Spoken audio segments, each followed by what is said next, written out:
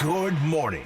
This is Murph and Marcus. Brian Murphy and Marcus the Waterboy Boucher. Streaming live at twitch.tv/the sports leader. Live from Levi's Stadium, it's the Murph and Marcus morning show. No Brian Murphy, but John Dickinson joining me live in the flesh. We're down here for training camp today. Big guest list with George Kittle, Nick Bosa, Jake Moody, Deommodore Lenor. A lot to talk about today, JD. MLB trade deadline, some breaking news with the Giants right out the gate. Also, the start of the final Bay Bridge series against the Oakland A's. But hey, let's start the day with a warm welcome. We're here. We got football today. JD, how we doing, my man? Doing really well. Looking forward to being out here. Looking forward to talking to the guys, including the names you mentioned, George Kittle, Nick Bosa, coming up here pretty quick, within the next hour, we hope. And the trade deadline now 9 hours away at 3 p.m. Pacific, so the countdown officially begins. Yeah, in case anybody missed it last night, we had breaking news with the San Francisco Giants. They are trading Jorge Soler and Luke Jackson back to the Atlanta Braves. And I say in case you missed it because, JD, I literally found out this morning when I woke up. How did you process, how did you find out about this trade? Yeah, I saw it. I was still up. I as a fill-in in this time slot, I haven't made any major life adjustments to my schedule. Oh, that's tough. I'm kind of doing what I normally would do. I have a little trick that I go to as far as, like, I basically just stay up till like 11 and short sleep and try to make it up on the back end in the afternoon with a nap. Get your naps in, yeah. So I was up, and I was actually watching baseball. I saw the Diamondbacks' ninth inning comeback against the Nationals. They scored 5 in the ninth, came back and win.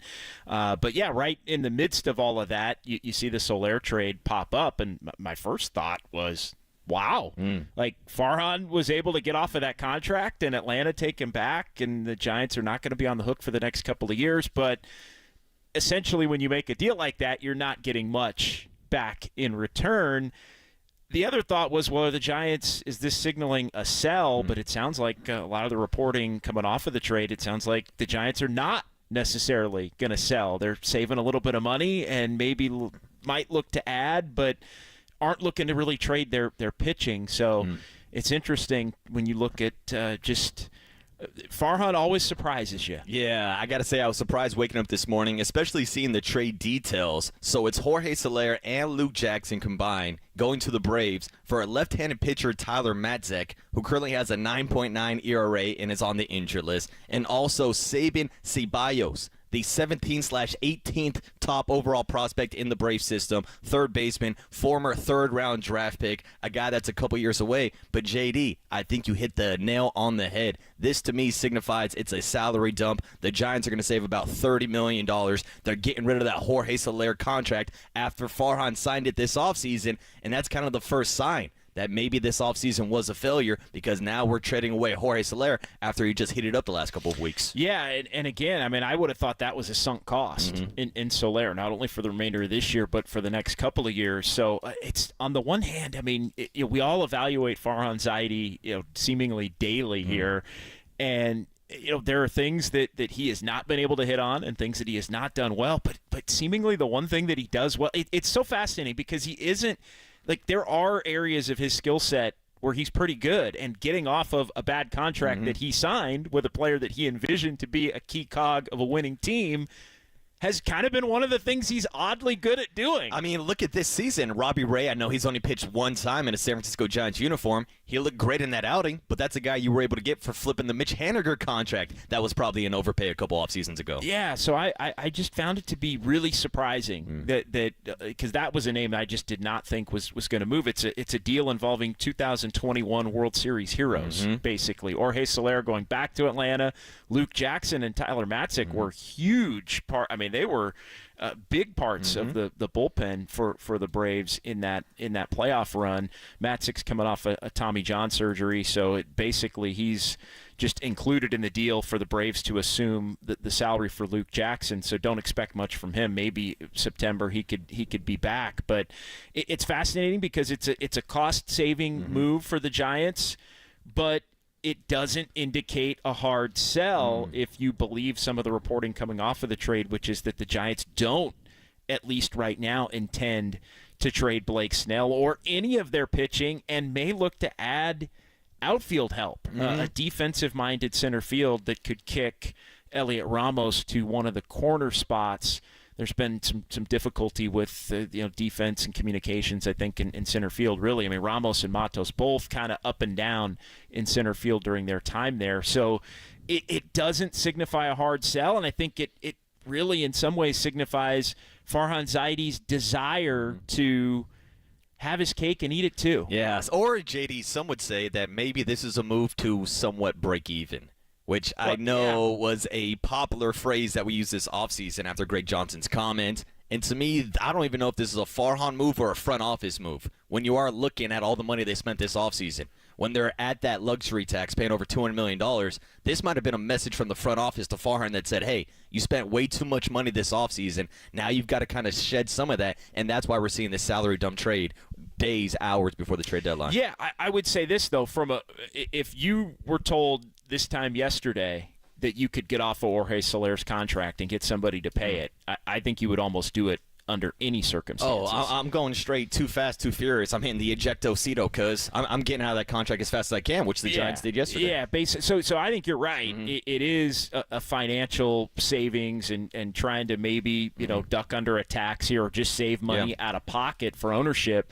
But why would you want to keep Jorge Soler around? Like he's not somebody that you have to have at this point. So I think from that standpoint, it makes a lot of sense. It also opens the door for Marco Luciano to come up. What's the position for him? Well, the position for him is he doesn't have a position, so he slots into Jorge Soler's DH spot. Yeah, his best position is swinging the bat. And when he was up earlier in the season, he showed an ability to swing the bat. So again, I think it comes down to some financial components as far as getting off of Soler, but I also think the baseball component, I mean, they were not happy with Soler in the season that he had, so it gives Farhan a pivot from a move that didn't work out. It also allows him to sell, hey, I'm bringing up another one of these young guys that everybody wants to see, but then, you're punting on the last 2 months. Actually, no, we're not punting on the next 2 months, Farhan could say. We're going to keep Blake Snell because we think that high level of pitching still gives an opportunity to make a postseason run. So we'll see what happens between now and 3 o'clock this afternoon, Marcus. But it's fascinating to me. I think really, truly, and this is maybe the cynical side of it, so come down my road if you want, but I feel like it's Farhan trying to protect certain narratives, to give himself different pathways, no matter what happens in the last 2 months, to save his job. Hey, I got off of that bad deal. Hey, I tried to make the playoffs. Hey, I couldn't get anything for that. Like, it's a have your cake and eat it too situation. Yeah, and we've talked about this a lot with Farhan's comments a couple weeks ago on KNBR about whether or not the Giants would sell and what it means for the younger guys to get more opportunities. And we brought it up a little bit yesterday. I've been talking about it for weeks. Marco Luciano has been swinging a hot bat with the Sacramento Rivercats, has 6 home runs in the month of July. Where do you play him now? We talked about maybe moving on from Tyro Estrada to get him some reps at second base. Hell, we are asking guys like Matt Williams and Pat Burrow if he could pick up a first baseman and play some one-bagger. But if you can get him into the lineup as a DH, I think this is how you get Luciano to the big league level. So that's the plan right there for Farhan and some of the younger guys. The other younger guys that we need to talk about is Hayden Birdsong and whether or not he's going to have a spot in this rotation and how that correlates to what's going on right now with Blake Snell. Because as you mentioned, the reports came out yesterday that it sounds unlikely that the Giants will sell on Blake Snell. And John Heyman reports that the Giants are unwilling to pay down Blake Snell's deal, which of course means that they would not eat any money. Again, getting into the finances here, but it sounds like it's unlikely that Snell will be traded unless one of these teams wanted to take on the full contract. Yeah, and I understand that. Like, I wouldn't, I mean, if you're basically going to be trading a guy that's going to perform as an ace for the last 2 months, to me, you wouldn't be paying for that necessarily. Now, again, if you're not going to pay anything down, maybe you don't get a legitimate prospect back as well, and I guess that leads to the reluctance to move him. I will say, though, there has to be some kind of, when it's all said and done, and maybe this is more of a conversation for us to have tomorrow once we know exactly what the Giants have added and or subtracted, but I do think there has to be an accountability, some standards that are set for Farhan Zaidi over these last 2 months. What has to happen? Because I'm just going to say it again. If you don't trade Blake Snell and you don't make the playoffs and Blake Snell leaves, that's a fail. And I don't care that you got the Braves to take Jorge Soler back. Like that may be, because I think from a baseball standpoint, look, he was a unpopular player that hadn't worked out. He's gone. Like from a baseball standpoint, if you're a Giants fan, it's like, okay, yeah, you didn't really get anything back for him. Okay, that's fine. But you're getting Luciano to come up and play. So that if you're a fan, like that's kind of a win in essence. So you can almost make the case that that's 2 wins, like Farhan can in his way. But if you don't move Snell and you don't make the playoffs, then that's a major out. Yeah, you could view it as a win, but will this move help the Giants win this season? That's a big question. We'll talk about the future of Marco Luciano in this lineup and what's going to happen at today's 3 o'clock trade deadline. But as we mentioned when we started the show, we are live from Levi Stadium. So on the other side, we'll say what's up to our guy, Young Tony, back in the studio in San Francisco. Get the guest list for you today and get some of these interviews going. It's the Waterboy Marcus Boucher, John Dickinson in for Brian Murphy, live from Levi Stadium on KNBR 104.5 FM and 680 AM, the sports leader.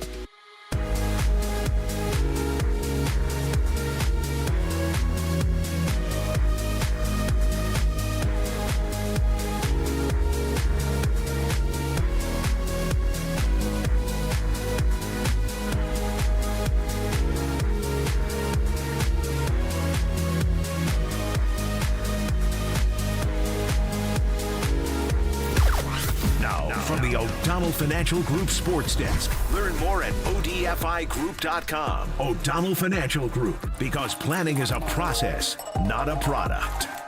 Well, it's official. Dylan Cease wins NL Player of the Week, and Tyler Fitzgerald low-key gets fleeced. Give us your thoughts on the KNBR YouTube channel, KNBR socials, and, of course, call in 808 KNBR anytime.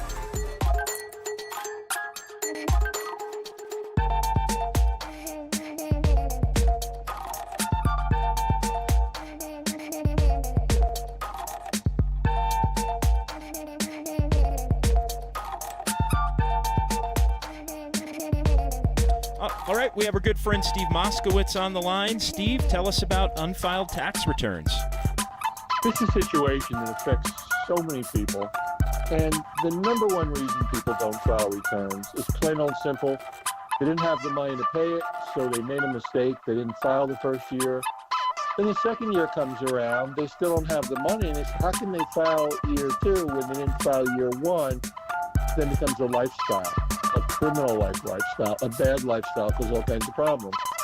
If you can't pay your taxes, no problem. We want to cut a deal for you, a sweet deal for you with the IRS. What if you say, Steve, I don't have my records? No problem. We'll go to the government, IRS, and state, get all the records they have on you. What if you say, Steve, I have all my records, and they're in a trash bag in the corner of my garage? No problem. We have a whole bookkeeping department to put that together for you. The bottom line is, there is no good excuse for not filing. Don't wait for one of these newly hired IRS agents to come in, knocking on your door, ruining your life, your business, your marriage. Let us take care of everything for you. We have a free consultation. We'll explain all your rights, all your options. The only thing you have to do is say, hey, Steve, what can you do for me? That's tax attorney Steve Moskowitz. He's my tax attorney, and he should be your tax attorney. Give him a call, 888-TAX-DEAL, or you can go online to moskowitzllp.com.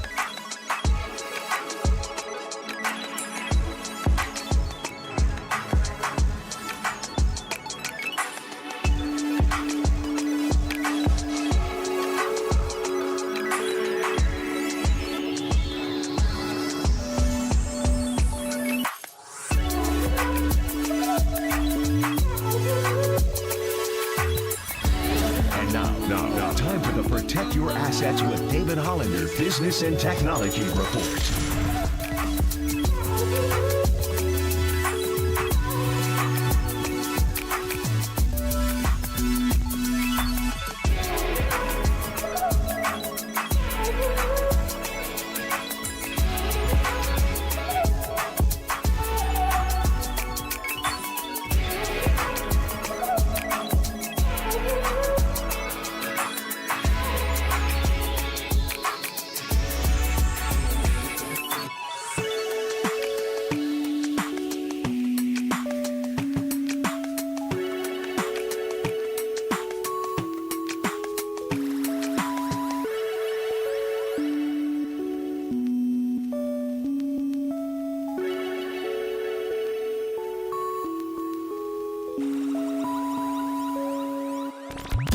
Good morning, Seamheads. Murph and Marcus keep rolling. Streaming live at twitch.tv/thesportsleader. Feet wide apart, opened up stance. The 2-2 pitch.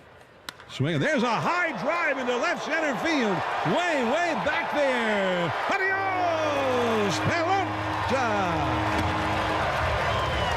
Number 12 for Jorge Soler. And that was a big fly. Well to the right of the 354 marker and way up into the bleachers.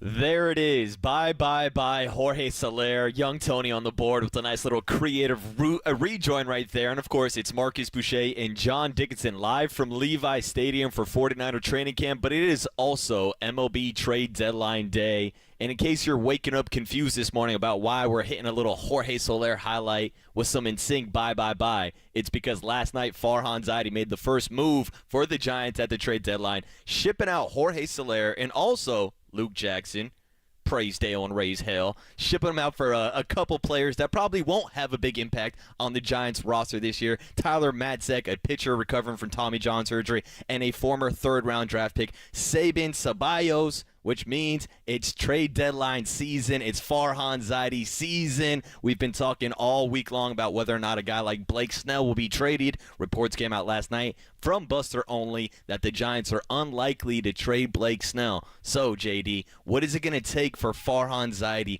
to actually please Giants fans at this year's trade deadline? Yeah, that's a tough question, and I'm still trying to. Every time you say Jorge Soler, it stuns me because I would have, on a scale of 1 to 10, if you had asked me yesterday, what's the likelihood that Jorge Soler gets moved, I probably would have said -5. I mean, just trying to find someone who'd want him after this year.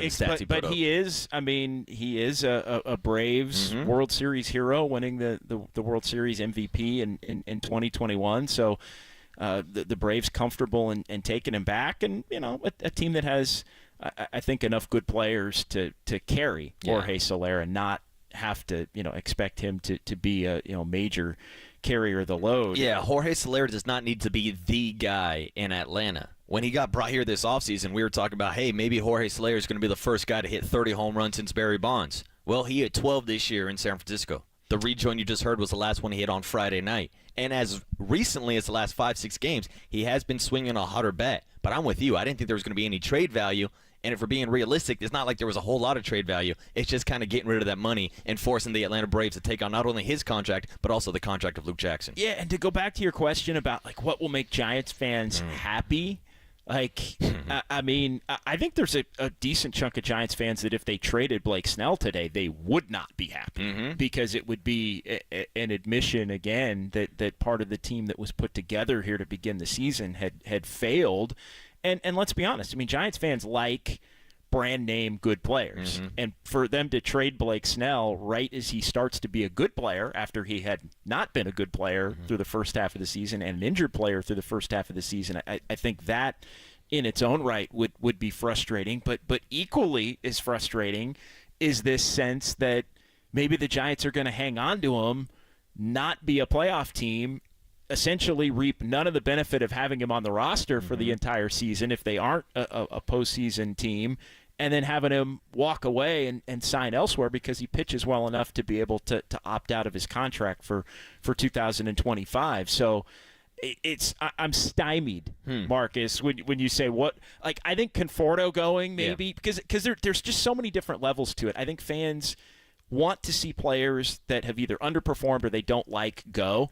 So I think like Soler going does sort of check that box. I kind of feel like Conforto going might check that box for some. I think Yastrzemski going might check that box for some, especially if it opens the door for some younger players. But I think what Giants fans want in return are players that are immediately going to come back and be able to play. Even if they aren't name brand players that are, hey, this is the a prospect that's close to the majors that's pretty good and can play, somebody that maybe is even in the majors right now that can come in and fill that void. And I don't know that that's necessarily coming either. Yeah, and it's interesting for any of those moves. Yeah, because it does seem like there is kind of a split in the fan base.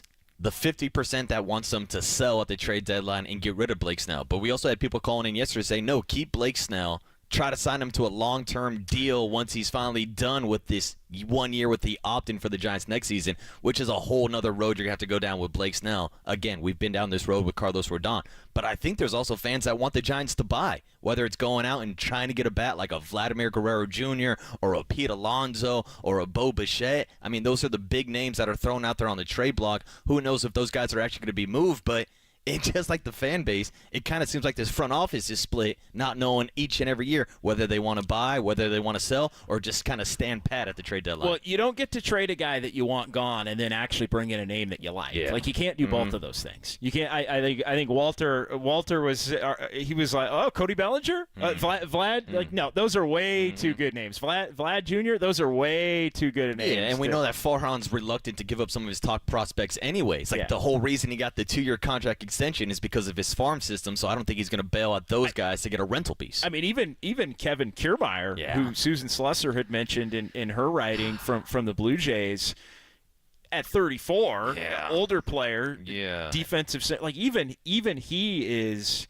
a name that I would sort of think is too high on the list, but he's definitely not Bellinger, and he's definitely not. No, I just hope they don't try to bring back A.J. Pollock again at the trade deadline. Well, it's funny. Walter had said Cody Bellinger, and my initial thought was Kevin Pillar. That means Kevin Pillar, but I guess Kiermaier's kind of in between. Yeah, exactly. You get a hybrid of both. Kiermaier's kind of in between, but it's interesting that they are looking at this seemingly. And look, I think some of the hey, we're not going to trade Snell reporting is also a shot across the bow to the rest of the teams that are looking to potentially buy to up the ante a little bit. Like, I don't think it necessarily means they're not going to. I just think it means that the offers that they've been getting for Blake Snell to this point are not worthy of even considering a deal. But, hey, there's still 8.5 hours. Yeah. Give us a call. So I think there's always some of that in the they're not, because it was very orchestrated down the line. I mean, everybody had in their story, they're not going to trade Snell, or they don't want to trade Snell. They're probably not going to trade Snell, which to me is, hey, hit us with an offer we can't refuse, and maybe Blake Snell could be yours. So I don't think that ship has completely sailed. Yeah, and those are the reports that we heard a couple of years ago, to be fair, about the Carlos Rodon trade offers, because we were talking about whether or not you sell high on him at the trade deadline. We were talking about it last year with a guy like Alex Cobb, and whether or not you sell high at the trade deadline with him. Now, I've seen his name pop up in reports also. I don't know how much value you can get for Alex Cobb right now with all the injuries and setbacks that he has, but again, it leads back to opening the door for the younger players, whether it's a Hayden Birdsong or now maybe Marco Luciano getting that opportunity at DH with Jorge Soler being shipped out to the Atlanta Braves. We'll keep talking trade deadline throughout the entire day, but like I said, we've got Nick Bosa showing up in about 20 minutes, so how about young Tony? We say what's up to young Tony back in the studio at San Francisco. And Tony, how we doing this morning? What was your reaction to the Jorge Soler trade? Good morning. I loved it. I did love it. I was also asleep, so I got the news this morning to see all the group chat going crazy. But I thought it was a good deal. Like, listen, you got to get rid of the salary. He's having a down year. Luke Jackson not pitching well. I thought it was a good move. You get younger. You get Matzik, who's a great lefty out of the pen. I thought it was a great deal, honestly. I always love the positivity of a young Tony on a Tuesday morning talking trades. Let's go, Tony. How about you give us that guest list, because we got guests coming hot and fast. Big facts. All right, starting out at 6:45, we have the great George Kittle joining the show. Right after that, we have his good buddy Nick Bosa at 7 a.m., my man Jake Moody at 7:15, Mike Krukow at 7:30, Deommodore Lenor having a big year this year. He's in his contract year at 7:45. Cooler content at 8:15, and then we want you to stay tuned through the 8 o'clock hour for 2 tickets to see Three Dog Night on September 7th at Mountain Winery in Saratoga. We got tickets to go see 3 Dog Night, and we got about 3 or 4 dogs from the 49ers coming in for some sit-down, face-to-face interviews. We are live at Levi Stadium, and me and JD will check in on 49er training camp next on KNBR 104.5 FM at 680 AM, the sports leader. Praise Dale or raise hell.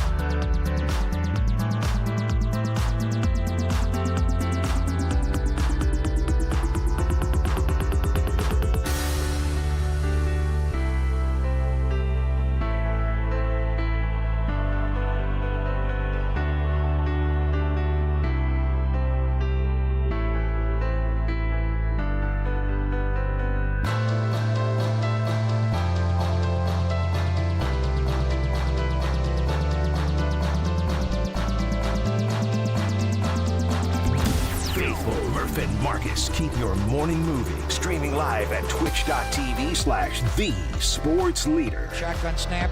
Purdy going to roll away from a blitz. Going to throw for the end zone. George Kittle's got it. Touchdown! San Francisco! When in doubt, throw it to George Kittle over the middle of the field, and Brock Purdy does a great job. Flushed out of the pocket, gets out to his right. Kittle from the other side of the formation, matched up on Darnell Savage, who's in a trail position behind George, and a perfect throw from Brock Purdy, and George Kittle celebrate in the paint. Welcome back to the Murph and Marcus Show, live from Levi Stadium. No Brian Murphy, he's on his 2-week vacation, but my guy John Dickinson, JD, the super reporter, boots on the ground, in person, right next to me. And JD, last time both of us had boots on the ground down at Levi Stadium, we were doing pregame for that game, the playoff win against the Green Bay Packers. You heard the rejoin. George Kittle gets into the end zone, and George Kittle is scheduled to show up and sit down with us in about 13 minutes. So JD, you've been hanging around 49er training camp the last couple of weeks. What's been your main takeaway? I know George Kittle had some off-season surgery, put on some weight. Not sure if you had a chance to see him live in person, but what's been your biggest takeaway seeing George Kittle and some of the guys here? Yeah, it's just that climb back up the mountain. Last week being out there for the first 4 practices, not in pads, and we were in studio yesterday doing the show, so didn't get to the first padded practice, which was yesterday. But camp really starts to ramp up this block, really. Yesterday, today, tomorrow, and then they'll take a day off Thursday and come back over the weekend. I mean, that's really when it starts to feel like it's go time. I think to a greater extent. And look, I think they've been pretty careful with giving guys some vet days and making sure everybody's rested and taking care of bodies and taking care of little injuries here and there, and knowing that there is such a long haul with such lofty goals ahead for this team, and not to call it a last dance. I don't know that we know that it's necessarily a last dance, but we've seen here over the last 5 years how difficult it can be to make another run. And the 49ers, it's somewhat unprecedented when you look at their ability to have some slow starts even in some seasons and still get to NFC Championship games when they've gotten off to faster starts. Obviously, they were able to get to the Super Bowl a couple of times, but just that grind of it's the end of July and you're still 6 months away from the ultimate goal, which is obviously to get back to the Super Bowl this time winning. Yeah, and that's something that we've talked about a lot. I know me and Murph have discussed this, of course, the Super Bowl hangover, which comes up every single year, it seems like, and how the Niners are going to counteract that, whether it's with the extra veteran day or kind of easing these guys back into practice. Christian McCaffrey has been seen in solo drills, not participating in team activity. That's why when it comes to a guy like Trent Williams, who I guess we should update the people, still is not here currently at Levi Stadium. I don't know if you saw him in the parking lot today. I didn't see him, JD. I didn't see him walking in, no. Yeah. But yeah, but these guys put in some these guys put in some long days. That's the other thing. If Kittle's coming on with us at 6:45, then that means he's here before 6:45. Oh, and there were a couple of guys walking in as we were kind of walking in and figuring out where we were going to be doing the show from and all of that. And it's a grind, man. Oh, absolutely. And it's no days off, 365. I know some of these guys have their off season. We can talk to George Kittle about going to weddings and stuff like that, but we can talk to George Kittle about the weight he gained back this season, the shoulder injury he dealt with last year. I know they went into detail a lot on that on the show Receiver. Did you get a chance to check that out, JD? I haven't yet. I've got it ready, for some free time. I'm hoping to have a little free time in the evening here, maybe Thursday. Mm-hmm. Maybe Thursday I can check it out. We get Giants the next couple of nights to keep tabs on here.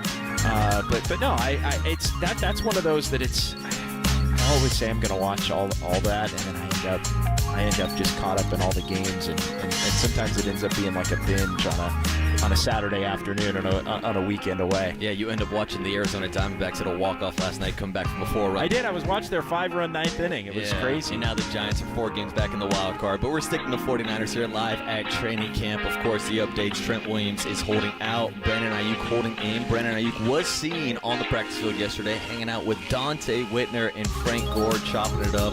It seems like the feeling here around the building is eventually both these deals will come. The only question is when and what's going to be the lingering effect after we've seen guys like Nick Bosa, who's joining us in about 20 minutes, talk about that effect of not being there in training camp and how it did linger into the first 5 weeks of the season. Yeah, it's interesting. I wonder what ultimately becomes the deadline that gets the deal done. Because it's certainly not the first preseason game or even the second preseason game, but he is here, and so it's just it's fascinating, the dynamic specifically with Ayuk. I think Trent Williams is the kind of guy that you want your starting left tackle and future Hall of Famer. You want Trent Williams here, But Trent Williams can miss a couple weeks and come in and be good to go. Like, I think he truly can. I know there was conversation about Bosa being able to do that, and Bosa admitted that maybe the whole contract thing set him off. I think Trent Williams is in his own category as an OG to be able to get what he wants and have it work out for the 49ers and come back and be productive. But yeah, I mean, to have Ayuk here, it's a little strange, honestly, every day, seeing him out there and just kind of wondering what that pivot point ultimately is going to be, to where, he agrees or maybe they don't agree, at some point, although I still think more likely than not they do. Yeah, and you also look at the time frame of guys like Jamar Chase, who's currently holding in with the Cincinnati Bengals, and CeeDee Lamb with the Dallas Cowboys, and what that is going to do to the market. It seems like every week that wide receiver market continues to rise, so Brandon Ayuk playing a game of poker right now, seeing if he can outlast some of those big-name wide receivers, because that might bump up the price as well. And hey, if you're having problems with your prices or signing your big-name wide receivers, maybe you should check in with Redwood Credit Union, because the Murph and Marcus Morning Show is always sponsored by Redwood Credit Union. Redwood Credit Union offers auto loans with competitive rates and personalized service, because your journey matters. Redwood Credit Union, for all that you love. And going from Redwood Credit Union to the red and gold, George Kittle is right around the corner, so why not get an early break here? Make sure we have plenty of time on the clock for Kittle, Nick Bosa, Jake Moody, back to back to back before we get to Dwayne Kuiper, and then we'll talk to Deommodore Lenor a little bit later on the show. It's Marcus Boucher and John Dickinson live from Levi Stadium on KNBR 104.5 FM and 680 AM, the sports leader. From the Chilton Auto Body Traffic Desk.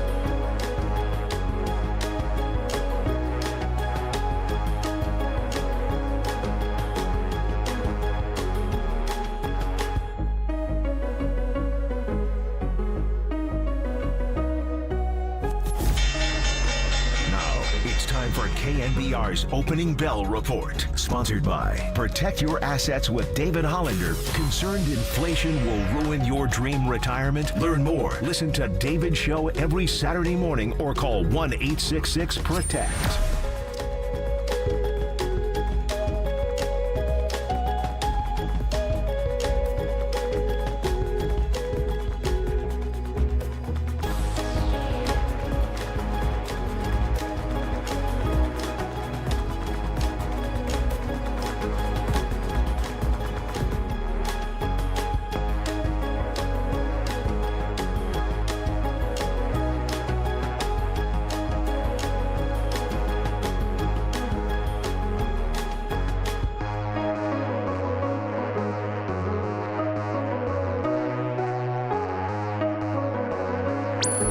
Murph and Marcus continue live from the KNBR Casino Matrix Progressive Jackpot Studios. Casino Matrix. Progressive jackpots are here. Where are you?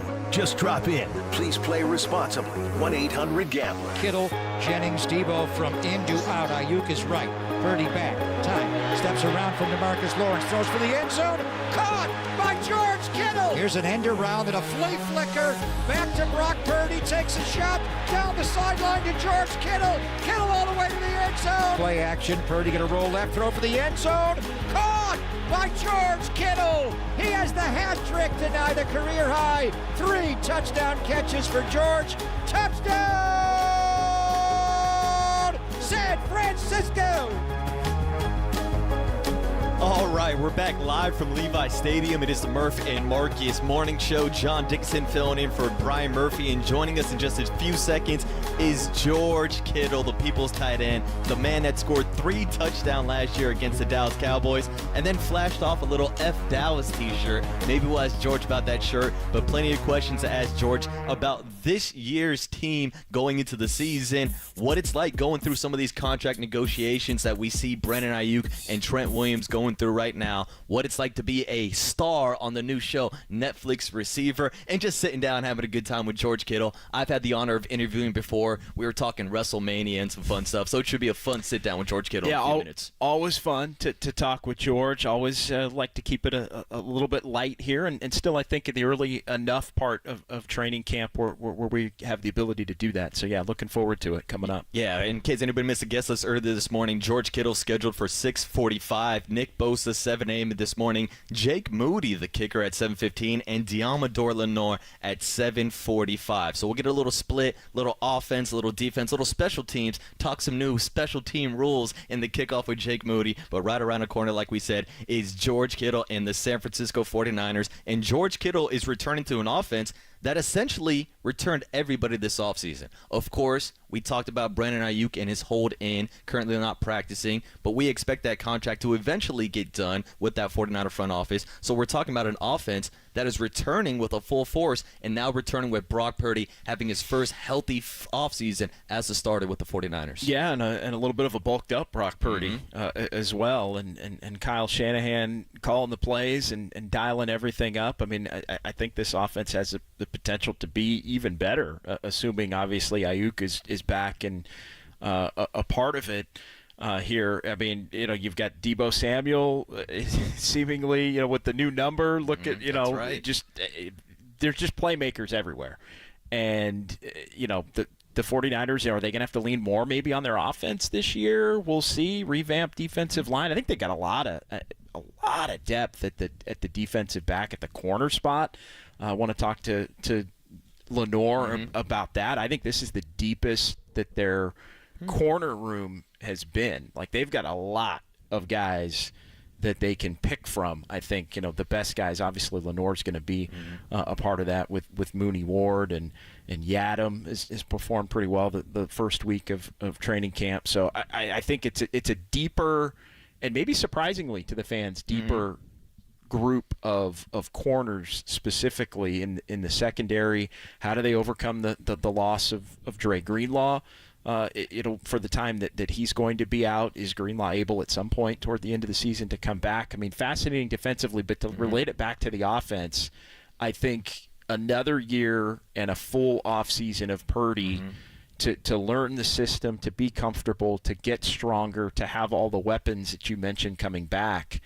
I mean, the sky's the limit, I think. And at times last year, I mean, the 49ers offense was unstoppable. So it kind of makes you wonder, going into this season. And I think regular season, sometimes you just have to win games with your offense. Like in the playoffs, it's I think more balanced, and you got to have the defense there as well to get some stops if things go awry. But I think in the regular season you can really rely, as long as you have those skill players, you're able to protect and scheme it up to be able to win games with your offense that get you through that slog of a regular season when you're a team like the 49ers, where the goal is basically Super Bowl or bust. Yeah, and especially in an offseason where there were a lot of questions, I think is a fair way to phrase it, about this 49er defense. Of course, moving on from Steve Wilkes, moving to Nick Sorensen and Brandon Staley as DC as the coach.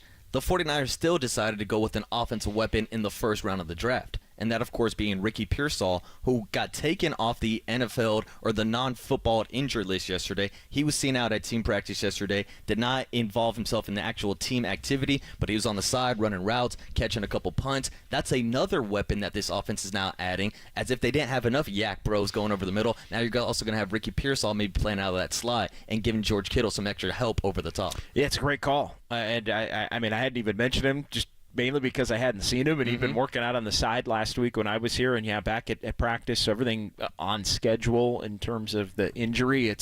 I always, when somebody in day one, Kyle Shanahan said, Pearsall projected to be back Monday, meaning yesterday, and then he's actually on schedule. Like, that's always a good thing. Sometimes you get that, Monday, and Monday turns into Wednesday or turns into the next block. That not the case with Pearsall. And you're right. I mean, I add another one to the list and another complementary skill set. Yes. When you look, I mean, that's the thing for me is you've got Kittle, who's so important in the passing game, but also the running game, the wide receivers and their blocking. Obviously, you've got Ayuk as that X receiver. You've got Debo, who can do all kinds of different things, and then Christian McCaffrey is the best of them all, really, when you look at it, and the cover of Madden and everything that comes with that. So no doubt. I mean, the sky is the limit for this offense, and adding somebody like Pearsall, we'll see. I mean, rookies, you never know. Like, even a highly touted one, you never totally know how much they're going to make an impact or how much they're going to get on the field, or if there's little things that maybe they're not doing that prevent them from getting on the field as much as fans would like. But it sounds like Pearsall's got as good a chance as anybody to not only play but be a contributor even in year one. Yeah, and especially in Kyle Shanahan's system, where we know he's so good at scheming up open plays and designs for these wide receivers over the middle. That goes back to the night he was drafted, and we had Greg Cosell on earlier that morning and said this guy's a dog. He loves football. He's someone that has shown that he can actually block in college, because we know how important that is here in Santa Clara. No block, no rock. So Ricky Pearsall is going to have to contribute in that fashion as well. We know Juwan Jennings always has the hard hat on for pancaking guys left and right. I'm sure we could talk to George Kittle about that construction hat, because I know he loves himself some pancakes also. But focusing on the run game, there's a lot of attention, of course, deservedly so, on Christian McCaffrey. He's the best running back in the NFL. But there were some interesting comments yesterday from Kyle Shanahan about the backup running back position. Jordan Mason has been making a lot of waves so far. Of course, Elijah Mitchell still on the roster, but it sounds like JP might get some chance to get some extra reps this season also. Yeah, I mean, that you can talk about it, and Kyle Shanahan's been reluctant to do it since Christian McCaffrey's been here, trying to ease up and balance out the carries and the touches. And look, when you got somebody that's that good, I don't ever blame Kyle Shanahan for that. I mean, Christian McCaffrey's a guy who doesn't want to come off the field at all. But when you watch Jordan Mason and obviously Elijah Mitchell, you see players that have the ability to be productive in a big time way. So I think from a fan standpoint, you sort of watch it and you go, hey, those guys can contribute. And Mitchell obviously had yes. some big moments for the 49ers overall. But yeah, Mason's somebody that has shown up in camp, and when you get to watch practice, he's somebody that typically does catch your eye.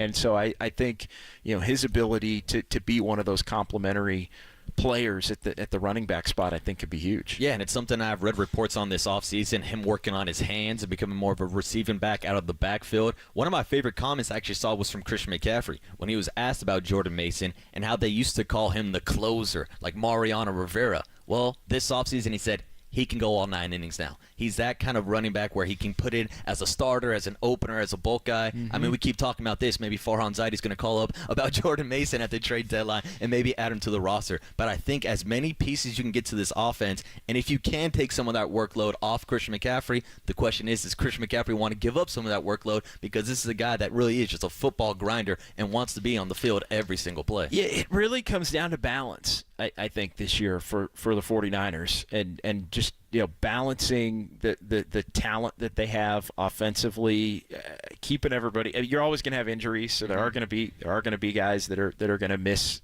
a game here, a game there. You hope it's obviously not a lengthy injury for anybody, but yeah, when you look at it, I mean, it becomes a situation where you you try to balance it out to get through. Yeah, exactly. And here he is live in person, about to sit down, just resetting here. It is the Murph and Marcus Show this morning. John Dickinson live at Levi Stadium. George Kittle, the people's tight end, number 85. Kind enough to sit down with us on a Tuesday morning. George, always fantastic getting you on the mic. What's going on, my man? How you doing this morning? Oh, I'm wonderful. Are you kidding me? Just, second day of shoulder pads for training camp. The boys are flying around yesterday. Vibes are high. It's a great day to go out there and be a 49er. Yeah, and there's got to be a different feeling when you put the pads on first day of practice. They say that training camp really starts when people start hitting each other. How'd that feel yesterday? It felt really good. Just football without shoulder pads, so like OTAs in the first week of training camp, there's a lot of good things you get out of it, but you can't really see what type of football player a guy is until the shoulder pads on and stuff like that. So just kind of allows guys to actually play the game the right way, put their shoulders on people, hit a little bit. Allows offensive linemen to actually block people because now they can put their hands on shoulder pads instead of just Nick Bosa being super slippery and getting 10 sacks of practice just because you can't block him. So hopefully our guys have a better chance now of doing that. And so that's the whole goal of it, and we're just taking steps forward one day at a time. What are these days like for you? I think fans sometimes don't realize how long a day it is. I mean, we're here because the show starts at 6 a.m. and it's like, yeah, George Kittle's coming on before 7, and I'm thinking, well, that means he's here before 7. What is a typical training camp day like in terms of get up, meetings, and just take us through the whole day? Let's see. I think our first meeting really starts at 8 o'clock. A lot of guys get in here early because you want to eat breakfast, get some body maintenance stuff done. We have great facilities for guys to do ice tub, sauna, all that type of stuff. So then we're, treatment starts at 7. We're on at 8 o'clock. A little team meeting at 8:30. A little a position meeting to go over the script that we're going to talk about. What plays we're going to run today. And you got 35 minutes to get ready for practice, 40 minutes to get ready for practice. You're out there till just after noon. And then Kyle does a good job. He gives us a 2-hour break. Whether that's, you got to eat, you want to get a workout in, do you have some other body maintenance stuff you want to do. And then we're in meetings for the next 3+ hours, and then we have a walk that starts at 6 p.m. Yeah. And we're home at 7:15, 7:30. Yeah, long day here at Levi Stadium. George Kittle. That's a good 12-hour day. Of course, the voice you hear here live on the Murph and Marky Show.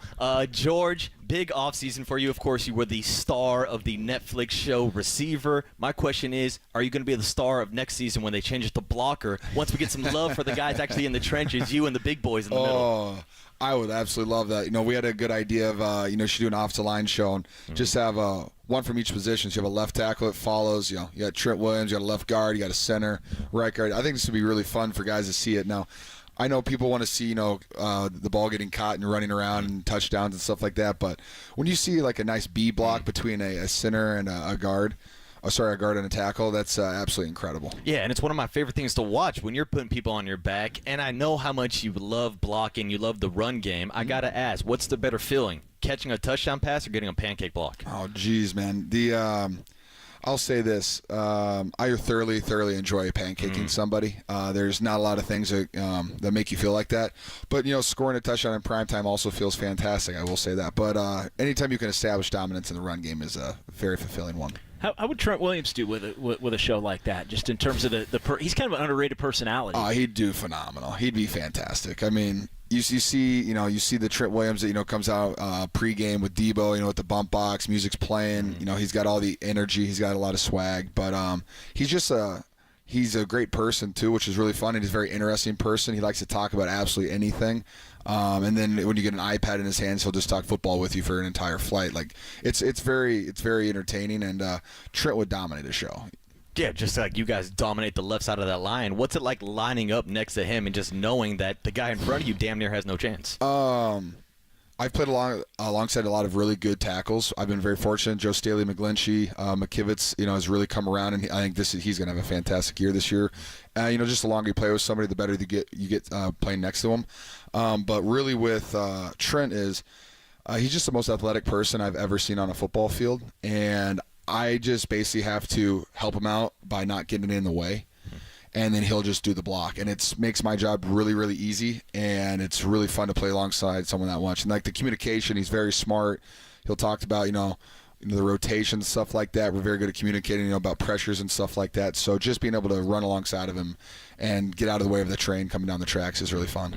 What have you noticed about Brock going into this year and the off season, and maybe a little bit bigger, but that first full off season doesn't have to worry about rehab. Like, what have you noticed that's different as he looks to maybe level up again? I feel like he's just more comfortable with the offense. Like, that's really, like, he seems very comfortable with it, and he seems like he's like taking it and making it his offense. Like, just his confidence in the pocket, throwing the ball, telling guys, hey, you need to do this. Like, you need to push your route depth here. Yeah, you need to run out of it. Like, he just has this confidence, and he just has this like this is my job, and like it's not something that I want to say like you're always fighting for your job, but it's like he was like, I'm making this job better. Like, I'm getting better while I'm out here.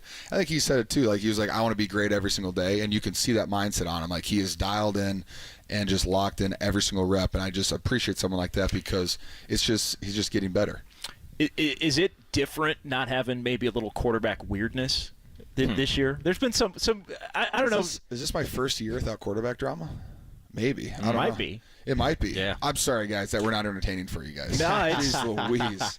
Better for you. Maybe not for us, but better for you. Oh, my goodness. Yeah, it's kind of wild, isn't it? It is interesting. I mean, and I don't know, like, kind of being out there and watching practice through last week, it seemed in a weird way, and I said to some of the other media members, like, maybe it's just us because we're typically so focused on the quarterback when it is that. For sure. But it's interesting. It seems like, how's the energy for the first week? It seems a little different, but I don't know. I'm not out there. I mean, I don't know if I could, compare it to any other certain year. I just think the energy is very good because we have a vet team, we got some new players, and people are just excited to play football. Anytime that you play till February, the offseason seems like it goes really fast, and some guys could, come in and you're like, I'm not ready for the season to start, and I feel like our team has been like, no, we want the season to start. Like, we want to be back out there. We want to be playing football. And it seems like most of you guys genuinely want to hang out with each other. Like, you guys really have team chemistry. And we saw some of that this summer at Christian McCaffrey's wedding. What was that like, hanging out with the boys? Oh, whew. I mean, anytime you give me an opportunity to hang out with the boys, I'll gladly take it. No, it was a wonderful wedding. They put on a hell of a show out there in Rhode Island. I've never been to Rhode Island.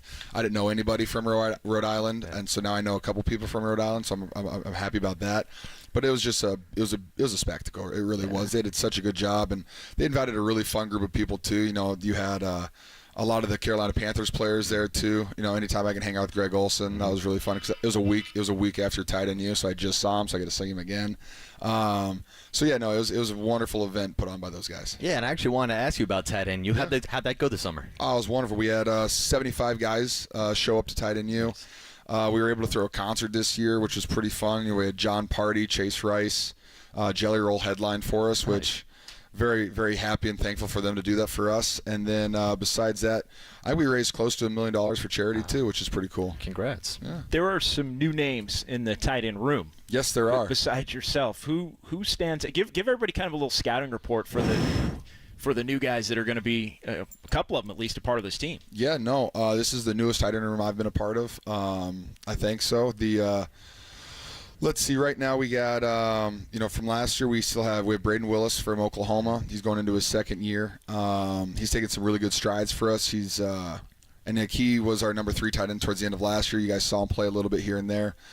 He's taking strides forwards. He's learned the offense. He's more confident in it. He's comfortable. You'll see him out there. He's doing tight end reps, and he's doing some fullback reps too. Just, we don't want to make Juice tired. We don't want that for him.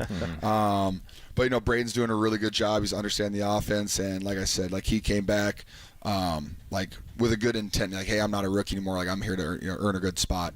Cam Latu, significantly having a better training camp than he did last year, which is really fun to see. When you miss an entire season, with a knee thing, and this is the last time he was in shoulder pads was the end of preseason last year. Wow. So he's doing very good for that, which I'm excited to see. He's taking big steps forward. My guy Jake Tungus, sorry. I'm really excited about him. He's taking steps forward too. I'll just say everyone's taking steps forward, so I'm excited to see. But Jake, he's put on some weight. The physicality in his game is there. It's fun to see that too. It's fun to see guys go from, because last year he was like just kind of a route running guy, and then hey, you had to figure out the run game, and he's definitely done that, which is really cool to see.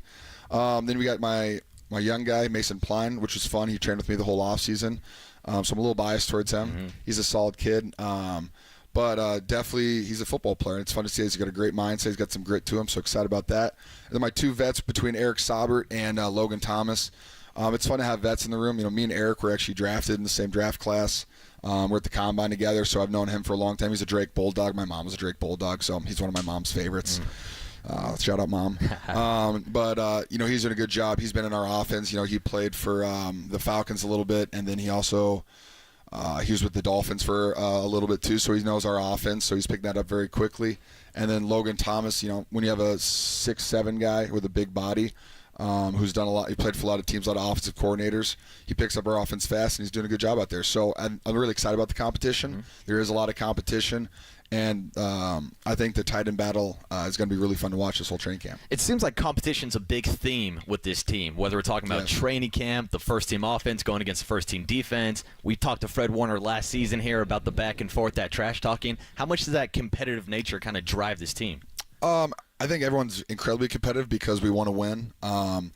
From my first 2 years here when we weren't a very good football team and, we had some injuries and stuff like that, but we weren't winning a lot of football games, to 2019, winning the NFC, going to the Super Bowl, not winning that. I think guys just have this competitive, we've climbed the mountain, we've done that. How do we just get that win? And so I think guys are just very competitive because they're like, we've been there, we know the work that it takes to get there, and it's a lot of hard work, it's a lot of competitive work, it's a lot of early mornings and late nights, and I think our team does a good job of realizing that we have to perform at a high level. It's not just hey, we have a talented football team and we're just going to win football games by showing up on Sunday. We need to be the best sharpened, the hardest working, most competitive team out there, so we have a chance to win every week, because no matter who the Niners play, we're getting everybody's best shot consistently, and as you should, because we have so many talented players. And so we just want to be the best version of ourselves every single Sunday. Yeah, exactly. And just to wrap it up, last thing, I mentioned being in this room last year with Fred Warner, and he told us the expectations were Super Bowl or bust. Is that the same mindset going into the season? That's not usually my mindset, but that's a Fred thing. But no, my goal is definitely, Super Bowl. And so, I don't know if it's or bust, because, if you say that last year, I'm still playing this year, baby. So, the goal is definitely win it. And but first of all, let's just get through training camp healthy, get a solid team going, and then we'll focus on week one. Absolutely. George Kittle, Thanks, appreciate George. you stopping by this morning. Best of luck to you this season. Looking forward to you on the field later on this year. Appreciate you, George Kittle, the man, the myth, the legend, the people tied in. And coming up next, Nick Bosa. Should we take a quick break and come back on the other side? Nick's waiting, actually. We'll bring him right here. We'll keep this live. Make sure we're all good with the headsets right there. Again, resetting here live at Levi Stadium. It is the Murph and Marcus Morning Show. John Dickinson filling in for Brian Murphy this morning. Just heard from George Kittle, and now number 97 himself, Nick Bosa, taking a seat down at the table. The former Defensive Player of the Year. Nick, what's going on? Marcus Boucher, pleasure to meet you. We'll get those headsets on for you right now, and we're good to go. We'll get you lined up right here live on The Sports Leader. Nick, we were just talking to George about yesterday, first day putting the pads on. That's got to be a different type of feeling, isn't it? Yeah, it definitely changes things.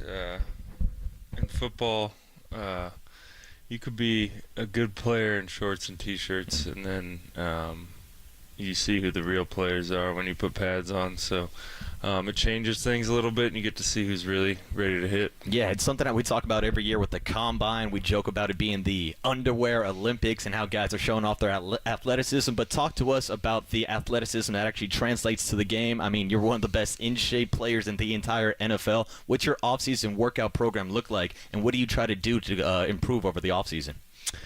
I kind of take just an overall athleticism approach in the off season. I'm not necessarily working too much on specific football stuff. Me and my brother are down in Florida, and our trainer's big on sprint training and flexibility work and strength training. So we're in the gym every day. We're on the field, just trying to get faster and stronger. Yeah, and it's actually something I've seen with you and your brother being at UFC fights. And I'm always curious. I've seen different defensive ends, outside linebackers try to incorporate some MMA, some hand combat into their routines, whether it's helping with pass rush moves. Have you ever thought about training or incorporating any of that type of stuff?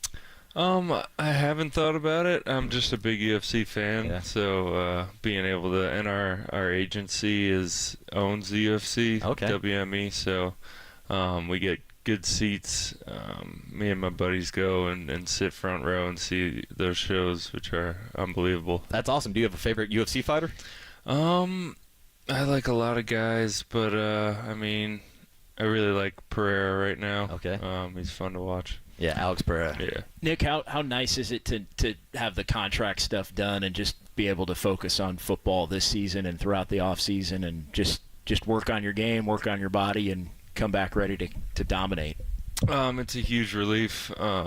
Definitely a lot easier going into a season when you know when you're going to show up to work. You could kind of structure everything around that, and I mean, it's a stressful, as good of a problem it is to have. As you could see, I mean, it seems like every year we have a guy going through it. It's stressful, and it wears on you more than you would even think when you're not being able to do what you love to do, and then you feel like you're letting people down or you're missing out, and you don't know when you're going to be back. It's a lot that goes into it mentally. So having that out of the way for a good few years is huge, and now I can just focus on getting better. It's kind of a new look defensive line for you guys. Are you used to being the elder statesman of the group in a way, at least in terms of being here specifically? Is that a little weird? It is weird. It's hard for me to look at myself that way because I still feel like a young guy.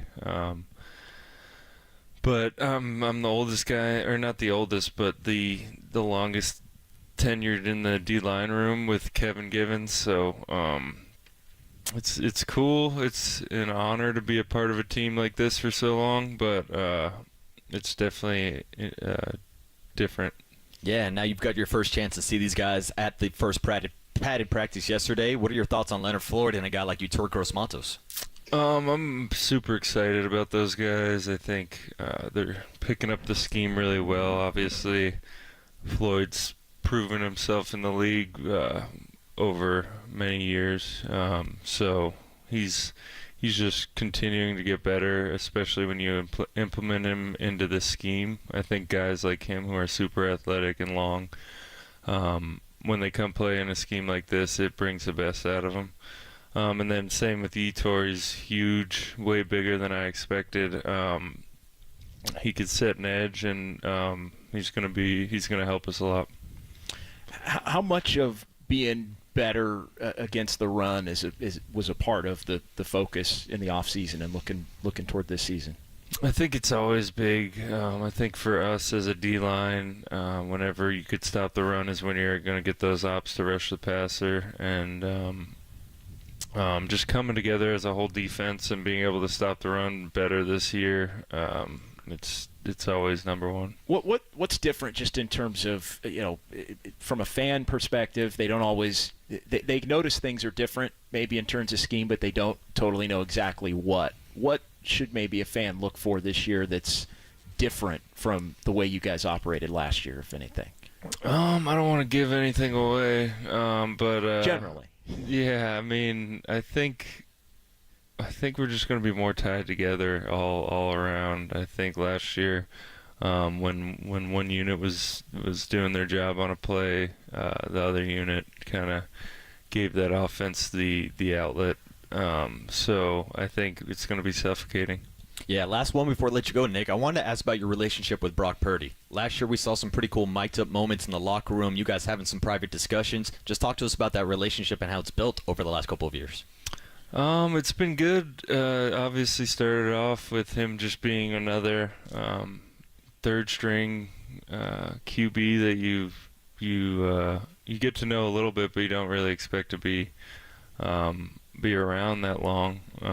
But over the years, just he hasn't changed, which is really cool for somebody to have that much success and the money that's coming. He's stayed exactly the same, and he's just a really even keel, mature, good person. So I think we're all extremely lucky and extremely happy to have him on this team. Yeah, but I will say I think one thing that has changed with Brock Purdy is the size of his legs. I've heard Kyle reference the baby Bosa legs a few times. Are you giving him like workout tips or your leg program? No, that's natural. He's got it.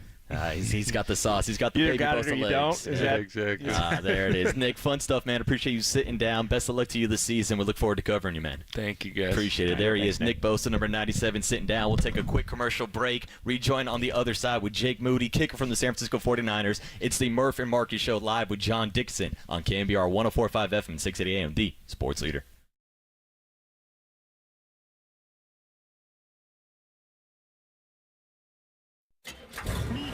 From the Chilton Auto Body Traffic Desk.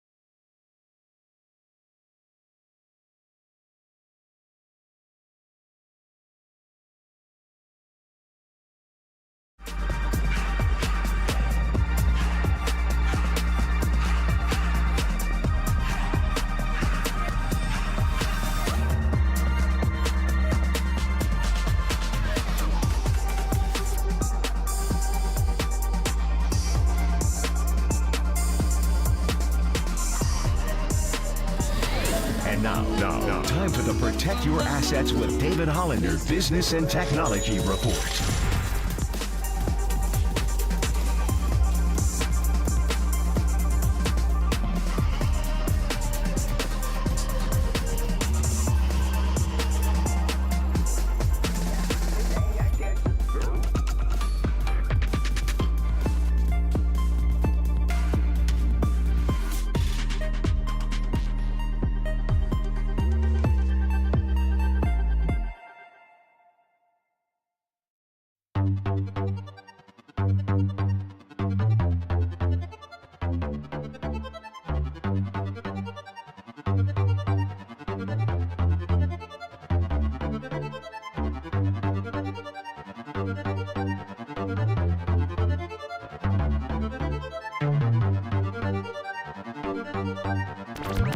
Faithful Murph and Marcus keep your morning moving. Streaming live at twitch.tv/thesportsleader. The ball is down. Moody has it away. He has plenty of distance, and Jake Moody has nailed a 55-yard field goal in the Super Bowl. And absolutely split the upright. Here's the snap from Tabor Pepper. Mitch has it down. Jake has it away. It is long enough. It is right down the middle. Moody has given the 49ers the lead with 1:53 to play in the Super Bowl. All right, welcome back to the Murph and Marcus Show with John Dickinson in for Brian Murphy this morning, live from Levi's Stadium. And boy, oh boy, it's been a fun show so far. Just had back-to-back conversations with George Kittle and Nick Bosa, and now it leads up to the man you just heard boot a couple 50-yard field goals in the Super Bowl, Jake Moody, about to sit down with us in just a few minutes. But JD, real quick, before Jake sits down, recapping any takeaways, Nick Bosa, George Kittle going face-to-face. with some of the biggest guys I've ever met in person. Yeah, I mean, you look at Bosa. I mean, you either got it or you don't in terms of the tree trunks. Yeah. I think it's interesting that Purdy's got it. You know, he says Purdy's got it. Kyle Shannon says he's got the baby Bosa legs. It definitely, and it's noticeable. That's the big thing for me. It's noticeable when you watch him out there that he has made himself a little bit more sturdy, especially in the lower body. Well, especially when we're pointing out the fact that he's coming off of last season where he had the internal brace surgery, and as someone who's had reconstructive elbow surgery, I know that you can't work out with your upper body, so he focused on the lower body. Seems like the upper body is catching up to him, but if we're talking lower bodies, why not check in with Jake Moody himself, kicker of the San Francisco 49ers, kind enough to join us this morning on the Murph and Marcus Show. I'm Marcus Boucher. This is my partner this morning, John Dickinson. Jake, what's going on, man? Thanks for joining us. Yeah, thanks for having me. Yeah, no problem. We were just talking with Nick and George. First day of padded practice yesterday. Now, as a kicker, I'm guessing you're always kicking in pads, or is it different for you putting the pads on for the first day? Yeah, it's not too much different for me. I guess lower body's the only thing I'm really using. But, getting the feel for having extra weight on your upper body, I guess, is slightly different. But, for me, it's not the biggest difference in the world. And you're used to big games, obviously, in college, but what was it like last year coming to a team as a rookie that day one it's, hey, trying to get to the Super Bowl? Obviously, there's going to be some big kicks along the way there, but what was it like just stepping into a team that had been on the run that they'd been on the last few years? Yeah, obviously, was very grateful to be able to step into that position and, gain everybody's trust and be called up in big moments. That's the kind of stuff that you grow up dreaming about, and I'm very thankful to be a part of a team like that, and hopefully we'll continue on with that success for many more years. Yeah, and of course, coming out of college, playing at Michigan, you played at the big house, you've played in front of big crowds before, but tell us, what was that experience like, kicking in the NFL in the playoffs, and then also hitting a couple 50-yard field goals in a Super Bowl? Yeah, it was obviously the biggest games I've ever played in, but coming from the Big Ten, you play some big games there as well. So it's nothing I wasn't, I guess, used to. It's different in its own unique ways. But like I said, I've played in big games before. So thankfully it wasn't, too much different from the previous games I've played in. Players often say that the jump from the first year to the second year is significant, just in terms of just being comfortable with your surroundings and your role and everything. Have you felt that, and how much has that helped you throughout this offseason getting back to where you are now? Yeah, 100%. So last year it was tough. I think especially for any specialist, because for me personally, I'd take some time off after the season. Kind of like a pitcher in the MLB. They take, a few months off, just not throwing a ball. So I like to take, about a month off without kicking a ball. But last year I didn't have that, because I had the combine, all the workouts with the different teams, stuff like that. You had to stay ready for anything. So I didn't really get an off season last year. So, getting that off season this year, kind of going through an entire season, knowing what to expect. I'm feeling a lot more comfortable going into this season, and I'm just excited to get it going. Yeah, Jake Moody is the voice you hear on the UMA guest line, or should I say live in person down at Levi's Stadium this morning. And it's funny, we were just joking with Nick about Brock Purdy and his quads and how much bigger he got over the offseason. I'm curious when it comes to the offseason goals for a kicker. Is there an emphasis on trying to get your legs stronger? We already know you have a big leg. Is it possible that you can kick the ball even farther, Jake? You could be possible, I think. I'm not necessarily training to just get as strong as humanly possible, because, if I were looking like Bosa, I feel like I'd be losing, some range of mobility potentially. And so you got to find that kind of happy medium of staying, flexible, mobile, but also getting stronger. So that's kind of how I focus on my training. Each stadium is different. Obviously, there's weather conditions and different things. But what stood out as maybe something you learned about playing in a particular place or playing here at Levi's over the course of your season that you'll take with you into year 2 and beyond? Definitely talking with other specialists and just kind of hearing what they've figured out about their stadiums, as far as wind patterns, In Levi's, I'm still trying to figure it out because that wind likes to come through both of those open corners and just start swirling around. So that's something that you always got to stay aware of. And, and going into other stadiums, that's something that you try to pick up in pregame. And I keep a little kind of journal from, all the past stadiums I've played in, taking into account the wind, the temperature, the field surface, stuff like that. Just so, next time I go there, there's not going to be any surprises. I've already played in it once. I'll know which way the wind's going to start bouncing around in the stadium. So that's stuff I like to kind of keep track of and make it easier on myself. Did Levi's surprise you a little bit? Because I think to us in the media and to fans, sometimes it's like, oh, it's a pretty nice, calm day. Most of the time, did it surprise you that there was a little more trickiness maybe to it? Yeah, 100%. Coming from Michigan, I thought, coming out to California, it's going to be beautiful weather. It's never going to be windy. It's always going to be sunny. But that wind coming off the bay, it can get pretty gnarly. So that was definitely a surprise when I first stepped into the stadium. And it always seems like it's at least 5 miles an hour stronger in the stadium than it is outside of it. But that's just something that you got to deal with. And like I said, I've kind of figured it out now, and I feel a lot more comfortable kicking in there than I did when I first got here.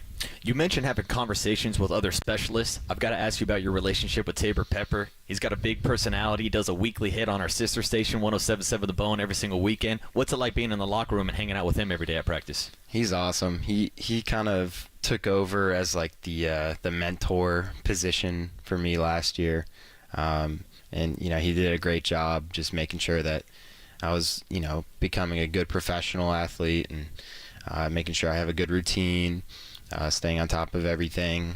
And, yeah, I can't thank him enough for everything that he's helped me out with. And, off the field, he's a good friend. We like to hang out, go out to eat and stuff like that. So he's a good dude, and I'm glad I have him as my snapper. How do you feel about the new kickoff rules, and what's the adjustment for special teams as a whole and yourself as you kind of map out the nuances? I know Debo last week, he was up there talking to, like, he thought there's going to be a lot of touchdowns, basically, or the potential to be a lot of touchdowns depending upon how things are blocked. How is that for you to try to prep how to figure it out? Yeah, I've been hearing a little bit of everything. I've heard people say, it's an advantage to the kickoff team because now they don't have to run as far. I've heard people say it's a disadvantage to the kickoff team. So I honestly don't really know. We've been planning for different things, different scenarios, just trying to make sure that we're ready for the first preseason game, whatever might be thrown at us. And I wouldn't necessarily say it's going to be easier or harder or anything like that. It's just going to be different, so we'll have to wait and see, how it all plays out. Yeah, with the change to the new kickoff rules, there's also changes to when you're allowed to onside kick, only for teams losing in the fourth quarter. What are your overall thoughts on onside kicks? How often do you practice them, and do you think that should be something that should be more encouraged in the NFL instead of cutting down on the amount of them? I kind of liked the idea of the surprise onside kick. It was always kind of a fun little thing when people would do it to open a game or something crazy like that. So, sadly that'll never, come back unless they change the rules again. But, hopefully I won't be needing to hit a lot of onsides this year.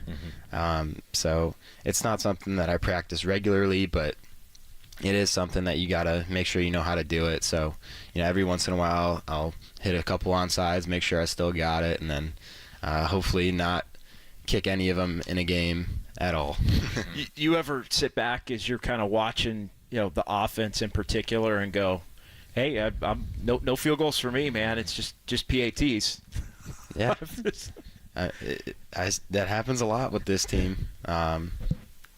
We score a ton of touchdowns, and I am totally fine just kicking extra points all day long. As long as we're winning, that's all that matters at the end of the day. So if I can get a field goal sprinkled in here and there, that would be nice, and I would appreciate that. But like I said, as long as we're winning, I don't really care. Yeah, I think 49er fans will take the points any way they can get them. And just to kind of wrap this up, As far as your goals go for this season, whether it's personal or for the team, what are you focusing on this year? Not necessarily, like statistic goals or anything like that. Obviously, I don't want to miss a single kick the rest of my life, but you got to come to terms with it's going to happen. So more so, my goals this year are, the ability to bounce back and, just have fun. Last year, I kind of felt like I wasn't having as much fun as I had in the past years. So I'm trying to, just enjoy the time I'm out there, enjoy the time with my teammates. And, as far as statistic goals, I'm not really, trying to say, like, well, I want to make 30 field goals or anything like that because I can't control that. Mm-hmm. So, yeah, just having fun with my teammates and, just kicking the best I can, staying focused, and making sure that my routine is set and I'm sticking to it. Yeah, and I lied. I actually got one more last one for you before I let you go. Jim Harbaugh leaves Michigan, is with the Chargers. What's your thoughts on Jim being back in the NFL? Yeah, I loved having him as a coach. I think he'll do pretty well, and we'll see. Maybe we'll play against him later on this year. We'll see. Yeah, exactly. A lot of 49er fans like to travel down to SoFi South anyway. So we're looking forward to your season this year, Jake. Appreciate you sit down this morning, and best of luck to you this season. Look forward to covering you, man. Thanks, guys. Appreciate it. There he is, Appreciate Jake Moody, live in person, Levi Stadium. We'll take a quick break, and then the other side, Dwayne Kuiper giving his reaction to the Jorge Soler trade last night from the San Francisco Giants and everything you need to know about the MLB trade deadline. We'll do that next on the other side. It's KNBR 104.5 FM and 680 AM, the sports leader.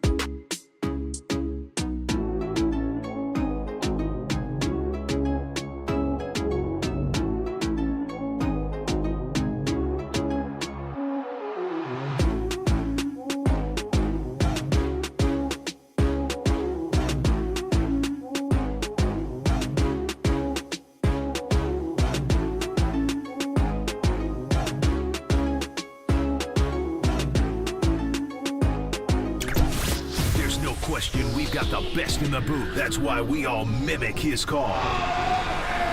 Time for Murph and Marcus to catch up with Kipe on KNBR 104.5 FM and 680 AM. All right, welcome back to the Murph and Marcus Show live from Levi Stadium today. Brian Murphy on vacation, John Dickinson to my right. But just because we're at Levi Stadium doesn't mean we're not going to talk some San Francisco Giants baseball. And like we always do on a Tuesday, we talk to Dwayne Kuiper. And, of course, these hits with Dwayne Kuiper are sponsored by your Northern California Honda dealers. See your NorCal Honda dealer now for sedan fine savings on every model. Kuiper, happy trade deadline day. Hope you enjoyed the day off yesterday. How you doing this morning? Good. Right before I hit the sack last night, I found out about the Soler deal, which surprised me a little bit.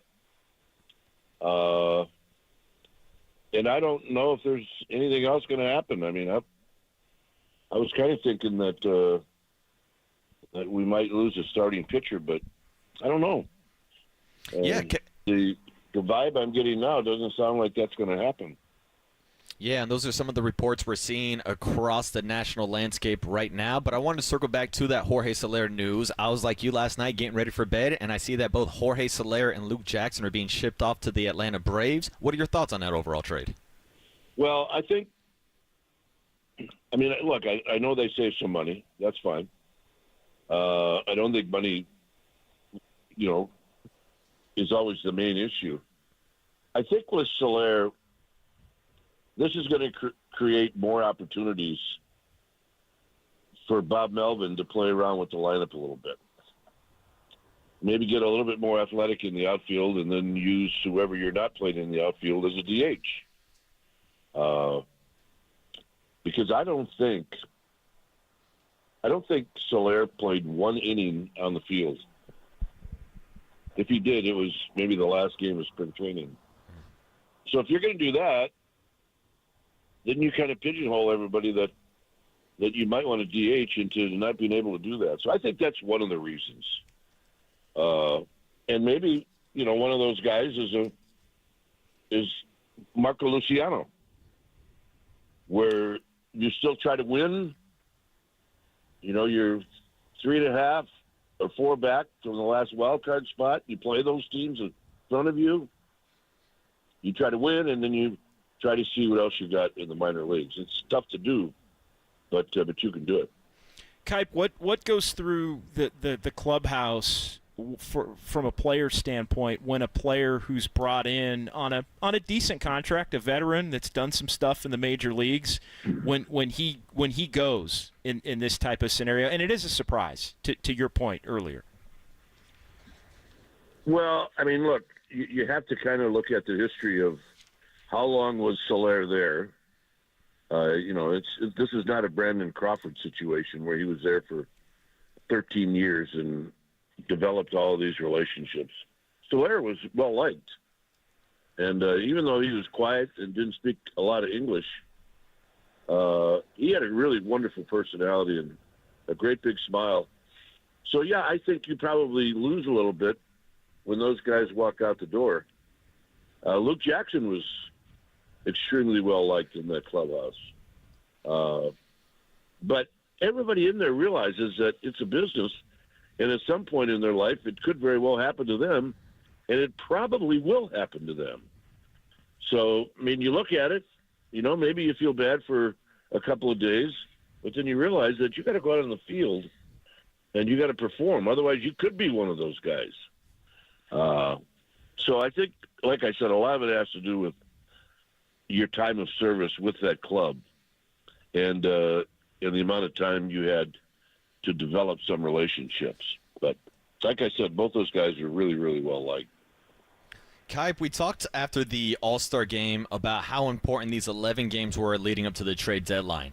It started off with a 2-5 road trip. It ended with a 4-game sweep of the Colorado Rockies, which meant they went 6-5 over those 11 games. So what do you think the message and the feeling is inside of that locker room and clubhouse right now going down this final stretch of the season?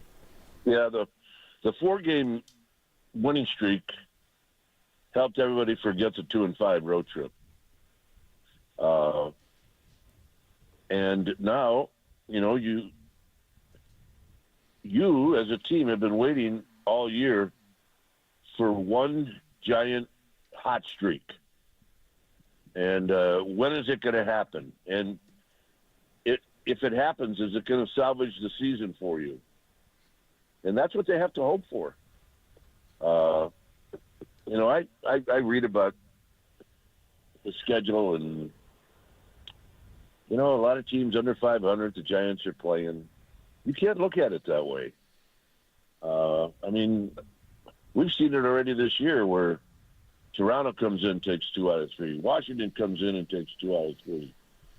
Yeah, you're happy that you're not playing the Phillies and the Dodgers every day, but you better not look down your nose at these teams that they're playing coming up next, because a lot of them are in the same spot that the Giants are in. But right now, the one thing the Giants have that other teams don't have is starting pitching, and some really, really good starting pitching. And we'll see how long that works for them. It may work until the very end of the season, but they got it going now, pitching wise. How much of a lift can a Marco Luciano or a young player that comes up that can hit? How much of a boost can that give a club that at times has struggled to hit? Well, how about if I answer it with a question to you? How big a lift has Fitzgerald given them? Huge. Massive. I don't know where they would be without him. Maybe they don't win a game on this past road trip without him. 0-7 would sound pretty bad. He's been unbelievable. And I don't know if Luciano can do that. Look, it took Fitzgerald going back and forth a number of different times to try to finally figure it out. And it's impossible for him to keep up at the rate that he's going. But now what he has to do is not get cold and just stay consistent. And that's the hardest thing for young players, is to be able to stay consistent at this level, because you got 29 teams that are staying up all night trying to figure out how they're going to get you out. And, I don't know what we heard the Dodgers have for analytic people. 40? 45? Well, that's one team with 45 people trying to figure out how to get you out. And then there's 28 other teams that maybe don't have 45, but they've at least got 20. So that's why it's always going to be tough. And it's also the reason why you hit a ball hard, and as soon as it leaves your bat, you're going, well, that's a base hit. No, it's not. The left fielder's standing right there. Or the right fielder's standing right there. Because these people are doing their jobs, and they're all pretty good at it. Yeah. So that's a long-winded answer about Luciano. He's got to get a chance to do it. And when he gets here, he's got to take advantage of it. Otherwise, it's the I-5 trip back and forth. And that's not fun for anybody. Yeah, we'll see if Marco Luciano is able to take advantage of the opportunity like we've seen with Tyler Fitzgerald. Tyler Fitzgerald looking to extend that hit streak to 13 games against the Oakland A's. And, Kuip, that's kind of what I wanted to end on. Tonight kicks off, which should be the final Bay Bridge series against the Oakland A's. You have any thoughts on this final matchup? Well, it's the final matchup at our park. The Giants go to Oakland for 2 games, which I know you're aware of. So they got 4 more games left against the Oakland A's. And, look, I've said this from the very beginning about what's happening with the A's. Is I don't care where they go. I don't care if they go to Vegas, wherever they go, they will never, wherever they end up, they will never, ever have the fan base that they had and have here in the Bay Area. It'll not happen. And that's the saddest thing for me, because there are a whole lot of orange or green jerseys that are hanging in kids' closets that are not going to be worn. And that really pisses me off. I wish they wouldn't go, but they'll never have the fan base that they have here. Yeah, I'm looking forward to seeing a lot of those A's fans at the ballpark tonight. As you mentioned, 2 games in San Francisco starting today, and then 2 more games in Oakland, August 17th and 18th. Kai, great stuff as always. We'll talk to you next week, and have a great call tonight. All right, guys, let's have a good one. Let's keep the roll going. Yes, sir. There he is, Dwayne Kuiper, as he always does on a Tuesday morning, sitting down with the Murph and Marcus Show. And it's always sponsored by your Northern California Honda dealers. See your NorCal Honda dealers now for a sedan find savings on every model. And the guest list continues to roll on, from George Kittle to Nick Bosa to Jake Moody to Dwayne Kuiper to Deommodore Lenor. Demo stopping by the show next. We'll take a quick break and talk to Demo about this 49er backfield and what's it like coaching now, or should I say playing, for Nick Sorensen and Brandon Staley. We'll do that on the other side. Marcus Boucher and John Dickinson in for Ryan Murphy on KNBR 104.5 FM, 680 AM, the sports leader.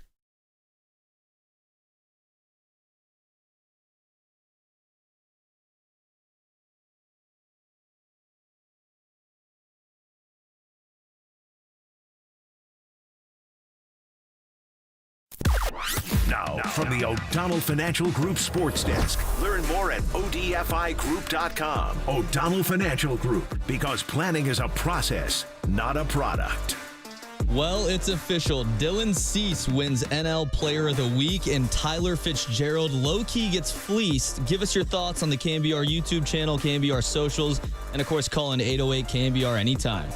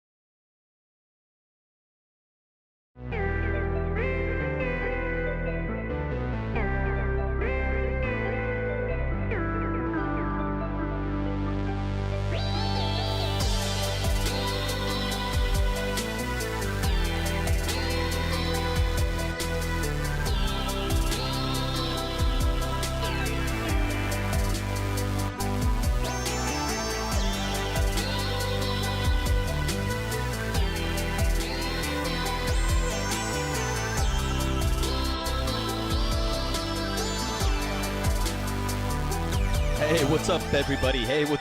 It's Marcus Boucher live from Levi Stadium. Let you know about the Abundant Life Weight Loss Agency. Have you been searching for the secret to losing weight and getting healthy the natural way with no drugs or injections? The team at Abundant Life Weight Loss has the secret to losing up to 1 pound of fat per day. Their weight loss program makes it easy to lose weight and get healthy in a naturally and safe way. I dove into this program about 3 weeks ago, and guess what? I've already dropped 12 pounds. John Joe Curley said I looked fantastic this morning, and I'm only 8 pounds away from my goal of losing 20 pounds this summer. There's no counting points or calories, no exercising, no prepackaged meals, no surgeries, no drugs, and no injections that have serious side effects. So if you want to find out more, you can schedule your free weight loss consultation by calling 925-594-7110. That's 925-594-7110, or visit online at abundantlifeweightloss.com. That's abundantlifeweightloss.com.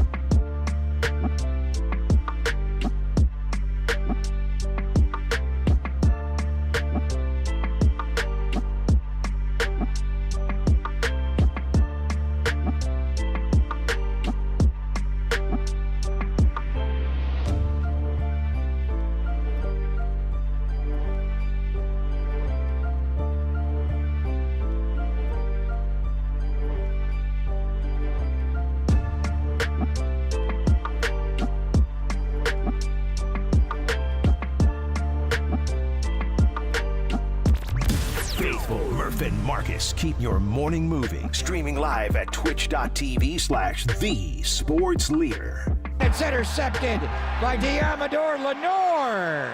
Jumping in front of Byron Pringle to take it right back. And now the 49er defense is just all over Howell. It's a counter run coming left with Gray, the tight end, to block. Well played by the Niners. Fumbled the ball. The Niners got it back. What a play there by Deommodore Lenor to force that back inside. The Niners cause the fumble, and the Gravedigger comes away with the football.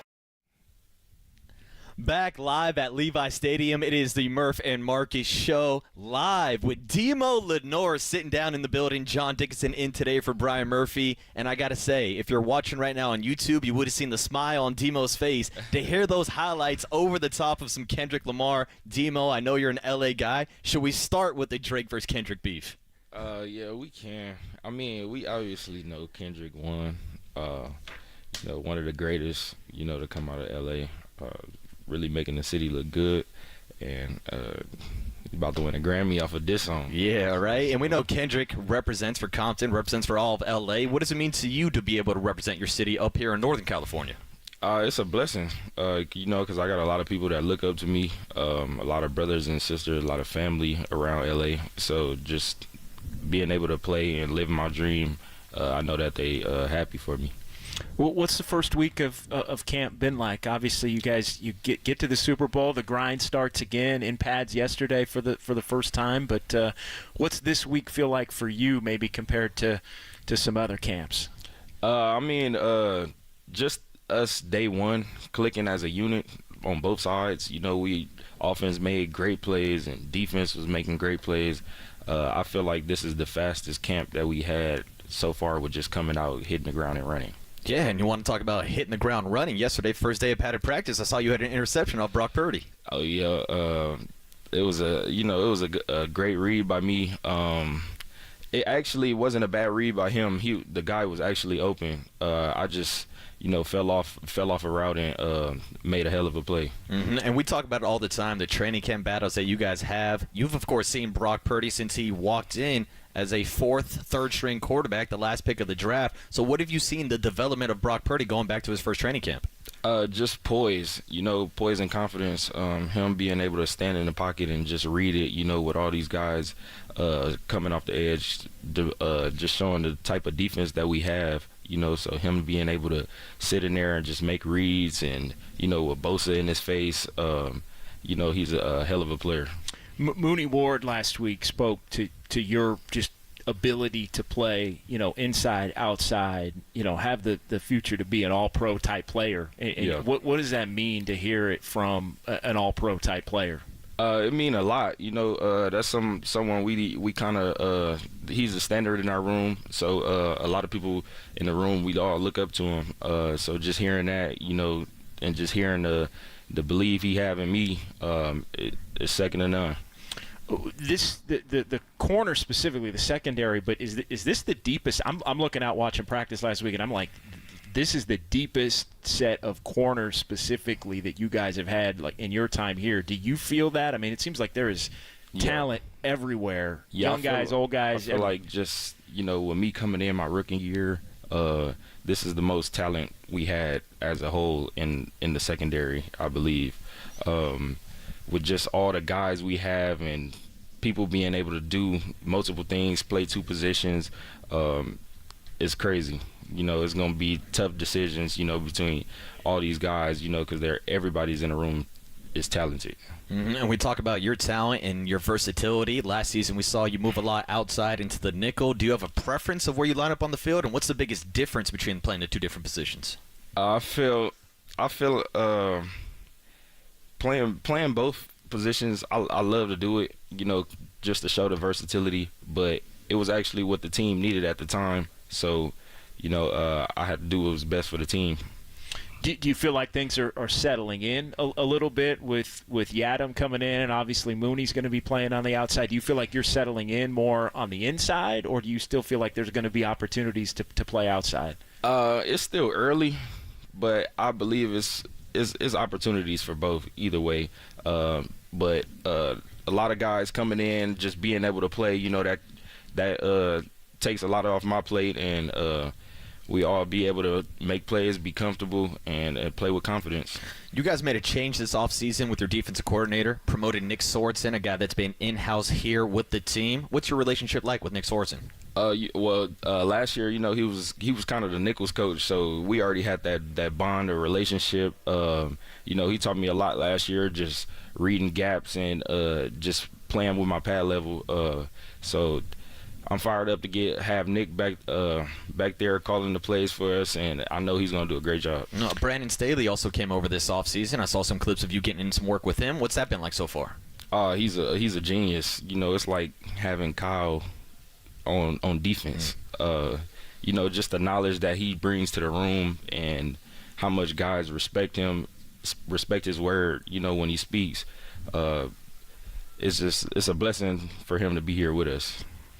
What have you noticed as far as the D-line differences, right? It's Nick and it's Hargrave, and there's a lot of new faces. Is that something you've noticed, and what do you see as far as maybe some of the changes up front?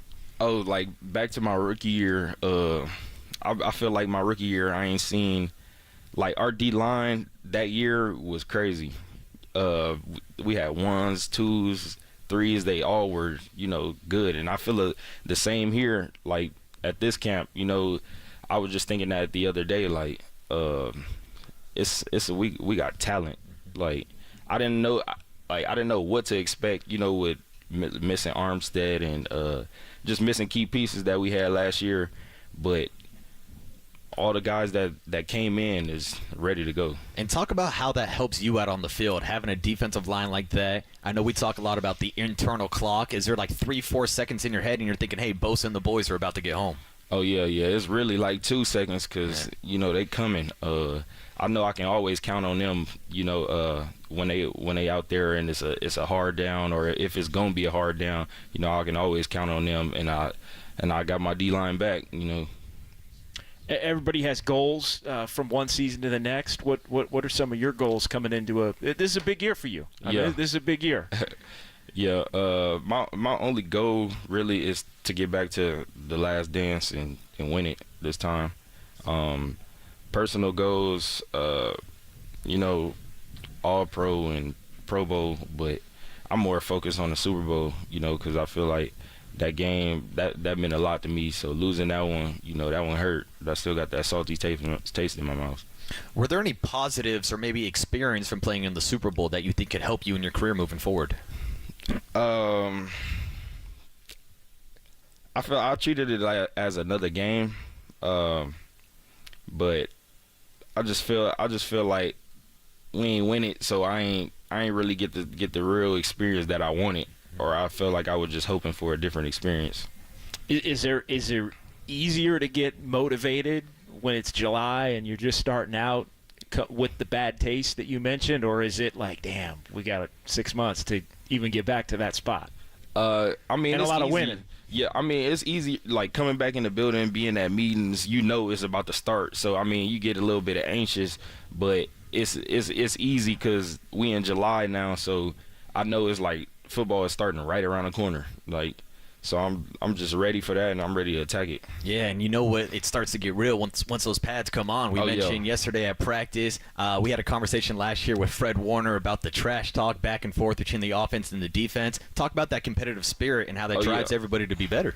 Yeah, without trash talk, I don't know if the practice is gonna be legit, because we got a lot of talented guys and a lot of confident players. So when somebody is when something is happening, people gonna speak their mind, and I feel like that just make the best out of everybody. With Brandon not out there, who's taking up the trash talk between the is it Juwan? Is it Juwan, Debo, Kittle? You get some McCaffrey get words in. Is everybody? You start to see a lot of emotion coming out.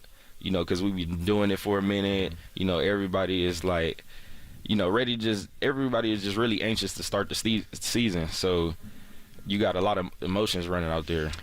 Does Debo talk a lot? It always seems like Debo isn't talking, but I guess maybe it just doesn't look like he's talking. Yeah, you got to get him to talk. You got to open Debo up a little bit. Talk to us about how vital and important those reps have been for your career and your development, being able to go against guys like Debo and Jawan and Brennan. Now you can practice. Oh yeah, I would say they shaped me to the person I am now, because just the competition level, just competing every day, just going out there, going against them, trying to get better, and them helping me get better. I tip my hat off to them guys. Yeah, I mean it's fascinating just looking around at the defense. How do you guys make up for the loss of Dre Greenlaw? Obviously, I mean we know the D line. We talked about the secondary depth, but there's Dre who's out. Don't know if he's going to come back. I know you got Campbell in there, but how do you make up for that loss? You can't really make up for Dre. Dre is a different type of player. He's one of the anchors of the defense. I would say he's always the hammer and not the nail. So when you lose a guy like that, it's kind of tough. But I know Devondre, when he get in there, he mean business, like nothing but business, and I could just see it in him. Another guy coming off an injury I wanted to ask you about is Talanoa Hufanga, who might be one of the few guys on the defense that's actually younger than you. What's your relationship like with him, and how's his progress going this offseason? That's like my brother for real. Like we've been competing for a long time. I actually hosted him at Oregon. Nice. On his official, because he's like a year younger than me. So I hosted him on his official. I was trying to get him to Oregon, but he ended up going to USC. But I'm happy that we got drafted together. He's a smart, confident player. One of the reasons why I even started playing fast. Just sitting with him, watching film with him, created me a different mindset. Yeah, and you brought up the Pac-12. We got to ask the question, what are your thoughts about the conference? Guys going out to the Big Ten, the ACC. Teams are playing all over the country now. Just your thoughts on the current state of college football. I'm actually happy that happened, because I'm tired of I got a lot of Michigan guys in the room, so I'm tired of them saying that Oregon can't play, Big Ten football. So I'm actually happy that happened. Nice. So you guys ever line it up on like NCAA football or anything like that? Oh yeah, I just beat both of them yesterday. There we go. Deommodore Lenor kind enough to join us down at Levi Stadium, man. Really appreciate you sitting down with us for a few minutes this morning. Sir. Looking forward to your progress this year, and best of luck to you this season. Thank you. There he is, Deommodore Lenor, stopping by the Murph and Marcus show live this morning. John Dickinson in for Brian Murphy. Fun show today, whether it's Nick Bosa, George Kittle, Demo, Jake Moody, all those guys. A lot of great 49er guests. Shout out to Papa Lund. Yesterday had Christian McCaffrey and Kyle Juszczyk sitting down here at Levi Stadium. They'll be back tomorrow with another guest list. And hey, who knows, whenever Murph comes back in 2 weeks, I know he's going to be jealous about some of the conversations we had today. A lot of good 49er talk, JD. Yeah, a lot of great 49er talk, and I mean this team just they're ready. Yeah. I mean it's just that's the one thing that stands out is just they're ready for the climb. I think, and Demo Lenor, younger player, but I mean, he sounds like a vet now. That's why I had one more for him. If we were going to keep going, it's just like, man, like, are you taking? I mean, he sounds like a leader, and he seems like he's developing into that role. You brought up the comments the other day from Travarius Ward about how he's going to be an all-pro player. We did an exercise a few weeks ago when we were talking about our top 25 athletes under 25 in the Bay Area, and the Papa and Lunch Show picked up on it. And Greg Papa said, "You got to put Demo on that list." That's the kind of player he is. He's so valuable to this defense, especially last year, that he was willing to be moved inside, because there's been some back and forth between DBs and coaches. I remember Jimmy Ward, not to call it anybody by name. He wasn't a huge fan of playing the nickel position. You're not going to get paid as much. Yeah. I mean, let's be honest. I mean, if you're a lockdown guy on the outside, you're going to get paid at a higher level than being a lockdown guy on the inside, and maybe being a guy on an inside is what the team needs. And you look at some of the players that were signed by the 49ers in the offseason. But that's the one thing about, the baby Bosa legs for Purdy and all of that. But the one thing that stood out to me more than anything in the 4 days last week was all of the depth at the corner position specifically that they're going to have to choose from. Yadam has looked pretty good on the outside through the first week. Lenor's played mostly inside through the first week. I think he is still going to get an opportunity to go outside some as they mix it up. But if this team can cover at a greater level than they have in the last few years, in addition to the maybe having another pass rusher, maybe we're sleeping on the defense a little bit, even with Dre Greenlaw being out. And that's something I want to keep an eye on today when we go out to the practice field. I want to get my eyes on Renardo Green, the rookie they drafted out of Florida State in the second round, because we've had a bunch of callers call in and say, oh, they should have took Cooper DeJean with the first pick in the first round. We talked about it on draft night, whether they're going to go corner or offensive line. They ended up going Ricky Pearsall in the first round, but still picked up a corner in that second round. And I saw some highlights yesterday of him chirping with Juwan Jennings, going back and forth. It seems like he's kind of got that dog mentality into him also. And he's a guy that, just like Deommodore Lenor, has some versatility, has moved inside, outside, played a little safety at Florida State. So this could be another piece for Nick Sorensen and Brandon Staley, and what could be a new-look defense compared to last year, what we saw with Steve Wilkes. Yeah, I thought, as far as Steve, what high praise for Brandon Staley. Yeah. He called him the Kyle Shanahan of defense. Exactly where I was going. Yeah. That's some lofty praise. And, for somebody that, let's be honest, I think maybe not in the building here, and Kyle wouldn't bring him in if he didn't think that it could work and he didn't have, significant ability to add. But, Brandon Staley, for fan point of view, it's like, I don't know about that, right? Like, but people kind of wonder. But, again, he's not a head coach. He's not even a coordinator. He's always, he's taking notes. He's interacting with players. He's bringing his acumen to the table.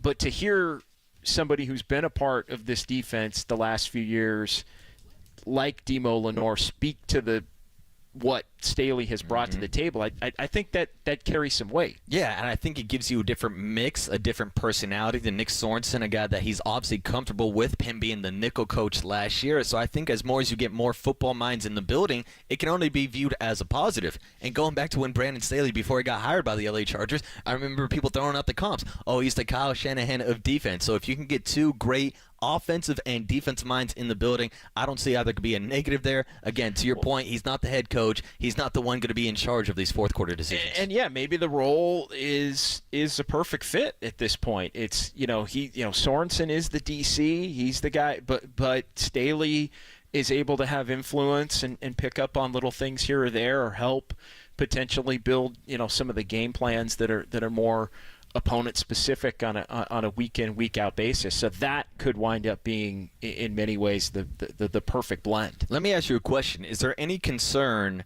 about promoting a internal house hire, or just even throw out the fact that he was an internal house hire? Is there any concern when you have a Super Bowl window like the 49ers have to hire a defensive coordinator who does not have the experience calling plays at the NFL level? Well, I think if you have somebody like Staley backing him up, I think that helps. But I also think, Sorensen had the players backing in this, and I think that was important as they look to shift maybe back to more of what they had done before Steve Wilkes. Exactly, last year. because that's the big thing. Nick Sorensen has relationships with guys like Robert Saleh, with guys like D'Amico Ryans. And, hey, I can say the same thing about D'Amico Ryans. He didn't call plays at an NFL level, and now he's a head coach of the Houston Texans. The players love Sorensen. Yeah. And I think that carried a lot of weight. And I think when you look at the way that Kyle ultimately structured it with Staley coming in, but as kind of an associate, I can't remember the exact title, but he's basically kind of an overseer. He's not somebody that has to meet with the media. He's not somebody that necessarily has to make in-game decisions, but he's just a mind that can bring a lot to the table. But I think the players wanted the internal hire, the guy they were comfortable with, even if somebody else is maybe helping that effort along the way. Even if Kyle Shanahan's reaching out and calling up Bill Belichick to see if he's available.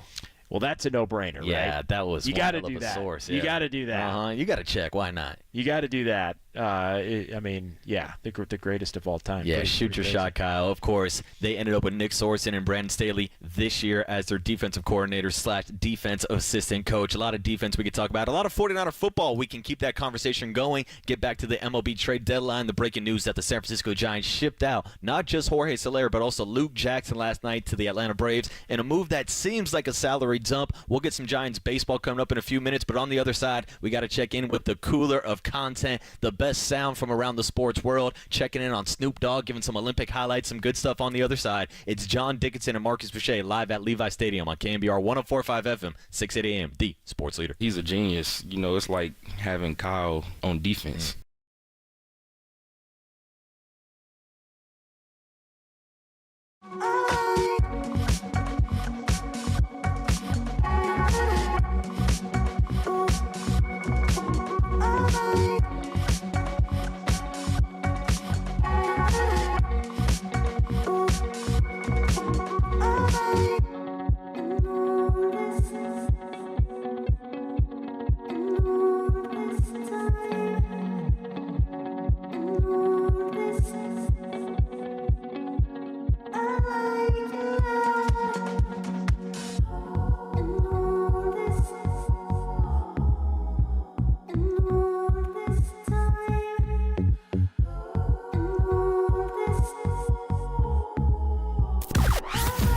From the O'Donnell Financial Group Sports Desk. Learn more at odfigroup.com. O'Donnell Financial Group, because planning is a process, not a product.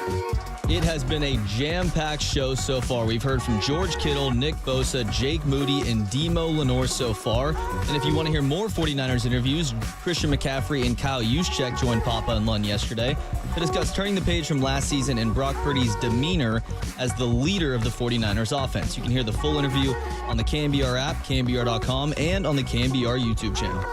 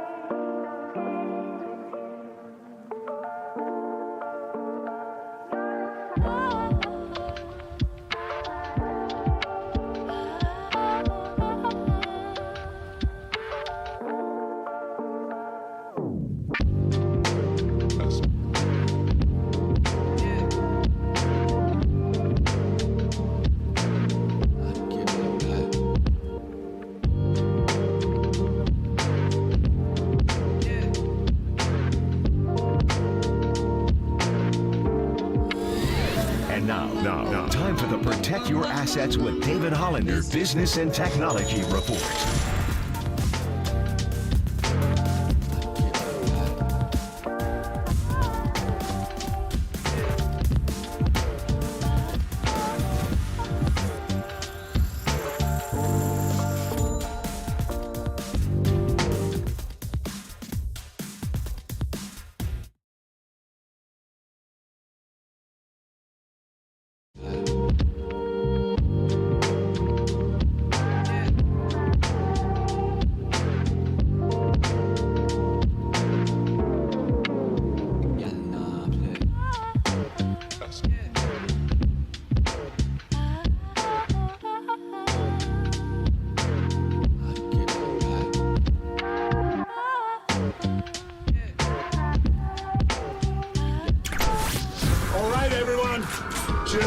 This is the cooler. You're not sending me to the cooler of content. Sponsored by Mancini Sleep World. Sleep better, live better. Visit sleepworld.com. And by Marin Health. Marin Health Medical Center and Marin Health Medical Network world-class care. Closer than you think. On the Sports Leader.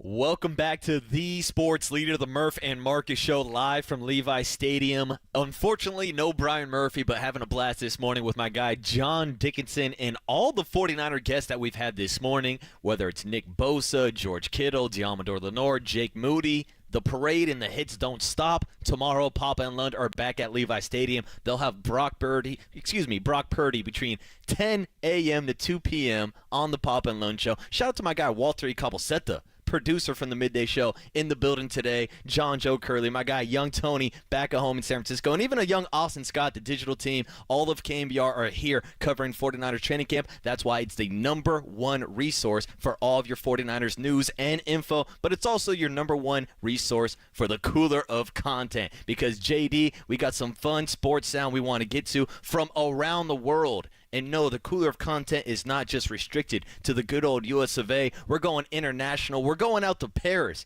where our guy Snoop Dogg is now doing play-by-play of badminton. Yes, that is correct. Snoop Dogg is always must-listen radio. Here is Snoop Dogg doing some Olympic highlights earlier this weekend. Oh, I love this badminton right here. This is a great rally right here between China and the U.S. right here. As you see, it don't stop to the casket drop. They rocking and rolling back and forth. Give me that. No, I need that. Nope, over here. Nope, over there. What about over there? Nope, what about there? Nope, give me that. I need that. That too.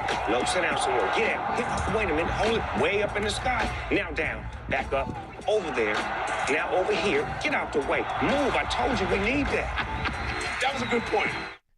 First of all, it was a fantastic rally, the back and forth. And then you get Snoop Dogg laid over the top of it, a little play-by-play action. Again, this is a guy that is just radio gold. JD, your thoughts on Snoop Dogg as a play-by-play announcer? Don't stop until the casket drop. Dude, how about he just got bars? He's just dropping lines left and right. It was outstanding. When Snoop was going to be a part, like it was Peyton Manning and a bunch of other, but Snoop was part of that like original announcement. I was like, sign me up. Dude, we had Snoop Dogg carrying the torch out in Paris. I really wanted him to go full Marshawn Lynch, spark one up on the torch like Marshawn did at the last Raider game. Did not get that from Snoop Dogg, surprisingly. Maybe off camera. But yeah, definitely. I'm sure Snoop found some stuff out in Paris. Snoop's going to enjoy himself, no doubt about it. But this isn't the first time I've heard Snoop Dogg do play-by-play. He's done some MMA commentating before. I know Tony's probably digging through the system. We played some clips of him talking about Sugar Sean O'Malley on the Dana White Tuesday Night Contender Series. But whether this guy's talking basketball, baseball, football, ping pong, badminton,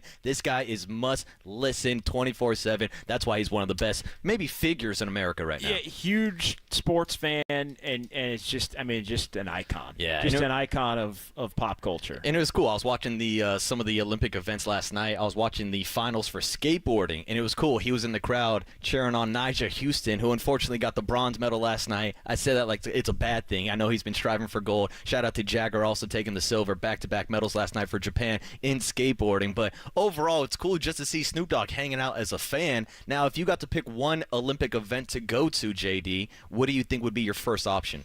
I mean, you're a hoops guy. Wow. Are you going straight to basketball? I think I would want to do track and field. Ooh. I think I would want to do like sprinting specifically. Mm-hmm. Like yeah. something that you don't get to see on an everyday basis, right? Yeah, I want the electricity of like the fastest person in the world, like the 100. Like I want that like quick, all the flash bulbs popping. Can I interest you in a breakdancing competition? Build up.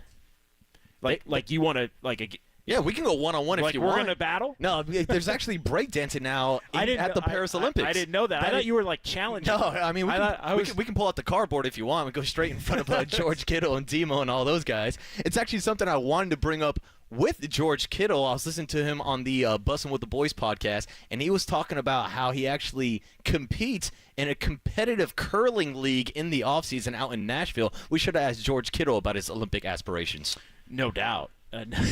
No doubt. But, yeah, what would you go with, man? Oh, my number one. I'm a big fan of handball. I was telling Murph the other week, I think if I would have played handball growing up, I would have gone pro, which probably sounds like a D-bag thing to say, but it's just not really a sport we play here in America. But I played baseball. I was a pitcher, played football, was a linebacker. I can hit a couple Derek G kind of sidearm throws, little Patrick Mahomes. I think handball would be a fun sport to go watch. Yeah, I'll give you another. I'll just give you just you don't even have to comment on it because it may.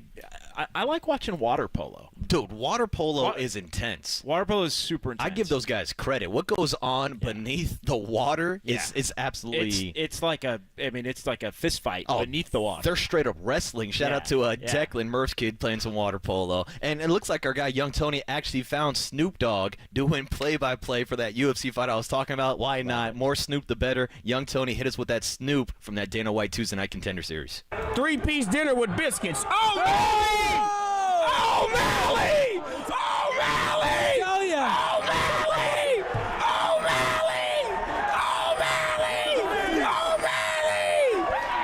Give that kid a contract! Hey, if there's one guy on the show that resembles Welcome the same to the UFC, O'Malley! the same body style Welcome to the mother UFC, as my boy Snoop, it's Afro O'Malley. I told you, that Afro was gonna get it. I'm gonna tell you, 8-0. Welcome to the UFC, O'Malley. I gotta meet that kid, man. That's 22 years old. Man. You guys are pretty much like twins if you just do the outline of your body. I gotta meet that kid, man. He said This is my show. I love it. Snoop Dogg calling the UFC debut of Sugar Sean O'Malley. The Sugar Show is now a world champion. He'll be headlining UFC 306 in a couple months, but always good to check in with Snoop Dogg and the play-by-play. But now going from play-by-play to a little bit of music selection. Staying on the music tip, Young Tony actually sent this video over. Here is a live training camp practice footage video of the 49ers walking out to the practice field and talking about their thoughts on the thoughts of the song of the summer. My best friend's in the ground. Shabuzi, Marshall, Zach Bryan, Towers. Help me, Boston Rich. Not like us. Kendrick Lamar. Not like us. If I was playing D-Lo, go check him out. Song of the summer. Easy. That's so easy. Y'all playing it right now. They not like us. Shout out to Kendrick. Yeah. I love you. You are everything. Pink Pony Club. They're not like us. These boys been hating way too long. They gonna. They know. Money bag, yo. Whiskey. Go look it up. Sabrina Carpenter, Espresso. Not like us. They not like us. Talking about BS like they actually plug. Yeah. Song of the summer. Cusso got that. Glorilla. Best way. All right, so you might be able to recognize a few of those voices. Of course, you heard Deommodore Lenor say Not Like Us, the song of the summer. And shout out to our guy, Young Tony, using that as the rejoin music when Demo came on earlier today. And Young Tony, hop on the mic because you knew this video, you knew this song. You actually told me you played some Big X the Plug for George Kittle this morning also. I had to. I mean, it's serving up on a platter for you. Now, Young Tony, everybody's going Kendrick Lamar, Not Like Us. You heard Kyle Juszczyk slip in Espresso by Sabrina Carpenter. That's been Murph's song of the summer. I know it. Honestly, I would say it's got to be Not Like Us by Kendrick. This song is going everywhere. Some people have even saying like it's overplayed. I disagree. It's a banger. But yeah, this is the song of the summer in my opinion. Who said Shabuzi? Shabuzi? I don't know, Tony. Roll back the tape on that one. There was a Shabuzi in there, and it makes me think because did you hear Jimmy Butler singing the Shabuzi song? No, I did not get that one. The bar song? No, we got to put that in the cooler of content. We got it. Jimmy Butler. We played it a couple weeks ago when I was filling in with Rob Brooks. Yeah. It was hilarious. It was Jimmy Butler, lounge singer, like going Shabuzi in some nightclub. That's phenomenal. Now, what's John Dickinson's song of the summer? I would say Kendrick Lamar, but the Kings overhyped it, and when they got DeRozan, because DeRozan and Kendrick Lamar are tight, they ruined it for me. Yeah, they made it a snoozer. D-Rose showing up in the music video for Kendrick Lamar, but it is interesting. To Tony's point, we heard they Steph made Curry. It played out because I think every one of their fans is like it's everywhere. You're not wrong. Any club you go to a bar mitzvah or like a quinceañera, they're playing Not Like It's Us. still the answer though. Yeah, it's still the answer. It's still the answer. So I don't want to be a hater. Even though Steph Curry did say at the Olympics, he's like it's a little overplayed. Yeah, I'm with Steph. No, but it's still the answer. When someone's taking out Drake like that, I've got absolutely no problem with playing it back to back to back over and over again. Shout out Demo, shout out Kendrick Lamar, and shout out everybody tuning into the live show down at Levi Stadium. Hey, Looks by like the we way, have real time quick, for that was one. What do you got, Josh Tony? Dobbs who said Shabuzi bar song. Josh Dobbs, the third-string quarterback for the Niners right now. You got to find Jimmy Butler singing that. Wow. Like it's. Does that bump Josh Dobbs up on the quarterback list, the quarterback competition with Brennan Allen? I mean, I would say so. I think so. And it's a banger. Have you guys heard the song Shabuzi bar song? It's huge. And then I think David Guetta actually remixed it with him to make it an EDM version. That song is crazy, but I would still say Not Like Us by Kendrick is the song of the summer. Now, Tony, I don't think I've heard this song. Can you dig into the system to find Jimmy Butler? They said they played it on the show the other week. Yeah, let me look for it. I got you. All right, we'll do some vamping real quick for you. We got time for maybe one more cooler of content piece. I know Tony's scrambling. It's Jaquan, basically. This song is Jaquan. Okay. It's everybody in the club getting tipsy, only it's like a country version of that song. Is it really? Yeah. And Josh Dobbs is down with it. Josh Dobbs is a smart man, an engineer.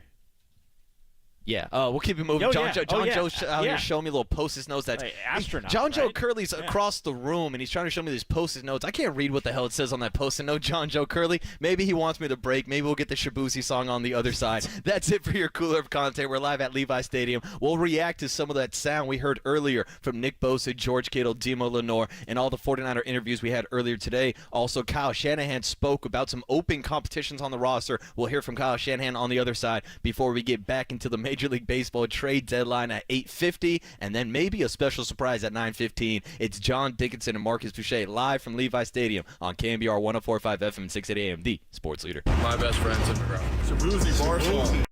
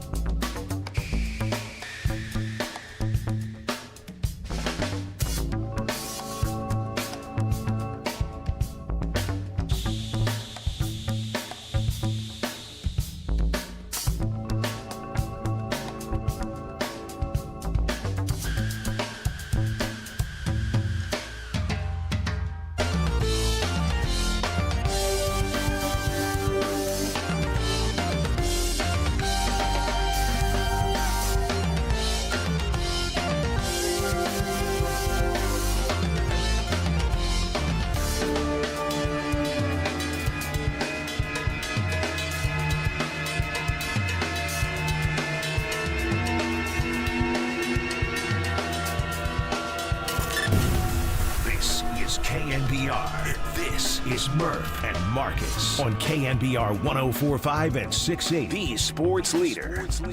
He's a genius. You know, it's like having Kyle on defense. You know, just the knowledge that he brings to the room and how much guys respect him, respect his word, you know, when he speaks. It's a blessing for him to be here with us.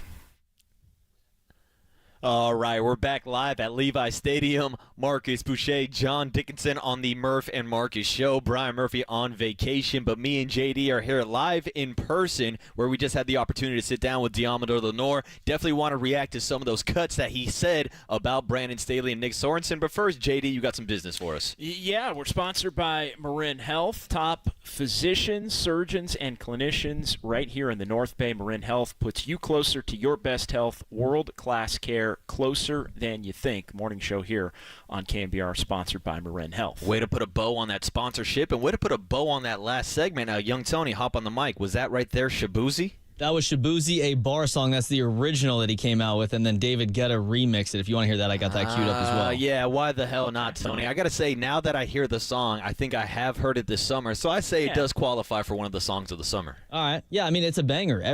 Almost every bar I've been to has been playing it. I feel like every party I've been to, everyone's on this song. Yeah, I just don't know if it sparks social. I think no one gave that answer, Tony. Think you could stop what you do? I doubt it. Shout out those Irish kids. That's crazy, yo. No, nobody gives that answer. That's definitely a song of summer. All right, Tony, give us a quick taste of it, and then we'll move on.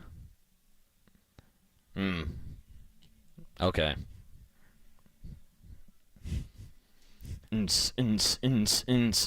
imagine Jimmy Butler. By the way, Shabuzi going to be at Outside Lands this year, I do believe. Oh, perfect. Me and young Tony at Outside Lands seeing Shabuzi pumping our fists. We'll get the glow sticks. We'll get the whistles. We'll have the whole rave thing down ready to go, Tony. But right now we're getting ready for day 2 of 49er training camp with pads on. It's the second week now. Yesterday the pads came on. We'll have the opportunity to go out to practice after today. JD, I know you've been down at practice a few times already. I have not been down here yet. What are you looking forward to seeing today at practice? Well, pads is what I'm looking forward to, because I didn't get a chance yesterday because we were doing the show to get down here and see that first practice in pads. So I'm always interested to see the intensity ramp up. I know George Kittle, Nick Bosa, they spoke to that when we spoke to them earlier, just the level up in intensity and the real football. You know, the first 4 days, I thought it felt a little slow before they got into pads. You get into pads, it starts to really feel like camp, and you can start to evaluate what you're seeing, I think, a little more clearly. Yeah, there's a big difference between 7-on-7 and running plays on air versus actually strapping up that chin strap and going head-to-head, which is something I want to see today with that defensive line. Of course, everybody wants to get eyes on Nick Bosa, but I'm curious to see what this revamped defensive line is going to look like with Leonard Floyd on the opposite side playing bookend. This is a guy that you can just sign up almost each and every year to play 16 games and get you 9 sacks. But the guy I really want to see is your Turd Gross Matos, who's been turning a lot of heads so far in training camp. Now, last week, there was a lot of reports about him having a sack per day, but it's also a little different when the pads aren't on, going head-to-head against offensive linemen. Yeah, and we'll see. I mean, the other part of that, too, is one of the question marks in a 49ers team that doesn't have many, but one of the question marks is the offensive line. Yeah. And so, like, how do you reconcile the fact that the 49ers defensive line is extremely talented, and obviously, you know, Nick Bosa, the headliner there in terms of pass rushing, but then you've got the 49ers who, you know, if there is one area of weakness on this team going in, you would probably say it's the offensive line. You don't have Trent Williams right now as well, but how much of an issue is that truly when you have the skill guys that the 49ers have? Obviously, you can scheme around it, and I think, you know, at times maybe the offensive line is a little too maligned. You know, when things go wrong, it's kind of the first place where everybody turns. So always trying to see that pull when you look at, you know, a talented aspect of the team, maybe the most talented aspect of the 49ers team, with an area that at times can struggle. Yeah, and you're talking about the absence of Trent Williams. You got Jalen Moore over at left tackle right now. There's also a few other players missing on this offensive line. Spencer Burford, it was reported the other day that he has a broken hand. Now, they have not decided whether or not he's going to have surgery, so we'll keep an eye on that and see how that impacts that right guard position. A guy that stepped in a lot last year, John Feliciano, he's dealing with a knee injury. He did not participate yesterday, so that opens the door for a guy like Dominic Puny, the rookie that they drafted this year out of Kansas. Yeah, and he's been getting first-team reps. reps, and I think he's somebody that a lot of people would think if the door opens, he'd have an opportunity to walk right in and take that job. So I think that's becoming, along with when is 71 going to be here, I think, do they have something in Pooney to maybe fill the void at the right guard spot? Because the rest of it, at this point, with McKivitz playing right tackle and Trent Williams when he gets in, and Brendel obviously at center with Banks. Yeah, and it's interesting the comments we heard earlier today from George Kittle, how he thinks that we're going to see a step up in the game of a guy like Colton McKivitz. And, of course, he gave a lot of praise to all the guys in the tight end room and everybody on that offensive line. And it seemed like he really did like my thought of the idea that Netflix should do a TV show called Blockers that just focuses on offensive linemen. But it seems like there's not a lot of focus on the offensive line from a national fan perspective, but maybe even from a front office perspective, because this is a 49er team that hasn't invested a lot of draft capital. I know Dominic Puny was drafted in the 3rd round, but it seems like every year the 1st and 2nd round come around, and for a team that loves to run the ball as much as Kyle Shanahan's system, it surprises me that they haven't invested more in the trenches. Yeah, I mean, you can't pay everybody. Yeah. And they have highly invested in Trent Williams. Yeah. And now Trent Williams wants more money. And they're gonna soon to be investing even more in Trent Williams. And I think so that's clearly an important position. And then you look at all the skill guys that the 49ers have and have invested in, and Christian McCaffrey gets a bump, and Deebo Samuel's been paid a couple of years ago, and Brandon Ayuk is going to get paid. Kittle's had his deal. So you look at all of that money, and it becomes a case where you really can't pay everybody. The draft capital, though, is the real question. Yeah. And I think, to your point, I know that's something Kyle Shanahan's addressed at different times. But, yeah, maybe not spending higher picks potentially, but they think they can get value in other areas of the draft and use those more premium picks on skill guys. Yeah, it was actually really interesting comments earlier this season from Chris Forrester, the offensive line coach for the 49ers, and he talked about that draft capital and how they feel like they can find more explosive position players, playmakers in the 1st, 2nd round, and how there's a thought process that it's easier to find offensive linemen in that 3rd, 4th, 5th round. So we'll see what happens with Dominic Puny. He is versatile, but it seems like he's going to be lining up at guard and maybe have an opportunity with some of those injuries. But also, when you talk about the inability to pay everybody. That's why we're in the situation right now, not only with Trent Williams, but Brandon Ayuk. But you look at that wide receiver room right now, we're talking about Ricky Pearsall, who was back at practice yesterday, started off training camp on the non-football injured list. Jacob Cowing is another wide receiver they drafted, 4.3 speed out of Arizona. He's dealing with a hamstring injury. And even Tay Martin, who has impressed a little bit over the years at training camp, has been a member of this practice squad. He's dealing with a hamstring right now, too. So who the hell is Brock Purdy going to be throwing the ball to today? That's the real question, JD. Yeah, there's been more throwing it to Debo the first week. Yeah. With varying degrees of success. They were in a pretty good rhythm the first couple of days. There was Mike Silver wrote about him going the wrong way and Purdy getting on Debo in one of his columns from a couple of days ago.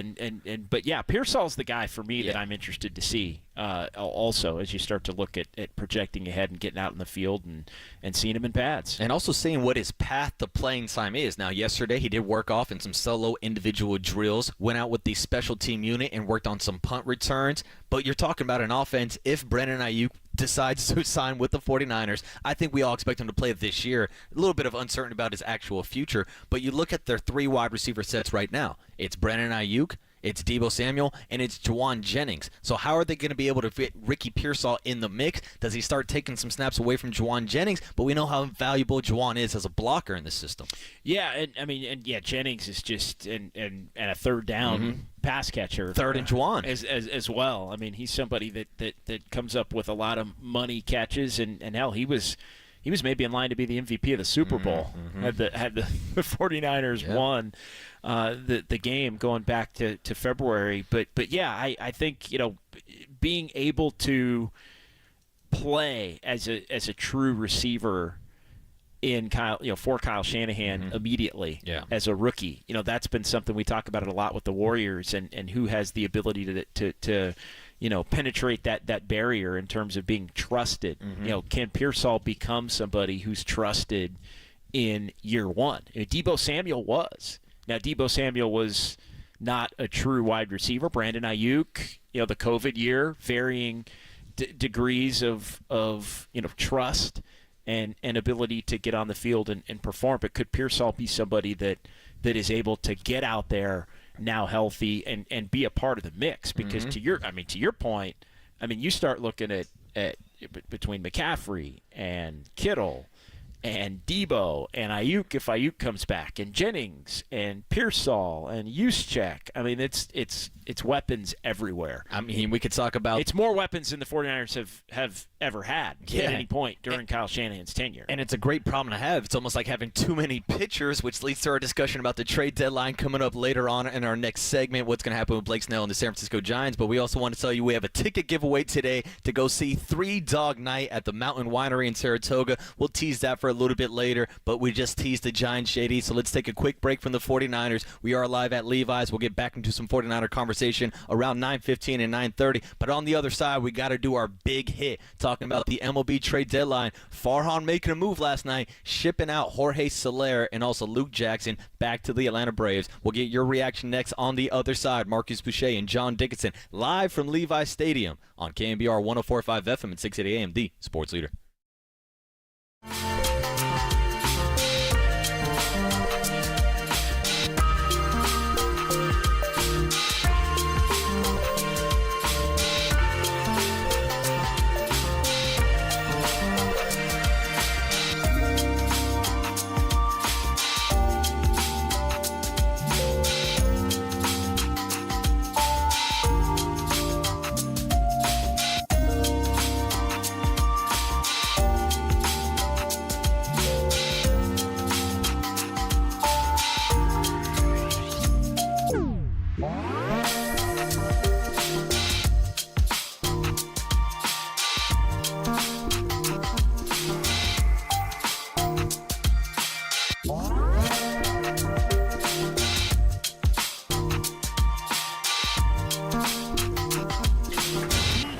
From the Chilton Auto Body Traffic Desk.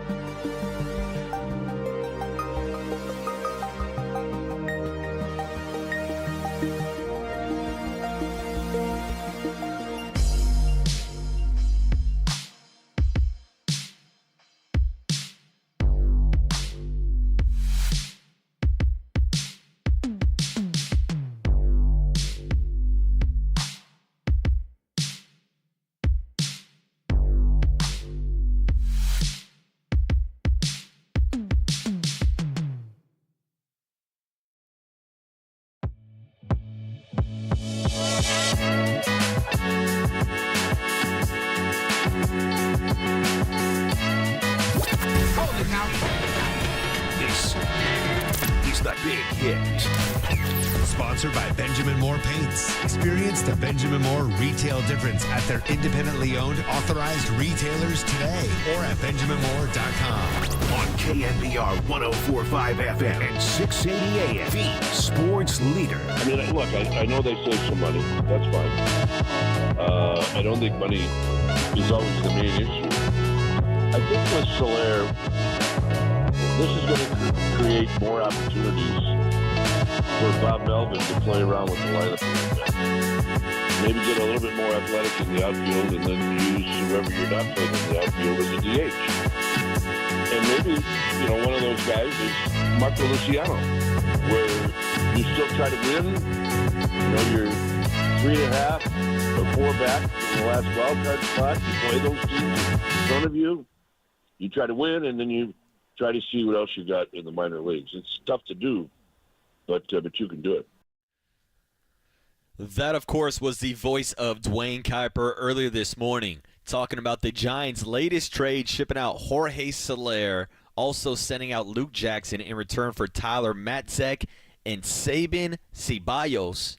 And in return, the Giants are able to save nearly $30 million and maybe open up the door of opportunity for a young player like Marco Luciano. Thanks for joining us this morning. It is the Murph and Marcus Show live from Levi Stadium. And JD, we talked a lot about this Jorge Soler trade earlier this morning to kick off the show. Of course, the last 2 hours have been jam-packed with 49er guests and news. We'll return to the 49er conversation on the other side. But just to reset for the 850 crowd this morning, because it was about 8:50 last night when we got the breaking news that the Giants are parting ways with Jorge Soler and also Luke Jackson. Yeah, cost-cutting move. They found somebody to take on Soler's deal for the remaining 2 years beyond this year, which, again, I said it earlier. If you had asked me the likelihood of that yesterday, on a scale of 1 to 10, I probably would have said -5. And, I mean, that was a stunner. You talking about your scale or Jorge Soler's WAR this year? I'm talking about, well, yeah. Yeah, it's probably close to -5, right? It was, although on the uptick. on the uptick lately. Mm-hmm. But I just wouldn't have thought that they could have gotten anybody to take on the contract. So, again, Farhan, for as maligned as he is, he has had a propensity to be able to get off of bad deals. Mm-hmm. And he was an underwhelming player for this year. Doesn't sound like they got a lot back. They did a pitcher swap with Luke Jackson and Matzek. Matzek's coming off of a Tommy John surgery, so he maybe comes back in September, maybe not, but it doesn't sound like that's even part of it necessarily. But yeah, it opens the door potentially for Luciano. I thought what Kipe said was interesting as far as, I go back to Melvin's days with the A's specifically, and they never really had a DH. Like, they would just rotate their DH. Like, one day it might be, Cespedes. The next day it might be Jed Lowry. It might be some outfielder. You use it to freshen things up. The Giants weren't really able to do that because Soler was the guy, and he was brought in to hit and do that. So, I mean, it's not seen as a surrender. All the reports are indicating that the Giants are not looking to move Blake Snell between now and 3 o'clock, because we're about 6 hours away. But, I think they're trying to have their cake and eat it too. I think they tried to get rid of an unpopular player. They tried to save some money. And now they're also on the flip side trying to open the door for young players and then potentially not trade Snell, which would be a major shot across the bow to the fan base that they are. That looks like, oh, we're tapping out. And so I don't think they want to look like they're tapping out. I do think they want to save money. Yeah. I think it's, for the optics standpoint with the fan base, hey, another young player's coming up and playing. Like, again, it's have your cake and eat it too. Yeah, and I think that's what Farhan's trying to balance right now, because they spent a lot of money this offseason. The only team that spent more money than them is the LA Dodgers. And you look at the difference in the standings of where the LA Dodgers are right now and the San Francisco Giants. So, of course, you have to look yourself in the mirror and say, look, this wasn't working out. You paid all that money to Jorge Soler, and to your point, he still had 2 more years left on his contract. Now that's going to be paid by the Atlanta Braves instead of the San Francisco Giants. So some people might see this as a move to somewhat break even, our favorite quote of the offseason. And yeah, it is a cost-cutting move. I guess the real question is, will the Giants be better without Jorge Soler? It's a guy that struggled in the first half of the season, but his last 5 games, he went 11 for 18, and it seemed like he was finally starting to heat up. It's a cost-cutting move for a mostly unproductive player that's been even more he's been more productive lately, but still overall disappointing. And when you look at his overall year plus 2 more years, like, I do think it's the right call given where the Giants are to, hey, if you can offload Soler, do it. Like, I don't want to stand on the table and act like, oh my God, Farhan, brilliant, but that's not really a bad move considering where the Giants are. Yeah, and you talk about whether or not it does lead to the road and opportunity for a guy like Marco Luciano. Look, Farhan's done this before. He signed Mitch Haniger to that contract. It didn't work out well, so this offseason he flipped him for Robbie Ray. Right. Obviously, you got more of a return for Mitch Haniger than you did currently for Jorge Soler. Do you feel that absolves the signing? Do you feel that his ability to get off of Soler absolves the signing, which if he had been stuck with Soler would have been without a doubt disappointing and a whiff? I don't think it completely erases the fact that it was still a poor decision, but then again, like, we were all happy this offseason when they went out and spent money on Snell and Chapman and Soler. We were playing a promo on KNBR of me saying, this guy's got all-park power. He might be the first guy to hit 30 home runs versus since Barry Bonds, and that's something that this lineup has been missing. So I can't fault him for trying to get one of those big bats, as hard as it is to try to recruit free agent hitters to come to this ballpark, but at least I'm glad that he's able to recognize when he has made a mistake. Again, you're not getting really any value in return. Who knows how this prospect, a former third rounder out of Oregon, Ceballos, turns into, if he's ever going to be a guy. But again, from a business perspective, from a front office perspective, I'm sure they're happy to shed that $30 million with Jorge Soler. Yeah, I think as you're grading Farhan, I wonder if he gets off the hook, basically, because he's able to get off the hook on the contract financially. Because again, if you're, and we're all doing this, I am like, I'm looking at, okay, yeah, Farhan, they went in front office, then management, ownership, they went and made the decision they were going to look to spend more. You're still held accountable for do the moves work or not. Yes. And I give him credit for trying. Like, I'm like you. I was on board with Soler. I was on board with Chapman. I was on board with Snell. On board with all of it. Jung-Hoo Lee, like, bring in some new blood, look to spend some money. It's all good.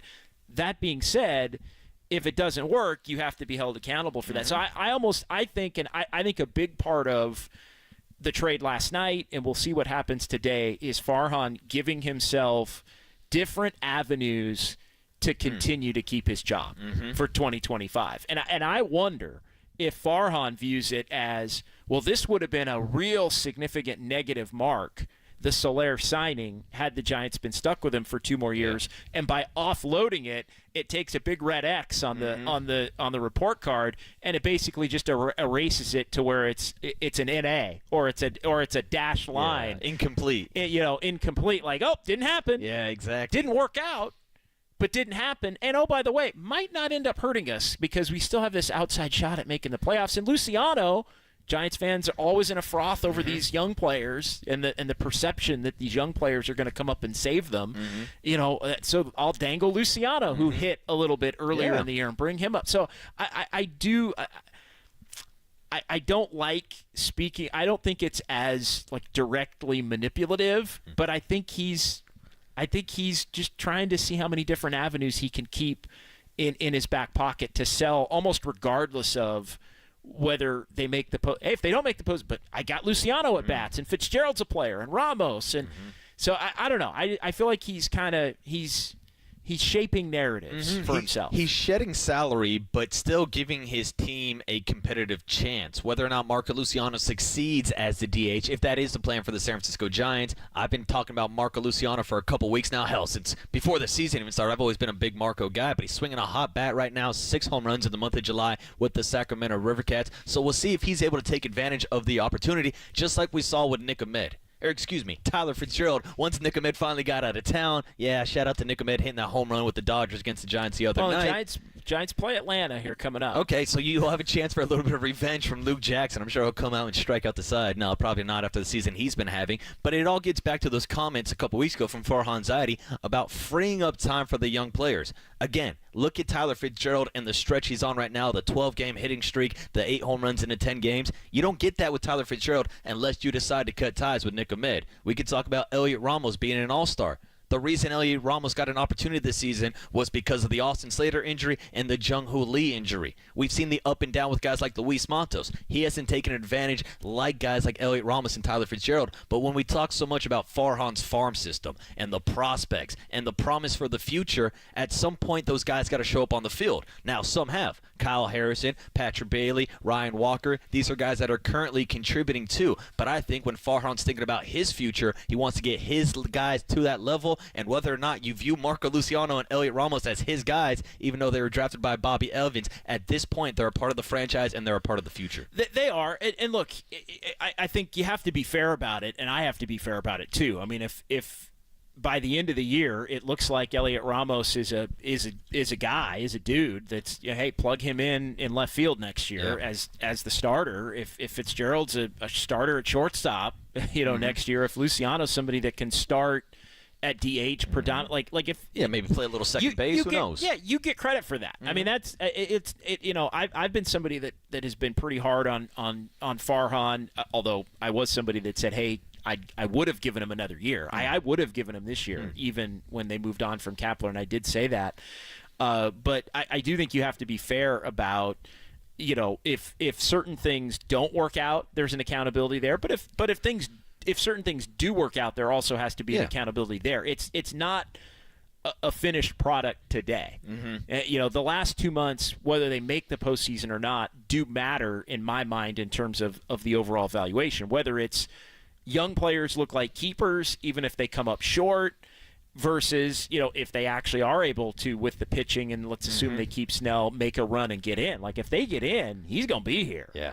Like, if they get in, which is not off the table at this point, as much as we all kind of speak of it as if it is a foregone conclusion that they're not going to make it. Absolutely, and it's funny comparing the two, since we are here at Levi Stadium and we talk to these 49er players about Super Bowl or bust. There almost was an expectation this year with Farhan Zaidi of postseason or bust, in my opinion. After everything they invested this offseason, after only having one trip to the postseason in the 107 year, a year where Buster Posey, Brandon Belt, and Brandon Crawford essentially carried the entire team, it's time for Farhan Zaidi to prove that he can put together a competitive roster. Now, I will agree that this year's roster, to me, on paper, is better than last year's roster. Whether we're talking about Matt Chapman, Soler being gone, you could throw him out the window. But the overall excitement and level on talent on this roster, in my opinion, is better than last season. But here's the thing. Last season, at the trade deadline, the Giants were 10 games above 500, and they stayed put, didn't do anything except for add A.J. Pollock. So I think this Jorge Soler move is going to be viewed by fans as just Farhan kind of cutting ties and not really doing much to actually improve the team at the trade deadline. Yeah, and we'll see what they do. I think you could make the case that keeping Snell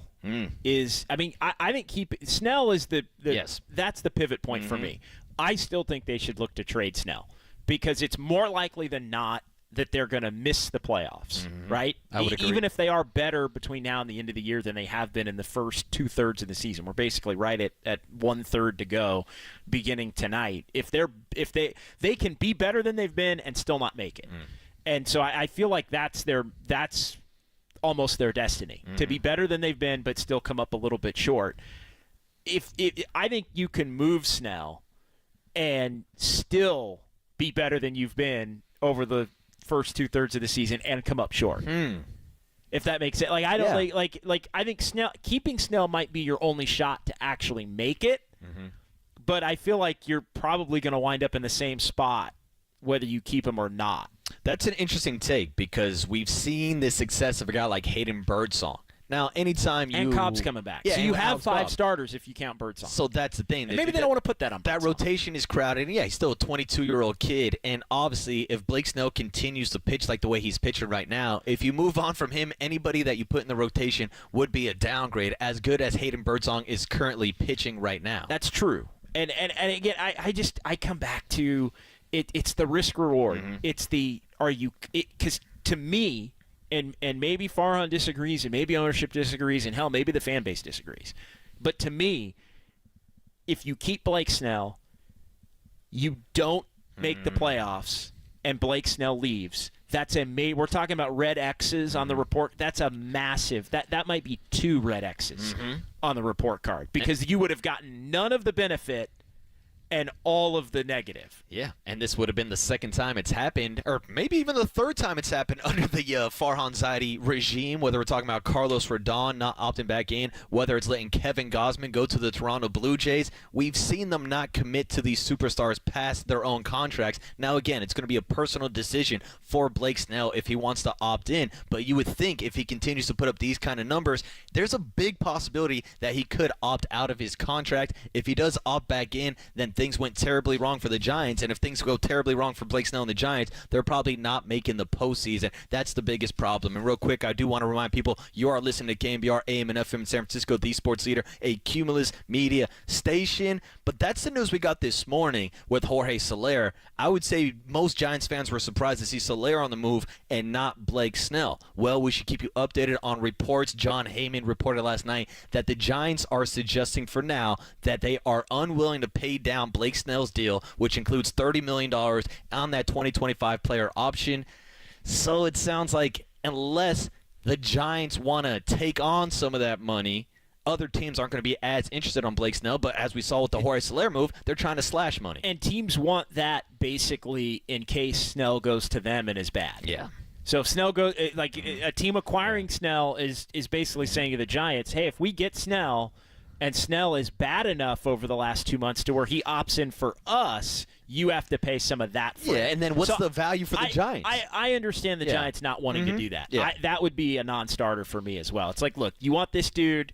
He's proven that he's a second-half pitcher. He just won the Cy Young. You know, he started July this year. It started a month earlier last year. But to me, if you're the Yankees and you're getting Blake Snell, like the Giants are not paying down 2025 in case Blake Snell's a disappointment for you. No, absolutely not. I totally understand the Giants not. No, it's not the greatest part. Hey, Farhan, Farhan, give me Blake Snell. Give me that Cy Young winner, and you pick up the bill. And pick up the insurance if he sucks. Yeah, exactly. No, I'm not doing that. Yeah. There's no way I would do that if I'm the Giants. I also think there is in some of the reporting, it's kind of a good look 6 hours before the trade deadline to act like you're really going for it.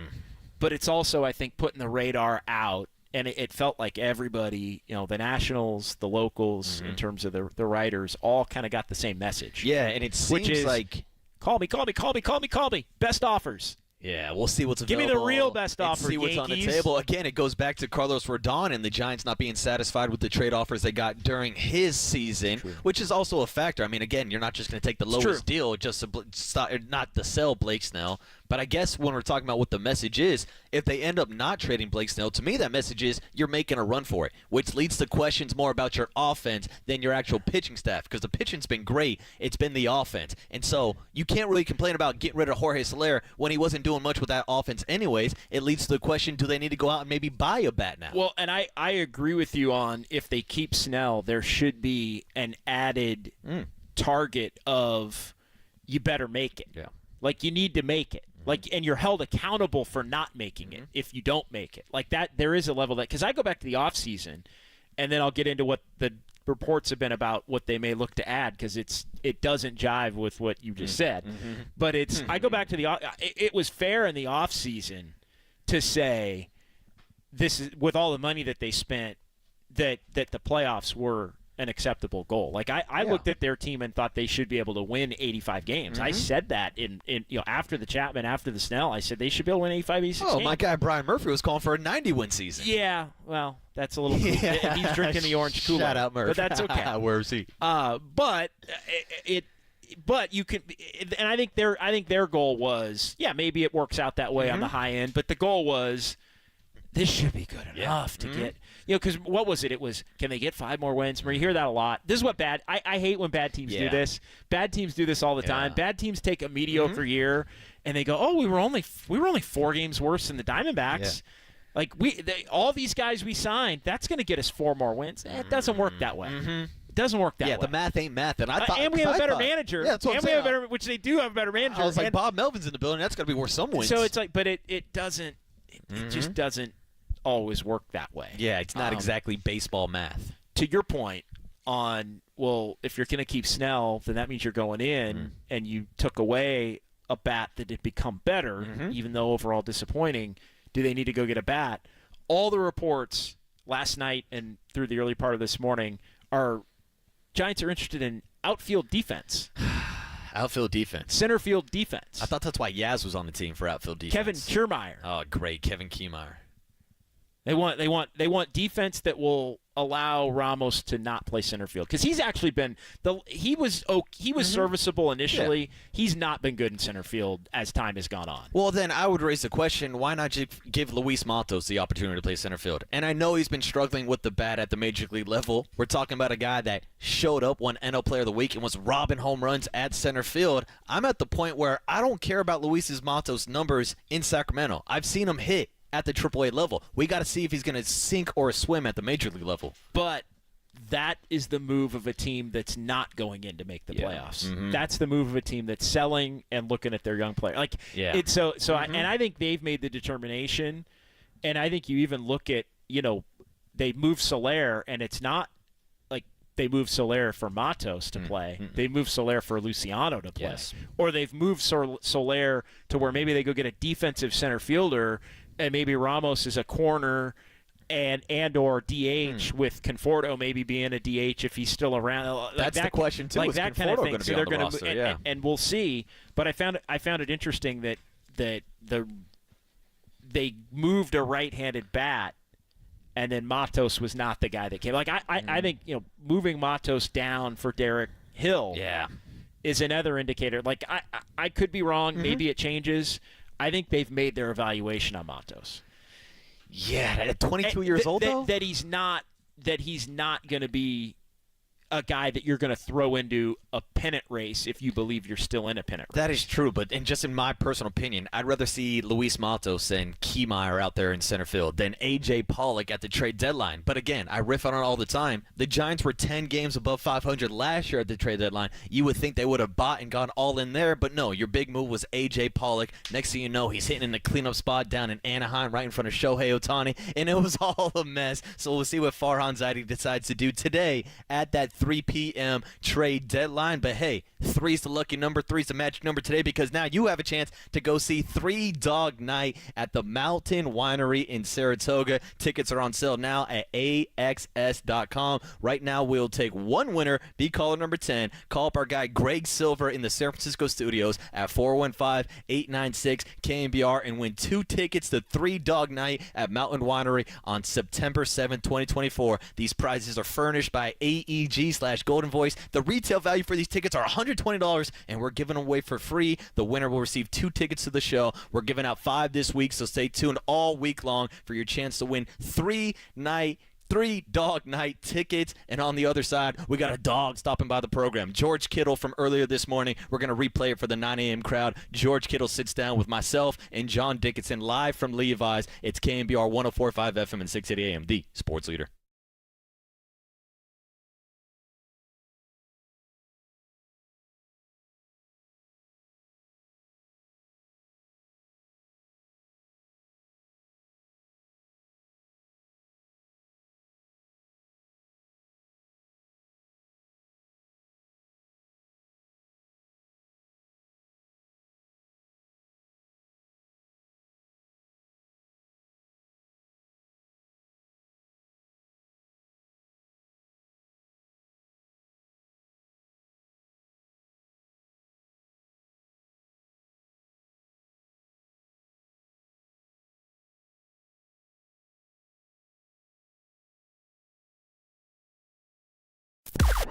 Now, from the O'Donnell Financial Group Sports Desk. Learn more at ODFIGroup.com. O'Donnell Financial Group, because planning is a process, not a product.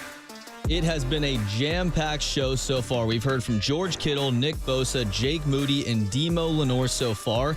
And if you want to hear more 49ers interviews, Christian McCaffrey and Kyle Juszczyk joined Papa and Lund yesterday to discuss turning the page from last season and Brock Purdy's demeanor as the leader of the 49ers offense. You can hear the full interview on the KNBR app, KNBR.com, and on the KNBR YouTube channel.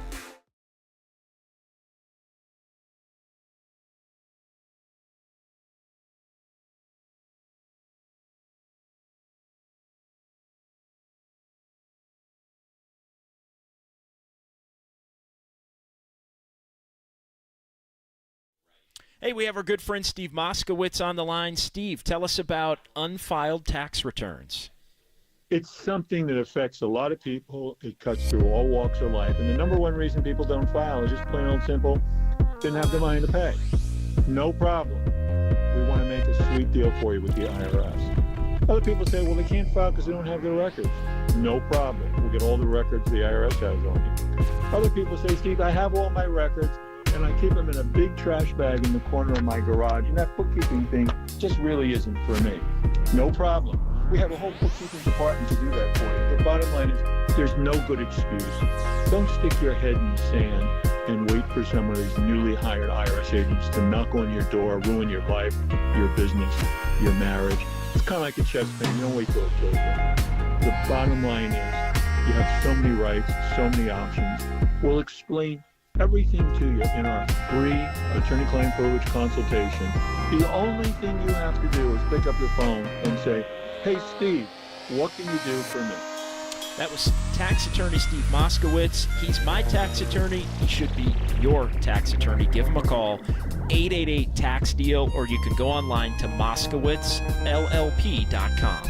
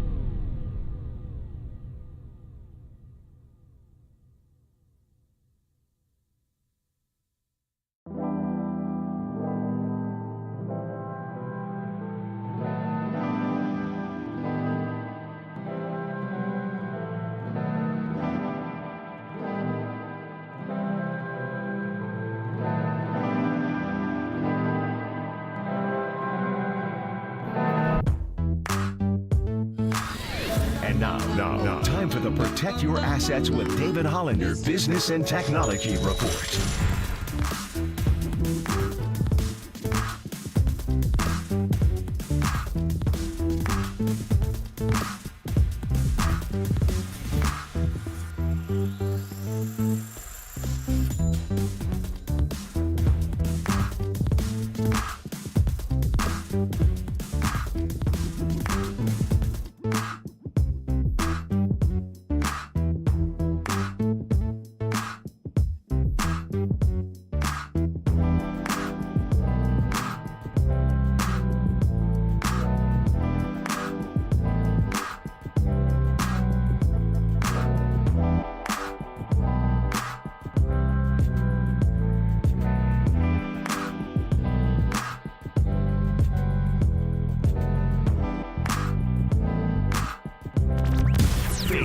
Murph and Marcus keep your morning moving. Streaming live at twitch.tv/thesportsleader. Kittle, Jennings, Debo from in to out. Ayuk is right.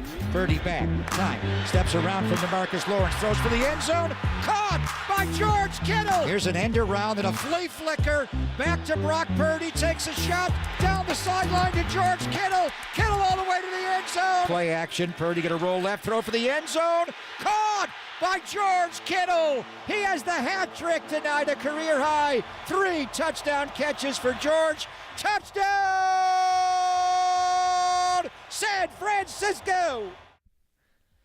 Welcome back to the Murph and Marcus Morning Show live from Levi's Stadium. No Brian Murphy, so I'm driving the ship today with my guy John Dickinson, JD, super reporter, boots on the ground, and we got boots on the ground down at Levi's Stadium today, and you hear Big X, the plug, playing in the background. That means one thing and one thing only. George Kittle is making an appearance on the morning show today. He stopped by in the 6 a.m. hour, but a special treat for our 9 a.m. listener. Here is George Kittle sitting down with us earlier this morning. George, good morning, man. How you doing? Oh, I'm wonderful. Are you kidding me? Just, second day of shoulder pads for training camp. The boys are flying around yesterday. Vibes are high. It's a great day to go out there and be a 49er. Yeah, and there's got to be a different feeling when you put the pads on first day of practice. They say that training camp really starts when people start hitting each other. How'd that feel yesterday? It felt really good. Just football without shoulder pads, so like OTAs in the first week of training camp, there's a lot of good things you get out of it, but you can't really see what type of football player a guy is until there's shoulder pads on and stuff like that. So just kind of allows guys to actually play the game the right way, put their shoulders on people, hit a little bit. Allows offensive linemen to actually block people because now they can put their hands on shoulder pads instead of just Nick Bosa being super slippery and getting 10 sacks of practice just because you can't block him. So hopefully our guys have a better chance now of doing that. And so that's the whole goal of it, and we're just taking steps forward one day at a time. What are these days like for you? I think fans sometimes don't realize how long a day it is. I mean, we're here because the show starts at 6 a.m. and it's like, yeah, George Kittle's coming on before 7, and I'm thinking, well, that means he's here before 7. What is a typical training camp day like in terms of get up, meetings, and just take us through the whole day? Let's see. I think our first meeting really starts at 8 o'clock. A lot of guys get in here early because you want to eat breakfast, get some body maintenance stuff done. We have great facilities for guys to do ice tub, sauna, all that type of stuff. So then we're, treatment starts at 7. We're on at 8 o'clock. A little team meeting at 8:30. A little a position meeting to go over the script that we're going to talk about. What plays we're going to run today. And you got 35 minutes to get ready for practice, 40 minutes to get ready for practice. You're out there till just after noon. And then Kyle does a good job. He gives us a 2-hour break. Whether that's, you got to eat, you want to get a workout in, do you have some other body maintenance stuff you want to do? And then we're in meetings for the next 3+ hours, and then we have a walkthrough that starts at 6 p.m. Yeah. And so, we're home at 7:15, 7:30. Yeah, long day here at Levi Stadium. George, that's a good 12-hour day. That's the voice we hear here live on the Murph and Marky Show. George, big offseason for you. Of course, you were the star of the Netflix show Receiver. My question is, are you going to be the star of next season when they change it to Blocker? Once we get some love for the guys actually in the trenches, you and the big boys in the middle. Oh, I would absolutely love that. We had a good idea of, should do an off-the-line show and just have one from each position. So you have a left tackle that follows, you got Trent Williams, you got a left guard, you got a center, right guard. I think this would be really fun for guys to see it. Now, I know people want to see, the ball getting caught and running around and touchdowns and stuff like that, but when you see a nice B block between a center and a guard, a guard and a tackle, that's absolutely incredible. Yeah, and it's one of my favorite things to watch when you're putting people on your back, and I know how much you love blocking, you love the run game. I got to ask, what's the better feeling, catching a touchdown pass or getting a pancake block? Oh, geez, man. I'll say this. I thoroughly enjoy pancaking somebody. There's not a lot of things that make you feel like that. But, scoring a touchdown in primetime also feels fantastic. I will say that. But anytime you can establish dominance in the run game is a very fulfilling one. How would Trent Williams do with a show like that, just in terms of he's kind of an underrated personality? He'd do phenomenal. He'd be fantastic. I mean, you see the Trent Williams that comes out pregame with Debo, with the bump box, music's playing. He's got all the energy, he's got a lot of swag, but he's a great person too, which is really fun, and he's a very interesting person. He likes to talk about absolutely anything, and then when you get an iPad in his hands, he'll just talk football with you for an entire flight. It's very entertaining, and Trent would dominate a show. Yeah, just like you guys dominate the left side of that line. What's it like lining up next to him and just knowing that the guy in front of you damn near has no chance? I've played alongside a lot of really good tackles. I've been very fortunate. Joe Staley, McGlinchey, McKivitz, has really come around, and I think he's going to have a fantastic year this year. Just the longer you play with somebody, the better you get playing next to them. But really with Trent he's just the most athletic person I've ever seen on a football field, and I just basically have to help him out by not getting in the way. And then he'll just do the block. And it makes my job really, really easy, and it's really fun to play alongside someone that much. And, like, the communication, he's very smart. He'll talk about, the rotations, stuff like that. We're very good at communicating, about pressures and stuff like that. So just being able to run alongside of him and get out of the way of the train coming down the tracks is really fun. What have you noticed about Brock going into this year and the off season, and maybe a little bit bigger, but that first full off season doesn't have to worry about rehab? Like, what have you noticed that's different as he looks to maybe level up again? I feel like he's just more comfortable with the offense. Like, that's really, like, he seems very comfortable with it, and he seems like he's, like, taking it and making it his offense. Like, just his confidence in the pocket, throwing the ball, telling guys, hey, you need to do this. Like, you need to push your route depth here. Yeah, you need to run out of it. Like, he just has this confidence, and he just has this, like this is my job, and, like, it's not something that I want to say, like, you're always fighting for your job, but it's like he was like, I'm making this job better. Like, I'm getting better while I'm out here. I think he said it too. Like, he was like, I want to be great every single day, and you can see that mindset on him. Like, he is dialed in and just locked in every single rep, and I just appreciate someone like that because he's just getting better. Is it different not having maybe a little quarterback weirdness this year? There's been some I don't know. Is this my first year without quarterback drama? Maybe. I don't know. It might be. Yeah. I'm sorry, guys, that we're not entertaining for you guys. No, it's Louise.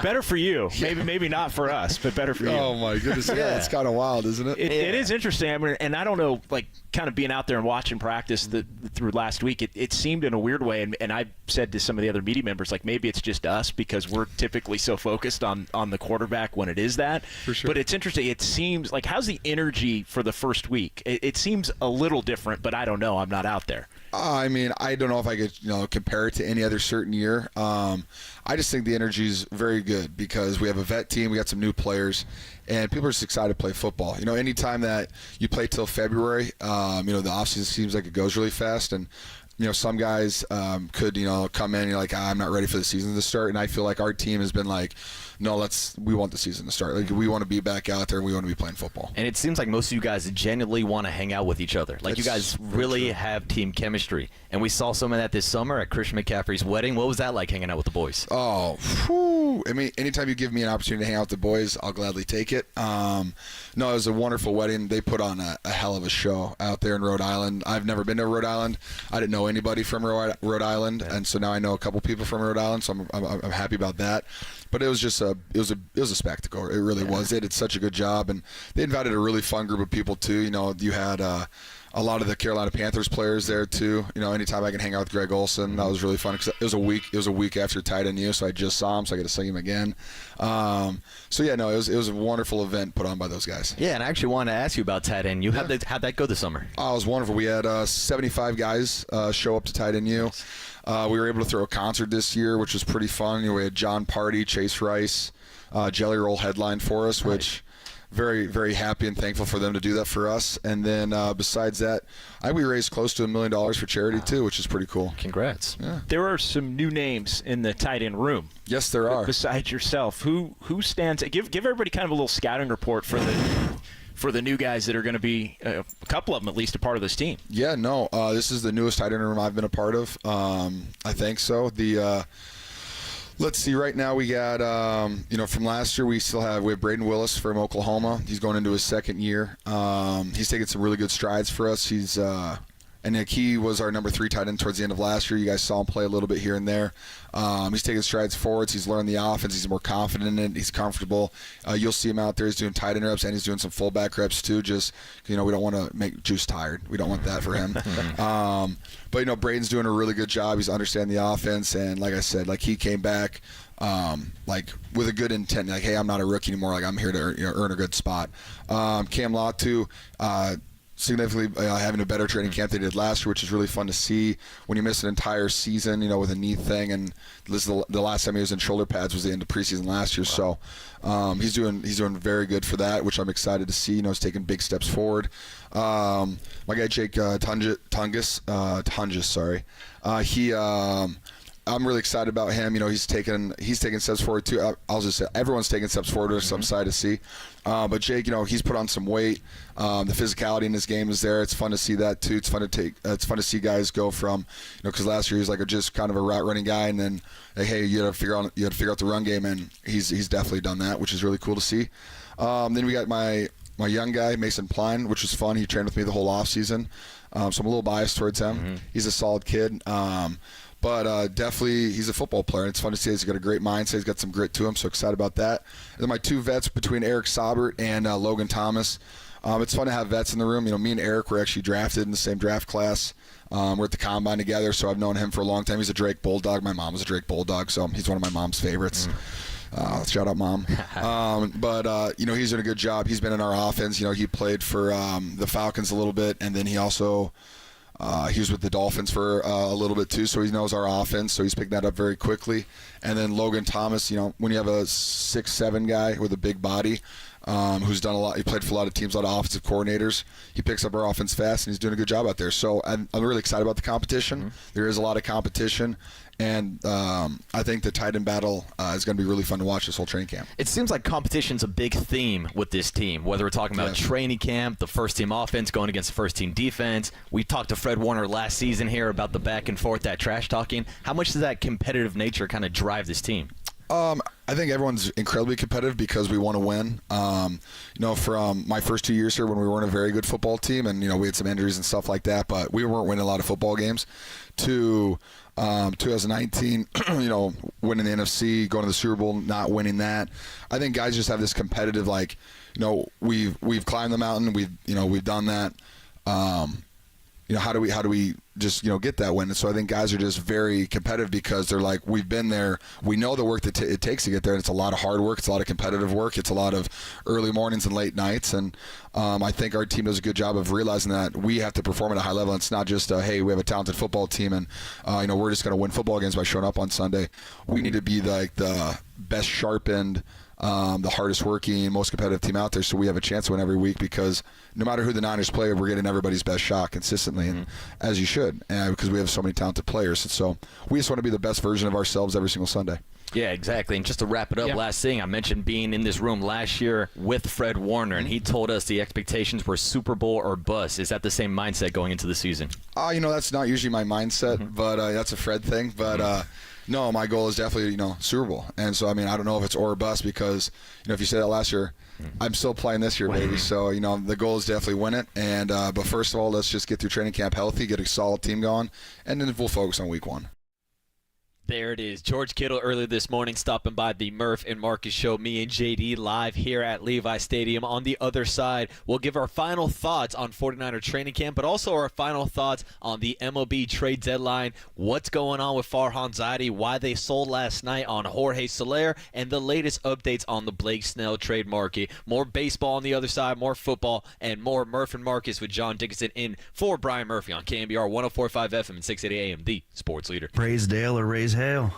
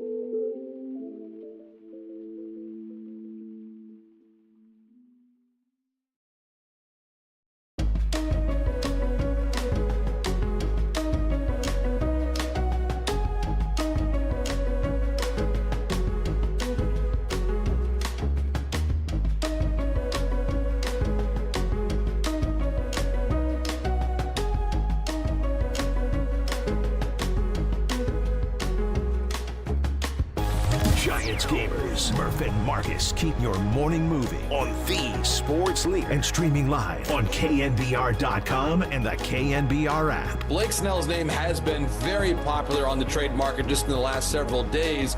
And what's interesting here is the contract. He can opt in to next year's $30 million salary, which is why I think there maybe are some teams that are cautious in how they would approach a trade with the Giants for Blake Snell. But the evaluation of the player right now has become uniformly positive, just based on the way that he's throwing right now. 15 strikeouts in his most recent outing. And one team, Lauren, this is somewhat interesting, that's been involved, the San Diego Padres, his most recent employer, with whom he won the National League Cy Young Award just last year. I would be surprised if today the Padres do not add a starting pitcher somewhere, and that somewhere could be San Francisco and Blake Snell, who they know very well.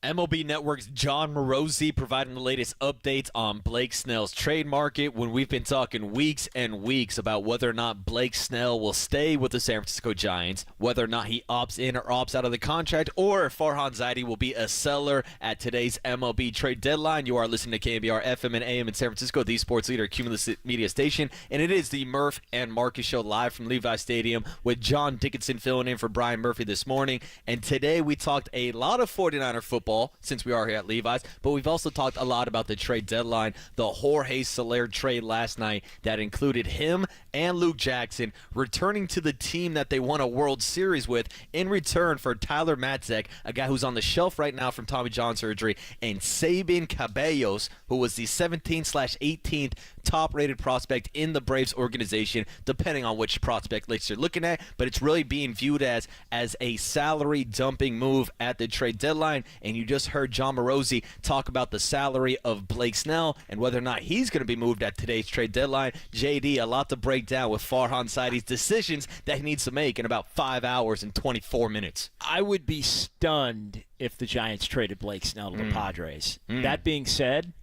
I'd respect the hell out of it. Would you? I would, because it would be an acknowledgement that the Padres are, in fact, better at this point. But it would also be, I think, a show of confidence that you still think that the team can be competitive, down the stretch of the season, while also making the right move, even if it is interdivision, even if it is one of the teams that you're technically chasing.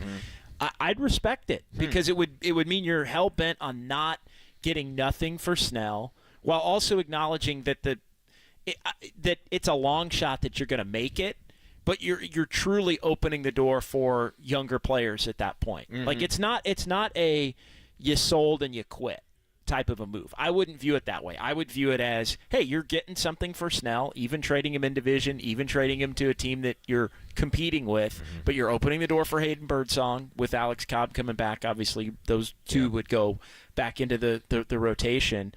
And you're opening the door with the cost-cutting move on Soler to maybe give Luciano a chance. Maybe you look to get that defensive-minded center fielder that's been reported, and you go from there. Like, I would respect Farhan doing that, even though I think a lot of Giants fans would be pissed. Oh, I'm sure Giants fans would probably lose their mind. Giants fans are going to be – here. Let me tell you something. Giants fans are going to be pissed no matter what. Yeah, we asked the question earlier this morning, what can Farhan do at the trade deadline that will actually satisfy Giants fans? And really, there's not too many answers. If the Giants keep Snell, it's going to be you're keeping the guy, and yes, well, he's fun to watch and a great pitcher and projects to be great between now and the end of the year. You're going to get nothing for him at the end of the year because he's going to be so good that he's going to opt out, and you're a long shot as is to make the postseason. Go ahead. You do that, you're mad, right? You do that, if he ends up, you don't make the playoffs, he walks, you're ticked.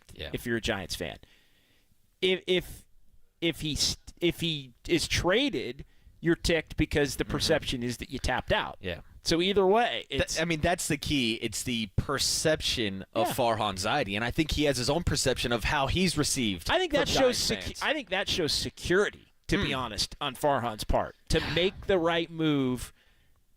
But reaction be damned. Yeah. Because the right move really probably is to hedge in that. The right move is to sell on Snell. Yeah. The right move is to open the door for a young player that's hitting to take Soler's spot. Like that. If you're trying to have the best of all worlds, that's kind of what it should look like. Like, I don't buy it if you're keeping Snell, because to me you're keeping Snell because you're afraid of the reaction. Well, let me say, or you're adamant that you're going to make it. Yes, and that's the thing. It's like, you have to make it if you keep Blake Snell. We're both on the same page. Exactly.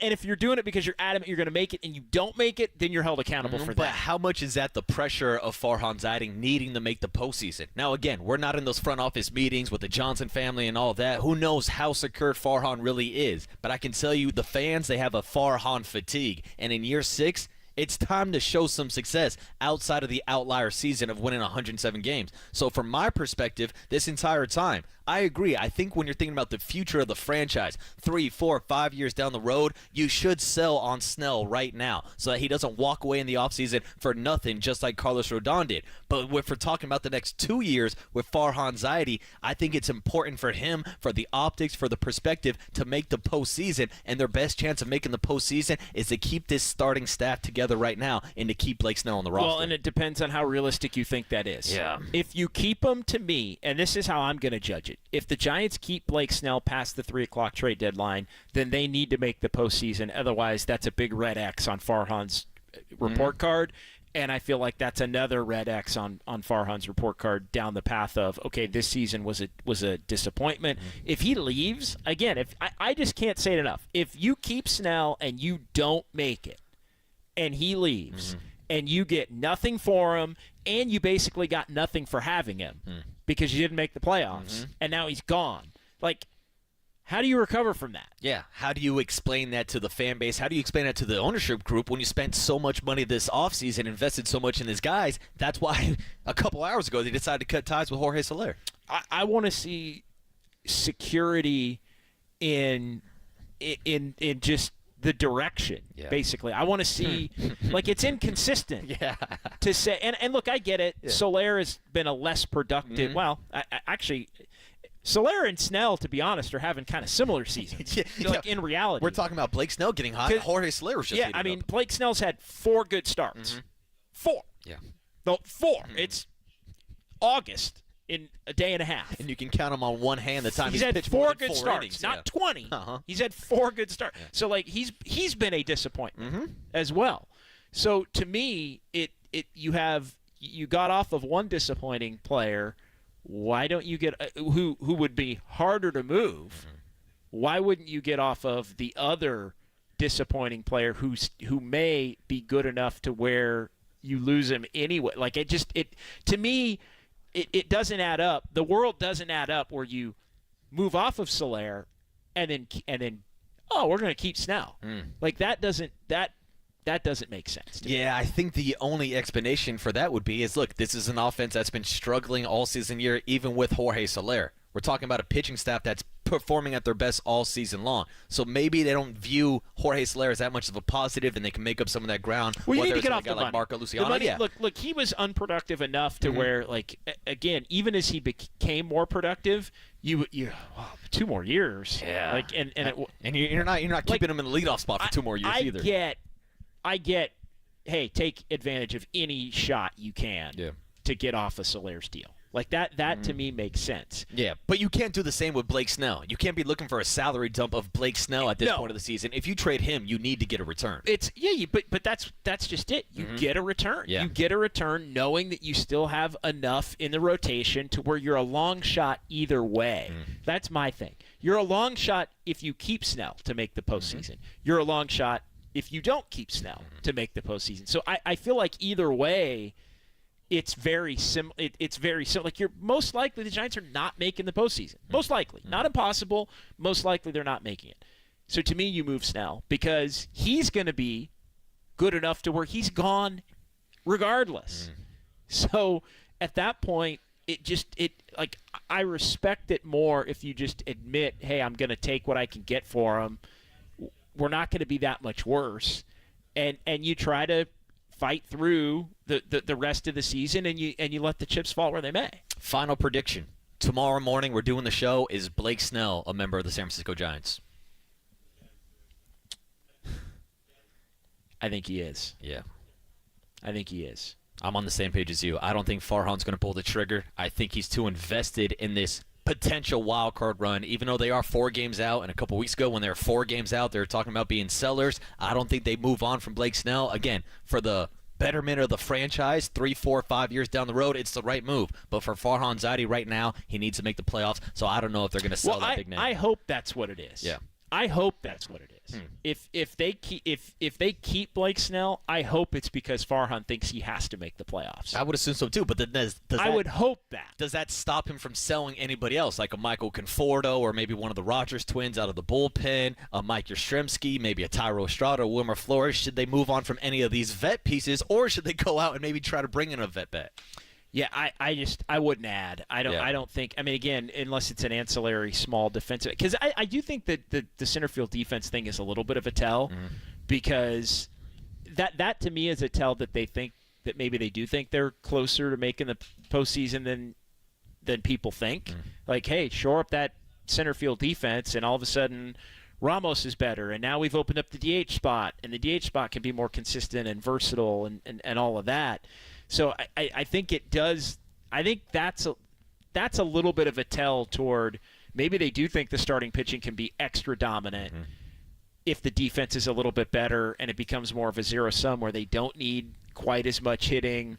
And that they feel they still have a shot with the schedule if they can clean up the defense. Yeah, I mean, that's the thing. 4 straight series against teams with a losing record. The final Bay Bridge series kicks off tonight against the Oakland A's. 2 games in San Francisco tonight. 2 more games in August later on in Oakland. I just want accountability for whatever is done. Yeah. We can talk tomorrow about whatever is done and what did they do. There needs to be an accountability for Farhan Zaidi no matter what. Not a lane to escape no matter what. Yeah, and I'm interested to see Farhan's comments after today's trade deadline. He's scheduled to come on the afternoon show on Thursday. I'm sure he'll talk to the media today before that A's and Giants game, but we got plenty of interviews available on KNBR.com, whether it's the interviews we did this morning at Levi Stadium or Brock Purdy sitting down with Papa and Len tomorrow. We'll hand it off to Papa and Len on the other side, recap our day here down at Levi Stadium, a couple more final trade deadline predictions, and we'll wrap it up, put a bow on it, and hand it over to the Midday Boys. It's Marcus Boucher and JD John Dickinson live from Levi Stadium on KNBR 104.5 FM, 680 AM, the sports leader. So I look through my glasses and what do I see? Your boy B smell is tearing up this beat.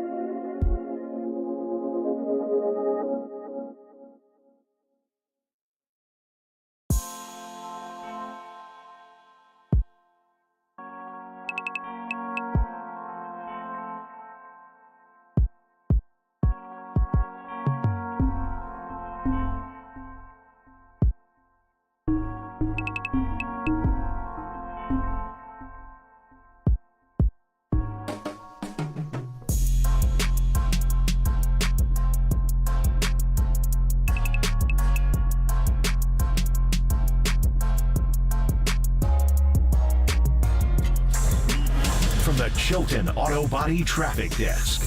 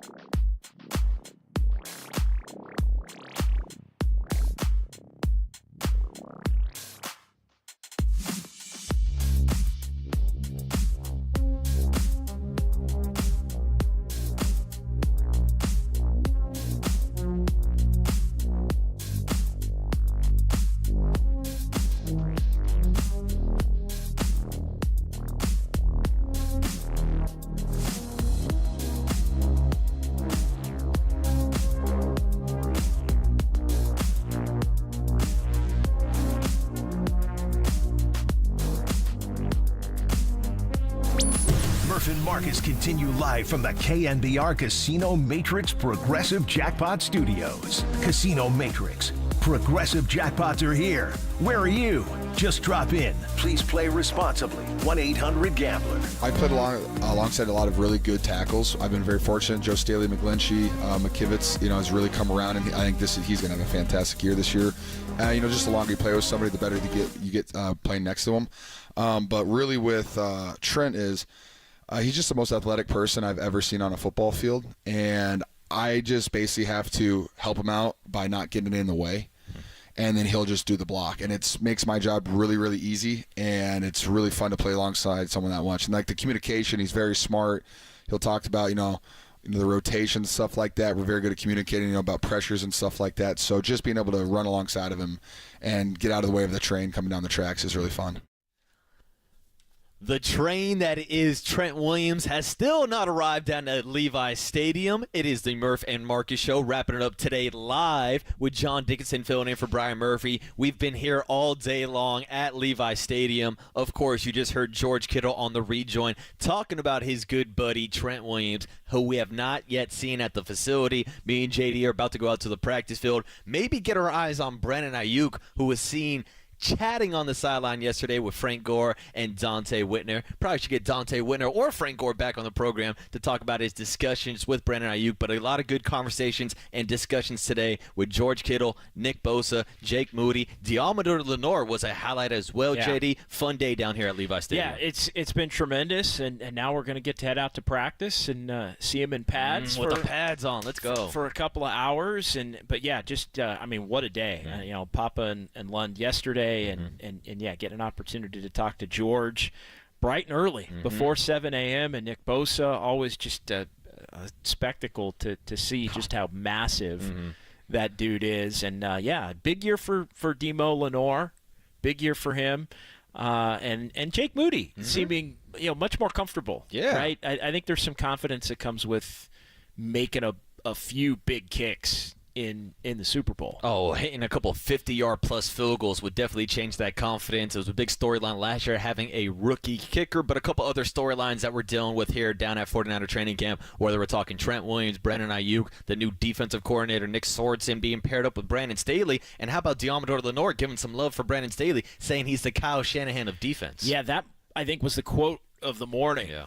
And a big-time tell as to why Kyle Shanahan wanted to bring Brandon Staley in. I think, fair or unfair, Brandon Staley, there's a stigma attached to him based on, the way things went for him as a head coach with the Chargers and a lot of the in-game decisions and some weirdness in press conferences and things like that. But that doesn't detract from the fact that he's a hell of a football mind and hell of a defensive football mind. And to have somebody like Deommodore Lenor, it was high praise. And because I think one of the things that I was looking at coming into this year as far as how that's going to work with Sorensen being the DC and Staley being around is, I think as fans sometimes in his media we kind of want, like, is the guy respected in certain ways? Because fans may not.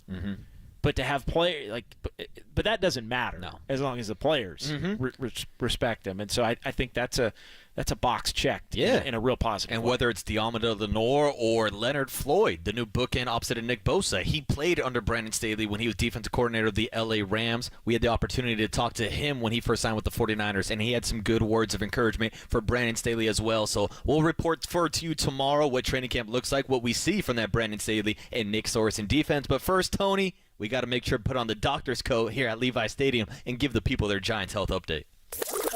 I feel like I'm a doctor in baseball.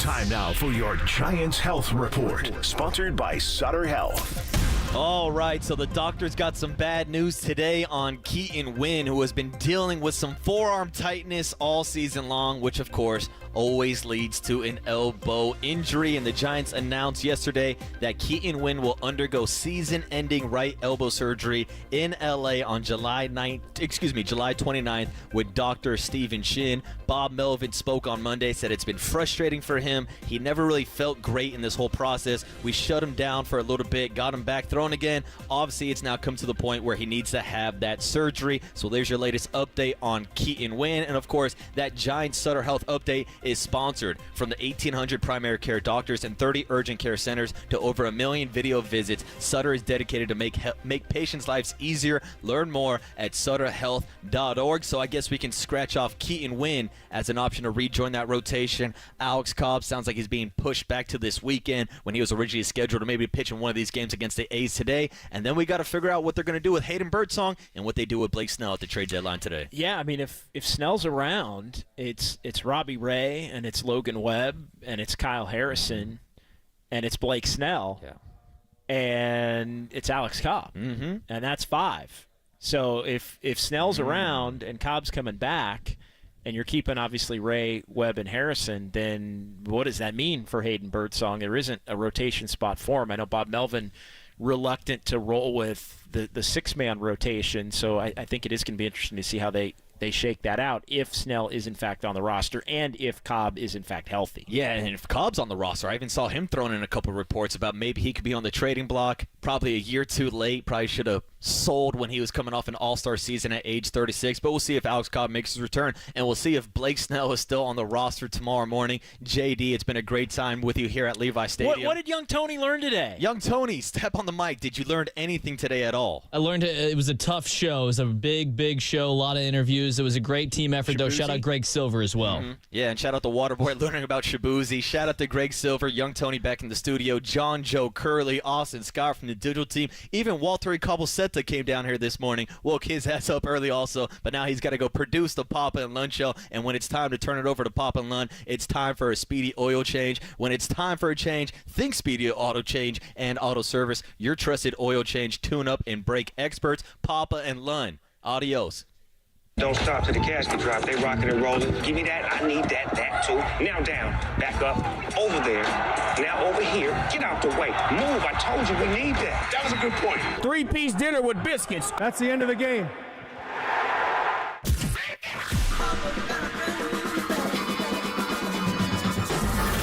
Ladies and gentlemen, Prepare yourself. prepare yourselves I love it when you call me Big Papa. for Greg Papa Sleeping Boy is Superman. San Francisco. and John Lund. It's 10 o'clock. Let's hit it. This is Papa and Lund That's right. We're getting it going.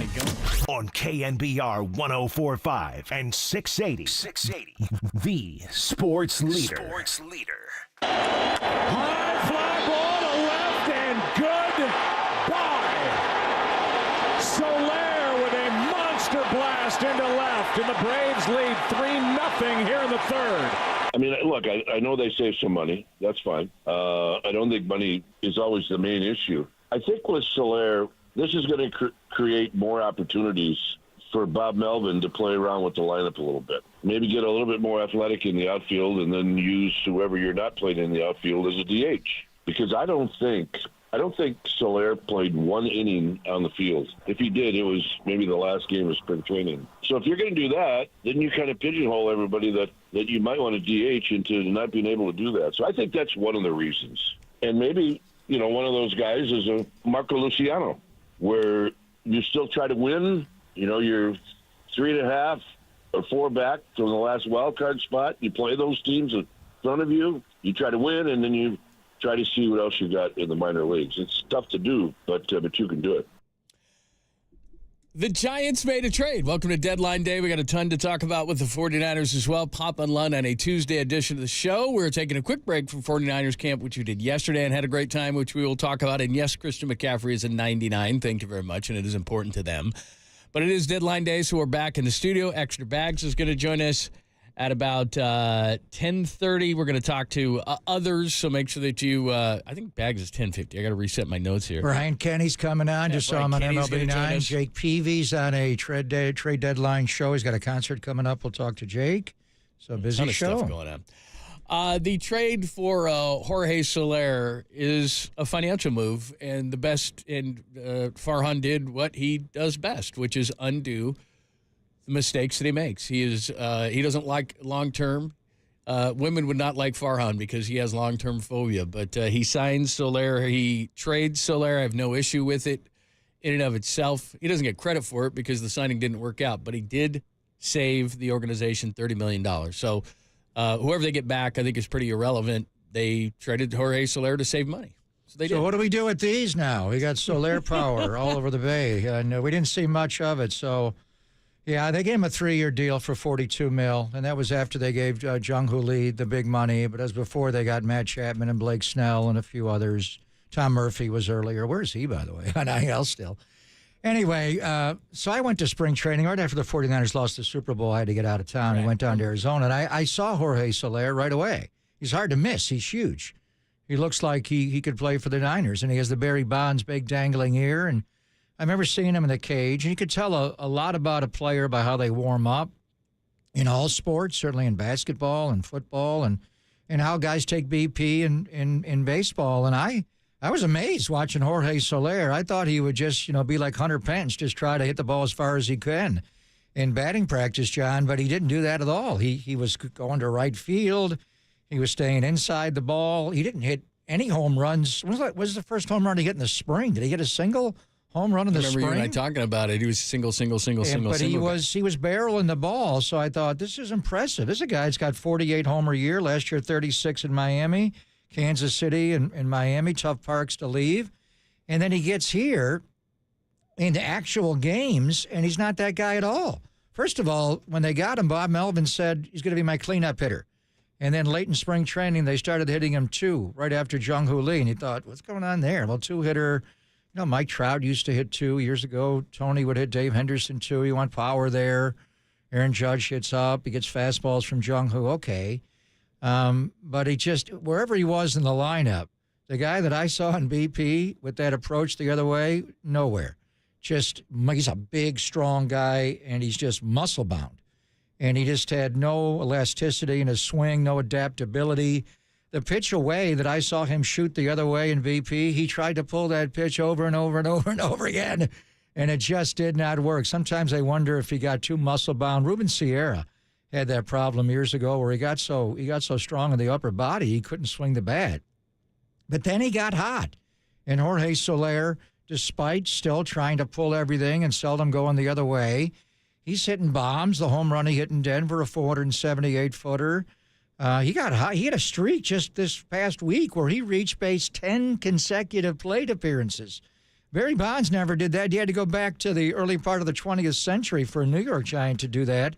So I think Alex Anthopoulos knows him well, and he traded for him in the 21 year when he rebuilt that entire outfield, and they flipped their year, and they wound up winning the World Series. They got Jock Peterson, among others, there, and got him from Kansas City, so they know him. I think they're buying him at the right time. He's been lost a lot of the year. He's not a leadoff hitter. You trust him in an RBI spot. He's got to change his approach. So I'm a little surprised. I understand why they moved the money. And Atlanta took it all. They took the remainder this year, and they took his salary next year. He also got Luke Jackson to go on the deal. Hallelujah. Well, I mean, Luke Jackson was a really good pitcher here. I remember in spring training, they mic'd him up in the bullpen. Either Dwayne and Mike did, or ESPN, and he was hilarious. He was loose. And then opening day in San Diego, something happened to him where he hurt his back. Literally in the very first inning he worked, and he got bombed. And he never got it back. I shouldn't say never, because he had an outing the other day where he struck out the side. He's obviously slider heavy. Anthopoulos knows both these guys. They got a lot of injuries in Atlanta. They were part of the 21 team. Luke Jackson's pitching better. I think Atlanta made right moves. They took on some salary with both guys, obviously. But they're getting them as they're starting to come out of their season-long funk. For the Giants, we'll see what they do today. We'll see what they do with Blake Snell. Brian Kenny will certainly give us more, and Andrew Baggarly. And then, can they upgrade offensively? I think you heard Kuiper talking about it, and the word is they are going to call up Marco Luciano, and he's going to play some second. He will DH some. Now that you don't have to put Soler in the lineup every day at DH, you can move people around. You can play Derek Hill in center and move Elliot Ramos to left field, DH Conforto. You can DH Luciano. You can DH Wisely. You can do whatever you want. So you have that burden there with Jordan Hicks going to the bullpen now. Luke Jackson kind of lost his role a little bit. So these moves are more salary driven. They haven't made the baseball team better. Now, if Luciano comes here and catches fire, but Jorge Soler been as hot as he's been all year. It's come certainly since the All-Star break, and last week he was driving the ball and he was getting on base. So we'll see what else they do. If you're looking at adding, again, Vladimir Guerrero went off again in the second game of the doubleheader. The Blue Jays aren't trading him. Luis Robert Jr. sounds like he's not going to be traded from the White Sox. The one guy that I really want would be Jonathan India of the Reds. I'm watching that guy for years. What an athletic. He's had some down years, better year offensively at second base this year. It doesn't sound like they're going to go that way, John. It sounds like they're going to bring up Marco Luciano and play him at a combination of second base with Wisely. We'll see what happens with Casey Schmidt and also DH Marco. Pop and Lund, thanks for joining us. A salary-driven move to get rid of Jorge Soler to undo one of the things that Farhan did in this offseason. He's done that for a couple of straight years. I just want a straight direction with this team. We'll get into this conversation as well because I think obviously there is, beyond a financial move, there is a message that the Giants are sending here in which direction they're going to go. I'd like to move. I haven't changed off my stance of wanting to move Blake Snell, but I don't think they're going to do that today. So we'll discuss more as things come in today and we hear about trades. We'll let you know as well, and we'd love to get your thoughts. What should the Giants do? If you want to talk the Soler trade, again, it's a financial move. 415-808-KNBR, 415-808-5627. We'll continue that. Plus, our observations from camp yesterday. We had some guys on. The morning show had some guys on this morning, and rankings are out. Madden rankings are out. Brock Purdy in the NFL top 100 as well. I don't think he's underrated anymore, but I think Nick Bosa is. So we'll get into that as well. So a ton to get to on a Tuesday. We'll do it all next, only here on the Sports Leader.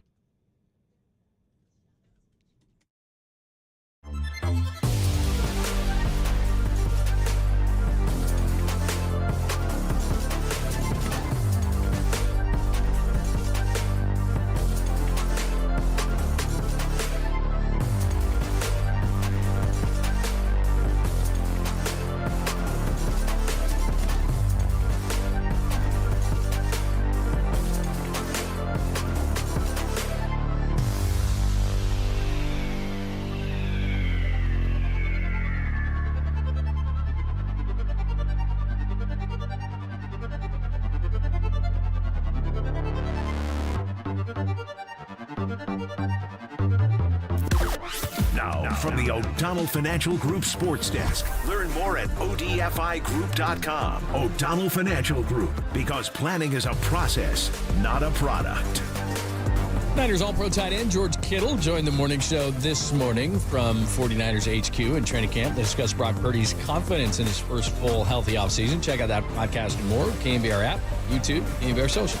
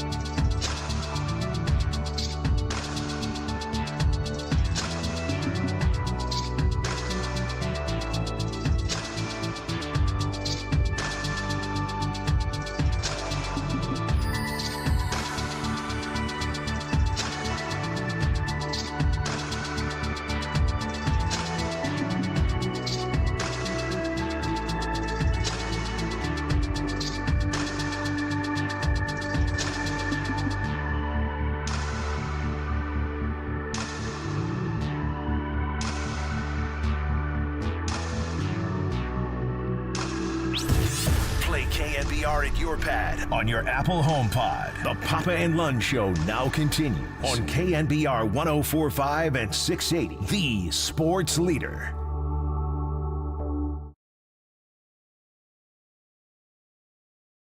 Hello, friends. Thanks for joining us. Text line is wide open, on fire already. Jorge Soler is a member of the Atlanta Braves once again, where he was a World Series MVP, and that means Marco Luciano is going to be on his way and possibly be the DH. And as you said, that's going to open it up for other guys.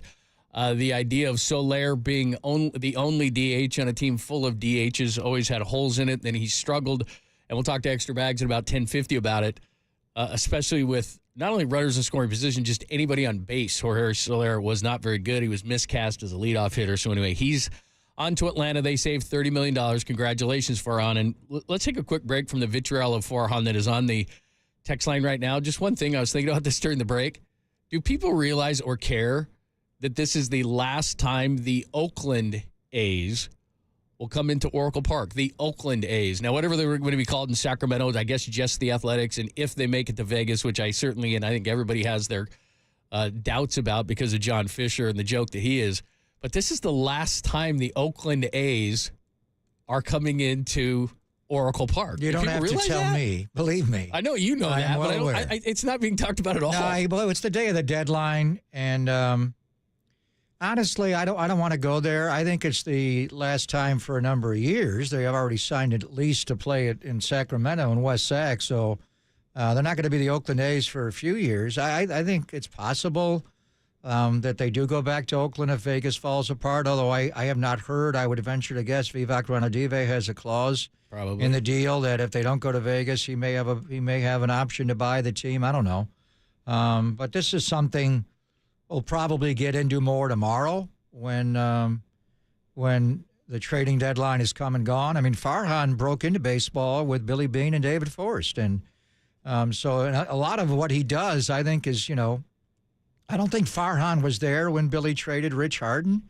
I remember years ago, right when the wild card started, the A's were like 3.5 games out of a wild card spot, and Billy shocked people by trading the next Mulder, Hudson, Zito, the hard thrower Rich Harden. They were 3.5 games Got Josh out. Donaldson, by the way. You got it in that deal. But he wound up, Billy thought he couldn't make the playoffs.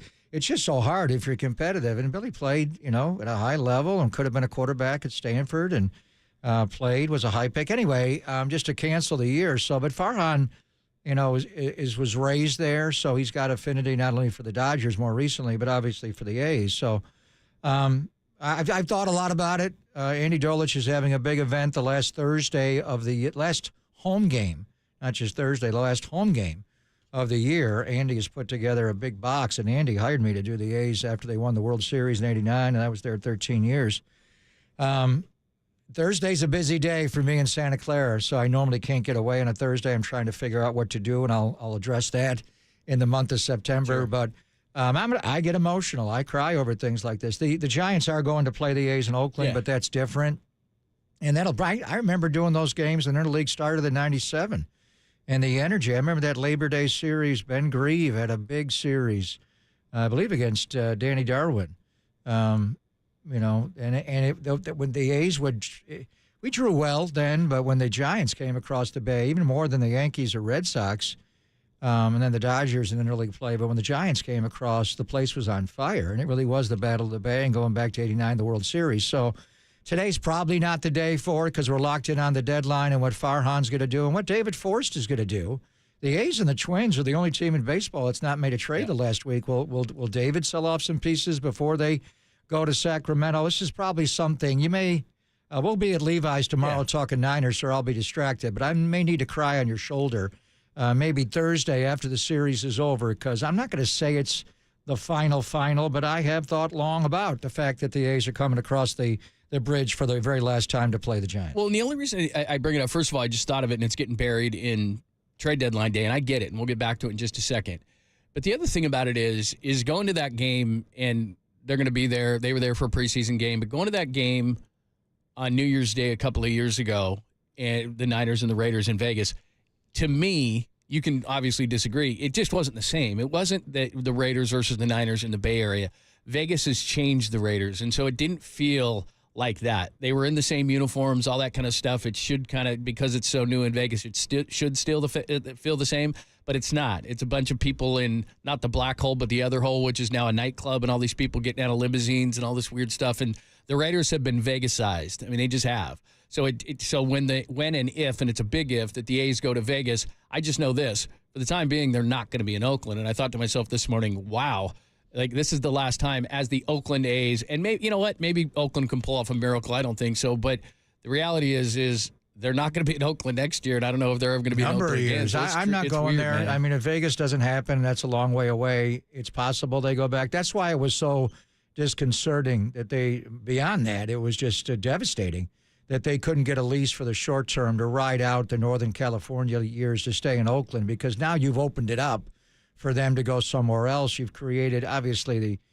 the political leaders in the East Bay and Oakland in particular, and the A's don't get along. And then you bring in a guy with a lot of money like Vivek Ranadive, who, this arena he's got for the Kings is one of the best in basketball, the money he pays there. And I think he has designs like Joe Lacob.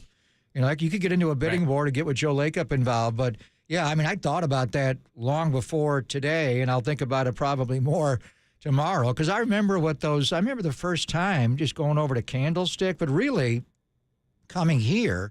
And I never took the team bus. I always drove from the East Bay.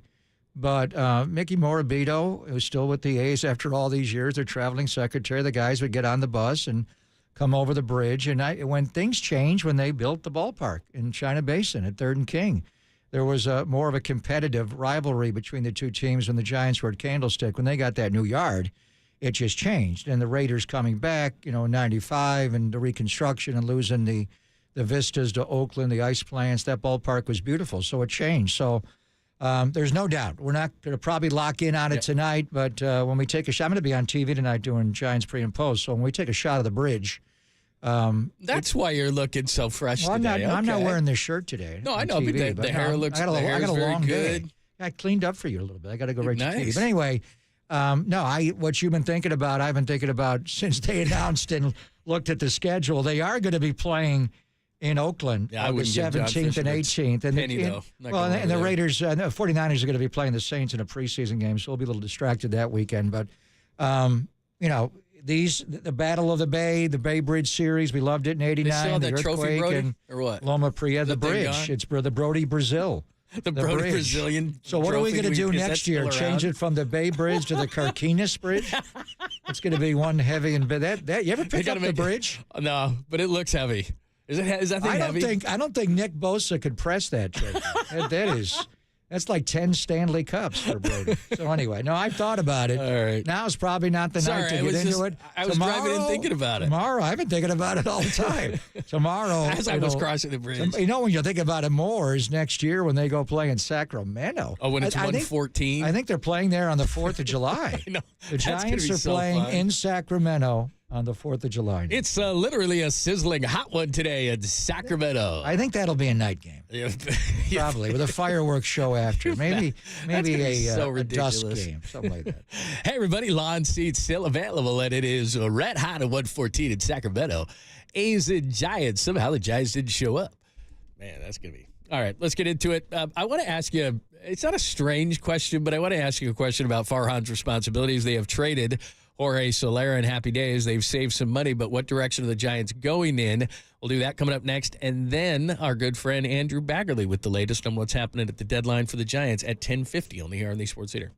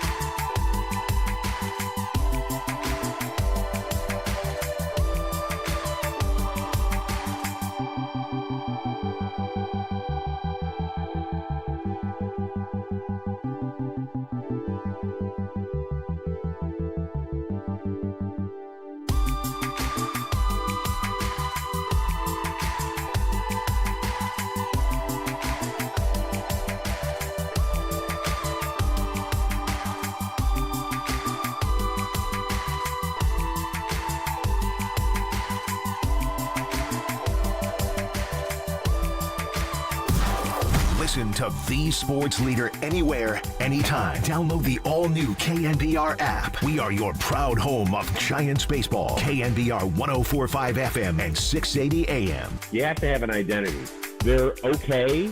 They've got interesting players. I thought what Farhan did in the spring this year, like buying low on Chapman and Snell, low-ish, I would say, and Soler, like I thought those were all solid moves that made sense in terms of constructing the team, and they've just been okay. You know, like I think they're like a lot of the teams out there.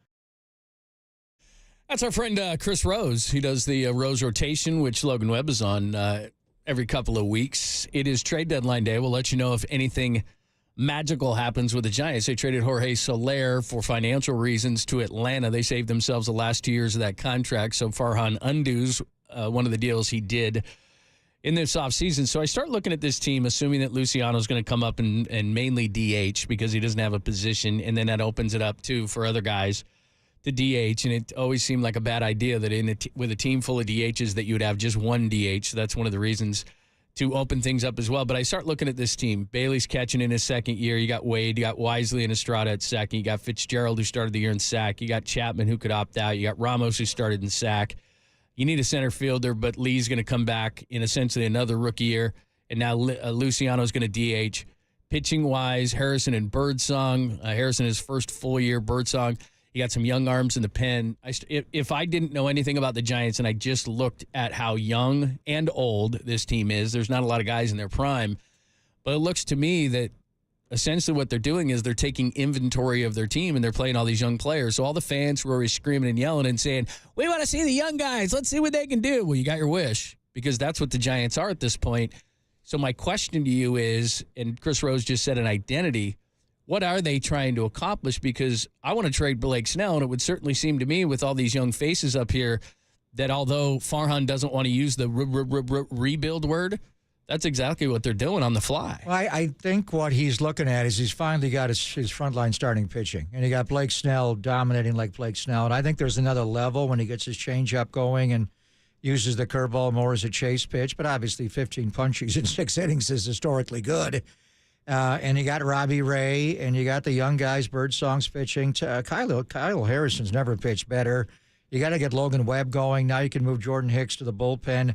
This is a pitching-dominated team in theory. They haven't done that. They underachieved after the first month of the year, but a lot of it was injury and ineffectiveness. Now you've got guys with swing and miss stuff, but you got guys that also do work the top rail, the strike zone, so you got to have better outfield defense. And I think with Soler, he was roadblocking some people because of the DH spot. So every deal is a separate entity. Like the 49ers, and I said this last year at the deadline, they got to make a call on Elijah Mitchell.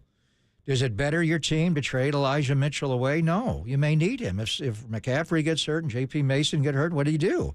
But if he's third in pecking order, you got other people. Garendo may miss some time. But anyway, you look at every position on the roster as a separate entity. And Jorge Soler, although he's starting to catch fire, I think they've seen enough of his approach, who he is. Bags has been detailing for all year, basically, the lack of RBI situations. He is getting better. A lot of it is just muscling the ball. You know, he did drive in a runner from third the other day with less than 2 outs. He couldn't resist getting out of the final 2 years, which I don't. Yeah, I'm get not it. mad at him about, but he's the one who signed him. They so he signed him to a 3-year deal for $42 million, and it was a little bit backloaded, so the number's bigger. So I understand that, but it also opens up a spot to use the DH. You look at the last 2 years and what the Giants have done with the DH. 2 years ago, they decided to bring back Jock Peterson. They could have gone and gotten J.D. Martinez. By the way, Jock's having a great year in Arizona. From the L.A. Dodgers. J.D. Martinez went off. And then this past offseason, they wanted Shohei Ohtani. They didn't get Shohei Ohtani, obviously. Teoscar Hernandez, who does play a lot of outfield for the Dodgers left and right because Shohei's DHing every day, you could have bought him and had him DH. And that was a 1-year deal. It was more expensive than Soler annually, but look at what Teoscar Hernandez is doing. He's a completely different player. He's got way more power, and he knows how to drive in a run. He is a run producer. So both were misses there. So you're trying to overcome that. So I think Soler will hit with Atlanta, and this is not the time to trade him as far as bettering your team, but it is the time to trade him because his value is high and Anthopoulos is desperate. So beyond that, I don't know. I think they may play Marco. They're going to make some moves today with these 2 roster spots, assuming they don't make other trades. What do they do with Casey Schmidt? Do they send him back down? Right now, you've got a platoon at second base of Wisely and Schmidt. You bring up Marco, then it would be Marco and Wisely. Would Marco DH the days he's not playing? You could have Marco in as a DH and have Wisely play against right-handed pitching. I wonder, maybe it was strictly a matchup thing with some of the Colorado pitchers. They just brought up Casey Schmidt on Friday when they put Estrada on the injured list. Why didn't they bring up Marco Luciano then? Why did they wait? They wanted to see more. Because the DH spot's open now, and he doesn't have a position. Well, but I think he will play. He's been playing second base quite a bit, and he can play. I wonder, I thought about playing him in the outfield as well. So I think every situation, Wilmer Flores is on the injured list. You got Tyro Estrada on the injured list, 2 right-handed hitters, and there was a need to move Soler. So every situation is different, but I also think, like we've been saying, Elliot Ramos is just not a center fielder. And we talked about, could he do it? We had him on the air when the Giants went to Arlington in June. And for a while, he did fine. And then the more he plays, he just does not have the first step. He doesn't track the ball well. They need to move him to a corner. They don't want to move Yastrzemski out of right field at home, so they got Derek Hill here. They moved on from Austin Slater. Can they go get a center fielder like maybe Kevin Kiermaier today to run down fly balls? Will they give Hill a chance to play? Now you don't have to play Conforto in left field. You can get Ramos out of center field. So I think when he's looking at his team, and he talks to the coaching staff, we're a pitching-dominant team. Our guys have swing and miss stuff, big time, with Birdsong, Robbie Ray, obviously Blake Snell. Logan Webb puts the ball in play, but it's mainly ground ball stuff. Kyle Harrison, swing and miss, but they also work the top rail, so they are going to hit a lot of fly balls. We thought this pitching staff would be really ground ball-induced oriented, John. You got to catch fly balls. The worst thing is to get into a pitching matchup. Like Blake Snell's outing, as dominant as it was in Game 1 of the doubleheader on Saturday, it was 1-0 when he left the game. And Ramos misplayed badly a fly ball early in that game. He came flying in. The ball went over his head. If you don't catch fly balls, you wind up not winning these well-pitched games. So I think looking at their staff right now, they're getting back to what won world championships here, and that is pitching and defense, and not always infield defense, but they got to catch fly balls. 415-808-KNBR, 415-808-5627. Your opinion. The talk that you were just having, though, the conversation that we're just having, is the conversation, though, of a rebuilding team. We're trying to figure out who's in left field and can they get a center fielder, and they got a shortstop who's hot and all these different things. We're talking about all these young players, and look, this is what fans wanted. They wanted these guys to all get a shot. This does not sound like a contender. So my point is that I look at the Giants right now, and we're either buying or selling today. I have no issue with the Soler move because it saves him money. Fans don't love that, but it saves him money. He undid something that he did, so he doesn't get credit for that, but good job by him. But if I'm Farhan Zaidi and I'm around the table today and I'm looking at what this team is, I have a bunch of young guys that need to prove themselves. I'm going to bring up Luciano in place of Soler, and as much as Soler struggled, that's not an upgrade right now with a third of the season left. So why am I keeping Snell? Why am I keeping Conforto? Why am I keeping the Rogers brothers? I'm not asking to tear it down to the studs, but clearly, without saying the word, they're bringing up a bunch of guys from AAA, and they're seeing what they have. They're taking stock of their system. To me, even though he'll never say it because that's a curse word in all of sports to say you're rebuilding, because that tells your people, your marketing people and everything, don't come to the game. We're just rebuilding. We'll get back to you. They look like a team that is rebuilding on the fly. Why keep Snell and get nothing for him? Why keep let me ask Taylor you a question. Rogers? Do you think they're incapable of winning a wild Yes. card spot? Yeah, you absolutely. think they cannot do it? Not with this offense. Young players Let's are see what inconsistent. happens here. They got a third of the season to go. They play a lot of these teams head to head. But I'm not, and we'll have Bags at 10:50 here. The great football analogy of punting on third down. I don't want to punt on third down. And now, if they are they better? They move. Just take the finances out, and I understand it. I'm not angry at them making the move, but they're not better. Soler for Luciano. I don't know They're that. not. So Luciano may have a better approach to driving a run. I think Soler was problematic in his approach. He did get on a really good run. He reached base 10 straight times. He was walking more. He was powering the ball. So if you're trying to win, you would keep him. No, but I don't want. But I understand the salary part of it. Having Soler, as do I. If there's no salary structure at all, and we're just playing in the park, I want Jorge Soler on the team, but I may not want him in the lineup every day. And do I want him leading off? Where does he play ideally? And the fact that he does not play a position, I thought about playing him in the outfield. He brought a glove to spring training. They talked about him playing. He's not a great outfielder. He has a decent arm. I thought he would play. They wanted to get him off his knees in Miami. He wore down. I thought he would unburden him to not just be a DH and give him something to do. They didn't go that route. So I think it's an approach thing with him, with Pat Burrell and Pedro and Justin Vealey, and he's frustrating. He would not take the pitch away the other way. He would try to pull it all the time. Sometimes he hit it hard. A lot of times he would chase that slider away. He just didn't fit. Luciano has a major league ready bat. The question is, can you mix him in at second base? Would you play him at all at shortstop? I mean, you're always tweaking the team. Andrew Friedman got Rosario yesterday and Tommy Edman and Michael Kopech. And I know he added players, but they're still trying to figure out their infield. They're moving people around without Mookie Betts. They've got issues. The bottom of their lineup is not perfect, and they're a team that probably won't have to worry about the wild card, John. They're going to go right to the division round. So you're always looking to improve your team.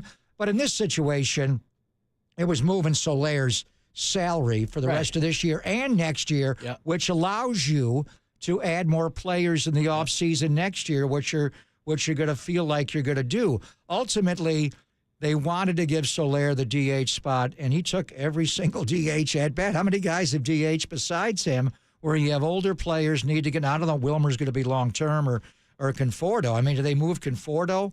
Did it come down to they tried to trade Conforto and Soler? Soler got you a much better return. The Mets picked up Jesse Winker. They didn't bring him back. Alex Anthopoulos in Atlanta knows Soler. He went to get him. I don't know about the prospects coming back, Matzik, and the young guys going to A-ball. Well, at some point they may, you're picking players there, but we're going to move one or the other because we want to move Ramos to left field. Yeah. So that opens up. If we move Conforto, then he just plays left. If we move Soler, we move Ramos to left and Conforto DHs. Bags is going to join us to talk more about this and other potential deals at 10:50. I guess all I'm saying is if I saw a team from afar that I didn't cover and the GM made a move to A, save money, and B, open up a spot for a younger player, that tells me that team is not contending to win. They opened up money. They tried to save money, which I have no issue with, and then a young player is going to come up and take that veteran player's place. At the deadline, that's called not trying to win. That's called selling, not buying. That's what they sold. They saved money. I totally get it.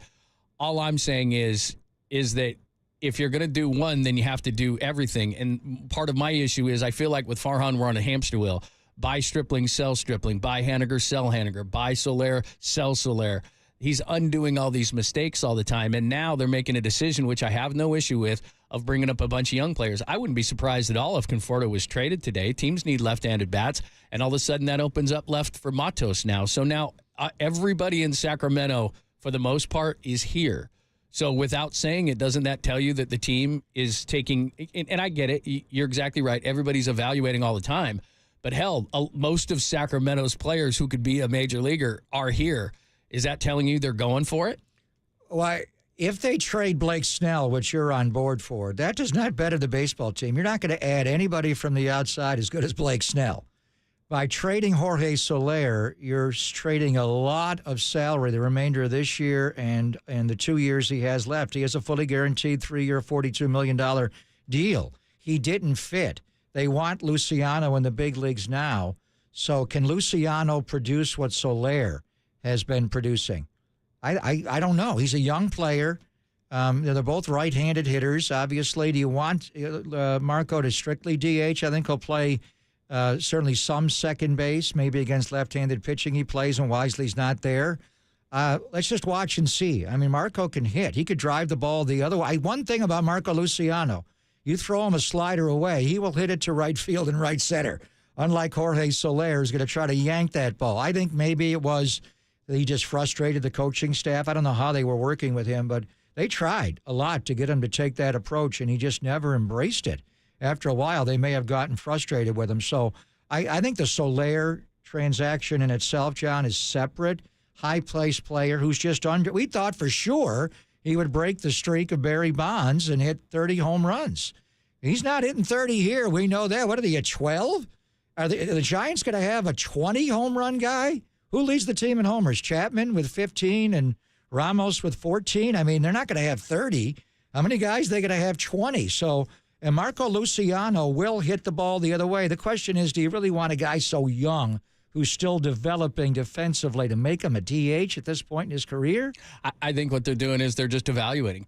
Is he this good? Can he hit? And then we'll find a position for the guy. Or in the offseason, part of the evaluation process, and I think this gets lost with fans, win. What they're doing right now is evaluating. They're evaluating their farm system. They're deciding who's going to stay.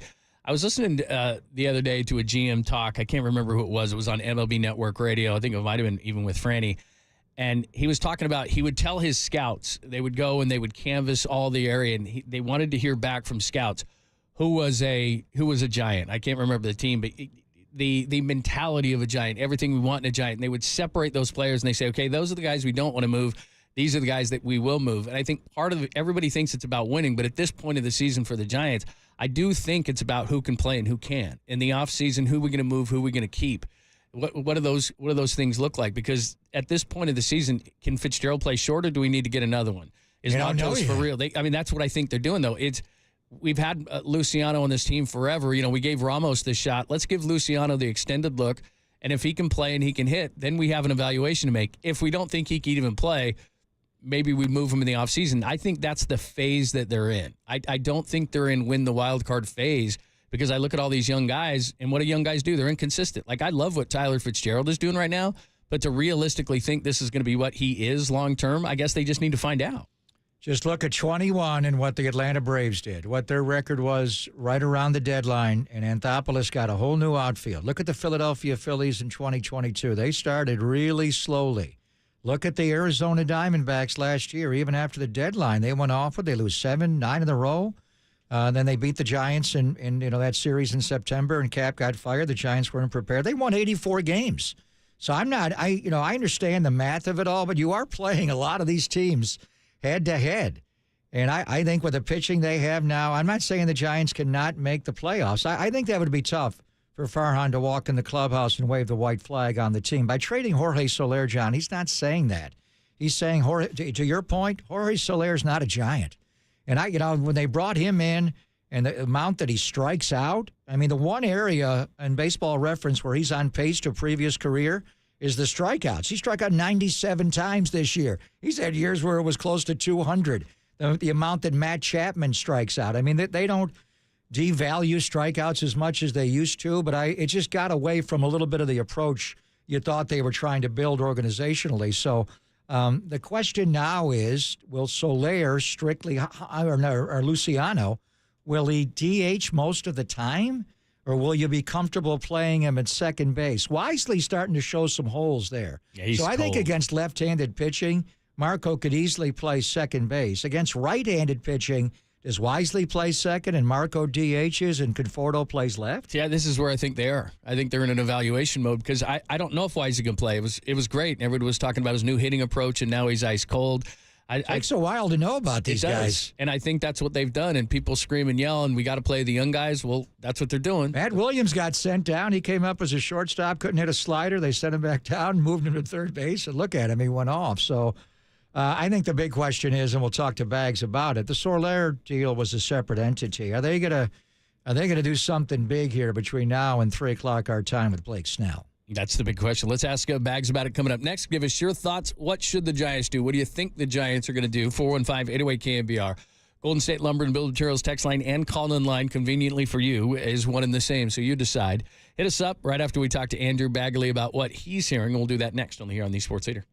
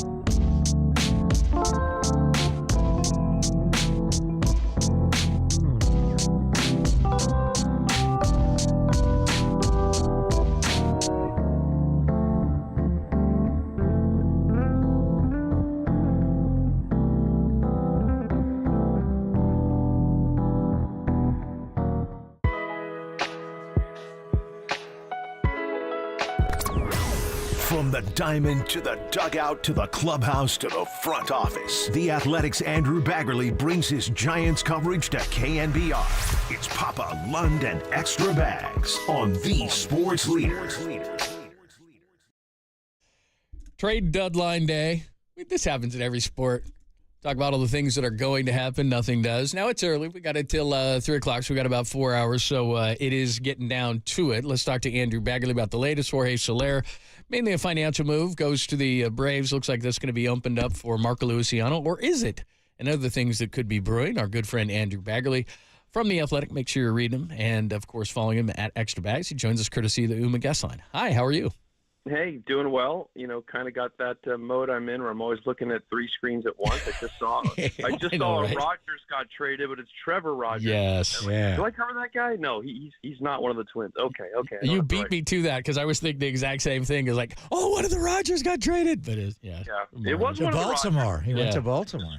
Yeah. It's just not one of the ones with the DNA sequence that we know and love. But it is a T. Rogers, so it is confusing.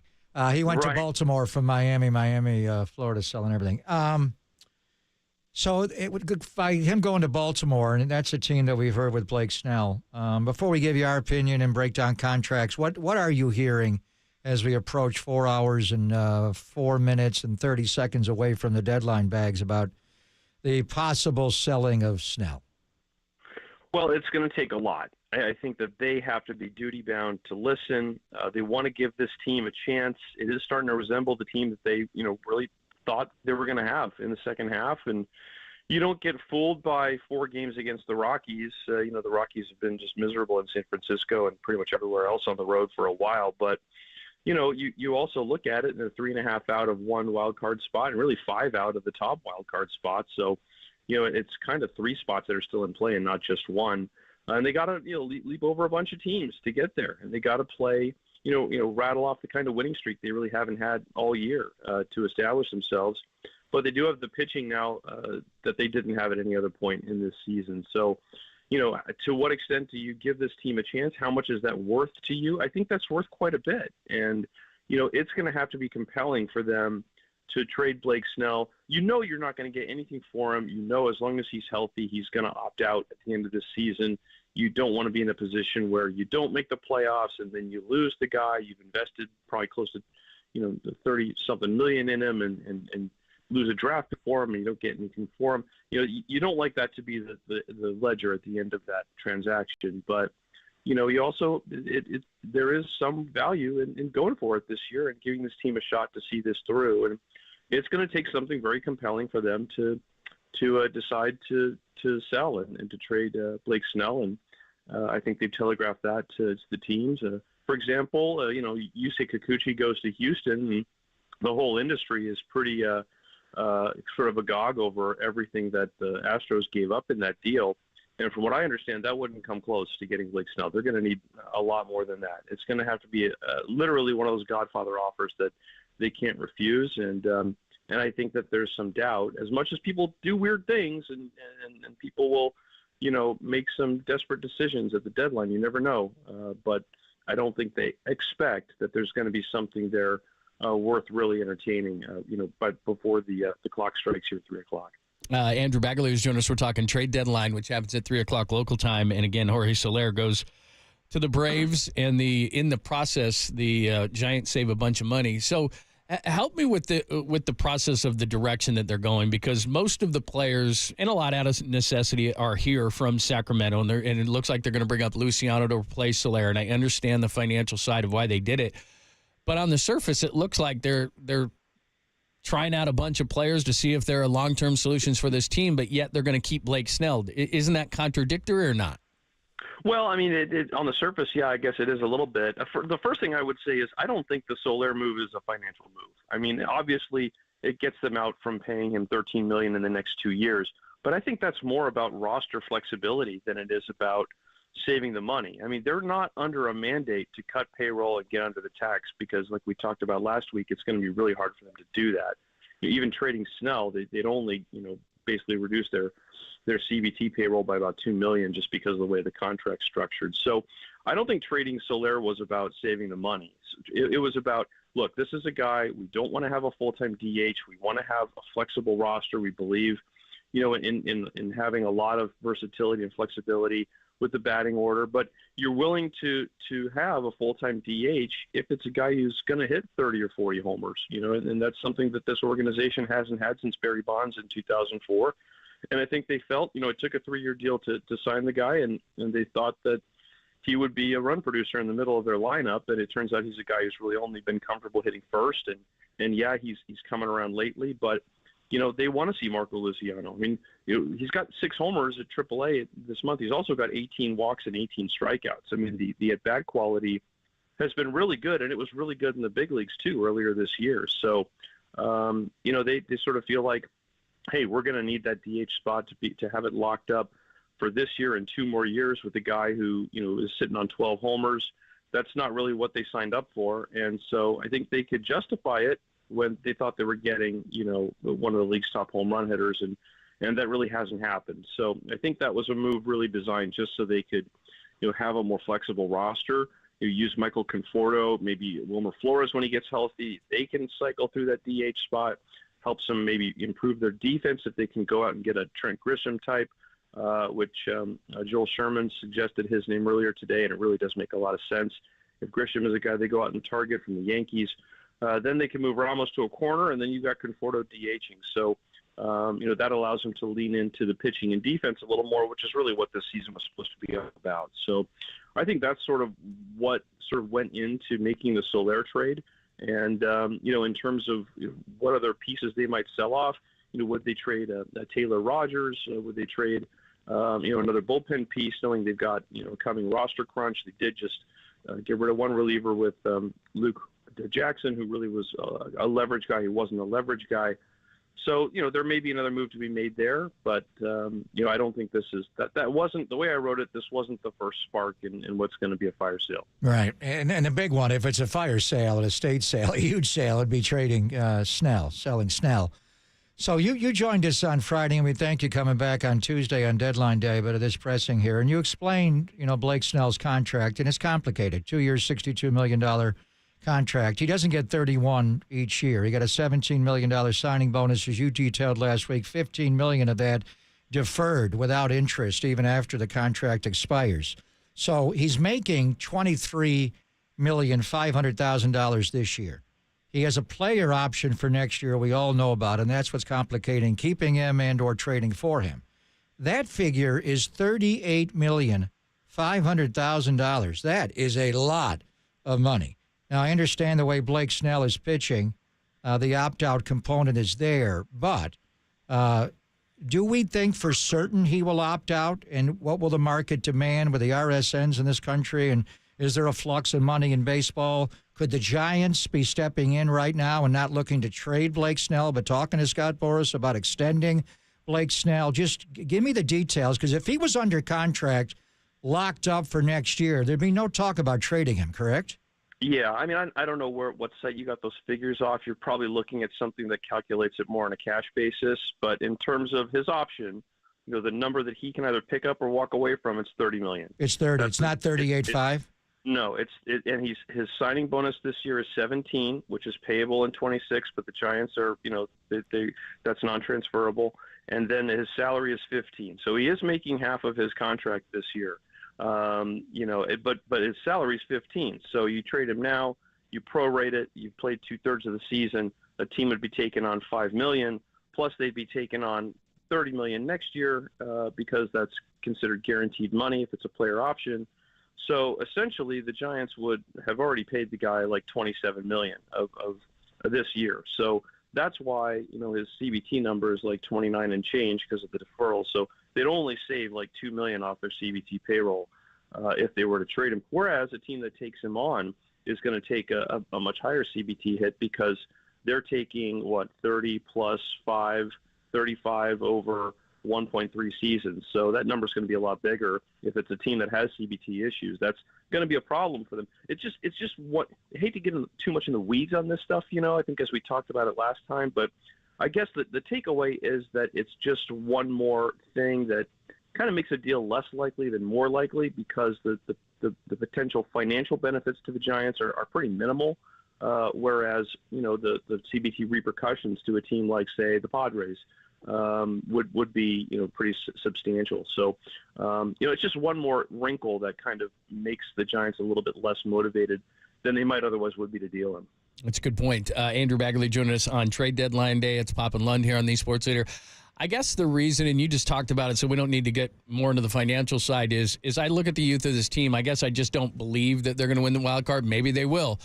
But the thought on Snell would be, you just mentioned Houston and Toronto, and we've heard a lot of the trades that have happened and the type of guys that guys are getting back. There's a lot of different ways to build a team. I like what the Cubs did the other day in getting Isaac Paredes from the Tampa Bay Rays, and I don't think they're in it. I just think that there are times, there's the offseason, there's the trade deadline, and it seems to me that the sellers have the leverage right now, and it's a good time to trade. Whether it's not just as simple as black and white. You're either a seller or a buyer.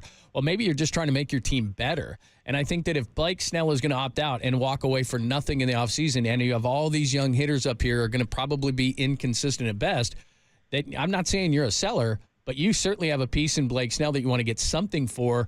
And I think it could be a franchise-altering type of trade, the return they could get. Yeah, it's hard to say. If it could be a franchise-altering trade, if those are out there, then there's the potential for a deal to happen. I'm not sure that there is. They couldn't trade Carlos Rodon for a meaningful return in 2022, and he looked like he was a Cy Young top 5 guy at that time, in 2022. But he had the player option, and teams were like, hey, there's downside risk here for us. He makes 10 starts, great. He blows out after 5 of them. We're stuck with them, opting in for, dead money next year. I mean, that is something for teams to consider, and whether they're concerned about it or not, they can use it as leverage. And so, sometimes that can reduce what the offers look like. I just don't know if Blake Snell is going to bring you back, multiple top prospects or multiple guys on someone's top 100 list or the league's top 100 list, I should say, or somebody who's in the top 10 overall. And even if they did, I just think you got to justify it. If you trade him and you're telling your fans, hey, we saw there were 38,000 people out there on Sunday. They watched a team win their 4th in a row and were in it. And this is the Giants organization that has always wanted to play for something, even if they have to dress it up a little bit and people have to squint a little bit to see the hope. They never like to enter a season or a month or whatever with no shot. This is just not a tear it down organization. It never has been. And if they had been, then Farhan Zaidi been able to do that in year 1 or year 2. We might be looking at a different franchise right now, but that's just the DNA of this organization. That's just not the way that they've ever operated. And so I think it'd be really hard for me to see them, trading Blake Snell and kind of punting on, 3rd down right now, unless the return is, as you said, something that is just really, really meaningful. And I just don't know if that's going to be there. Yeah, I love that punting on 3rd down analogy. They're starting to play better, and they got the frontline starting pitcher. They're going to roll out Robbie Ray. So any way they could improve the team, and you mentioned Soler, maybe not so much as a salary dump. They did alleviate the last 2 years of the deal, but you allow Marco Luciano to, at least be here. We think that's going to happen. Maybe Conforto, plays more at DH. But any of the veterans you're hearing they could make a move on, Wilmer Flores, Tyro Estrada, Mike Yastrzemski, Michael Conforto, and then that right side of the infield, even with Luciano coming up, Wisely's hit a little bit of a wall. Maybe Jonathan India is available. I think it's, Vladimir Guerrero's not going to be traded in Toronto, but the veterans going out, Bags, and might they look to improve some areas of their offense, in particular the right side of the infield today? Yeah, potentially. I think that they're really focused on center field. That's where they're looking. I mean, Luciano has played quite a bit of second base lately, too. He could get a look there as well. They got to figure out what they have with this guy, before the end of the season. He's not in a situation like Joey Bart was in, where he's going to show up to spring training next year and be out of options. But I think you got to find out what you have in Marco Luciano, and part of that isn't just sticking him at DH, but finding out if he can, play second base, and if he can be someone who can move around a little bit, maybe even play first or the outfield eventually. Who knows? But if his bat warrants being in the lineup, which his bat was always going to be his calling card, then I think you got to find that out. And if you get another second baseman come in like a Jonathan India, that might make it tougher do that. So, I would temper expectations for I tried to find out, hey, could they really make a play for Luis Robert? Could they make a play for Cody Bellinger? I'm hearing no, probably not. It's going to be a lesser move. They've already gone over the payroll threshold, and they've put a lot of skin in the game this year. I'm not sure how much more room they have or would get authorization to grow that payroll further. But I would sense that you're going to look at Tyler Fitzgerald, continuing to be a solid player, and Elliot Ramos continuing to show he can be an everyday guy. And Mike Yastrzemski's had a good second half thus far. He's sneakily putting up a lot of WAR like he does every year. And then pitching and defense is what they're going to hang their hat on. So that's where I would expect them to go. And by the way, it is like 3rd and 21. It's not 3rd and 7. So we're still not going to quick kick. We're still going to go for it on 3rd down. Yeah, the playbook's not quite as open. 3rd and 16, really? No, he said 3rd and 21. Yeah, I go back to the Niners converting those 2 3rd and 16s against the Rams to Kendrick Bourne and Emmanuel Sanders. I'd say more like 3rd and 11. Oh. They tried the reverse. That led to a 7-yard loss. And then now we're going to punt on 4th down? Yeah. Yeah, chains moving the wrong way. Yeah. So, it's but, you never know. You got sometimes 21 Braves, 22 Phillies, last year's Arizona Diamondbacks. Look at the teams that won the pennant the last 3 years. I don't mean to be negative. I really don't. But if you looked at this team right now, it looks to me that they're in evaluation mode, that they're evaluating a bunch of young guys that they're not going to add. And I agree with you. He spent a lot of money in the offseason. Now, he did undo one of those things with Soler. But it looks to me that if we had to say what the Giants were at this point, they're not sellers. They're not going to be or they are sellers to a point, but not big sellers. They're not going to be buyers at all. They're in evaluation mode because most of these kids from Sacramento, both from a hitting standpoint and a pitching standpoint, they need to see what they are. Yeah, and you know what? I look at it as, okay, could they trade Blake Snell for like a package of players where you would look at next year's team and say, oh, they're going to win the division. They just got some stars. They're going to take down the Dodgers. They're going to be favored. No, of course not. They're not there as an organization. And so, as you said, here you are. You've got 2 months of baseball to play. You don't know what can happen. You're in it. It's not the odds aren't much better than certainly not better than a coin flip, and quite a bit worse than that. But I don't know. What's a year of your life worth? I think it's worth a lot. You take your shot and you don't shut it down too early, because then you're guaranteed not to win anything. So, if Brian Sabian had looked at a 4th place team at the All-Star break in 2010 and decided, okay, we're going to get a head start on selling people off, then they wouldn't have won the World Series. And you just can't. You couldn't foresee, we're going to pick up Cody Ross off waivers and he's going to turn into, Babe Ruth and the NLCS, and we're going to knock off one of the best teams in National League history in the Phillies. I mean, you can't see that stuff coming, but that's what makes sports so great. So why cut yourself off at the knees and stop those kinds of situations from maybe happening before they have a chance to develop? Good stuff, Bags. As always, thanks so much. We appreciate it. Thanks for coming on early this week on Deadline Day, and we'll talk to you again real soon. Thank you. Yeah, thank you guys. Take care. And thanks for clarifying Snell's contract. Glad he did that. That's good. So, and the one thing about, sorry, Doc, Cody Ross, that was after the July 31st trade deadline back then. That was a non-waiver, and they just put a claim in so he wouldn't go to San Diego. And they also got Pat the Bat. That's why this trading deadline, it's just really early to have it not only on July 30th and not July 31st. In recent years, it was August 1st, but we used to have the non-waiver deadline, John, to August 31st. I heard Marty talking over the weekend about making it August 15th. I'd like to see it go all the way to August 31st because, the one to your point is how many teams are clear sellers. So if you're the Giants and you're straddling that fence, It is tempting maybe if you think Blake Snell, and he's not going to make $38.5 next year, as Bag said. He's going to get half of his $62. If he is going to opt out, then, you're trading a rental there. And look, I understand that I'm being half-empty guy, and people want to be optimistic, and they want to keep the turnstiles moving, and you certainly don't want to, as you 3rd and 21, 3rd or 30, whatever the case may be, you don't want to cut your team short. I completely understand that. But if they had shown more signs of the teams that you're talking about, the Diamondbacks and the Nationals in 19 and all these different things, You're laying in 21. Right. They won the whole thing. Look, it happens, but the odds say this morning they're 10 to 90 against. So those analytics that Farhan loves, I'm simply saying make a decision. If you're going to trade Soler and you're going to bring in Luciano, you're not a better team. You have a bunch of young guys. I just don't think it's going to work out. And the thing why Snell is such an important discussion, and maybe Bags is right, and they just can't get the return, and that's a big part of this. Before you bitch and moan as a fan and say, well, they didn't trade Snell. Well, it does take two to tango, so I'll give Farhan that bit of rope there, but you're going to lose him for nothing in the offseason. And so you have an opportunity to get better. And if you look at a team, and he's not going to get this return, but if you look at the Washington Nationals, the reason they have hope is because they traded with the Padres in the Juan Soto deal, and they got a guy like C.J. Abrams, they got a guy like James Wood, and they have some young pitching, and all of a sudden there's something. I'm just saying I'm sick of the Giants being in the middle, and that's where they are. They're not buying. They're not selling. It doesn't look like they're going to sell. It doesn't look like they're going to buy. They're going to take their chances with a bunch of young hitters, and I love the pitching staff. I think this pitching staff is going to be great for years to come. But if you put Blake Snell out there and you get some hitters, because hitters won't come here, and that's another dynamic you have to look at. Hitters won't sign here. And by the way, it's not going to help that Jorge Soler came here, and I think he was intimidated by the park. I think it took him a while to get used to the park.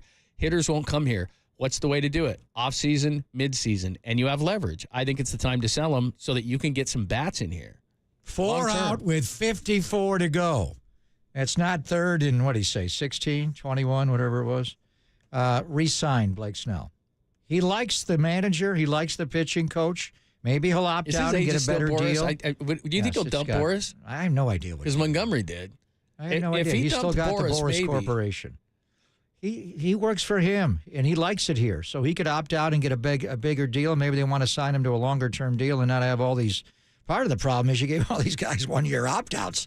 The one guy you didn't give a one-year opt-out to was Jorge Soler, although he wasn't opting out at all. So yeah. The one thing about Marco Luciano, just getting reports from he booted the double play ball the other day in Sacramento. We'll see if he can play second base. He made a lot of errors to cost you games at shortstop. The worst thing would be to bring him up here and lose baseball games. All those ninth-inning errors then you can't trade him.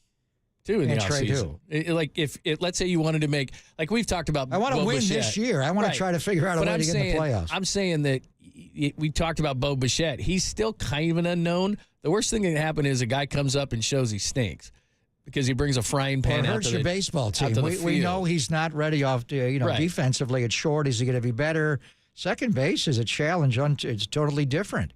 We know he can hit, but are you going to trust him to play a lot of innings at second base? I know they want a center fielder. I would still go after Jonathan India. Now, with the Reds, they're in almost the same situation as the Giants. Do they want to sell off in Cincinnati? They just sold the reliever to the Red Sox. Yeah, I mean, they're probably a year ahead of what they would be at least, but they got some young talent on that team. But Jonathan India could play second base for you. Is Marco Luciano really your future second baseman? No, he's not the future anything right now. He doesn't have a position. Well, he's your future. What's your lineup tonight? Who's leading off, by the way, minus Soler? Go Tyler Fitzgerald. Who's leading off? Yastrzemski? No, they're pitching a lefty. Somebody who was in Sacramento 3 months ago. JP Sears is going for the A's. They're going to lead off Marco Luciano tonight. Let's go. No, Tyler Fitzgerald, you're leading off. 415-808 KNBR, 415-808-5627. All right. By the way, the name he keeps bringing up is Trent Grisham, who's hitting a robust 191, and last year at 198, the year before that hit 184. I know he's a tremendous defensive player. You want Kevin Kiermaier? I want someone who consistently can give me some offense. They want a fly catcher, John. Do you know any fly catchers around here? Derek Hill. I know it's not the last. It's not Matos and it's not Ramos. I know that. Keep coming. You were calling for those guys all year to bring them up and let them play. You know what you need back? Not Austin Slater. No, you need Austin Slater back. He was good in center. He had problems in right. He can play center. Yeah, I mean, if you want a no-hit, good catch guy, he can I want do that. Jonathan India and Austin Slater from the Reds. Let's make a trade. All right, give me some thoughts. 808 KNBR. It's Papa and Lund on your Tuesday. Only here on the Sports Leader.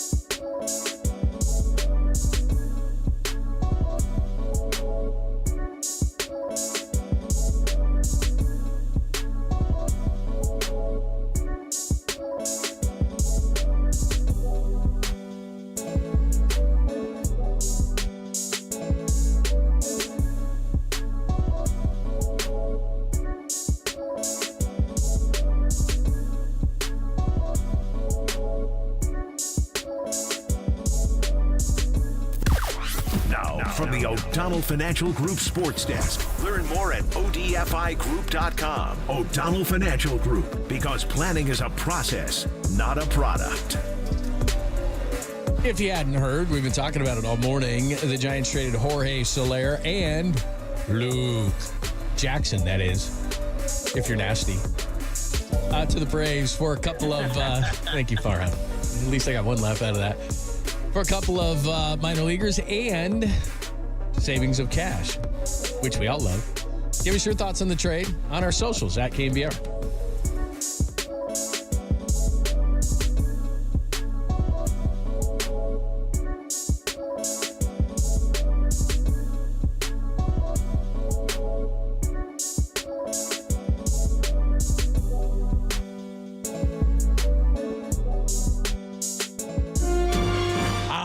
John Lund here. How are you? Did you know that many of the attorney ads you've seen or heard, they're not even based here in the Bay Area? Some not even based in the entire state, which is ridiculous. But that is not Chris Dolan and the Dolan Law Firm. They've been based right here in the Bay Area for nearly 30 years. They're award-winning personal injury and employment attorneys, and they're fighting very hard for you where you live. So if you've been discriminated against at work, wrongfully terminated, or sexually harassed, your rights matter. Go to DolanLawFirm.com and learn more about your rights. Unfortunately, over the past year, Chris and his team, with this nice weather, they've seen a sharp increase in no-fault injury accidents. Remember, motorcyclists, pedestrians, cyclists, children playing, they're all around us. So please be careful. Let's work together in making sure that the Bay Area is a safer place. And you can feel confident that you're in great hands with the award-winning California Lawyer of the Year. It's the Dolan Law Firm. And do you know that they have secured more than $1 billion? That's $1 billion with a B in verdicts and settlements on behalf of their clients, yet you pay nothing, nada upfront. No hourly rates, no upfront fees. They don't get paid until you get paid. They live here. They work here. Come on, say it with me. In your car. They win here. DolanLawFirm.com.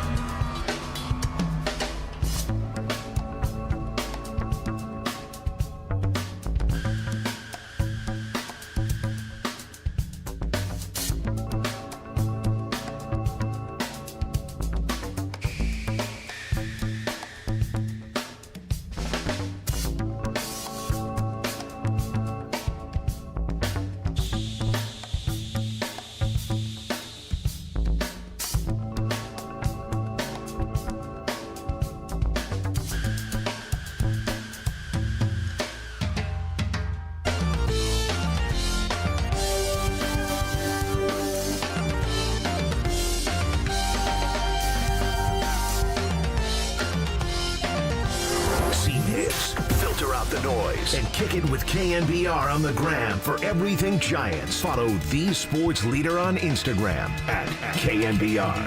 I just think you got to justify it. If you trade him and you're telling your fans, hey, we saw there were 38,000 people out there on Sunday. They watched a team win their fourth in a row and were in it. And this is a Giants organization that has always wanted to play for something. Even if they have to dress it up a little bit and people have to squint a little bit to see the hope, they never like to enter a season or a month or whatever with no shot. This is just not a tear it down organization. It never has been. And if they had been, then Farhan Zaidi been able to do that in year one or year two. We might be looking at a different franchise right now, but that's just the DNA of this organization. That's just not the way that they've ever operated. And so I think it'd be really hard for me to see them, trading Blake Snell and kind of punting on, third down right now, unless the return is, as you said, something that is just really, really meaningful. And I just don't know if that's going to be there. That is Andrew Baggarly, our friend from The Athletic, who comes on usually on Fridays, but we wanted him on trade deadline day. That's what he says the Giants are likely to do, not trade Blake Snell. But we decided, you and I, and by the way, you were talking about Josh Bell the other day. He goes to the Diamondbacks because Christian Walker has a strained oblique. So that's another move. No major moves yet today. Thought he got released. They traded him to the Diamondbacks. Yeah, he'd been DFA'd, and then they found a trade partner, so they trade him. So probably not much going in return, but we decided we're going to do an emergency poll, Danny's emergency poll. Sometimes Danny emerges more than once a week with the big poll. And today is a bonus day, big poll. And we did one on Friday, how deep do you want to trade? And about 60% of the people overwhelmingly wanted to fire sell for the Giants, despite what Bags said right there. And then Blake Snell goes out and strikes out 15, and they sweep the hapless Rockies 4 games, and everybody says, whoa, we got to keep. So here's what we're going to do today. It's already up. Make sure that you follow Danny at Danny Dunn24. KNBR retweeted as well. I'll retweet it out. Very, very simple, right? Do you want to trade Blake Snell or not? Yeah, yes or no? Just him. Should we open the? Should we do the poll? Should we have it? The official? There we go. Dude, grab my pole. This is Danny's Big Poll. The most important decision you can make right now is what do you stand for, Danny? All right, that's it. What do you stand for, Farhan? Where You want to win, or you want to wave the white flag? You want to win next year and the year after the year after? Or this is that's what I'm they could trade other players. Like you're viewing the Soler trade as lessening the roster. I think, as Bags said, they're moving a lot of salary and allow them to be more flexible in the offseason, but it opens up DH for someone like Marco Luciano or Conforto or Wilmer when he comes back, or Estrada or whomever. We'll see if it lessens the team. You could trade just about anybody on this team and make an argument that you're better, including Camilo Doval. If you traded him, is that viewed as waving the white flag? Blake Snell's different. Now, Blake Snell is complicated. As Bags detailed, he's not making 38.5 next year. He gets half. He gets 31, 32 this year, 30, whatever it is. He's a needle mover. Everybody else is yeah. But he's an ace. He's a front. You He's get a needle mover. You get into a series. Logan Webb ain't starting that series. It's Blake Snell. Well, and then you got Robbie Ray. This guy is a 2-time Cy Young Award winner. You're not going to be able to get anybody else that's as good as him. You brought him here to boomerang right the next year or halfway through the next year and get rid of him. So it's bottom line. And I was surprised because you heard Bags. I mean, they just don't wave the white flag. In 97, the Giants rebuilt their team, and it was the White Sox that waved the white flag, the We Surrender trade, and the Giants were able to restock that year and come back and have some really good teams with Dusty. Giants don't do that. They just don't. So but the fans on Fridays wanted to sell. And we weren't specific about who we're talking about. You can, leave it to your interpretation. Do you want to sell, buy, what? But now it's just one guy. How would you react if they traded Blake Snell between now and 3 o'clock? Do you want them not to do it and to go for it and to make it up and try to get in the playoffs? Or do you want to turn the calendar to next year and beyond and trade Blake Snell? Well, I just think they need to pick a direction because if you're selling Snell, then you've picked a direction. We are sellers.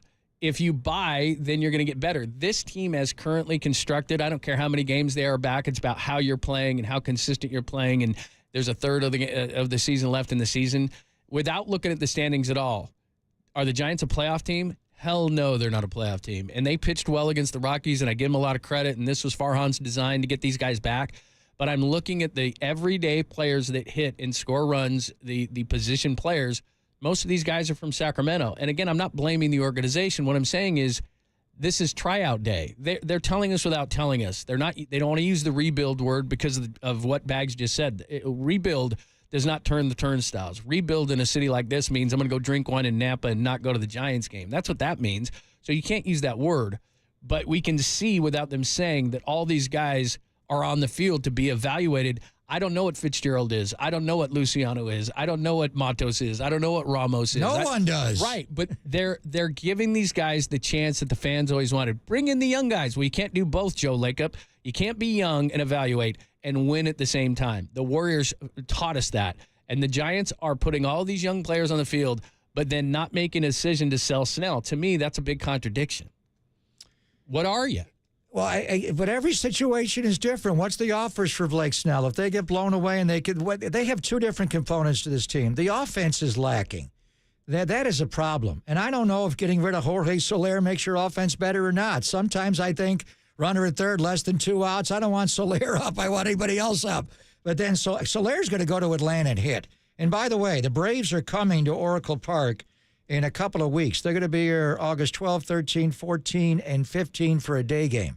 Jorge Soler is starting to trend the other way, where he's coming around. Got on base 10 straight times, but I understand what they're doing. But with the pitching, they can win. They are only 4 games back of the San Diego Padres. Now, if they trade Blake Snell, period, that's a different, course they're going to. If they trade him to San Diego, that would be, what are we doing? And that's the rumor, is that A.J. Preller and the Padres are trying to reacquire Blake Snell. To me, you cannot do that.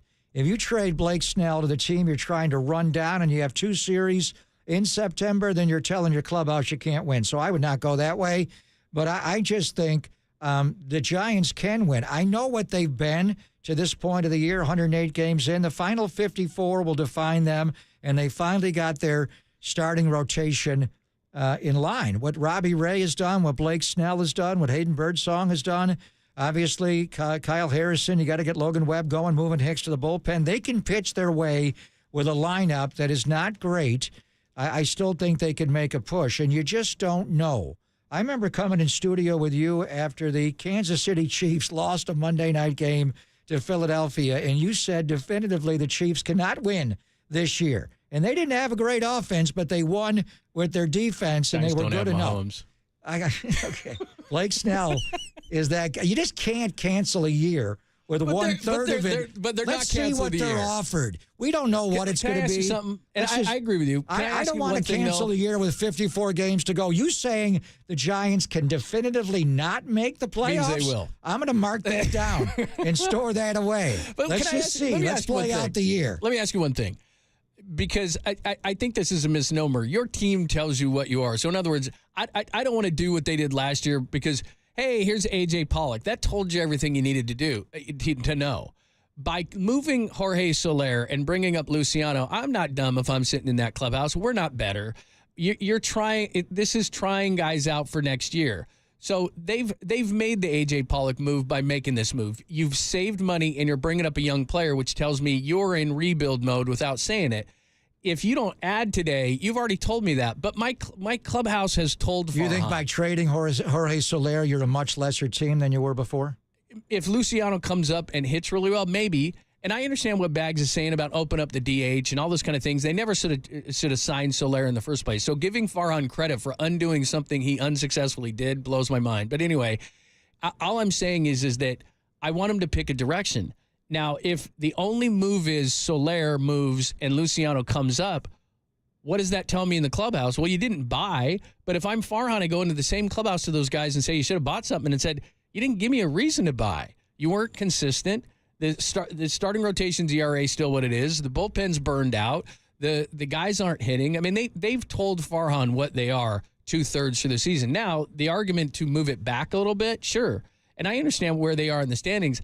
I just don't think they're better than those teams. I don't think they're better than the Padres. I don't think they're better than the Cardinals. They have a better starting rotation, don't they? Potentially.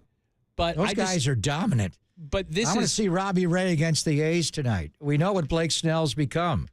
Hayden Burnsong, I know how much you like him. You can win with these pitchers right now. But is the lineup, especially given the youth of the lineup, and what youth means is inconsistency, is this lineup good enough? You just need to score enough. You got to go back to the days of Saby saves and score 4. They weren't doing that. So, no, the lineup is not good enough. But when you have the pitching staff, I mean, the 2010 Giants won a lot of 1-0 games. It was Giants baseball torture. So what they're also doing by moving Soler out of DH, you're trying to improve your outfield defense by having other players that really should be DHing DH and not just play the outfield. So I in the separate deal, and Farhan's going to talk after this is over at 3:30 in the interview room. He'll tell us what the deal is. I mean, one thing we're saying, yeah, trade Snell, no, keep Snell. You don't really know what's being offered for Blake Snell. These other teams have the same situation. Crochet's still out there. Skubal is still out there. You got a lot of good left-handed starting pitchers that are out there that all have a different degree of maybe you got to back off, and Brian Kenny from MLB Network will break it all down to us. But you don't know what's being offered, really. When in 2019, Boch's last year, when they decided not to trade Madison Bumgarner, what was offered for Madison Bumgarner was not that great. I think Farhan would have traded Madison Bumgarner. The reality was teams weren't all in on him. Now, they got hot at the right time in July, and they wound up keeping that team. And then right after that, they wound up fading, and you wound up losing Madison Bumgarner. You got to pick back when them signing in Arizona. Until we know exactly what's being offered, the motivating factor for trading Blake Snell is the contract. If he was under contract for next year, locked down, you wouldn't be trading him. But he may leave you, and that is a major concern. But if you're trading for Blake Snell, and the Giants have already on record, the report is, John, that they're not going to pay down the salary for Blake Snell. They're not going to take any money back on his contract next year if they wind up not opting out or the remainder of the contract this year. So teams are having to take all of that risk on. So really, you'd have to know specifically and have a handle of the minor league system, say the Baltimore Orioles, to know if you should trade Blake Snell. If they get blown away and get an offer where they can, like a Juan Soto trade and what San Diego was able to do. Look at how good they are after trading Soto a couple of years ago. If you could offer something like that, maybe you do it, but are they being offered that? All right, we got the emergency poll up right now. Danny's big poll. Very, very simple. Sell Snell, keep Snell. Already a bunch of votes on that. We'll update that coming up next. Plus, I got another question for you. Then Brian Kinney with the analytical side of the trade deadline at 11:50 from MLB Network. It's Pop and Loan only here on the Sports Leader.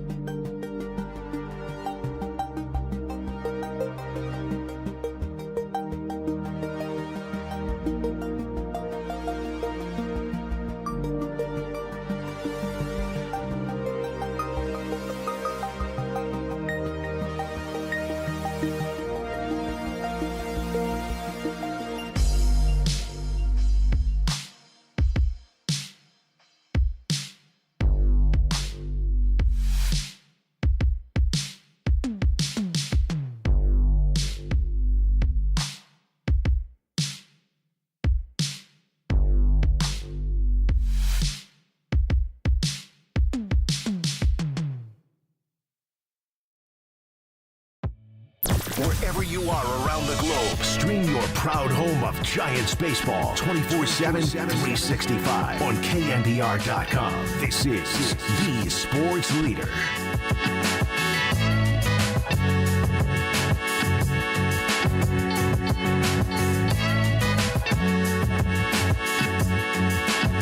Hello, friends. Brian Kinney. In about 9 minutes, we have a simple emergency poll up today.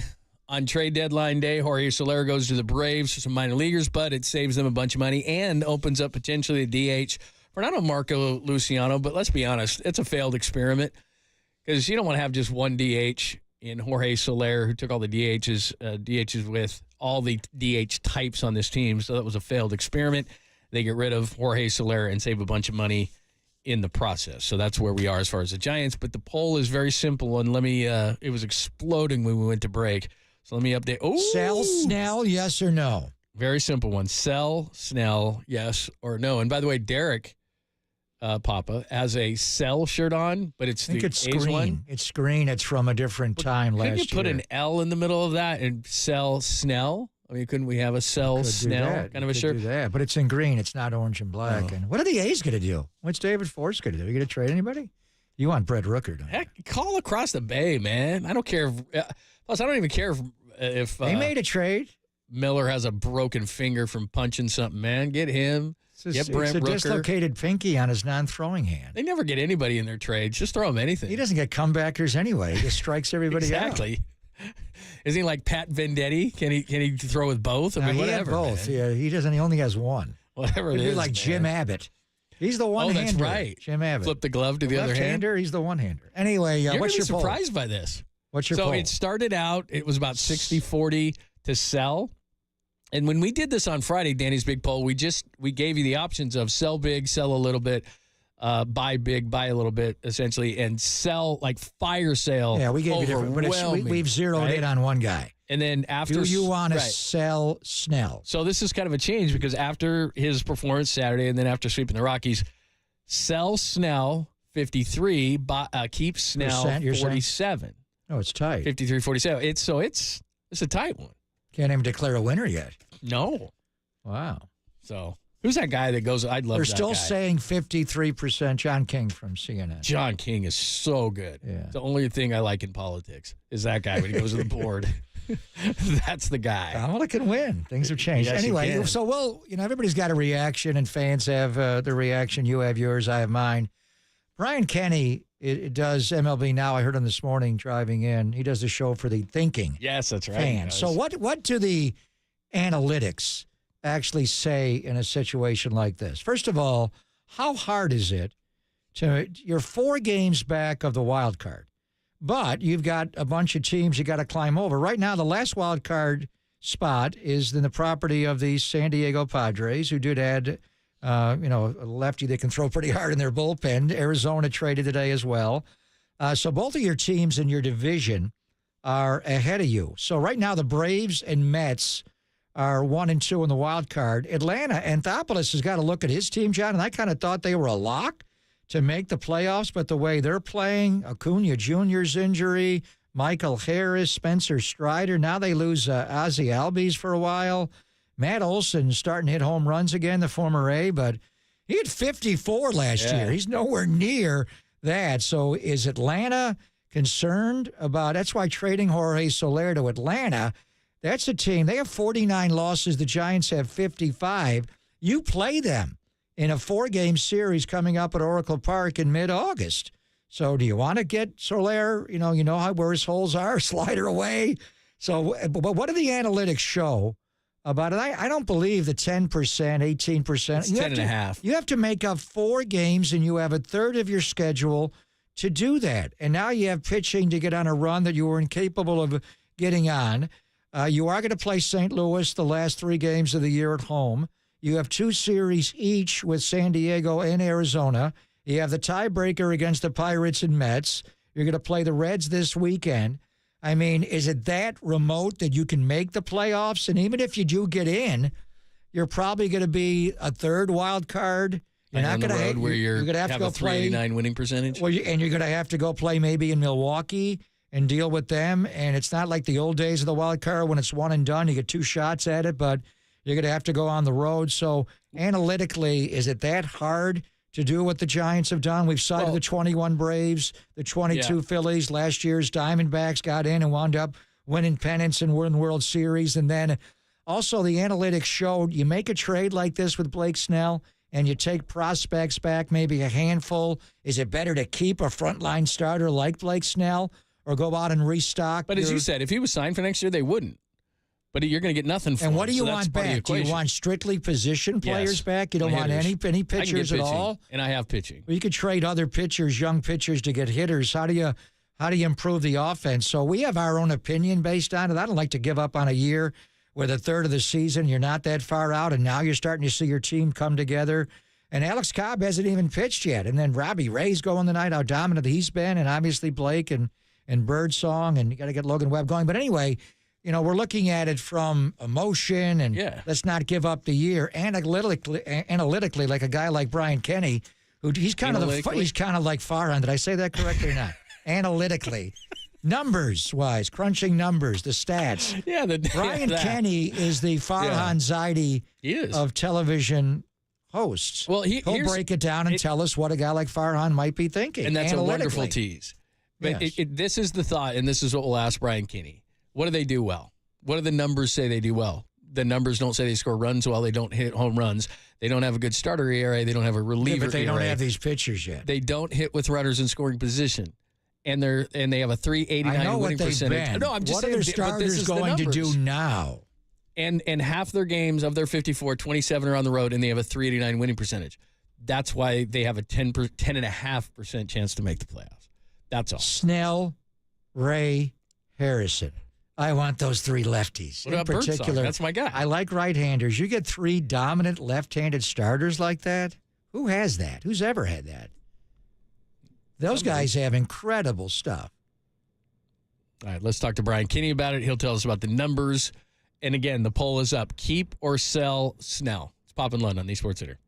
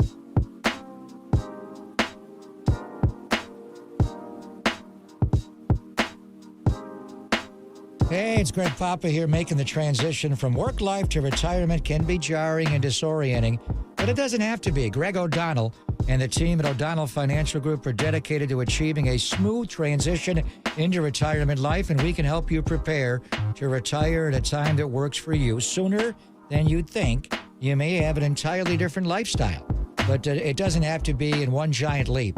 The experts at O'Donnell Financial Group will help you craft a plan tailored to your desired timeline. Transition into retirement confidently and on your own terms. Don't wait. Contact Greg O'Donnell, CEO and founder of O'Donnell Financial Group, good friend of mine, huge Bay Area sports fan. He'll give you a free review of your financial situation today. Just call him 866-496-2300. That's 866-496-2300. Or visit him online at odfigroup.com. That's odfigroup.com.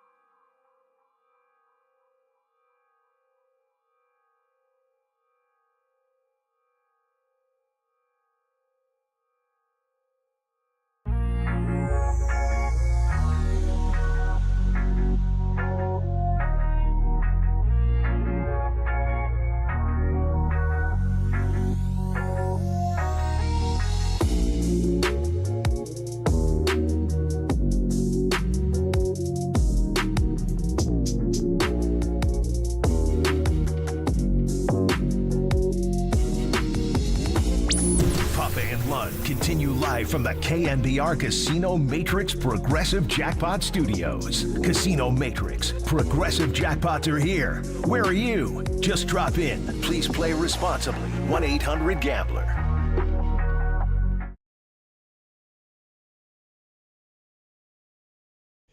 Trade deadline day. It's Bob and Lund. Thanks for joining us. Jorge Soler is a member of the Braves. They get some financial relief, plus they open up that DH spot. Maybe it's going to be Marco Luciano. Is more to come, and our poll today is trade or keep Blake Snell. So let's talk to Brian Kinney, our favorite, from MLB Network, MLB Now, and you watch him every single day, and he gives you the numbers. And that's what we want to know about the Giants. And Brian joins us courtesy of the UMA guest line. Hi, Brian. Good to talk to you again. Happy deadline day. Oh, yeah. Thank you. Good to talk to you as well.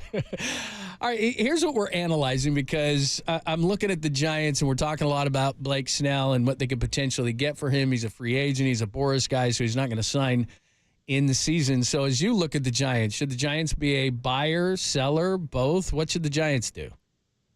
Yeah, it's a tough spot because they've gotten themselves like reasonably close, and now Snell is pitching great, right? So they have him essentially for what could be, really 1 year, even though it could turn out to be 2. And because it happened so late, they just kind of got out of it. They're in a no man's land. I mean, they're 4 out, but the teams ahead of them now are playing pretty well. So, and other than the Diamondbacks, Padres, Mets, or Braves, the Braves are beat up. So I guess that means trade. That means, and I look at the way Snell's pitching now, and I think you could accept either way. If he picks up his option, and that's $30 million for next year, okay, I'll pay that. I'll pay Blake Snell for 1 year. Or like he leaves and say, okay, we rented you. I think either is acceptable. So they might get a good call. Like teams that have dealt pitchers, have gotten an awful lot back. I understand the return and the component of him opting out, and it's a rental there. But just where the Giants are overall, Brian, and I because you break down the numbers analytically as well as anybody on TV, but you also appreciate the compete factor. They have a third of the season yet to go, and there is a recent history in the National League. Look where Arizona was last year. After the deadline, they went off on a long, they lose like 9 games in a row? They wound up getting in with 84 wins, and they go to the World Series. The Phillies the year before. The Atlanta Braves in 21. The Giants are 53 and 55. After the deadline that year, Anthopoulos changed his entire outfield. He bought all new guys because a lot of them were, off the field stuff or injury. They were 52 and 55. They got to 53 and 55 and won the World Series. So I know they got to climb over a lot of teams. They haven't played well, but because of that starting pitching beginning to lock in, to me they are capable. But just how difficult is it to ask the Giants to make the playoffs this year with 4 games back, a lot of teams to jump over, but they do have a third of the season yet to play, Brian? No, that's an excellent point, and sounds very reasonable. The thing is, what do you? And if you look at their at least their position players, and who they have there now that Chapman is having a good year. Patrick Bailey is an excellent player. It's been a big year for Lamont Wade. So they have hitting that, to me looks kind of like the Mets, right? And the Mets have very strong. So look, is it possible they get it? I have to wonder what you're chasing though. There's what is it, 4 or 5 other teams shooting for that last spot. What are the odds? Are you going to outperform, again, the Cardinals and the Diamondbacks and the Padres? You've got to take out, 3 of them, and even Pittsburgh with its top 2 in the rotation, with Skeens, they're right there. So the odds are just against you. I understand what you're saying. The club looks good enough that it's possible, and I think you're right in a way that let the season play out. If you believe in the team you put together, let it play out. But it's still stacked against them. Well, and I love getting in the numbers with you because you do such a great job of it. Brian Kinney's doing his MLB Network, MLB Now. As I look at this team, they've got 54 left. They have half those games on the road. They have a .389 winning percentage on the road. And you mentioned some of those other teams and what they do. I don't know what the Giants do because I know that the pitching is coming, and so maybe that's irrelevant, but their starter ERA is not good. Their bullpen ERA is not good. They don't score a lot of runs. They don't hit a lot of home runs. They don't win on the road. There are so many things where I can identify what some of these wild card teams are or do well. I don't know that I can do that with the Giants to this point. That's a good point. They don't have some clear team identity, although, they're relatively, solid. Again, we're talking about, solid guys who are well above league average. Again, even if it's Conforto, Yastrzemski, they're not that far over league average. They're still right around there, or a little bit better. And again, Wade and Bailey. So, yeah, it's solid. I know what you mean. It's not like Cleveland where you go, that's the bullpen team. They field, they run bullpen. This is different, but they are fairly well. Hang on. We're losing his cell. Yeah, we'll get him back. Brian, can you get somewhere wherever you are? We get a better cell reception. We're losing you. He has so much good things to say. I can't hear him. Yeah, we'll get more into with Brian Kinney and see if we can get Brian into a spot where it can be a little better. Yeah, the one question, obviously, and Josh Bell's now an Arizona Diamondback. The one area of the baseball team, you've got to improve the offense. I think we're all on board with that. The pitching, do you want to take something from the pitching to improve the offense? We have a trade? Alex Cobb got traded to the Cleveland Guardians. Even with a bad blister, they traded Alex Cobb. All right. Any idea what they got back from Cleveland? No details yet. Giants had made a trade, and they moved Alex Cobb. See, and again, that doesn't move me one way or the other because it seems to me that they're trying to get down to that line. And here's the other thing about Alex Cobb, too, is that they've got all this good young pitching, so that doesn't define a direction. Now, will they use some of this savings from Soler and from Cobb and go get a bat? That's the one thing. Is Brian back? I'm sorry. Yeah, we got him back. Oh, we got Brian Giants back. made a trade, Brian. They traded Alex Cobb to Cleveland. Really? Yeah, Wow. All right. done. So that you sound down. I'm No, sorry. Does that define a direction? If Cobb goes and Soler goes, aren't you becoming a seller here? Yes. Yeah. I mean that I could see trying to rework things and save money with Soler, but I don't think you would do that with Cobb. And again, the way they probably also they're reading the market that this is a solid pitcher, a lot of innings. There's not many guys like that.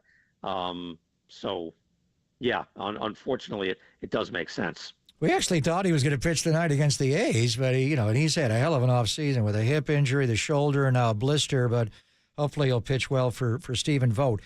Just as far, we had a deadline coming up in less than 3 hours, and there's no doubt I'd like to hang on to Blake Snell, but if the Giants could improve their offense, I'm all on board. In particular, first base, second base, outfield.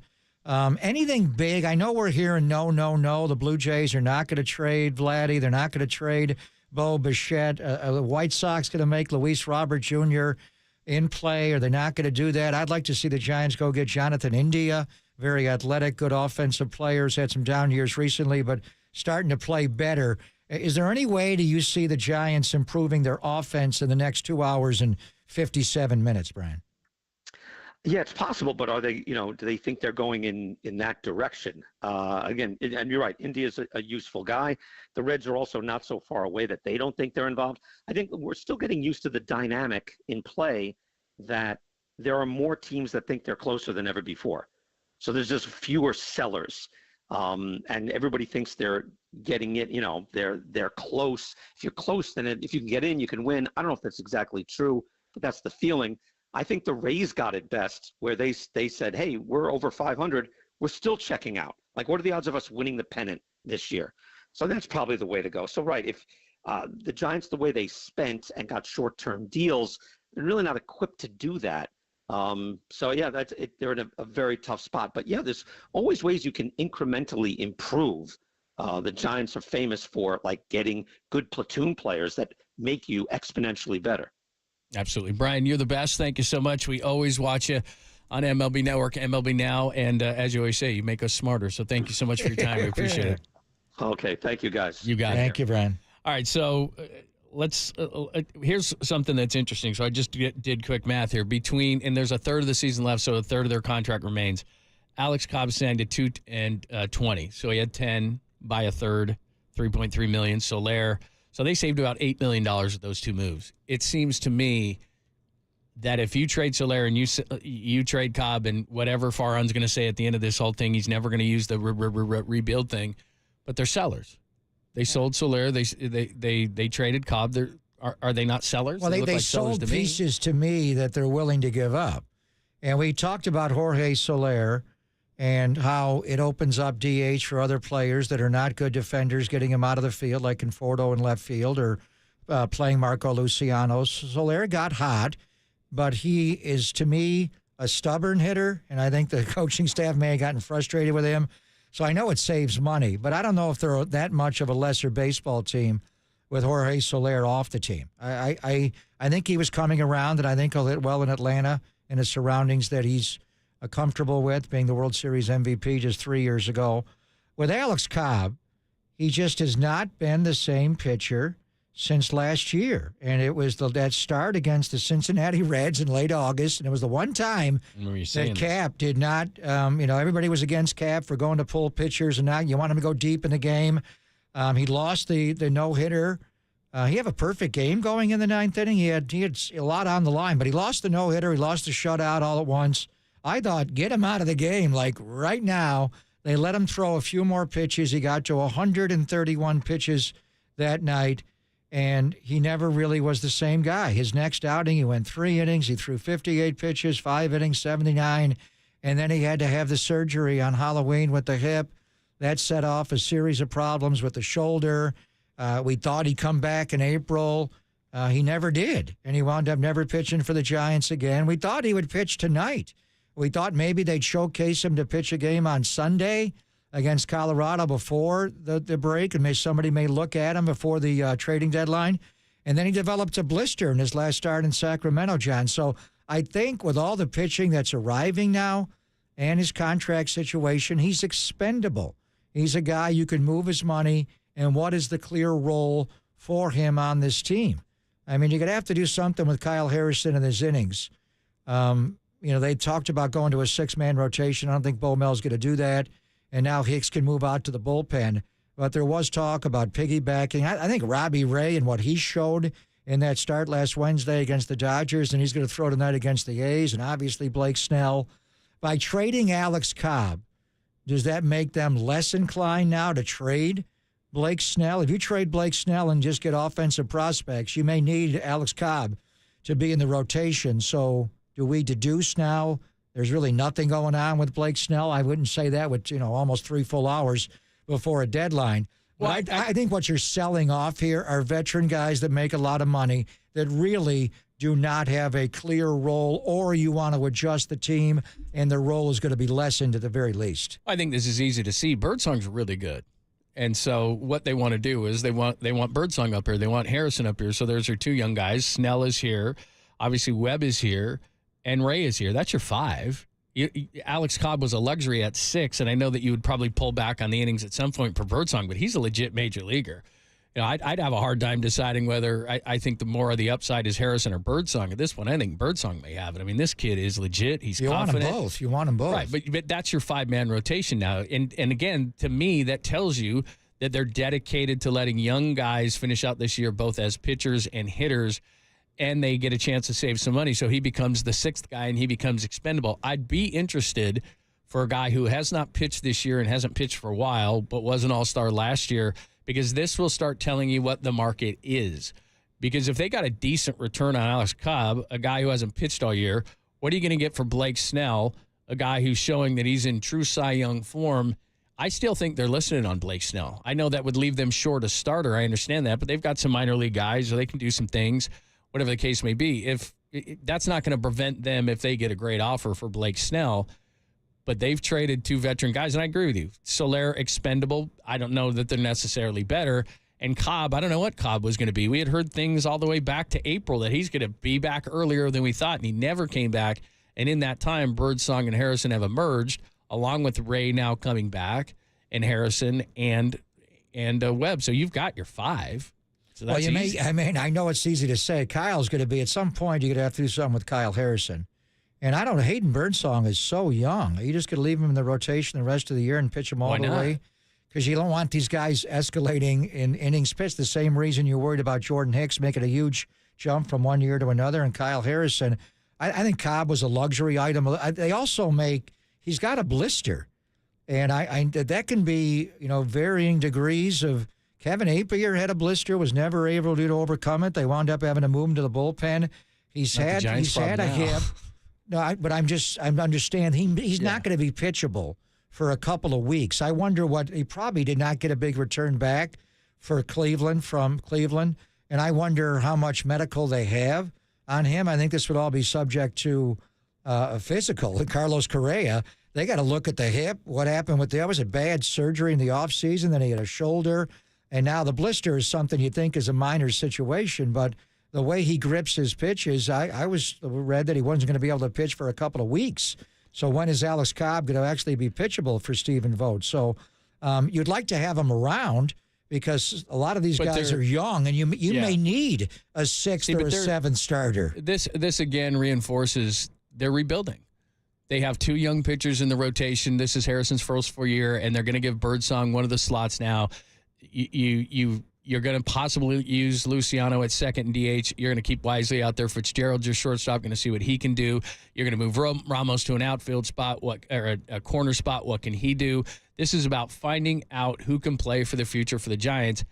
And to me, if that's the direction you're going, which I think you are, you've said that with your actions, not your words, then what's the use of keeping Blake Snell around long term when you're going to lose him for nothing in the offseason? I think it's a different deal. I'd be willing to trade Alex Cobb it's a whole different deal about your willingness to trade Blake No, but aren't they Snell. telling you without telling you because they They're never want to say different guys. rebuild? They're different guys. No, I mean that Birdsong's now in the rotation. They opened up a spot. They opened up DH mainly for Luciano. Fitzgerald staying at short. Second base is an And experiment. it may make the baseball team better. That's what I think it's going to make it better for the future because then they can decide what they have. Because right now we don't know, and so fans are always screaming for show us the young guys. That's what they're doing. It's going to make you less expensive for sure, which gives you more versatility in the offseason to add. But and then trade those guys later. A runner at third, less than 2 outs. Who would you rather have up, Marco Luciano or Jorge Soler? I don't know. That's why they're going to. I'd rather have Marco Luciano. I know he's going to hit the ball where it's pitched. Now, defensively, what you're doing with him, how old is he, 22 still? He's just a baby. He needs to play. You thought he had a full year. Maybe they feel like he's just not going to get it defensively. And whether it was short and he has moved over to second base, he booted the double play ball the other day. How much are they going to trust him to play defensively? We'll see. They got. I still think second base is an area to upgrade, even with Luciano being here. Wisely, even defensively, he's much better at second than he is at short. We'll see if they upgrade at center field, like Bag said. But I think there's a big difference. They're willing. It's like if you're going to trade someone. Well, who are you going to give up? I'm going to freeze certain guys. You're not touching these guys. These guys are available. I'm willing to trade Jorge Soler, Luke Jackson, Alex Cobb. I'll do that. They're veteran guys that make a lot of money, and I'm not sure what their role is going to be on this team, and now Cobb's hurt with a blister. These other guys, Blake Snell, I'm not trading Blake Snell. If you blow me away and give me, 4 or 5 prospects, then I'll discuss it with you, but it's a big difference to trade Soler, Jackson, and Cobb, who are pricey to some degree veterans, versus I'm not going to put Blake Snell in that same hopper. But isn't the message being sent, if you were really going for a wild card, Alex Cobb, I love Birdsong's future, but Alex Cobb's a veteran who's been there. You'd keep him. How do you get him on the roster? How do you put Alex Cobb on the roster? You got the 3 lefties in the rotation, and you've got Webb and Birdsong from the right side. Where do you want to pitch Cobb? Plus, he's got a blister. He may not be able to pitch for a month. What I'm saying, though, is if you're going for a wild card, these aren't moves that indicate you're going for a wild card. But is Alex Cobb, if he's completely healthy right now, is he on your 26-man roster? Yes. Where? Birdsong's not pitching. Oh, so you want to pitch Cobb over Birdsong? I would if I was going for a wild card. Birdsong's pretty good. He win when he pitches. I love Birdsong. I think he's going to be a great piece of this future. But what the Giants are telling us is we're going to go with the young guys. And what's synonymous with young guys? You're rebuilding. That's what you're doing, which is fine, and I have no issue with it. It's just because if they sell these 2 guys and they add no bats, then there's no doubt about what direction they're going in. And again, I have no issue with it. It's just then going in this direction and keeping Blake Snell are opposite things. They're contradictory. That's all. I think they're selling off saleable pieces that are expendable. What do you know about Jacob Bresnahan? That is the he doesn't make pitching, as much money as Alex Cobb. That's the pitching prospect. Well, he's a minor leaguer, John. We know that. And a player to be named later. They got Jacob Bresnahan, the player to be named later from the Cleveland Guardians for Alex Cobb. So Alex Cobb, essentially, when he almost threw that no-hitter against the Reds last year, he really never pitched again for the Giants. All right, we'll get I'm just trying to stay on Twitter and see if there's any other things going, but that's it so far. Alex Cobb. Who else is expendable you'd be willing to trade? Michael Conforto coming to the general. And Blake Snell is not expendable. That's a whole different category. If they trade Blake Snell, they're canceling the year. Trading Alex Cobb and Jorge Soler and Luke Jackson, they're not canceling anything. They could still win. All right, give us your thoughts. 415-808 KNBR, 415-808-5627. Still to go. Jake Peavy's going to join us about an hour and 15, and he's been on full alert for MLB Network and their trade show. Is Alex Cobb the biggest name to move at the deadline so far today? I remember when the Giants got Jake Peavy. Remember that trade? I do remember that trade. Roach loved Peavy. They got Mr. Magoo, and they won. All right, let's continue the conversation. Again, Jake is going to join us at about 1:30. Got a bunch of people on the lines, 415-808 KNBR, 415-808-5627, either on the text or the call-in line. We'll take them next. Only here on the Sports Leader.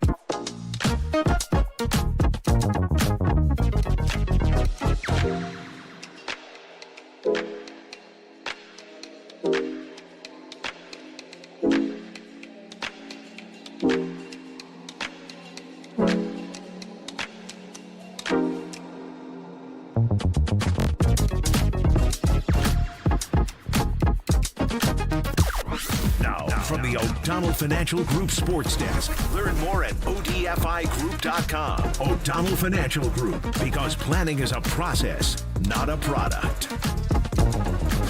Nick Bosa, hey bro, joined Marcus and JD this morning. Said he liked the additions of the defensive line this offseason. Check out that podcast and more on the KNBR app, YouTube, KNBR socials.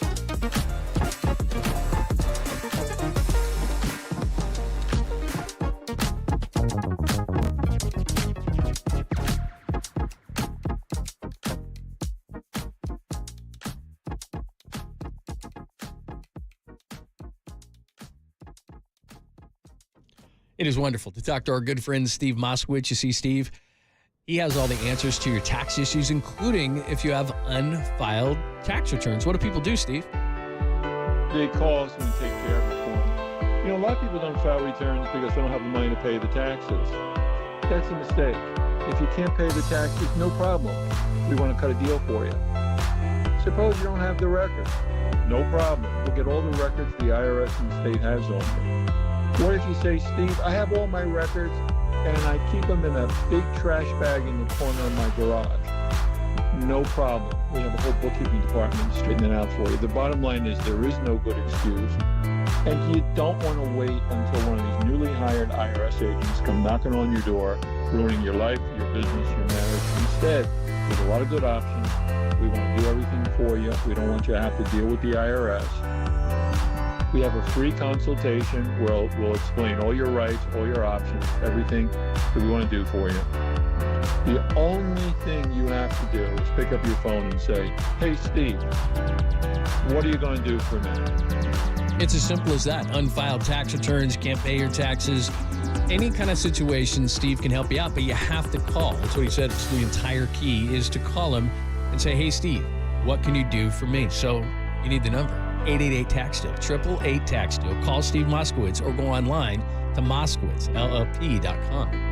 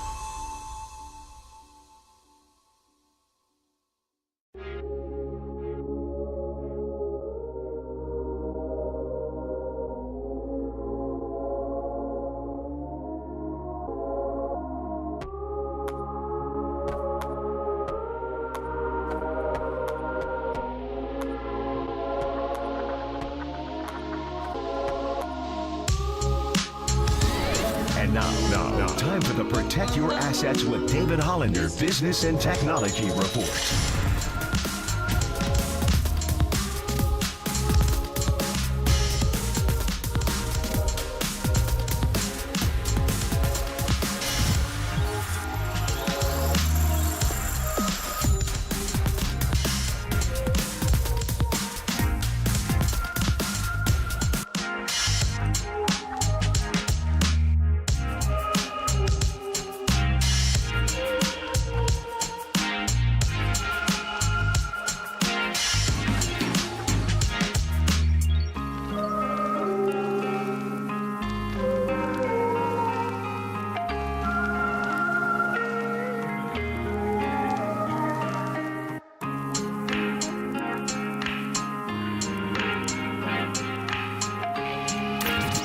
Enjoy KNBR in FM at 104.5 FM. Now back to Papa and Lund. Greg Papa and John Lund on the Sports Leader.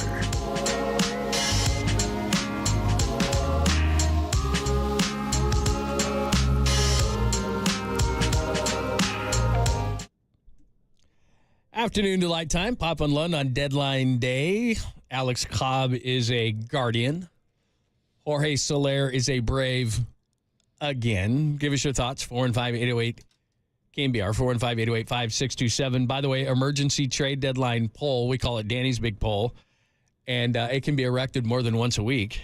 You won't Couldn't believe say this. that for Holler. No, of course not. Holler's moving to the big office today. They gave him the guy's office, the guy in Office Space. It literally is a closet. And he's moving now into the big office with a window and a TV. The corner office? Yeah. Yeah, he's moving. He's in the process of it. I could see he's got a brand new attitude. Man, wait till those 49ers broadcasts. He's going to be telling you what to do all the time. 6 days a week. That's Mike Keith. Yeah, the Mike Keith Memorial Tennessee Titans. Maybe we'll trade him to Nashville, Holder. Emergency deadline poll. Should the Giants trade Blake Snell? Get this. 51, sell Snell. 49, keep Snell. Snell. It's going down. Man. Electoral College may decide this. Popular vote will not do it. We are symbolic of that poll. I am on team sell Snell. You were on team keep Snell. Well, I don't know what they're being offered, but they just traded Alex Cobb, and the word is he's going to make one more minor league rehab start for the Guardians, and then they're going to insert him into the starting rotation. Now, we'll see about that. I'm sure their medical people want to look. Well, they got to look at his hip and look at the medicals, and I'm sure they've done that to some degree. Then the shoulder injury. Now he's got a blister. We were told it was going to be a couple of weeks. I thought he was going to pitch tonight against the A's. The original plan, right? We talked about moving him up and showcasing him. So I don't know if Cleveland wanted to look at him in a major league game, but he pitched for Sacramento over the weekend, John. He only got through 2 innings, so. We shall see. The guy the Giants got back, there is a player to be named later, but they got a left-hander named Jacob Bresnahan, who did pitch this year in Cleveland, and he was a starting pitcher this year. 11 starts this year, and he had a 2.54 ERA. So we'll see where he goes. Will he go to AAA Sacramento? Will he come to the big leagues right away? Maybe there to start, then to bring him up later. And since they got a left-hander, do they do something with Taylor Rogers today? He's the last year of his deal. Yeah, they could make a move there as well. Real quick, the Bay Area's own Sammy Hagar, the 17th. This is coming up, 17th of August at Concord Pavilion. Make sure that you are listening in between 10 and 1 o'clock, which is right now. We're going to give you the cue to call. You can be the 10th caller into the studio right now. Not right now. But we will play the sounder for you. 415-896-KNBR is the only number you will call at that point. 415-896-KNBR. And you'll win, furnished by our good friends at Live Nation. Find official rules at KNBR.com. So if you want to see the Red Rocker between now and 1 o'clock, listen for this.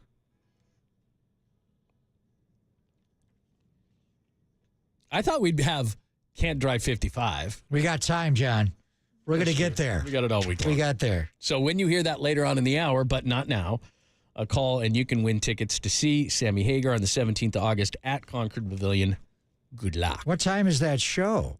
The A's and Giants play that day in Oakland at 4:07. Oh, you're looking for a doubleheader? I'm just getting back from Irvine for the 49ers Saints joint practices, and they got the game the next day. So that could be a doubleheader. A's, Giants, 4:07 in Oakland, then go to Concord to see Sammy. By the way, did you hear over the weekend when you're watching the Giants game and it was getting kind of late, Giants and Rockies doubleheader, and there was a guy obviously within earshot of the microphones, and the umpire was this person clearly wanted to get out of there. When the crowd thinned out a little bit. And he screamed, "Hey, Blue, let's go. We want to go home." He yelled out. That wasn't about Logan 5 Webb when he times. took the stage to sing? How come we couldn't hear Logan's microphone when he was singing on That's stage? probably a good idea. When he got on He cut stage. his I mic. don't know. That would have been good. You know. Anyway. They're not going to trade Logan Webb in the next 2 hours and 32 minutes, are they? Why are you smiling? No. I love Logan Webb. He loves you too. He's pitching tomorrow? Is Logan Webb going tomorrow? I think he might. I'd like Logan Webb to be Logan Webb. That'd be good. Chris is going to join us next. Hi, Chris. Welcome to Trade Deadline Day. Go right ahead. Hi, Chris. No? Chris? No, Chris? Are you there? Oh, hey, Chris. me? Yeah, that's you. You got me? Yeah, we Where got are you. you? You're in Marin County today? Yeah. What's up, Chris? Yeah, that's me. You got me? I Yeah, got we you. got you. I got you. We got you? We got him? All right. Double check. We got you? Yeah, man. Okay. Yeah. You know, okay, John, you want a hitter. Papa doesn't want to get rid of Snell. What about Snell for Tatis straight up? Oh, my God. Are you kidding? I would do that. Oh, I love that. I couldn't do that deal Would fast AJ enough. Preller do that one? Would he do that? He probably wouldn't. Yeah. Can't get Machado as well in the deal? Why don't we get both? Who else do we have to throw in? Everybody? I mean, now you're talking, but that's not happening. Again, Where are you going to play Tatis? Play him at short? Yeah, are you kidding me? Back to shortstop for you, kid. I wonder if you seriously asked Bob Melvin about that. No, he'd say no, actually. That's a good I don't point. know. What would he say? He managed them both last year. One of the great hitters. What a great player he is. Great defender. You can play him. Those are the right. words they didn't see And eye a to eye Cy so Young much. Award winner. We don't know. I mean, he appreciates his Style ability. of play. And I don't know if he didn't like playing him. hard. I mean, Tatis plays hard. He just got hurt a lot. But I wonder if you asked Bob, who would you rather have on your team? Blake Snell, the way he's pitching right now, or Tats Jr.? It's a tough call. They're both great players. I'm just a big believer in collect bats, however you can collect bats, and sign pitching. So if you start looking at this team right now, and I like Blake Snell and the way he's been pitching, but now that Alex Cobb is a member of the Guardians, if you're just joining in, you've got yourself Logan Webb, and hopefully you can start pitching like Logan Webb again, Blake Snell, and Robbie Ray.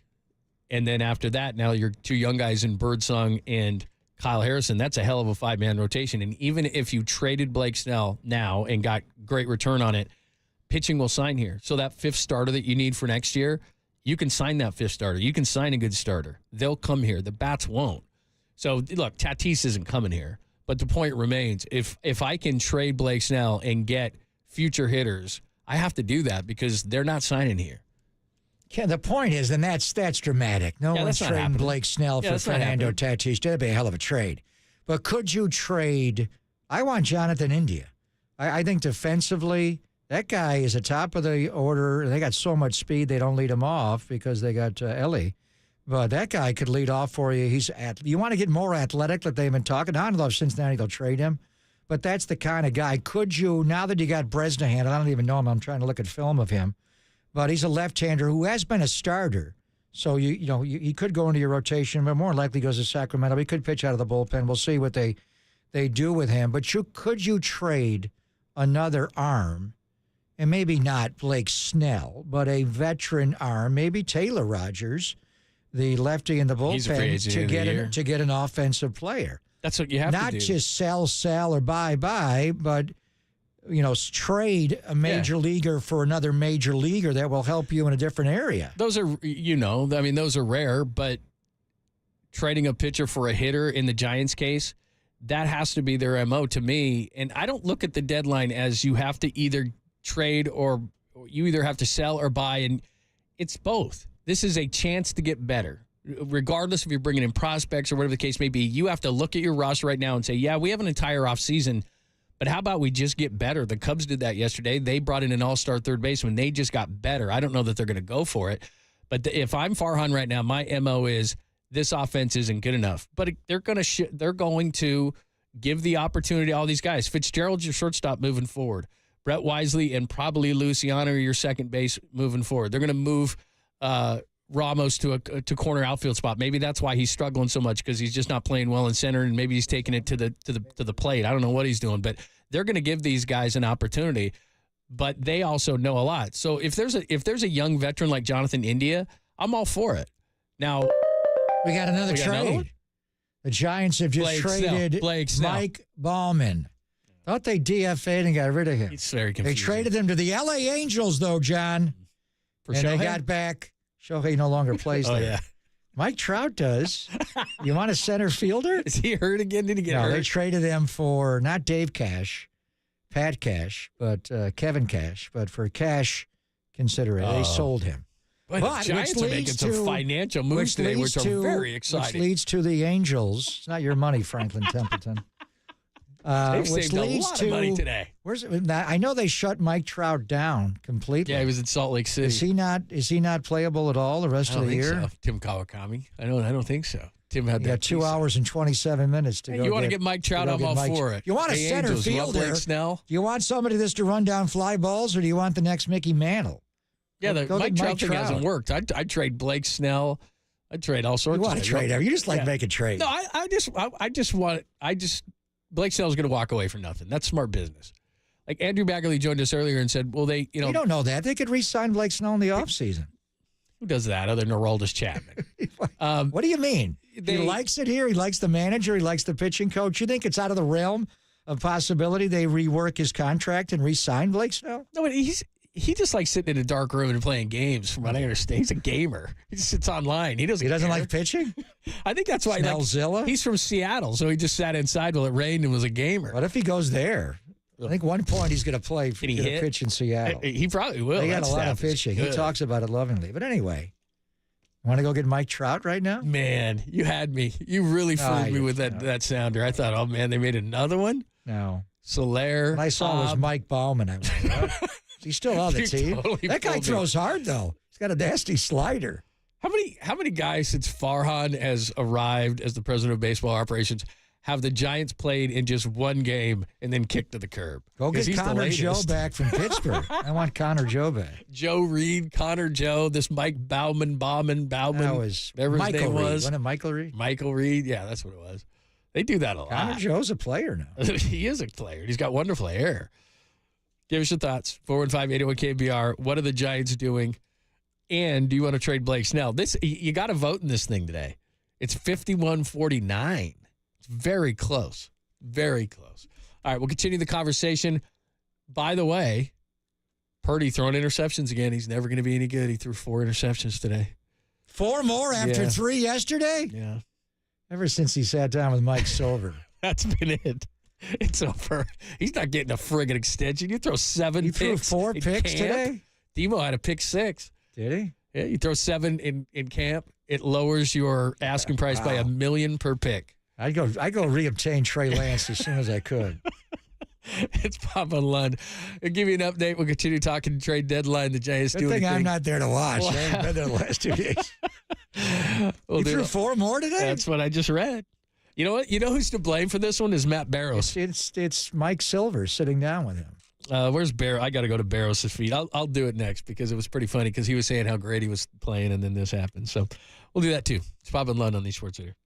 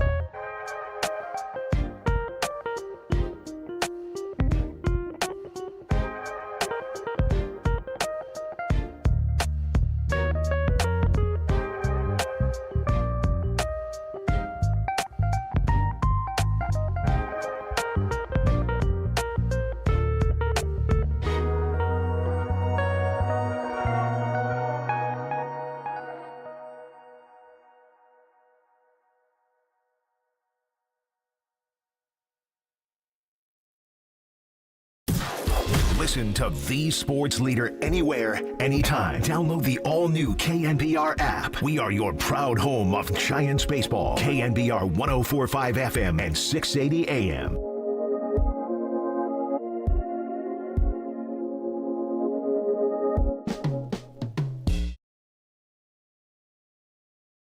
Is this music supposed to indicate something like another trade?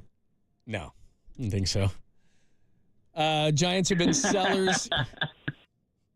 That's actually live laughter from Farhan. Giants have been sellers so far. They have traded Alex Cobb. They have traded Jorge Soler. They have saved a bunch of money, but we don't know that they've done anything buyer-wise. Are they better? They are doing what you, as most fans, I'm not going to stereotype all fans, but most fans love what's behind door number 2, Monty, which is young players that you haven't seen before, and then if they're not any good, then you get mad. But they are going to have a bunch of young players up here. It looks like, as far as Jorge Soler is concerned, that opens things up for Marco Luciano, so we all get excited for that. So we shall see. And the trade of Alex Cobb certainly opens up things on a more permanent basis, at least this season, for Hayden Birdsong. So those who scream and yell, which most fans do, for the young guys, and you got to see the young guys, got to see James Wiseman, got to see Trey Lance, got to see the young guys. Well, no, in the Giants' case, I have to see the one of them. Yeah. In the Giants' case, you are going to see the young guys, and if they're going to get to a wild card, it's going to be the young guys. But what would indicate to me that they're really going for a wild card is if they would add a bat, and they have not done that. Well, they're trying. We'll see. 2 hours and 20 minutes, a little bit less. So there are points when in the baseball calendar when you improve your team. And this, because of a deadline, spurs activity. So you could trade Jorge Soler in the offseason, and I think undeniably I'd want him off the team. Now, he just got hot the last couple of weeks. He's starting to drive the ball. He had a stretch. It hasn't been done since the earlier 20th century. He reached base 10 straight plate appearances. Barry Lamar Bonds never did that. That's like Frank Thomas, Ted Williams stuff. And he's starting to drive the ball. I think he's going to hit well for Atlanta, but he does not fit here. He's clogging up DH. He can't play the outfield. He does not hit the ball where it's pitched. He tries to pull everything. He has a terrible approach. I soured on him right away this year, John. I thought maybe he would come alive. So now is the time to move him. Atlanta is having their season slip away. They need offense. They've had profound injuries. Michael Harris, Acuna Jr., now they lose Ozzie Albies. They're no lock to make the playoffs. They like Jorge Soler. He won them a World Series when they rebuilt their outfield 3 years ago. So now if you want to trade Jorge Soler, I may not be able to do it in the offseason. I better do it right now. So move him and move his salary. They took it all. Likewise, Luke Jackson, he had a good run here. When he got here initially off the Tommy John, he had to kind of pitch his way. Last year, he was fine. This year, he hurt his back opening day in San Diego, and he has not been the same guy. Likewise, he's starting to pitch better right now. I saw him punch out the side the other day. His slider's starting to bite again. So that's where Anthopoulos says, I like those guys. So now's the time for Farhan to move them. Alex Cobb, we've been waiting for all year. Injury was a bad hip injury. He had that last year going back to the 4th of July. He made a start in Denver. He pitched with that for months. That's why to let him go 131 pitches and after he gave up the no-hit bid against the Reds, get him out of the game, but he went a few more pitches. He's never the same guy. Is he completely over the hip? Then it was a shoulder. Now he's got a blister. Cleveland, they're in it, John, not just to win a division, but win. So they made a flyer on him. So those transactions to me are, we can move those guys now. Alex Cobb's contract is expiring. We're going to eat him. Soler, now's the time to move him. Could we trade him in the offseason? Maybe not.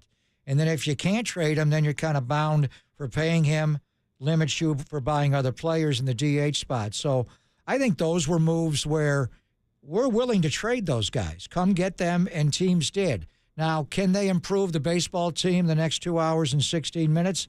I don't know. I think offensively they've got to improve. We've heard center field improve defensively in center. They don't want to move Yaz to center. They want to leave him to right. They want to move Ramos to left field. We're all on board for that. Can you get someone that is a two-way player that's not just a fly catcher, but someone that could actually contribute offensively?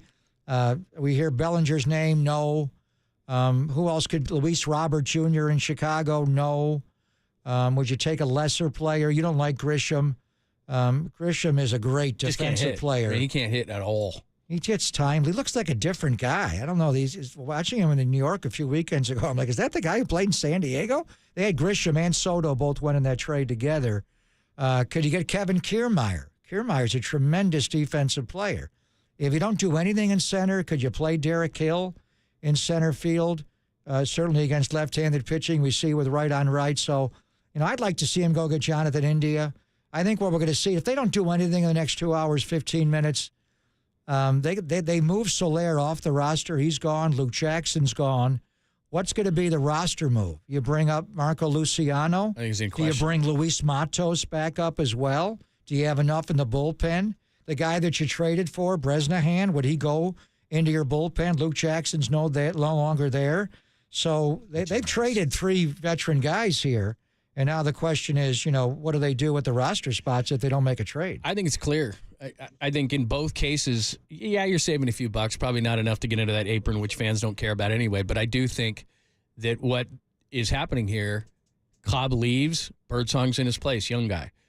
Soler leaves, Luciano is, but he didn't have he just got sent down again. So he's got to go down for 15 days. Right, He'll come back. But he's up. your 5th guy but now. The Giants have off days. They were off. Sure. They were off yesterday. They're off Thursday. This A's series is only a 2-game series, so they do have. You don't have to go to a 5-man rotation for a while. But as much as these moves have a financial element to them, especially in Soler's case, this is about what they've become. This is about evaluating what they are and who these young players are, and less to me. It's pretty obvious about winning a wild card spot, and more about. Can Birdsong be a true guy? Let's find out. Can Luciano at least hit well enough? He's going to take the majority, I think, of the DH spots. Maybe he'll play a little bit of second base as well. But all these young guys who were up here, from Fitzgerald to Ramos to all these young guys who basically, and Wisely and all these guys who were in Sacramento at the beginning of the season, this is about evaluating and finding out what the Giants have within their organization. Because I don't think, and I could be wrong in the next, I hope so, and I hope I am, in the next 215, if they don't add a significant bat, that tells me that they're not going to tell us that they're not going for the wild card. They're not going to use the R word, rebuild, but that's exactly what they're doing, because you sell those 2 pieces off. I agree with you. It's not like waving the white flag like it would be for Blake Snell, but it is certainly telling you that they're not going for it, and they are trying to evaluate their system. I'm not sure what their roles would have been. Soler obviously was your leadoff hitter and everyday DH, but they wanted to move on from him. Luke Jackson wasn't pitching well. With Jordan Hicks going to the bullpen, his role's even lessened, and Cobb's not even on your team. He's not on your 26-man roster yet, and they know medically what he's about. I think it was a chance to move salary. But, broader strokes, going back to when they decided to move on from Austin Slater and Nick Ahmed. They decided to move on, and they were making big money, but they were veteran guys who had a proven track record in the role on the team, and they decided to go with Ahmed, to go with a combination of Wisely and Fitzgerald at shortstop. That's changed now. Fitzgerald has taken over where he's your everyday shortstop. And Wisely is in the co-op. First it was with Tyro, and he's just can't get healthy, and he's back on the IL, and now it's Casey Schmidt. Will it be Marco? And then, obviously losing Slater, trading Slater to the Reds, they went after Matos. They decided to play Matos, but that's not a role for him. So by trading Jorge Soler, you have a potential everyday role for Luis Matos. You make Conforto the DH now, and Matos split. Now, you're going to have to move Ramos as well. So, how do you do that? I'd be shocked if that's the way it went. Well, I think with the thing with Tyler Fitzgerald, and when I went to spring training this year, I came away thinking Tyler Fitzgerald's going to be the shortstop to start the year. They just did not go that way. They were more comfortable with Ahmed. They had Marco hanging around still. After Crawford signed with St. Louis that very day, they signed Ahmed. And then they put Tyler Fitzgerald into the Super U role, and it was not him. He kept getting picked off base. He couldn't get on base. The first start he had of the year in San Diego, he botched a ground ball right at him. It's one thing to be playing every day in AAA. It's hard when you ask a young player who's used to playing every day. All of a sudden, you're playing. Different positions you're every our day. Tony Phillips. You're our Chris Taylor. You play second short center. It's hard. Yeah. And he was not good at that. Where it unlocked it for Tyler Fitzgerald was, you're going to play every day. And initially he did not, because in a platoon, the lefty hitter plays more. So Wisely was playing more. When Fitzgerald got a shot, he began to drive the ball. He played well enough defensively. I think with Matos, the role that they had for him was similar to the initial role with Fitzgerald, where you're going to play some. You're a right-handed hitter. You're going to play against left-handed pitching. Now, the Giants are seeing a lefty again tonight, J.P. Sears. We'll see when they go to Cincinnati. That's a hard role. But if you bring up Matos now, say you want to leave Ramos in center, and Conforto now is your DH against right-handed pitching, there is a role to play. If you want to find out who Matos is and if he's good enough, play him every day. And maybe he's not. But like Tyler Fitzgerald, to ask him to be a super U and play only against left-handed pitching, that's a hard role. I think you just mentioned Conforto. If we're following the breadcrumbs here, he's the next to go because we're playing the expendables here. Alex Cobb expendable because of Birdsong. The Jorge Soler expendable because of Luciano. You just talked about Matos. There still isn't a spot for Matos. Well, if you move Michael Conforto, there's a spot for Matos because what they're doing right now, the direction that they're doing, and I keep saying this, is they're trying to find out if their young players can play. That's what they're doing today. They're clearing space for young players to play.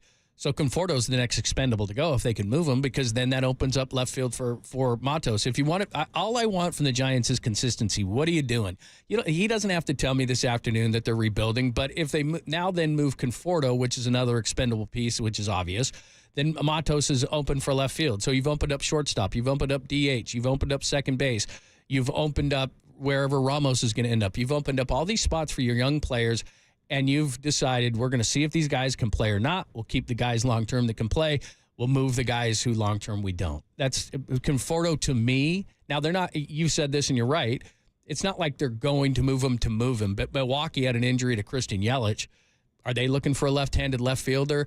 If they can move him, and he makes quite a bit of money. What is it, $18 million? So a third of $18 million. Gosh, I'm so good at math. A 2-year, $36 million deal. He's got $6 million left on his deal. Is somebody willing, or would the Giants have to pay that down a little bit? But to move Conforto, which you've moved players today to open up spots for other players, Conforto, if we're following the breadcrumbs along, is the next to go to open up left for Matos. And they've moved some salary. To get under that tax threshold, they had to move $16 million. We should add it up. By trading Jorge Soler. It's 8. They've saved $8 million real Soler, dollars. Jackson, and Cobb is only 8? Yeah, with a third of the season left. So if you trade Conforto, you've got 14. So now you're getting and then can you move a couple of million? That's significant what you do in the offseason. So they're going to have a lot of transactions today, obviously, with all these players off the roster. Cobb was not on the roster, but losing Soler and losing Luke Jackson, I think you'll see definitely Marco Luciano recalled from AAA. He'll be in the lineup tonight against J.P. Sears. Will he play second base? Probably will, and then not play Wisely. So I think your double play combination tonight, John, if you want two right-handed hitters, then it'd be Matos at second, or pardon me, Luciano at second, Fitzgerald at shortstop. The question is, if they can't go get another outfielder, would you bring up Luis Matos or not? Or would you just let Derek? Would you bring up Matos as well? Do you bring up another bullpen arm? But I think most assuredly Marco Luciano is coming up, and he may be at second base tonight against the lefty, J.P. Sears. Jeff Passan saying Lucas Irsig of the A's, who's their eighth inning guy, is going to the Royals. That's a nice move. Saw that. So the A's have made a trade. Yes. Everybody's made a trade in the last week. Have the Twins made one? It was the A's and Twins about an hour ago. I think the Twins have. I don't think Andrew Chafin's going from the Tigers to the Texas Rangers. Remember when he lived in a boat when he went to the A's? He lived in a boat. Yeah, that's right. He knew it was going to be temporary, like everything. What about the other lefties? Crochet, Skubal, and your guy, Blake Snell. Any of the big lefties got to go? We shall see. 2 hours and 6 minutes, John Lund. Paul DeYoung has been traded to the Royals. You know, one time you loved that guy? Yeah, let's not bring that up. Was that a year ago? That was my Farhan. Was he a Giant, like, for a I was like, you got to get that guy that he sucked.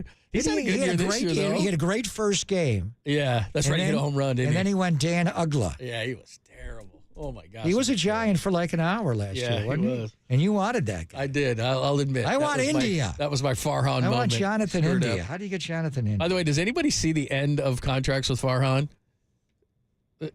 Alex Cobb Blake didn't. Snell, no, he's going to opt out. Alex Cobb didn't. Soler didn't. Bruce Bochy did. Yeah. Very well played.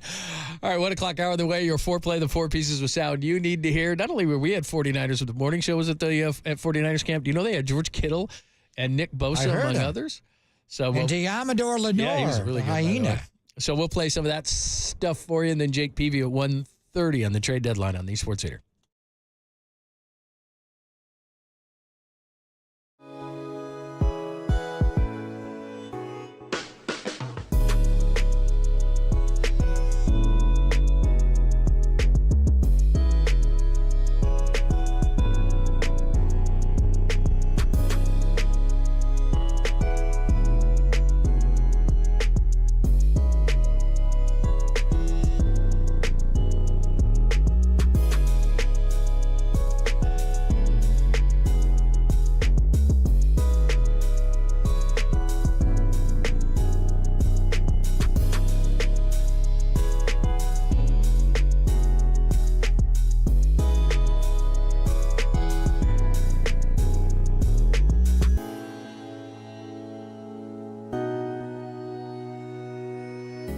Nothing wrong with that, groin. I love that. Greg Pop on deadline day.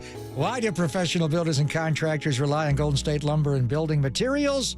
Because their extensive inventory is appreciated and their ability to schedule delivery of materials are often on the same day. Did you know Golden State employs decking specialists ready to help you with your projects? The sales staff, they have extensive knowledge of all the materials you need. This is a career for many of the members of the team, so they are committed to providing you with an exceptional experience. So I encourage you to visit GoldenStateLumber.com to see the list of brands and vendors. Golden State features like Simpson Strong Tie, an innovator in construction connectors for decking and other outdoor projects. You can also ask for a quote or start an order right from the homepage. Whatever the job, find the number, the building materials and expertise you need to accomplish your best work. For 70 years, Golden State has been supporting Northern California construction. Golden State, when you succeed, we succeed.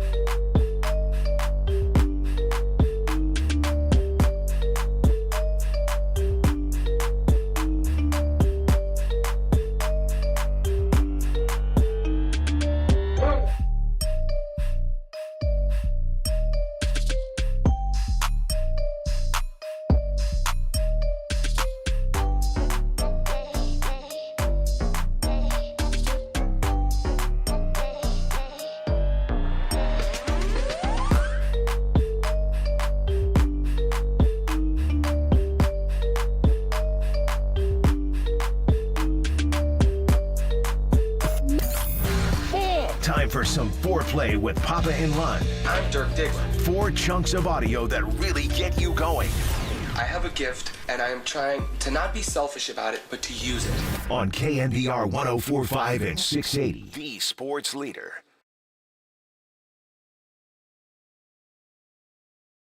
Well, friends, we are going to do an all Niners edition of the Foreplay. We've been talking trade deadline all day, and we will get right back to it. Then Jake Peavy's going to join us at 1:30. Jeff Passan he breaks all of these. He breaks all of these. What's new? Paul Blackburn. Oakland A's. He's now a former A. He's going to the Mets. Saw that. They lost Kota Singa. David Forster's made a couple of Dave Forster has made a couple of trades here in the last couple of hours, right? If you're just joining us,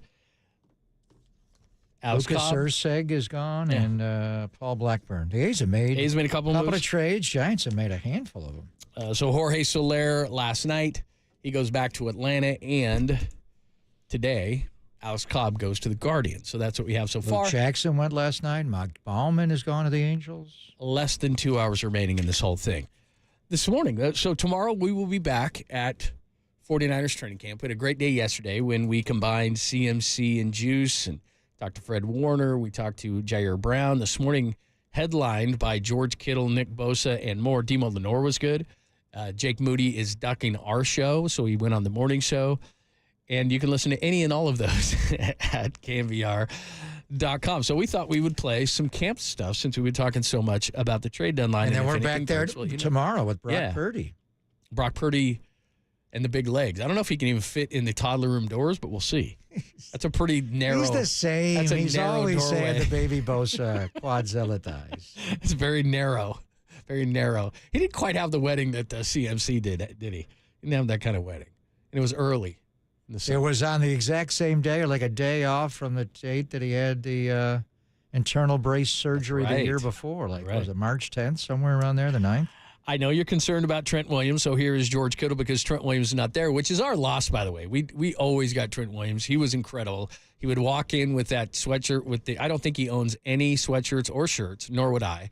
Just a lot of jewelry. Yeah, a lot of jewelry. That's why he wants to be the highest paid tackle in football. But he doesn't have any shirts or sweatshirts. I confirmed it when I snuck into his house and looked into his closet. He doesn't have anything that covers his arms. Everything is like tank top version of everything because his arms are massive. And we always like to have fun with him. So he's a great guy. Here's George Kittle this morning with the morning show talking about Trent Williams on the field. I've played alongside a lot of really good tackles. I've been very fortunate. Joe Staley, McGlinchey, McKivitz, has really come around, and I think he's going to have a fantastic year this year. Just the longer you play with somebody, the better you get playing next to him. But really with Trent he's just the most athletic person I've ever seen on a football field, and I just basically have to help him out by not getting in the way. And then he'll just do the block. And it makes my job really, really easy, and it's really fun to play alongside someone that much. And, like, the communication, he's very smart. He'll talk about, the rotations, stuff like that. We're very good at communicating, about pressures and stuff like that. So just being able to run alongside of him and get out of the way of the train coming down the tracks is really fun. The most athletic person I've ever seen on a football field. At that size. How about that? At that size. There are a lot of – McCaffrey's pretty athletic. But Trent, at his size, he's an incredible basketball player. He's probably working out right now in Houston. He likes to work out actually in the middle of the night when nobody's there. He owns that gym there in Houston with All Day Adrian.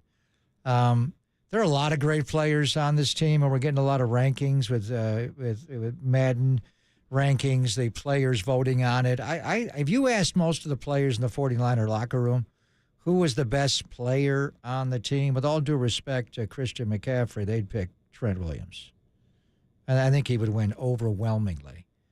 How high is he going to be voted? Now, he's got to be in the 99 club on Madden, isn't he? I think he was last year, Trent and Christian. Christian is again this year. But how high is Trent going to finish in the player rankings this year with NFL Network? He'll be in the top 5. Actually, last year he was down. I think he was like 12. Because they don't value offensive tackles. But people that know the game know just how great of a player Trent Williams is. Bosa's right there, but Trent Williams is, I think most guys would say, he's the best player on the team. Yeah. And a warning for him. Better get your butt to camp. Protect Brock Purdy's big legs. Just kidding, Trent. Speaking of, here's Nick Bosa. He was on the morning show this morning. He is now the longest tenured member of the defensive line. Here's what Nick said about that. It is weird. It's hard for me to look at myself that way because I still feel like a young guy. But I'm the oldest guy, or not the oldest, but the longest tenured in the D-line room with Kevin Givens. So it's cool. It's an honor to be a part of a team like this for so long, but it's definitely different. You know what's funny about that? It tells you how much time flies. I remember I was driving down to 49ers HQ for you and I doing a show during the season one time, and Nick was on the morning show, and it was his 22nd birthday. And they were singing him happy birthday, and he was 22. He was a rookie. And all of a sudden, he's the longest tenured guy in the defensive line. That shows you how fast I did not know that. When we did the State of the Franchise, I mentioned that actually Juice is the longest tenured Niner, but he signed as a free agent from Baltimore. As far as drafted guys, George Kittle is. And then when Nick spoke, he mentioned, I'm the longest tenured guy in the D-line room. He's not the oldest guy when you got guys like Malik Collins on that front and Leonard Floyd. That's why it was so important that he come in the offseason, take a part in OTAs.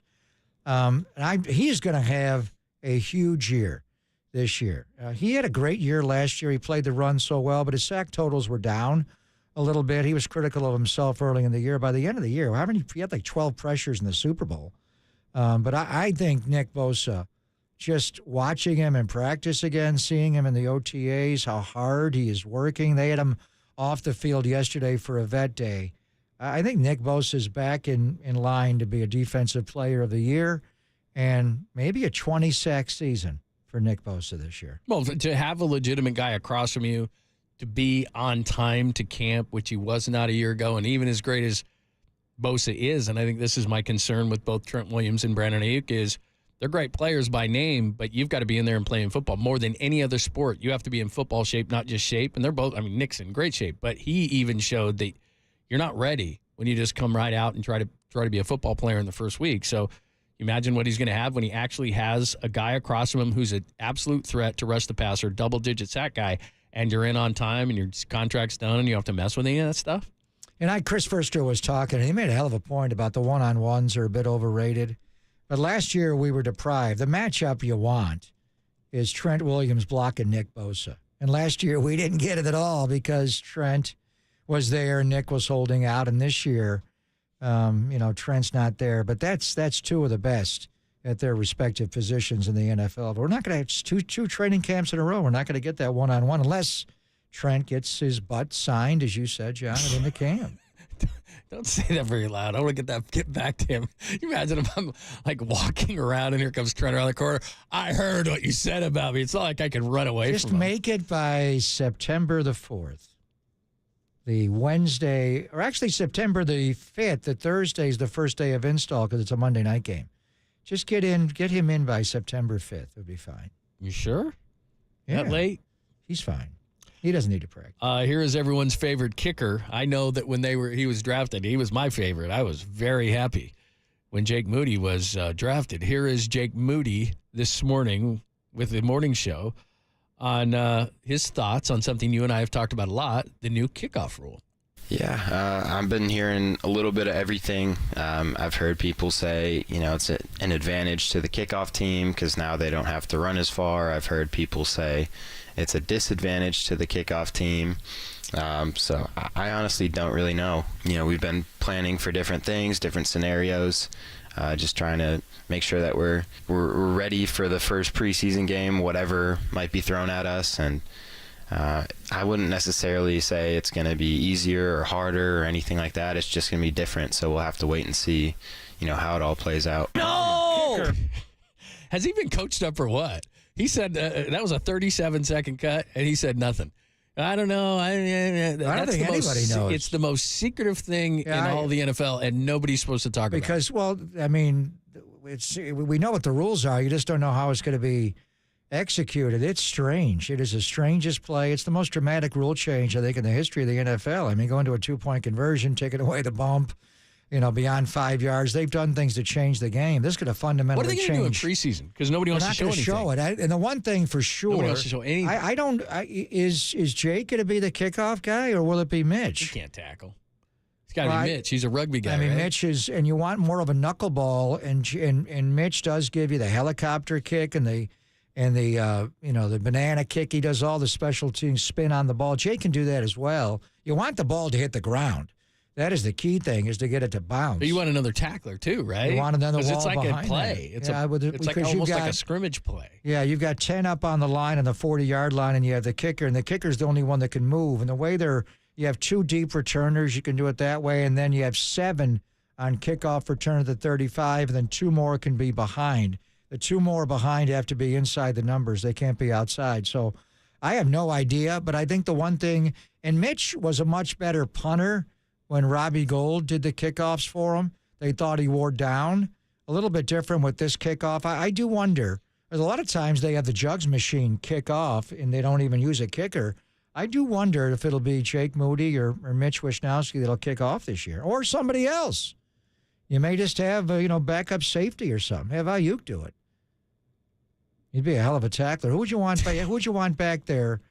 Oh, he's going to want more money to be a kicker, too. Screwed that negotiation up. Oh, you're going to have me kick off? Don't mention that. Mo mention that to That's him. another $1 million you owe me. All right, we'll get back to the trade deadline at about 1:15. Then Jake Peavy's going to join us at 1:30. But one more.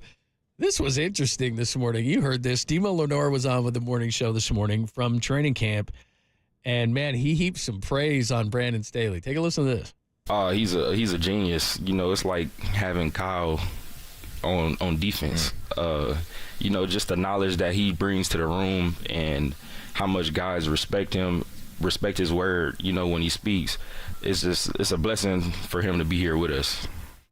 Call him the Kyle Shanahan of defense. That's not the first time I've heard that. That has been. So why is he not the DC?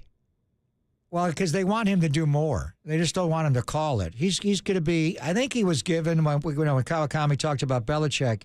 He offered it to Belichick, but that prompted the thought to give it to Brandon Staley.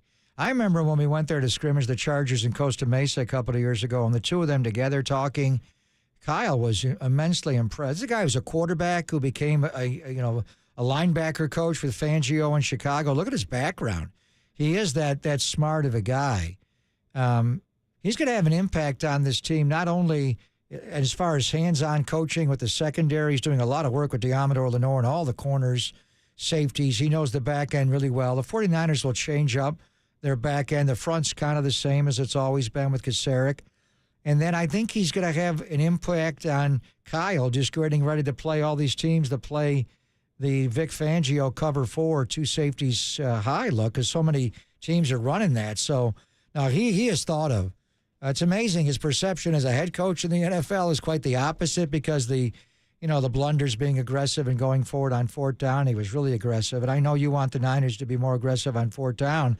I wonder if Kyle will get some fresh data from Brandon Staley on that as well. But that's not the first person that's made that analogy where you got Kyle and Sean McVay and the great minds on offense, that Brandon Staley is that kind of mind coming from defense. The one thing that also, when they offered the job to Belichick, did he ever reach out to Pete Carroll to come work here? I mean, he does run predominantly a cover 3, and it's a Pete Carroll kind of system. I wonder if there was any overture to bring Pete Carroll back home to coach the Niners to defense in some form. Plus, even though he was the oldest coach and Belichick was the second oldest coach, but Pete Carroll acts like he's 25. It's not like, and he did want to keep coaching. He said that He's over still and involved in Seattle, isn't he? And as a consultant, he's still hanging around their practices. Yeah, I think they're paying him to.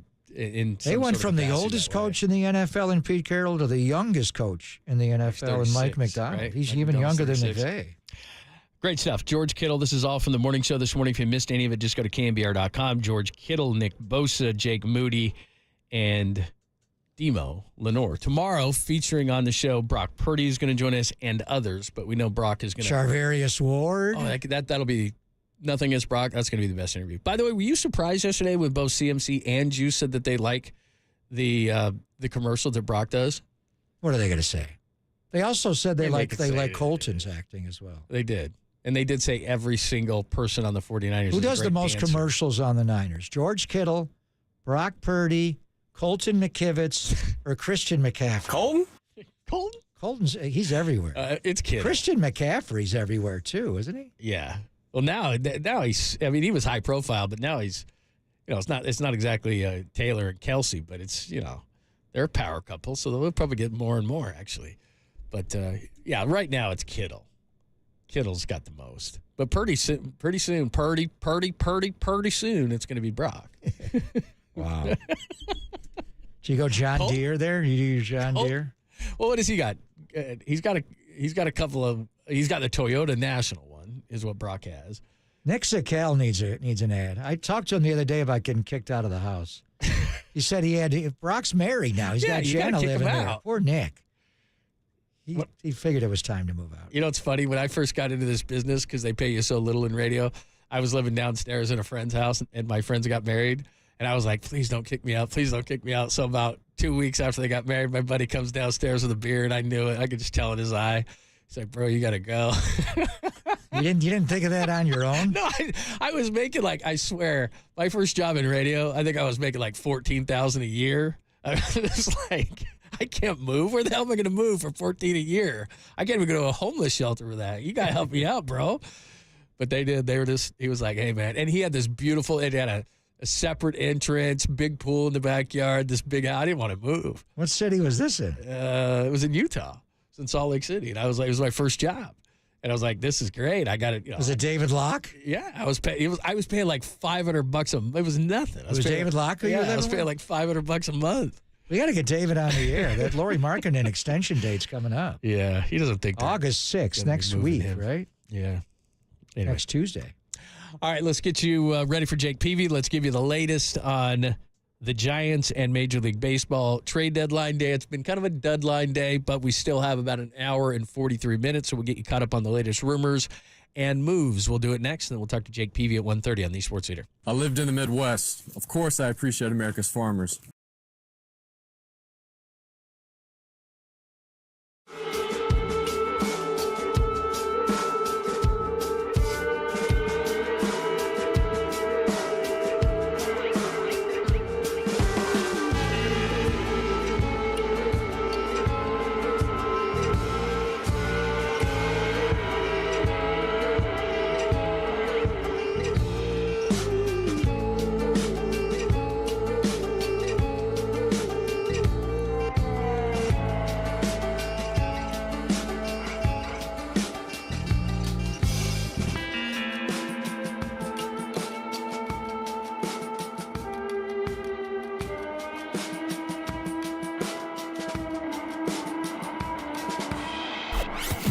From the O'Donnell Financial Group Sports Desk. Learn more at odfigroup.com. O'Donnell Financial Group, because planning is a process, not a product. Niners All-Pro tight end George Kittle joined the morning show this morning from 49ers HQ in training camp to discuss Brock Purdy's confidence in his first full healthy offseason. Check out that podcast and more. KNBR app, YouTube, KNBR socials.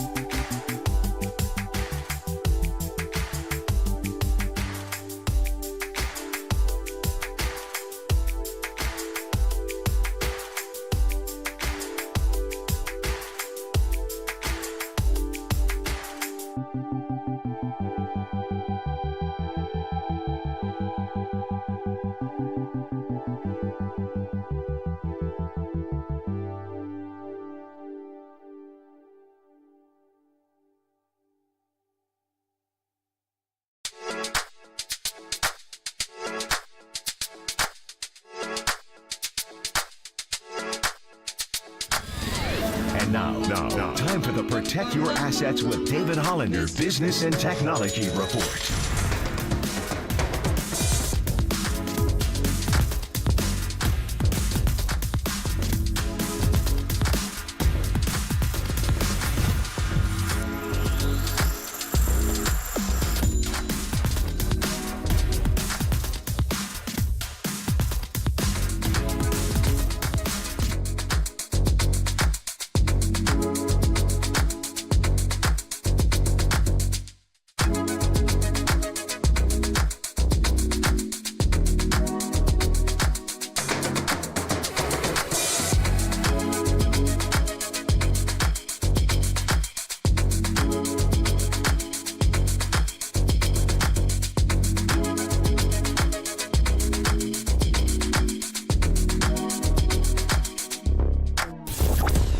KNBR on Facebook. This is Papa and Lund on KNBR 104.5 and 680. The Sports Leader. Sports Leader.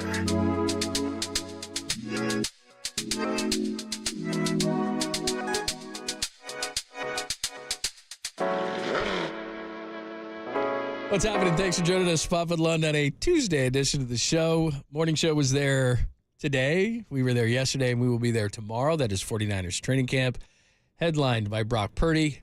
Actually going to be headlined by Moody Man, because he is amazing. Malik Collins tomorrow as well. I saw him, by the way. To meet Malik. He was very complimentary of Eric Armstead during his media session yesterday, was Malik Collins, and then Eric Armstead actually commented on it, so that's going to be cool to talk to him. So make sure you tune in. Any and all conversations at KNBR.com. Jake Peavy is going to join us coming up next to talk trade deadline day. Alex Cobb's gone to the Guardians.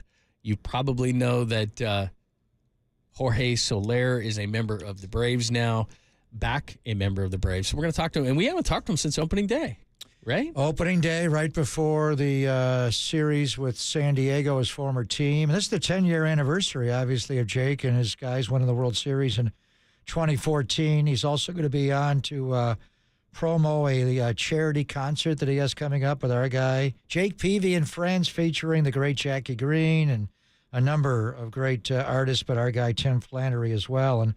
And Jake's also going to be doing a opening act in which he's going to interview coaches and players from the 2014 Giants team. So that'll be interesting. So I know George Contos will be involved in that, so we'll promo that. But Jake's been in the studio Jake's gotten pretty good on TV.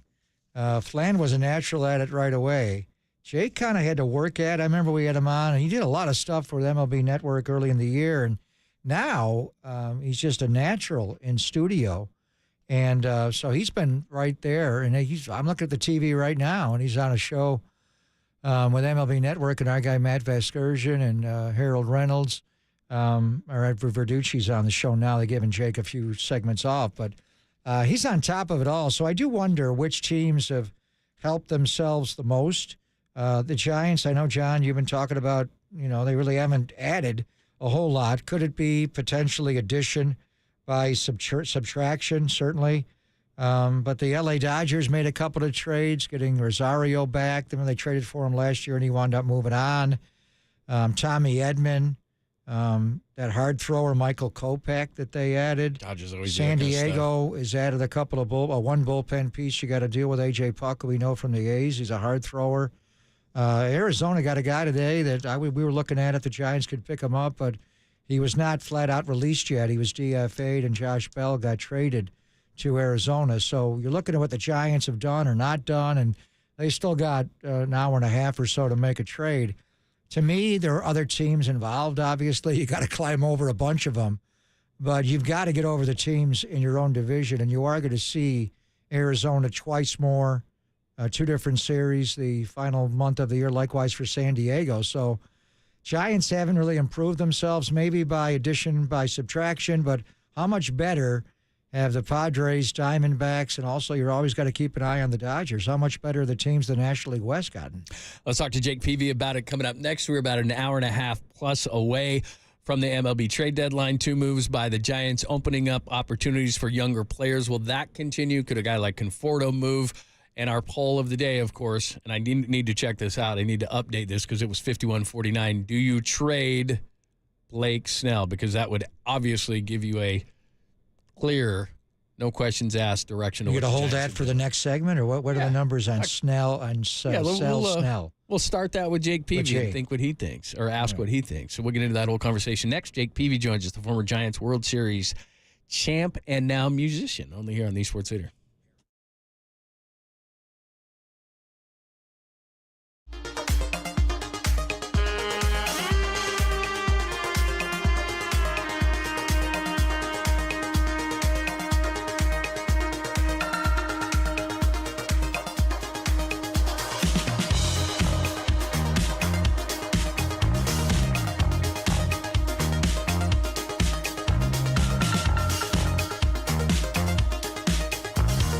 Mortgage rates are going down. Yep, they've been dropping big time, so it's a great time to call Loan Pronto. Loan Pronto's got APRs in the 5s. Yes, in the 5s. So if you got stuck with a higher rate last year and you want to refinance, this is a great time to call and lower your payment. You can use this opportunity to get cash out of your home's equity and pay off those credit cards, personal loans, car loans, and other high-rate debt. Loan Pronto can help you use these lower rates to get the cash out of your home and use it in a matter of days. You can do a full refi. You can do an Equity Express line of credit. Homeowners who call Loan Pronto typically cut their monthly payment by $850. So your home value is going up. Mortgage rates have come down big time, making this a great time to act. So call today for a free 30-second rate quote. You may be able to skip your next 2 house payments. What are you waiting for? Call 415-808-5721. That's 415-808-5721. LoanPronto.com. 415-808-5721.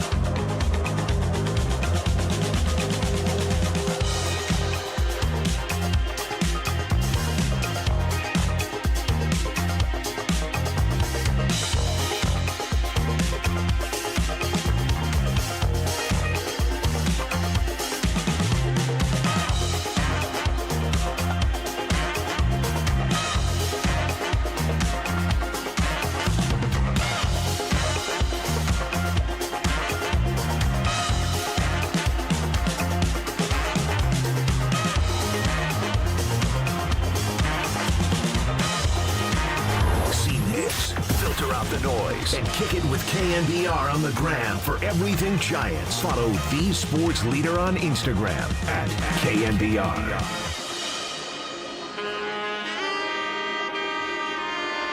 What's happening? Thanks for joining us. Pop and Lund on trade deadline day. Alex Cobb is now a member of the Guardians. Yesterday, Jorge Soler, now a member again with the Braves, and other moves that we'll talk about. Our good friend Jake Peavy, who we saw on opening day at Oracle Park, 2014 World Series champ, and of course, 10-year anniversary coming up, and he's got something really cool coming up on August 10th. He's going to be strumming the old guitar again, so we're going to talk to him about that, and we've been watching him all day on MLB Network and their trade deadline special. And the former Giant World Series champ joins us courtesy of the Uma guest line. How are you, man? I'm amazing. I got the suit off.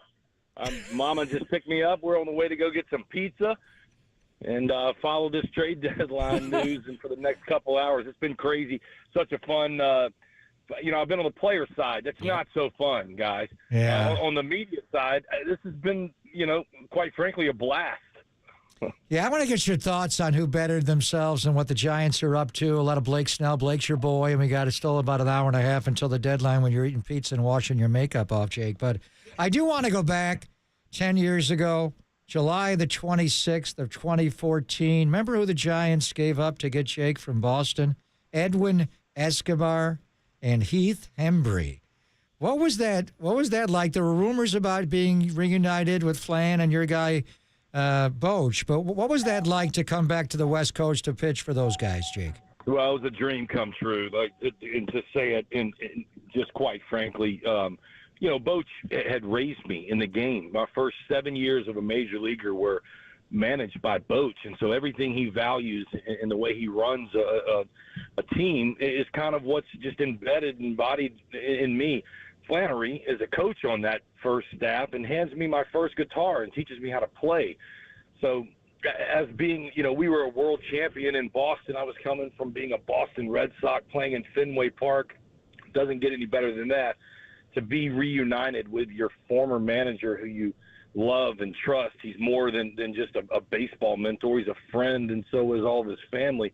The same way with Flan. To come back to those guys, to win a championship, to forge all the new relationships that I do in the area, and you guys being some of those, I couldn't have drawn it up any better. The last 3 years of my career were truly a dream out there. Willie Mays, Willie McCovey around, Will Clark. Get out of here. Pinch me. Yeah, that's awesome, man.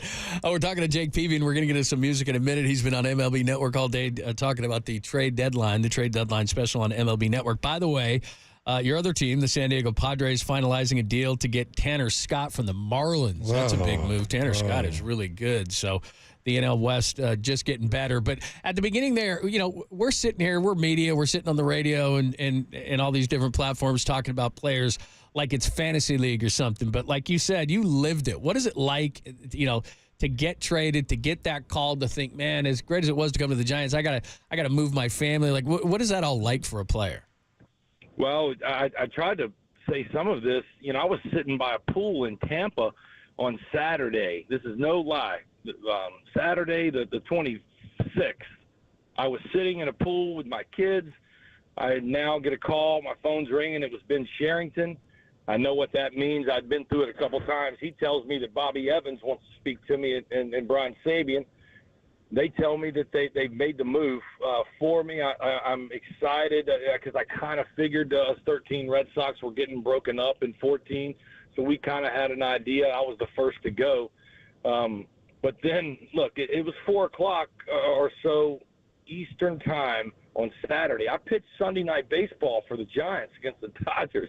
The next 24 hours were such a whirlwind of saying goodbye, packing your bags, landing out in San Francisco, probably 9 o'clock or so, walking into the ballpark. Devin Fox and Justin met me there at the gate and walked me in with Brett Alexander. And you go shake a few hands. You get handed a scouting report on the Dodgers and a new uni and told to go get them. So it's, like you said, that's just the baseball side of it. Nothing about calling your family, trying to figure out where you're going to live. I was on the road with just one suitcase packed. It's not so. A lot happens. I beg the fan bases, look, give the guys a little leeway. There's a lot happening you'll know what you've got over the next 2 months. And look, if you think about my run, there in 14, my best second half run of my career was in 2014 with San Francisco. I struggled my first 2 games with you guys, and then settled in, was comfortable with Buster, was comfortable with Rags and Gardy. We went on a great 2-month plus run. Now, I remember it all, and the closeness with Flan. You mentioned Devin Fox. You guys became best of friends, and Devin sent me all the information. So talk about what's coming up. It'll be August the 10th. Jake Peavy and friends, and one of your special friends, Tim Flannery, will be there, and you're going to do a little opening act where you're going to interview some of the coaches and players from that World Series team of 10 years ago, Jake. Well, that's what we're doing. August the 9th and 10th, we're coming back to town. The champs are back in the building, baby. It's going to be amazing, you know. We're going to try to revitalize, you know, the fan base and capture some of that and take it into that clubhouse. And talking about it and remembering it certainly brings back fond memories for the fans, but it also infiltrates the players and, you know, the new staff who are so badly wanting to get back to those days being reality in San Fran. And look, we're not far off. And so, look, that's what the weekend's about. We're going to celebrate August 10th at the day game, give the guys all their credit. It's going to be such an amazing time just getting to reunite with all the people, you know, that have gone their separate ways, that were such huge parts of that. Fan base is going to have nostalgia just running through their veins watching Madison Bumgarner and seeing highlights of what he accomplished. Buster, seeing that face, Hunter Pence's energy. Then that night, come over to the August Hall. Some of those guys, or most all of them, are going to come over. We're going to interview them. I'm going to grab some former players. And we're just going to give the fan base who comes over there something, you know, unique. And I'm going to try to – I'm getting clubhouse guys on the stage with a microphone in their hand. I'm going to try to, you know, air out some laundry that people, you know, may not know and make it special for that night. And then we know I love music, so getting a chance to play with Flan, Jackie Green, and just, you know, so many more of our talented buddies are going to be there. Makes for a special night. Baseball, music, and then it's all going back into our Giants community fund. So raising money for our team, all the money you come and spend will go right back into good hands. That's awesome, man. Jake Peavy is joining us again. Come celebrate the 2014 World Series Giants. Live music by Jake and friends. And you mentioned Tim Flannery as well. And what you do, that's coming up on August 10th. It's very simple. All you have to do is go to augusthallsf.com. That's augusthallsf.com. General admission, $35. VIPs at $200. So make sure you check it out. augusthallsf.com. And that's on August 10th, man. That's going to be a lot of fun. You know, I know on opening day we talked to you about the transition, and you just talked about how you got into all this kind of stuff. But, you know, some people talk about how hard it is to transition. You've done a hell of a job, man. You're doing a great job on MLB Network. You're playing music. Life seems good, man.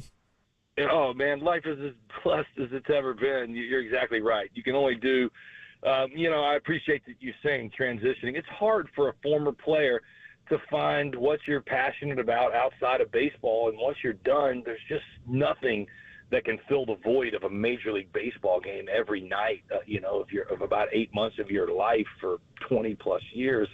When you talk about minor leagues and all your life, when you talk about, you know, playing baseball. So it's just been amazing to come be a part of baseball in the media way. I never saw it coming. But again, just trying to be myself and bring any kind of knowledge I can and experience. But again, reverencing how hard the game is to play, how great these players are that we watch play every night. I love the game of baseball, so this side of it's easy, and then equally about music. So when I get a chance to play music, sign me up. Yeah, and obviously on the baseball dime, there were few better. Cy Young Award with the 2007 Padres. And speaking of Cy Young, I know how close you are with Blake Snell. And he won his second. He's got one in each league, which is amazing. He was a Padre like you were last year and pitched for Bomel. But he started slowly, Jake, and we're being kind. You know, the rush to spring training and first 6 starts, couple of trips to the IL. But the last 4, he's as locked in as ever. And he's still, you know, that changeup, which really dominated with last year, he can still bust that out. So what have you seen from Blake Snell? And I know you guys are tight, and we're an hour and 20 minutes, actually less, from a trading deadline. Do you think the Giants will trade him in the next 80 minutes? I hope not.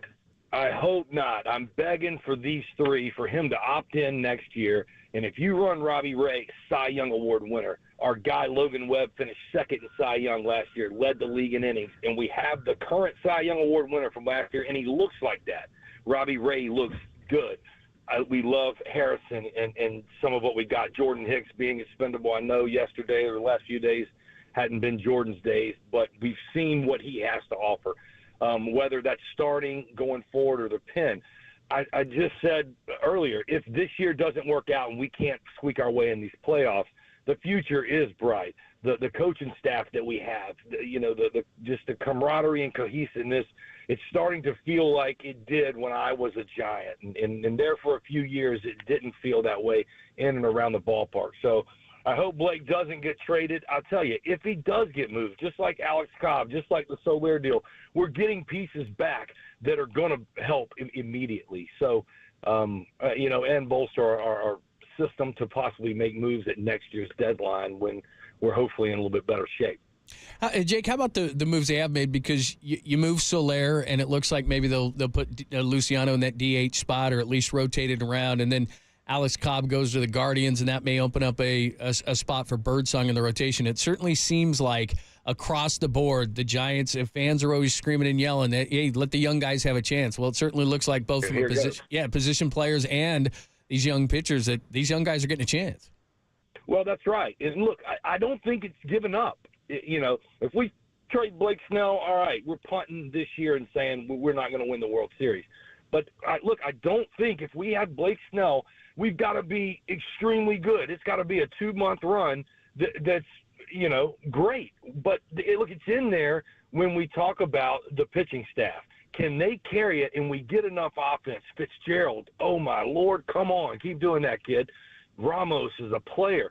We've got the pieces around it, so you're exactly right. Let's see if these young kids can do, we're going to get a chance to see what we have and what we need to do to build in the offseason. So I love, Soler had really started to go since June. Let's get, Atlanta loved him, and he's got value there. I love sending him and Luke Jackson there. And then again, Cobb, he's a rental. He was going to be gone anyway, hadn't pitched this year. I like him a lot. But I love what Farhan and those guys have done. We're still in it this year. Let's grind. Let's get to this August 10th stuff. Let's let the 14 team get in the clubhouse, talk about a championship and how we got in by the skin of our teeth. Now, I'm with you. I don't want Blake Snell getting traded. If he is traded, he can't go back to the San Diego Padres, Jake Peavy. Come on. The rumor is that A.J. Preller wants him. The San Diego Padres and the Los Angeles Dodgers want him. I can tell you that. They're both calling Farhan. So I can't imagine us making that deal. I think Farhan would know better. We would absolutely have to just be in love with what we were getting back if you were going to do that. And, again, I think that would mean punting. This year's team, in the position we're in, it just takes – it's the same thing that Texas has got to do on the other side. You've got to get awfully hot and be about 3-4 games better per month than the rest of the teams around you. That's doable. And like I said, 14, and we can even go back and cite 12 and 10, but 14, we got in by the skin of our teeth, had to go win a play-in game in Pittsburgh. Bum does that. And, we're celebrating, so we might as well talk it for a second. We go into Washington, the best team in the National League, have no business doing them the way we did. St. Louis to Kansas City. We had no business pulling any of it off. The Giants this year are a better team, man for man, than that team was. When you talk about having Logan Webb and Robbie Ray and Blake Snell, nobody wants those three in a playoff matchup. Let's bust our ass and get in and see where we're at this year. You're the best, man. No, you're good, man. You keep going, bro. You're totally fine. We always love talking to you, man. You're doing a great job on MLB Network. And again, AugustHallSF.com, which is coming up August 10th. We're going to celebrate the 2014 team. You're going to be there. Jake Peavy and friends, including Tim Flannery, is going to be there. Go there now and get your tickets, AugustHallSF.com. It's going to be a blast, I can tell you that. Can't wait. $35 ticket is going to equal a great time. We're going to make you feel like a VIP. That is awesome. You always do. Thank you, brother. Go Appreciate crush some pizza. Support, boys. Take care, man. Jake. Jake's on fire. That is Jake Peavy. You rolled your eyes when he said this team is better. 14-team winning World the Series. starting rotation, Jake was on fumes at the end, and Tim Hudson There as was well. only one guy in the rotation, I remember. But this rotation, this rotation is deeper. Okay. It's better. I got something for you coming up next. The return, I don't think it's going to change your mind, but just to illustrate how big of a seller's market it is, the return that the Padres gave up, and A.J. Preller doesn't mind, he does this, but the return the Padres got for Tanner Scott is, at least on paper, Jake said unbelievable. The L.A. Dodgers are in on Blake Snell? I traded Snell to the Dodgers. You know why? It's twofold. Think about this. I know it sounds crazy, but think about this. You take their top prospects, he signs there, or he doesn't sign there. You steal those prospects after he's there for 2 months. They don't win the World Series anyway because they're the Dodgers, and you stole two or three of their best prospects. That's how you do it. Okay. That's how you do it, people. All right, I'm not going to say it's going to change your mind, but it might make you just think a little bit about Blake Snell, the return that the Fish got for Tanner Scott. We'll get into that next, top of the hour. Tolbert and Copes, only here on the Sports Center.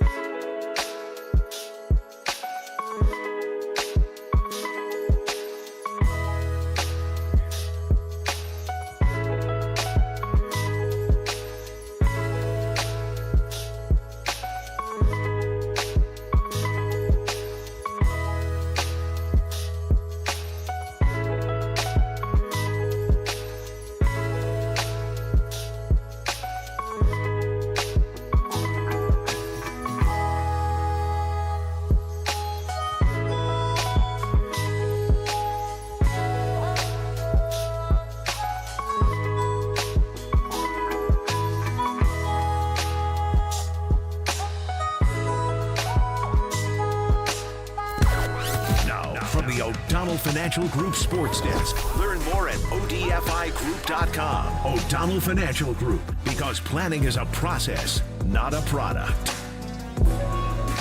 Nick Bosa, hey bro, joined Marcus and JD this morning. Said he liked the additions to the defensive line this offseason. Check out that podcast and more on the KNBR app, YouTube, KNBR Social. That's a sackaroonie, baby.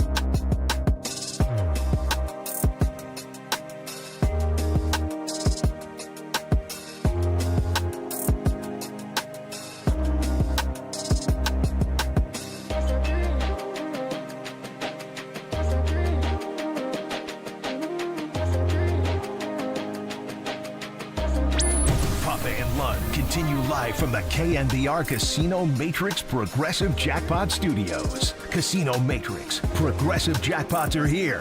Where are you? Just drop in. Please play responsibly. 1-800-GAMBLER. I lived in the Midwest. Of course I appreciate America's farmers. I married a farmer's daughter. Of course I had to pick corn before her dad approved. I've got a hard work ethic full of early mornings and late nights. Of course I share that with farmers. I played for Iowa State and now the 49ers. Of course I bleed cardinal and gold. I partner with Pioneer Seeds. Of course I know how to excel on the field. On behalf of myself and Pioneer Seeds, thank you farmers for all that you do. I threw 7 interceptions in 2 days of practice, and now I'm going to talk to Pop and Lund. Damn!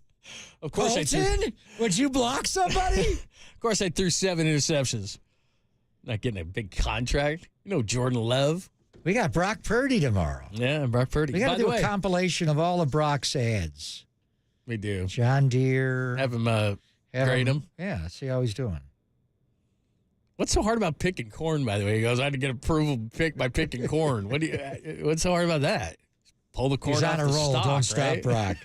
I mean, am I missing something? All right, we got 66 minutes to go to a deadline. Let me throw For the last 4 hours, I've been saying, no. You want to trade Blake Snell. You've got 6 minutes, not even 5 minutes, 14 seconds to convince me to trade Blake Snell. It is by far a seller's market. We know that. So, and here's proof. So the Padres get Tanner Scott. Nice reliever. Really, really nice. From the Miami Marlins. Yeah. But, and I don't know, he's probably the best reliever out there, but he is no Blake Snell. He's pretty good. Get this, but he's no Blake Snell. Can we establish he's no Blake Snell? He's not Blake Snell, but he's good. He's good. All right. So rankings, whatever, they mean nothing, but it's just kind of a way. And so far in the trades, the teams selling have done quite well. So for Tanner Scott, the Marlins get a left-handed pitcher named Robbie Snelling, the number 2 prospect for the Padres.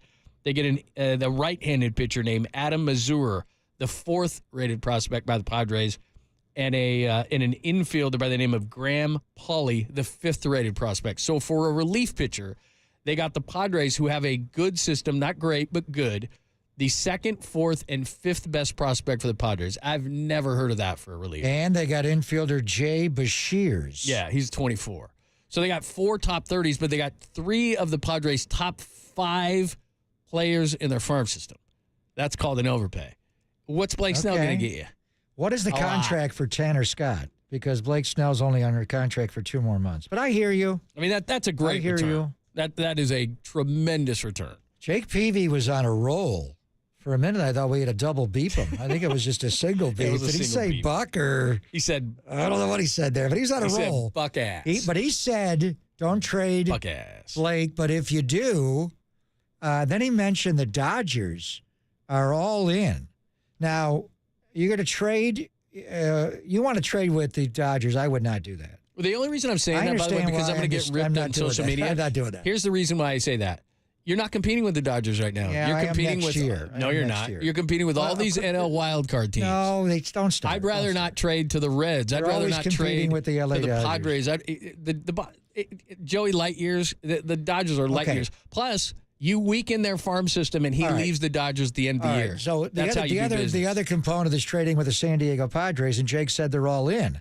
But A.J. Preller just gave up Snelling, Mazur, Paulie, Bashir. How many of their top prospects? So does that eliminate the top same? 5? Are those the guys the Giants could have got for Blake Snell? And more. Would they have? Well, who knows? He's a rental. What's Tanner Scott's contract? Maybe that guy wasn't so crazy when he said we And they got Brian Hoying in the trade. the backup quarterback? So maybe that guy wasn't crazy who called and wants Tatis for Snell. That's not happening. He's crazy. So we have, 62 minutes and 25 seconds till Come on, if you can get 3 of the top 5 for Tanner San Diego Scott, just gave them all up. So where are you going to get them from? The Yankees? You can get all 10 of the top prospects from somebody. The Orioles already added the pitcher. Who's left to trade with? Oh, the Orioles have plenty of guys. Didn't they add a starting pitcher today? Who'd they add? Yeah, can't keep up with it. Not that good. Crochet's not been traded. No. Scooble's not been traded. Yeah, this is the whole deadline every year in every sport. So what are the final numbers? You haven't convinced me. I don't want to trade Blake Snell. Whoa, but I'm not doing. But you have to admit that for a relief pitcher, that's ridiculous. I don't know who they are. Who's Robbie Snelling and Adam Mazur? I have no idea. I want Blake Snell. They're 3 of the top 5 prospects. I don't know. It's pretty good to me. So what are the final numbers on Danny's Big Fold? Let me look at this. Do they want to sell Snell Or is he going Boy, to I pitch am against? surprised. Is So he pitching everyone's against the Reds over the So weekend? everybody got swayed by 4 games against the Rockies? Really? I guess so. No, it's the way he pitched against Colorado. Didn't matter who he was pitching to. All right, let me check the poll here. I got 90 seconds. Wow. You won't believe this. So Keep him as one. No, last Friday, everyone was wanted to sell the overwhelming house, sell, right? but we weren't specific Sell on the Blake Snell. house. Last Friday was But the poll. now we zeroed in on, do you Okay. want to sell Snell? Yeah. Our emergency deadline poll. keep We've him. never had Now this it's happen keep in the him. history of the show. Now it's keep him. Should the Giants trade Blake Snell? 50-50. What? It's literally 50. It's a coin toss? 50. Someone, come on, get off the fence, people. You get. I sound like Rick is Barry. it- Come on, people. Is it exactly the same, or is it 50.1 to 49.9? The exact same amount of votes say Look at. sell. I promise and you think I'm kidding. I'm not. I see it 50-50. Come on, we need somebody to break the tie. Yeah, but we could vote on it. They're more. not We'll find done out voting. tomorrow. They're going to continue to vote. Yeah, at DannyNunn24, I've retweeted it, as has All right. KNBR. So when we're visiting with Brock Purdy, we'll ask Brock about this. You think he's paying attention? There he Brock, is. first question. I saw Brock. I saw him sit with Larry Bear and Greg Johnson in a game. He was right there. Does that mean he's a baseball guy, or just like maybe get out? I think he threw out the first pitch that night. Wasn't it a little rising fastball to? There was no Colin Kaepernick, Kyle 93 Harrison? mile an hour. Kyle Harrison had to reach up to make. Yeah, the that's catch, so- right. I forgot about that. In any event, so Remember- right now remember it's Kaepernick literally tried to throw it as hard as he could? 50-50. We have 1 hour until the deadline. That's Will Farhan make 750 any votes, other 50-50. trade? Is he going to make any other trade the next hour? Yeah, they opened everything up, and then he's going to Wilmer, say. Conforto, Then he's going to say in the press conference how they're Camilo not rebuilding. Duvall. No, he's not going to make any move. I would hope he would. Look at that return for a relief pitcher. My goodness, man. But he's not going to do it. He's going to say he has faith in this team despite the fact that he just traded 2 veterans. But he might. You think A.J. Preller offered him the same package for Blake Snell as That he wouldn't just get- did to that get wouldn't get Tanner it done. Scott? That wouldn't get it done, would it? I have no think idea. All right, we'll talk to you tomorrow from 49ers HQ. We will have Brock Purdy on, the best of Brock's commercials, and much, much more, along with Mr. Ward. Charvarius Ward. We're going to have lots of good Malik stuff. Collins. Yeah, Malik Collins. The will be hits there. just keep on coming tomorrow. So tune in tomorrow. We'll have reaction from trade deadline day. Plus, we will also give you 49ers training camp. Thanks to Extra Bags, Brian Kenny, and Jake Peavy. All good time had by all. Thanks to Danny and to hell with Walter. Silver was helping us today, right?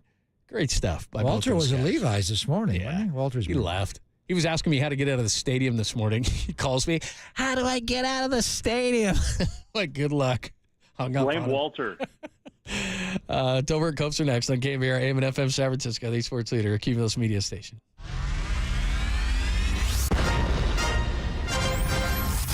The NBA brought him to the Bay, while his co-host was born and raised here. Adam, that is great co-host work right there. That is amazing. You're lucky to have Adam, Tommy. Oh, absolutely. It's time for Tolbert and Copes. Let's get it on! Tom Tolbert. Yeah, thank you. Now if I could ever get some beer. And Adam Copeland. Adam Copeland has arrived! On KNBR 104.5 and 680, the sports leader.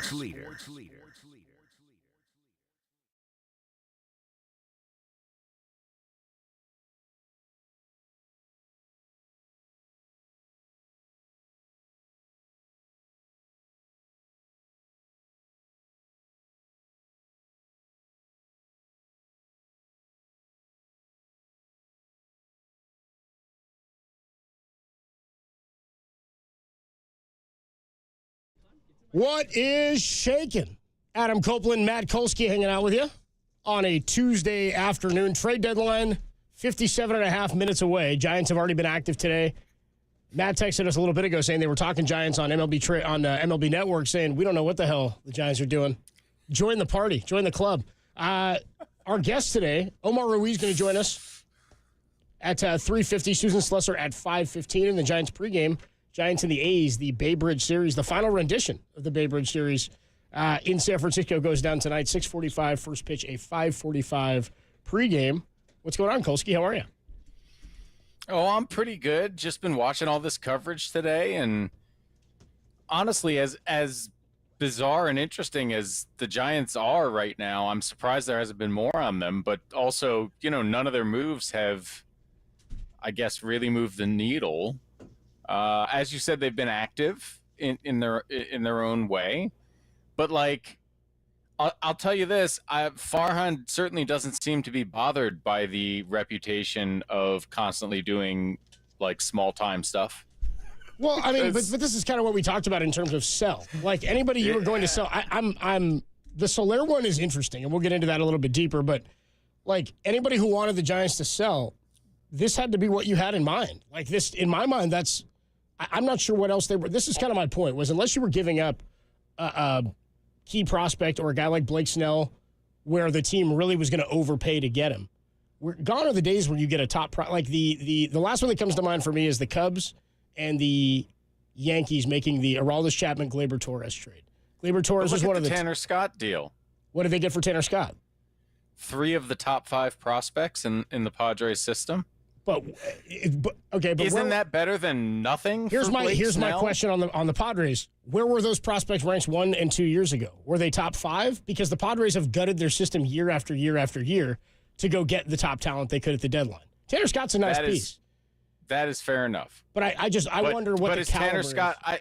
Let's just say, for the sake of argument, Tanner Scott has been arguably the best closer in baseball for a little while now. Meaning part of this year anyway. So let's just say, for the sake of argument, the price is the same. Even if it's not the best farm system in the world, 3 of the top 5 prospects plus some other things is a pretty good haul. To me, I just feel like Farhan is in a what's the radio friendly way to say this? Poo or get off the pot situation. So if you're telling me, well, I don't want to sell Blake Snell, he's really good, we're not out of this thing, fair enough. Josh Bell just got had for cash. That's not a bat that would have provided some value to a team chasing down a wild card spot from behind. The Arizona Diamondbacks, who are what? Let me look. 3.5 games ahead of you right now, went and did that deal for cash. Paul DeJong from the White Sox. Again, a power bat. Is he great? No. But we had that experiment last year, Mikulski. He was here last year after the deadline, and Giants fans not fond of Paul DeJong, I don't think. Well, I'm not saying Farhan's an idiot for not going and getting Paul DeJong, obviously. What I am saying is, either you're telling me Snell is worth keeping, because right now, every single analyst who's talking about it believes he's opting out, period. Right? That certainly the odds are better than 50-50 that he opts out at the end of the year, barring injury. If he continues at this clip, yes, right. Yeah. If you are not going to trade him, you're telling me you believe this year you need to have him for whatever you want to do. And boy, if you want to do anything of note, I'm not sure how you can say, is Jorge Soler great? No, but you're creating a hole in your batting order when you do that. And you just told us Marco Luciano isn't ready to fill that kind of hole. So if you're telling me Marco Luciano is filling the hole offensively, which he wasn't capable of filling a couple weeks ago, but we're gonna not get anything in all likelihood out of Blake Snell. It's mixed messages, isn't it? See, I don't know. I'm okay with saying we haven't dismantled the roster here in the trades that we've made. Jorge Soler, we talked about it yesterday. I think this is Farhan cleaning up a little bit of a mess that he made. The value in that trade is that they're taking A, Luke Jackson, which just makes Giants fans happy, and B, they're taking Jorge Soler's contract, right? I mean, this is the second time he's gotten the Braves to take a contract. The Braves took Mark Melance's contract a few years back at the trade deadline. Copes? To what end? Ultimately? My point is, if they're going to bring up Marco Luciano, to me, that's a defined direction for this team this year. That's saying we've already given young guys an opportunity to play. We're going to bring up Luciano, and maybe he's the DH. Maybe you try to figure out the bat with him with no pressure of playing the field and say, just figure out how to hit, and you can have the DH position if and when you figure that out. He's a right-handed bat. He's got power. We know he's capable of that. If he just becomes a diet version of Alfonso Soriano with the bat. I'm good with that. Like, isn't everybody else okay with that? He doesn't need to be a plus fielder. We don't think he's going to be a plus fielder. He didn't grade out as one. So my thought is Blake Snell doesn't have to be traded or held on to prove that you're in on one side of each thing here. You got Blake Snell for this year, thinking he would pitch well enough for you that maybe you'd be good enough that he would opt out. The hope always is that the guy's going to pitch well enough that he has that option, even from the team side, right? So when you signed him, you thought maybe we won't have him after this year anyway. And now in holding on to him. But the hope there, though, includes the possibility of making real noise in the playoffs. And I just think if that's the goal still, then there are things you could be doing offensively to make that goal much more achievable. Well, it's the Don't goal. you think? It's the goal because it's on the table. I'm with you that Josh Bell would provide something. He's also a left-handed bat. So are you sitting Lamont Wade down now? That's fine. I'm asking what you're looking at in weighing when you say we could have just gotten Josh Bell for cash. Well, right now you don't have a DH at all, right? Well, what I'm saying is he Basically. playing against left-handed pitching, or is it just right-handed pitching for Josh Bell? I'm saying, have you created another platoon at the DH spot then by doing that? Or are you perhaps? Or would you but rather is a say platoon? What I'm saying is he cost nothing but cash, and is a platoon featuring Josh Bell not better than what's there right now? I'm saying they clearly are not going all in on this season, and I think not trading Blake Snell doesn't change. I don't think holding on to Blake Snell and seeing what happens for the remainder of this year, since you are in it and you haven't dismantled the team. I mean, when I say in it, I say mathematically, of course. There's a lot that has to happen. But in holding on to Blake Snell, I don't think you're saying we're all in on this season. I think you're saying I didn't get the offer I'm willing to get for Blake Snell, and I was willing to pay for him for this year anyway. We were able to move again. What's the? If you get another Bresnahan, if you get another rookie level or which is what the Giants got for Alex Cobb, a single A level 13th round pitcher from last year, which is fine. Those guys are not the same. Right. I'm not saying they are, but I'm saying the narrative on this for 2 days has been it's going to be very difficult to put together a trade that will net the Giants value. So are you okay? My point is, if that's the bottom line. I think the question is what is value in this scenario? Because if he is, that's what I'm asking you. So if it's Bresnahan, like they got for Alex Cobb, if that's the floor, then what is the ceiling for a Blake Snell deal for a team that may be on the hook for 31 next year, or doesn't want to give you too much in a rental player who's going to be there for 15 starts, if that? Well, Probably a 12 closer starts. who's going to be there for the same time period just got 3 of the top 5 prospects plus some in what, let's call it a middling farm system.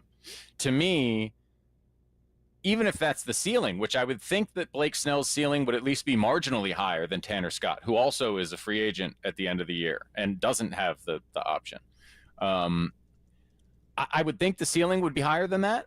And to me, that's well worth a pitcher who you are unlikely to have anything in exchange for at the end of the season. My point is that offer can't be out hurt. there. That offer can't be out there, or he'd be gone, is my point. The offer can't be there for 3 of a team's top 5 prospects for Blake Snell, because I think we'd all have to believe that if Farhan were offered a team's 3 of their top 5 prospects, that Blake Snell wouldn't be on the go when he just traded Alex Cobb and Jorge Soler. I have to believe that's not an option, that no team is willing to risk that level of prospect while having to pay that potential dollar amount.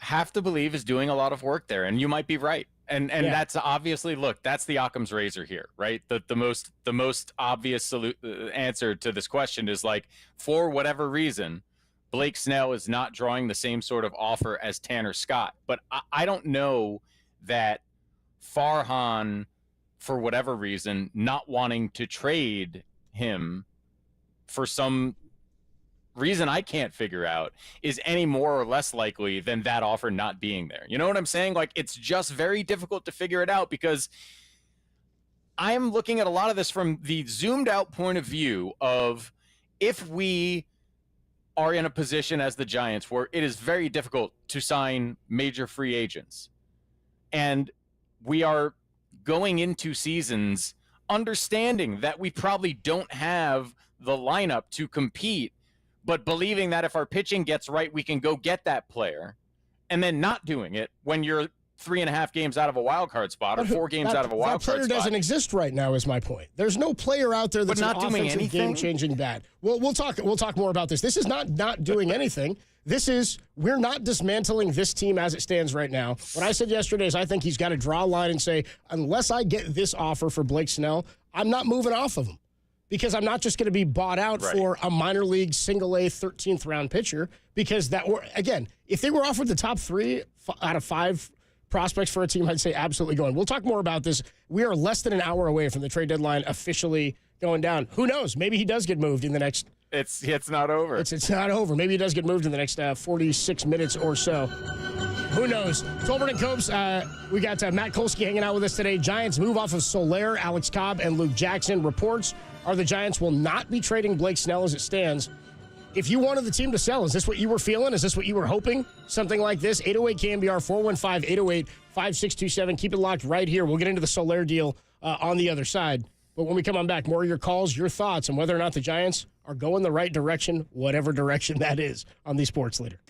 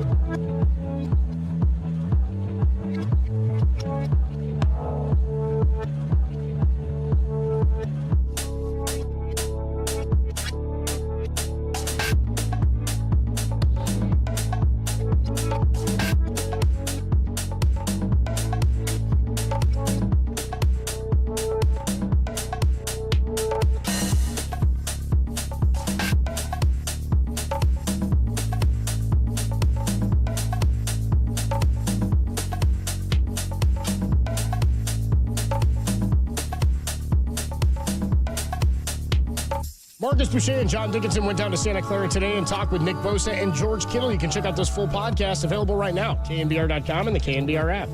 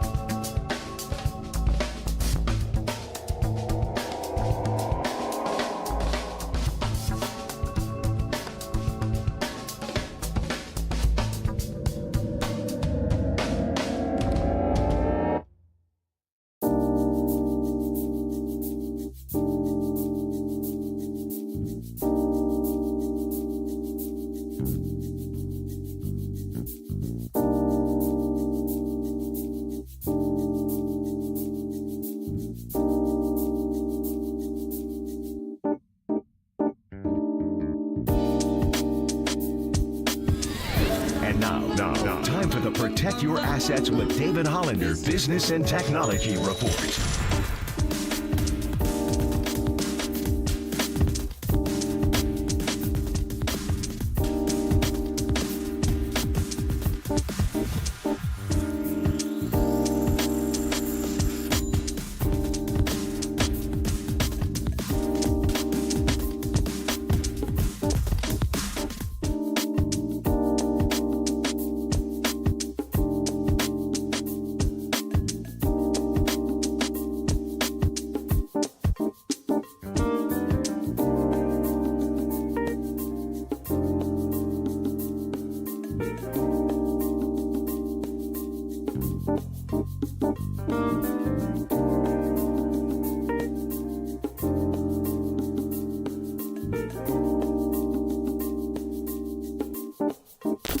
Missed an interview or want to hear it again? Catch them all at knbr.com/podcasts. You're tuned in to Tolbert and Copes on KNBR 104.5 and 680, the sports leader. 1-2, Soler swings, lines one deep left field. Wall going back. He's looking up. It's gone. Jorge Soler returning here to Atlanta. And a line drive home run into the Giants bullpen. Giants are on the board. It's now 2-1. Tolbert and Copes, Matt Kolsky hanging out with me today. Trade deadline goes down in just under 40 minutes now, 39 minutes away, as the Giants active today move away from Alex Cobb. And then last night, we found out they traded Jorge Soler and Luke Jackson to the Braves. Cobb goes to the Cleveland Guardians. Soler, we hardly knew you. 3 years. We talked about it yesterday, and actually credit to a caller yesterday who said, I think they should trade Soler, and I think I shut it down like, dude, it's going to be... We both poo-pooed it. We were both like, how are they going to get somebody to take it? Oh, my God! I got no problem being wrong about that. Shut it down. Shut it down. Let's go home. We both poo-pooed that, and it's just because I didn't think anybody would take on the contract. I mean, he certainly had a skill set that would help somebody, but it would have to be somebody like Atlanta. I think that's the perfect landing spot. Somewhere he's had success before, was a World Series champion. Somewhere that he liked to hit, had success there, has played in that division in the National League East for a couple of years. You needed someone to believe after not seeing it that they could get the best out of Jorge Soler. So Atlanta was the perfect partner. And look, nothing Farhan has done is bad in a vacuum. I just don't understand how it all comes together to a plan that even envisions the Giants competing for anything meaningful in the near future. Well, I don't think any of these trades help you do that, which is why the debate about selling or buying or standing pat was on the table, because you're like, well, what direction do they decide to go in here? And I think what they decided was, and we talked about the buy and sell option, they obviously have not really bought anything. They've gotten rid of pieces. That's the thing. This was a salary dump. It was but a straight it's a soft sell. But doesn't, of course it is. Of course it is, because the team has been competitive for the last few days. I think Farhan was stuck in a spot where he's like, I can't dismantle this team. And what would you dismantle? Again, you're talking Blake Snell is the one we talked about. But if you're going to trade Cobb, it's going to be harder, I think, for them to move away from Snell and think we don't want to completely dismantle. Soft sell. I don't think he wanted to absolutely tear down. Is the point? Yeah, it's pretty clear to me that's not what he was looking to do. Well, obviously, but I guess what I'm saying is, I think playing the middle of the road in this case is kind of the worst of the three options, because you have at least marginally, for now, and look, let me say this first of all. Personally, if you ask me what is best for Matthew Kolsky, I love the middle of the road option here, because I have wanted to watch Marco Luciano play baseball on a regular basis for at least 2 years. So, like, I'm excited to see the kid. If the answer is we traded Jorge Soler to give the at-bats at DH to Marco Luciano, we think it's a good situation to take fielding off his plate, and let's see what this bat can do at the major league level, that's fun. But I think odds are you have at least marginally decreased your ability to compete for and in the playoffs. Right? Maybe for this season, but that move then is not solely for this season. That move is obviously in dumping contract. It's not for this year. You're making that move for the beyond. So if you are, then bringing up Luciano makes sense. Let's see what we have here, or do we need to find somebody else this offseason? all accurate. And I guess to me, anything other than trading Blake Snell is a move exclusively for this season, because the odds of him providing any value to the franchise after this season, if you do not trade him today, are very small. So that's where I lose the thread. It's not that any one thing is wrong, but that you are not doing even small things you could do to increase your odds of competing this year, but you're also not doing the things that would sacrifice this year more dramatically to potentially make you much better in the future. Because cutting $20 million of salary is great, but if you can't get the big free agents here in the offseason anyway, what's it for? Well, probably goes to a couple of different places. I mean, we're talking, they gave Logan Webb an extension last year. You know what I mean? I would imagine that there's other places they look at. You're looking at arbitration, stuff like that. The point is you were in the luxury tax, and they're hoping, I don't think they've completely gotten under it. We'll talk to Susan Slusser about it a little bit later, but you have cut some significant salary beyond this year in dumping Jorge Soler. Luke Jackson was on a multi-year deal too, so that frees up a space there in the bullpen that you thought, okay, this was a bad buy. I'm okay with somebody cleaning up the mess that they made this offseason in some of the acquisitions and then getting off of it quicker than because, again, does holding Jorge Soler continue to help you to the counter of what you're talking about? Who knows? What we've seen so far this year was a .240 batting average, 12 homers, and 97 strikeouts. That's in about a third of his at-bats he struck out. About a third of his at-bats he struck out.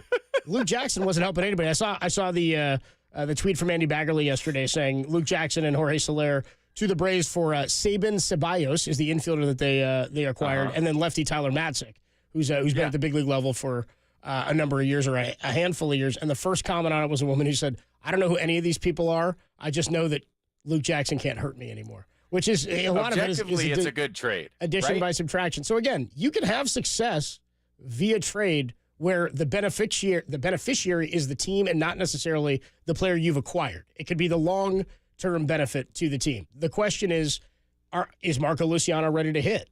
Can he come up and hit in the DH spot, get consistent at-bats? He's got 8 homers on the year. He's got a .750 OPS at AAA. He had some spurts early in this season, but shortstop was not the spot.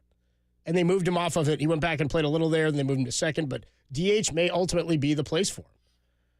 100%. And look, I am excited to watch Marco Luciano. I have no problem trading Jorge Soler for whatever you got. Like the lady in the comments said, do whatever. I didn't think it was possible, like we said yesterday. So congratulations on that. There's nothing wrong with that. I just wonder, where is the point at which you make a clear decision? Because to me, if you're not going to make the little, or if there is no big move to make to improve your lineup this year, if you're not going to at least make the little moves to try to improve at the margins and give yourself slightly better fighting odds to get in and then maybe even win a round or two, then do everything you can to acquire players who might help you in the future. And it's been seen pretty clearly that creating cap space is not a great avenue for the Giants to attract the players that make a difference in the future. And if Blake Snell is going to be another one of those guys that walks out the door, golly, you're going to be annoyed at the end of the year if you don't make the playoffs, or if you do and you're clearly a hitter away from being competitive. But if you're a hitter away from being competitive and Blake Snell was here, who's to say you're a hitter away from being competitive without Blake Snell? That's kind of my point, is I don't think the move or not move of Blake Snell is indicative of what Farhan thinks of this roster. I think it's indicative of what the market is and what you're able to get for it, and that you thought you'd probably only have him for a year anyway. There wasn't a defined moment for them to sell, and there's not a huge bat out. If Vladdy Jr.'s out there and you can get Vladdy Jr. for Snell, great. That team's not selling like that. There's not teams just aren't doing that anymore. Well, I'm not suggesting you would trade him for a current bat. If you could get a current bat, you'd have to trade your own prospects for that, right? Like you'd have to trade. I'm suggesting either add a bat to make yourself more realistic as a postseason threat, or move on from Snell, who is the biggest value piece on your. He's got to be the big, right? I mean, it doesn't make sense that the offer for Snell would be the same as the offer for Cobb. That doesn't make sense. I'm not saying it would be. I'm saying that the pitfalls of acquiring him are far different than acquiring Cobb, who's going to make whatever amount of starts he makes this year. You know you're getting a guy who's been hurt all year, and he's a free agent at the end of the season. Blake Snell, you don't necessarily – it's going to be more expensive up front. It's going to be more expensive later if he opts in. And, the rental player thing just doesn't exist. And the whole thing about just getting a bat, show me the bat that's been acquired by anybody or who's been out there that is going to be a game changer. This happened last year. Giants fans felt the same way. Why didn't Farhan do anything except get Pollock? I'm like, Yandy Diaz is reportedly out there. He's reportedly out. He's reportedly out there. Be a good DH. I think Yandy Diaz is great. Is he actually available? The Rays have been buying and selling. My point is, there's been no bat move to that level that wasn't basically a straight swap, like the Chris Morrill for Isaac Paredes or whatever it was that they did. Paredes is another. But they gave up a big league bat for it. Right? Show me. Chris Morrill's a controllable piece who can play multiple positions, who hits for some pop. The Cubs said, we want a guy who can play more shortstop for us, or we can play better third base for us in Paredes. My point is, the Giants don't have the equivalent at the big league level of Chris Morrill to trade. So what team is going to give you a bat that hasn't been moved to this point for what the Giants have to offer? This is my point is, it's a seller's market right now. There haven't been big bats moved at the deadline in any of the last 2 years. Jesse But if Winker, it's a seller's market, then how can you tell me that there wouldn't be a pretty significant haul for Blake Snell? And if you're not going to do anything to if it's not a buy-sell, why isn't it a hard sell? Well, what does hard sell mean? Get the team. It means for whatever, sell Blake Snell for whatever you can get, which I have to believe is in a seller's market, is at least something that has a chance to help you in the future as either a trade asset or a young player. For whatever you can get is a great way to get hosed. For whatever you can get is a great way to end up with whatever. And I would rather see Blake Snell pitch the rest of the year with the young guys and see what happens, to be honest with you. That's where I'm at. Like, if that's if the option is like minor league pitchers who are at single A or around there, double, like, I don't care. I'd rather just see what happens this year. To your point, they're only a few games out and they haven't dismantled the roster. So why not? Why not see what he gives you?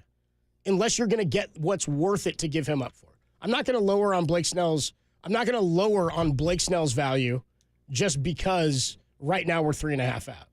But what is Blake Snell's value to you if you're not a significant competitor for the World Series? I'm saying the team in your own division that is 3.5 games ahead of you in this wild card race paid cash for Josh Bell. If you're not going to do anything, I know you don't want Paul DeJong. I'm just saying there are hitters who could help out there, especially if you're going to get rid of Jorge Soler, who I know is no great shakes, but like just saying, I don't know, it really feels like you're trying so hard to split the difference that you're going to end up getting nothing worthwhile out of this. Josh Bell, by the way, his numbers this year, left-handed Soler. It's about what he's putting up. He's not striking out quite as much. He's hitting .240 with a .699 OPS and 14 bombs. He's got 2 more homers. What's that get you? It's a net even to me. Like, I'm like, to me, that's not a... It gets you he has a chance to get hot and help you make a postseason run. 6 seeds have been playing in the World Series. All right. So right now, if you had to bet on a player to potentially get hot and help you in this stretch run, would you feel safer? Look, you're not going to feel great either way. Would you feel safer with your money on Josh Bell or Marco Luciano? Well, it's 2 different things here. Where it's a left-handed bat, and we're going Josh. Again, I'm not. If we bring up Luciano, if they bring up Luciano to do this, you're talking about 2 different things. Bring up Luciano is not to say this gives us a better option to win right now. Nobody's saying that. It's saying this is the option we have so that we can take inventory on what we can do this offseason, and now we've freed up some money. And we are not committed to this DH striking out a third of the time. Like, that's kind of what you're doing, is you have a leadoff hitter who's striking out 100 times by the end of July. And they're saying, we don't want that anymore. Isn't that in conflict, though, with keeping Snell? Again, I'm going back on this. I'm coming back on this. Nothing to do with what you think about this season is about moving or not moving Snell. What you're doing with Snell is saying, I have a value on him, and I will not move off that value. You're hinging a lot, and I'm not, on what Farhan thinks about this season based on Blake Snell being here. I'm not of the mind of saying I'm just giving him up because, well, we're out on this season, so I'm giving him up. Like, he already proved he's not willing to do that with Kevin Gausman and with Carlos Rodon. So I'm not sure why we didn't think you at he would least do get a that now. draft pick for those guys? Maybe for Gossman. I can't remember because if you sign another free, it just depends on the comp pick. It's I can't remember complicated. how it I works. know they don't It's for changed. Snell. And Sandwich pick, yeah. Tim says they're delicious. We got to take a quick break. We do have to take a break. We're going to get back into this. 808 KNBR, 415-808-5627. Where are you? Do you want to see Snell move? Do you want to see Snell stay through the end of this deadline, which goes over in about 25 minutes? As it's reported right now, Blake Snell not going to be moved. We got to get into a little bit of the Alex Cobb trade. And by the way, Bob Nightingale, yeah, he botched another one last night. We'll tell you about it next. Tolbert and Cope's Matt Kolsky here on the Sports Leader.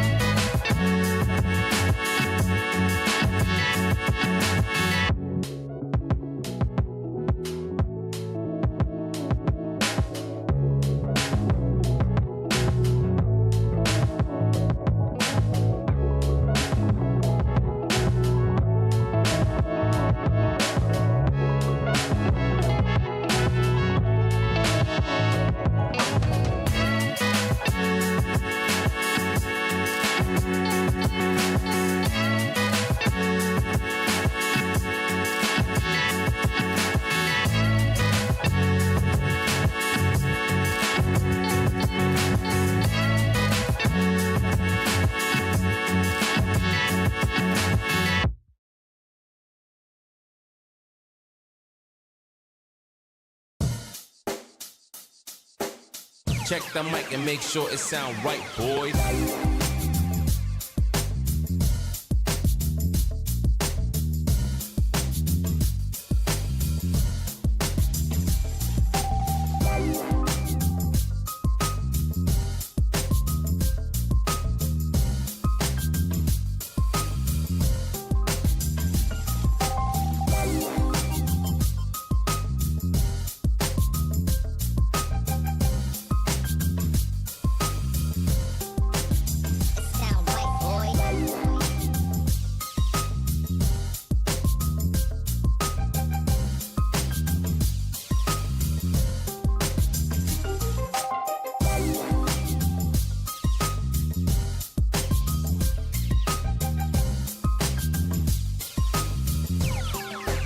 It sound right, boys.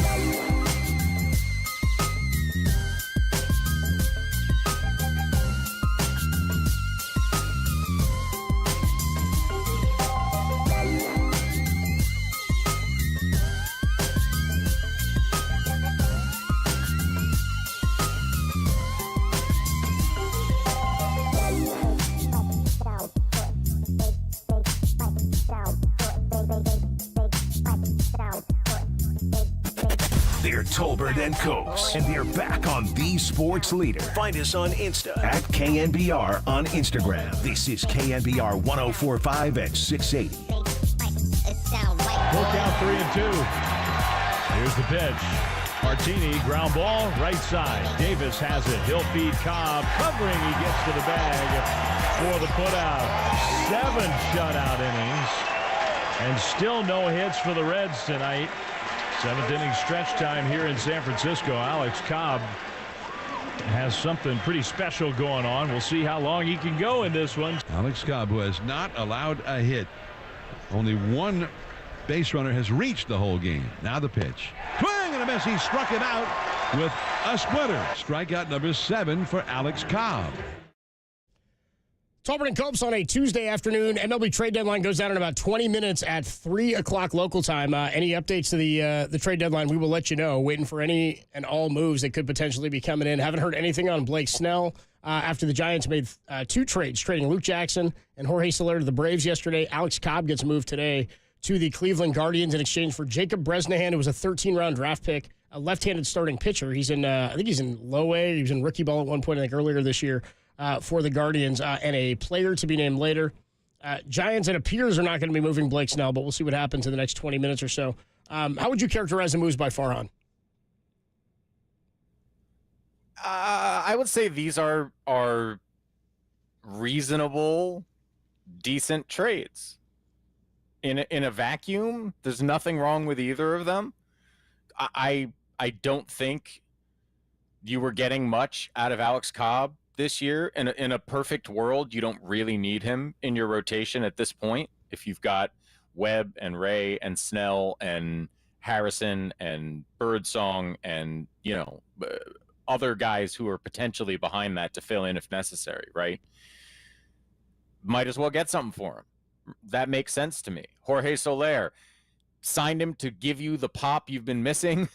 Didn't quite happen. A chance to move on and get decent value on a guy that looks like not the best signing makes total sense. Selling him to a team that believes in him more than you apparently do at this stage, totally get it. Opening a path for a prospect you like in Marco Luciano, very understandable. To me, and I hear what you're saying, that if there's a baseline value for Snell that is not being hit, then that very well could be exactly what it is. And if no one hits the value, he won't be traded. Next year, be damned. I just feel like that is questionable philosophy.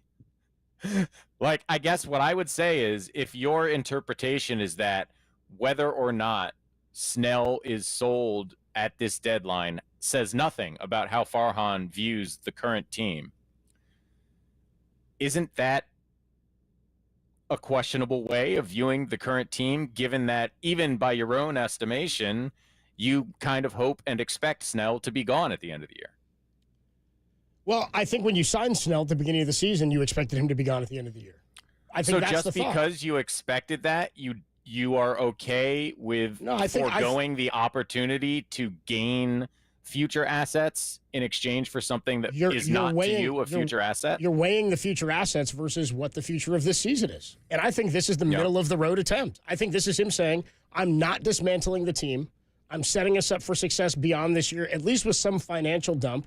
And yet I have not given up on the potential that this team has before the end of July, with 2 months left when they're not getting crushed in the standings, and you have the second softest schedule in all of baseball remaining for the rest of the year.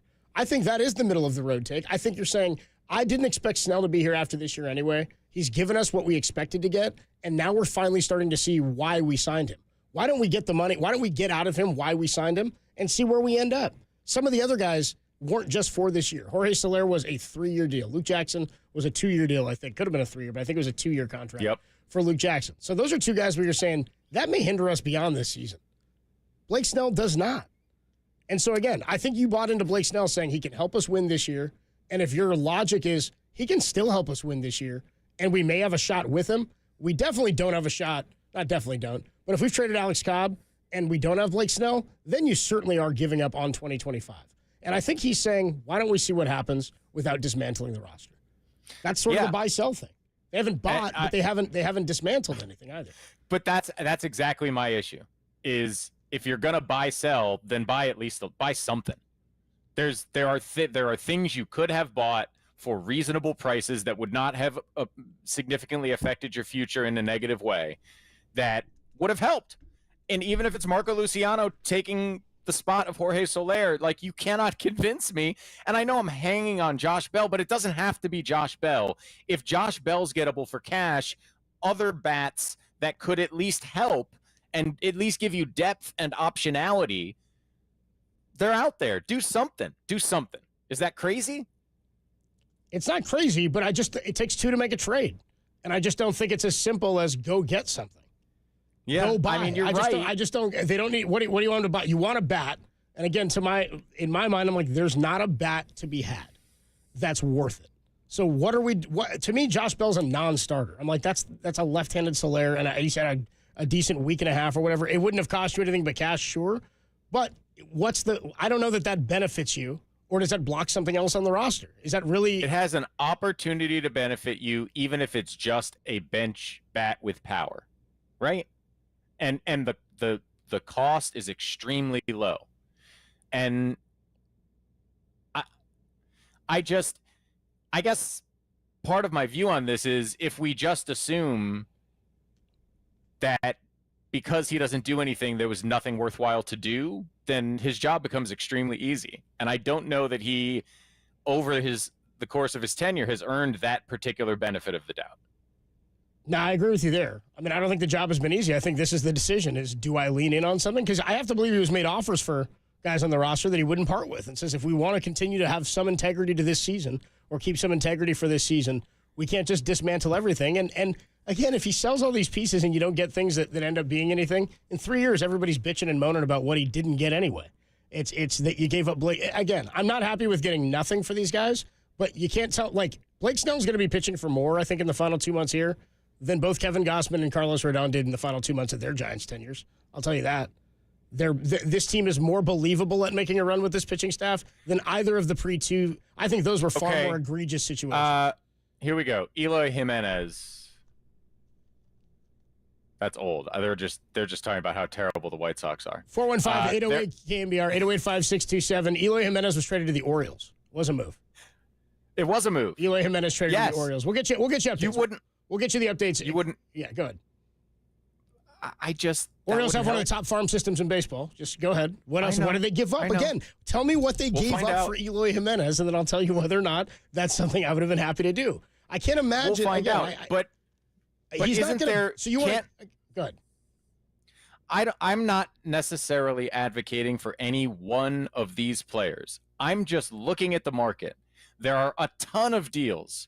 Pitchers have generally been more expensive than hitters, which is to say, I just find it difficult to believe that there is no hitter on the market anywhere that could have satisfied some sweet spot of price and potential impact if, in fact, the reason to keep Snell is that we don't hate our chances this season with this pitching staff. It defies logic to me that there is nothing available. There have been like 1,000 trades. We weren't talking about Eloy Jimenez 20 minutes ago. That came out of nowhere. And we'll see what they gave for him. Maybe it is too much, and maybe I'll tell you the Giants don't have what they would have to trade. You know, they're not going to trade Luciano for Eloy Jimenez, so they don't have it, right? But it's hard for me to believe that there is nothing worthwhile available to Farhan Zaidi right now, that if you are interested enough in seeing the rest of this season competitively to keep Blake Snell, who you expect to leave at the end of the season, which means his only value to you is the rest of the season. If you're interested in that value, there's really nothing else to increase the worthwhileness of that whole adventure. I don't know. It's weird to me. Well, and the Orioles are in a far different situation. The Orioles are looking to be World Series contenders. So buyers and all in on a player like that is far different than the situation the Giants are in. I don't want Eloy Jimenez really 100%. At a 642 OPS. We'll see what it is that they gave up, and here it is. The Orioles have made a ton of additions. Sir Anthony Dominguez, Zach Eflin, Trevor Rogers, and now Eloy Jimenez. That's a team buying to try to win a world title. 808 KNBR 415. And I'm not saying they should do that. 808-5627 is the number to call. Pugsley, I see you waiting. Rob in San Francisco, see you waiting. We want to get to your thoughts. We've been going back and forth on this. Where are you? Trade deadline 12 minutes away. Are you happy with what Farhan's done? Would you have rather seen him move Blake Snell for just any old thing? Or do you think this is the perfect middle of the road? 808 KNBR is the number to call. We'll get to your thoughts next. Trade deadline done in just over 11 minutes right here on the Sports Leader.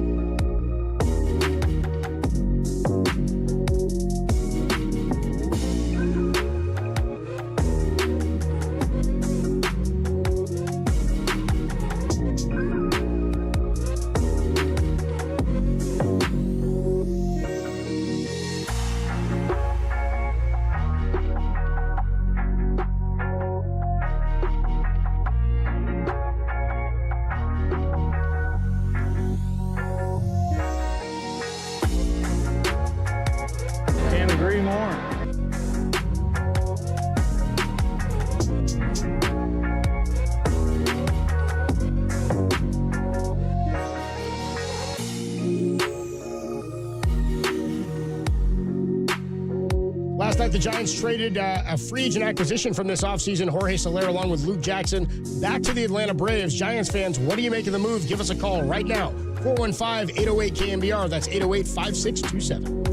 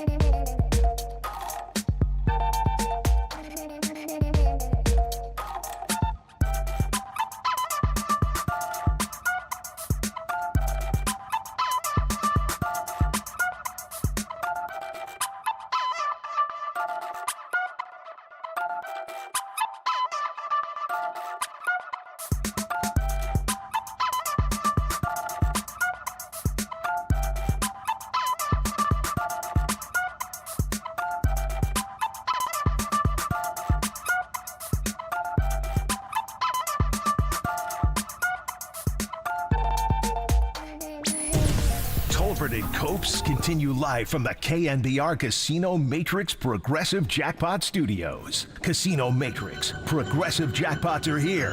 Where are you?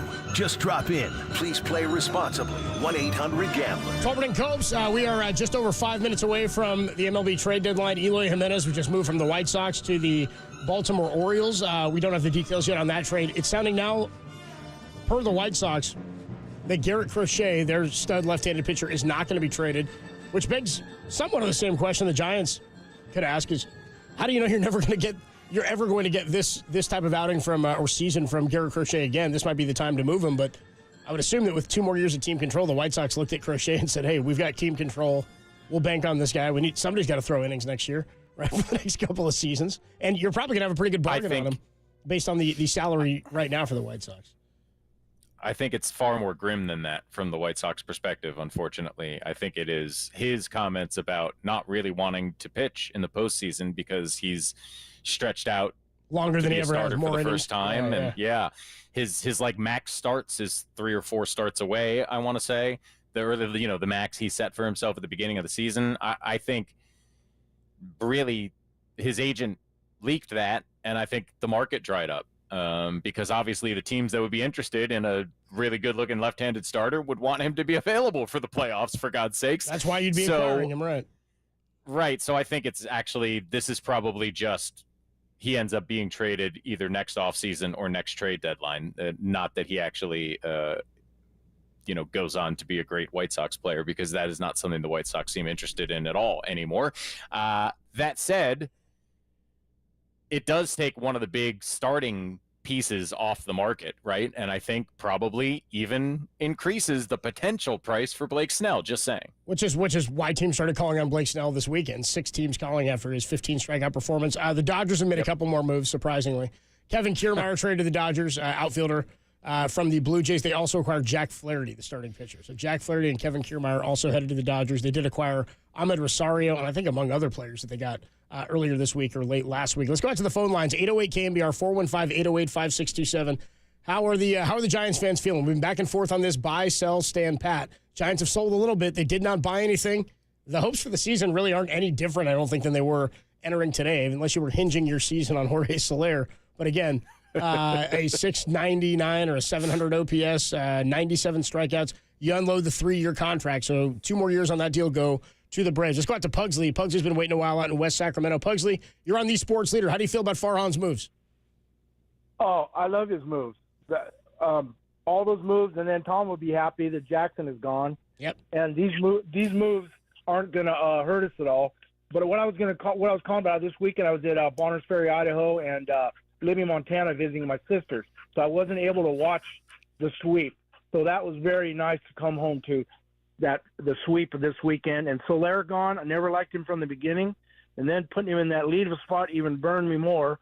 So yeah, I would take the trade for Luciano to just get in that spot, and getting rid of Cobb before he even pitched is good. And I think Farhan learned from his mistakes with Rodon and Gosman. So with our pitcher now to keep him. So I love what happened today. It's all positive. We just, we just need a little more movement of the leadoff hitter when he gets on base. Every time I call, I'm so frustrated with a team that we're not scoring that much. We don't have the big bombers. We're waiting for that 3-run homer. Just move that guy over, like Willie Mays says. Sacrifice and get that guy over. I mean, it's made all this new, play a little bit of small ball. You gotta have the tools to do that, Pugsley. We gotta have the tools to do that. I do appreciate the call, because I'm with you. Like you can't do it. You can't bunt a guy over when the leadoff hitter's Jorge Soler. It just doesn't happen that way. I mean, at one point he did like 5 homers, 8 RBIs on the season. We are just under 2 minutes away from the trade deadline. We'll get you any more updates if they come pouring in. Sometimes you get a few updates right after the deadline ends, and sometimes it's completely quiet. But there's been more activity this year than there was last year. However, a lot of it is just supplementary moves, I think, moves that are going to help teams that are already competitive. Not a lot of big rebuild stuff going on. White Sox acquired some prospects. You mentioned that the Marlins have acquired a boatload of prospects this trade season, because the Rays too, and the Rays also unloaded and are still in the mix themselves. They're doing the buy and sell thing themselves. Let's go to Rob. Rob's in San Francisco. Rob, you're on the Sports Leader. How you feeling about the Giants trades today? Hey guys, well, first off, with regard to Cobb, I mean, if they were going to send down Birdsong to put Cobb in the rotation, that would have driven me crazy. So totally fine with moving Cobb, moving his salary off the payroll. I don't want to be mean, but good riddance to Soler. I mean, I wish he would have I wish he would have panned out so much better.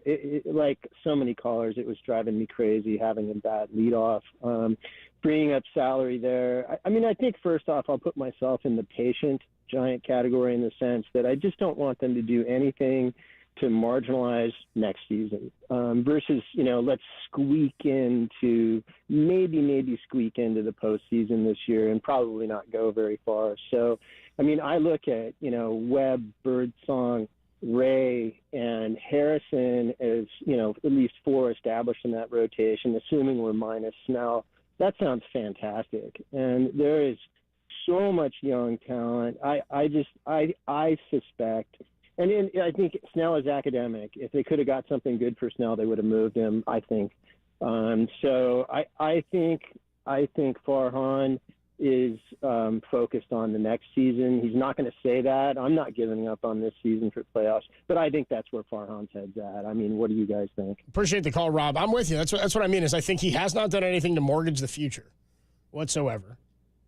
And yet he's kept the integrity of this season, and that if you thought this roster could get you into the playoffs potentially, and you originally were looking at it with Jung Hoo Lee and Jorge Soler being in this lineup, they're not here, but you have contributors from elsewhere. I mean, the 2010 Giants didn't start the season with Buster Posey behind the plate, or, Todd Wellemeyer was their 5th starter on opening day that year, right? John Bowker's your right fielder. Teams end up finding value elsewhere throughout a season, and then deem this is the direction to go. The 09 Giants won 88 games. I bring that up a lot. And you don't get to 2010 without the 88 wins in 09, but they had to take the reins off of some of these guys and say, hey, go figure it out. It's your spot if you can earn it. We saw that happen earlier this year with Ramos.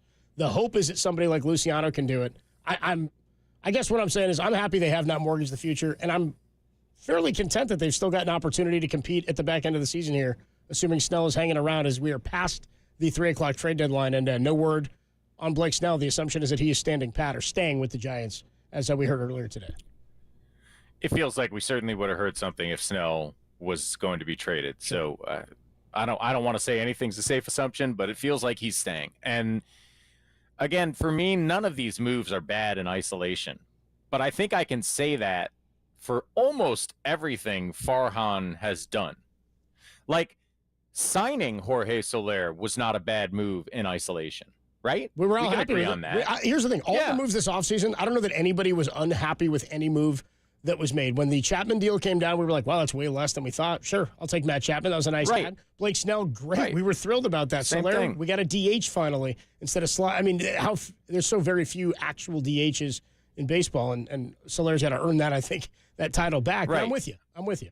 I guess my point it becomes if you're never willing to gamble at any level, how can you expect the Giants to be anything other than the hovering around 500 team that they have been for much of his tenure if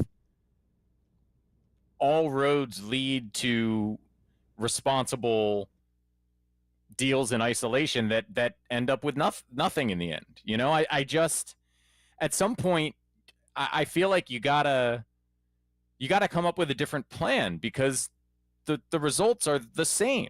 And okay, let's say I hear you on not mortgaging the future. I'm not arguing you should mortgage the future. I just find it difficult to believe that there is not a single thing you could have done. If the goal is get Marco Luciano in there, see what we've got in these young guys, empower them moving forward while also trying to win this year, I struggle to believe that there was nothing you could have done to make this year more meaningful around Marco Luciano and Blake Snell. Well, certainly trading Blake Snell doesn't do that.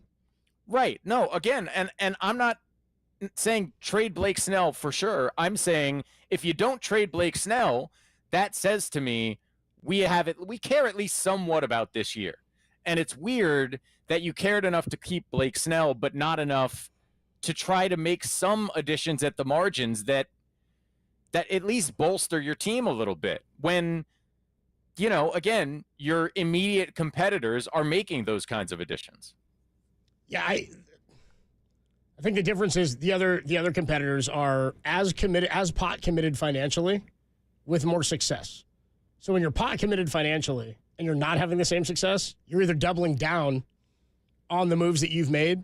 And instead of doing that, he made the financially savvy move, I think, to get out of some of those deals and say, hey, we were already pot committed with some of it. Why don't we stay in with some of the money we have and see if we can, maybe we'll win the side pot over here and we'll get a wild card berth. I think Snell gives you the opportunity to continue to do what you entered this season hoping for, and maybe you're getting the production elsewhere that you thought you were getting from Soler. And so maybe in his mind, it's a balanced element here. The other part of this is you can unload some of this and you can sign these guys to 1-and-1 deals, these opt-out contracts, and you're saying, I know that one caller said he thinks Farhan learned something. This actually looks like it's the exact same scenario where he may end up not getting anything. It looks like he learned nothing. For Blake Snell. That said, if you have 5 starters in a rotation that you've not just all developed, but if you have guys under contract that are here for longer term, then you can afford to do that every once in a while and say, let's go in on this guy. Going into next year, in theory, on paper, the Giants have 5 starting pitchers. If Robbie Ray is back too, that's one, right? You're going Webb, Ray, Harrison, Birdsong, and I was pretty happy with the first half of Jordan Hicks. I think the hope is that you can get a full season out of Jordan Hicks as a starter. But he didn't win a game in like a month and a half, so there's an issue there. I want to get to this real quick just because I teased this earlier, and I want to get back to some of these calls at 808 KNBR. But last night when the trade was reported about Jorge Soler and Alex Cobb, it was reported by Bob Nightingale. Now, when you see a report by Bob Nightingale, give me one word. What's your thought on a Bob Nightingale report when you see it? Your first word that comes to mind. I don't know, like 1 out of 4.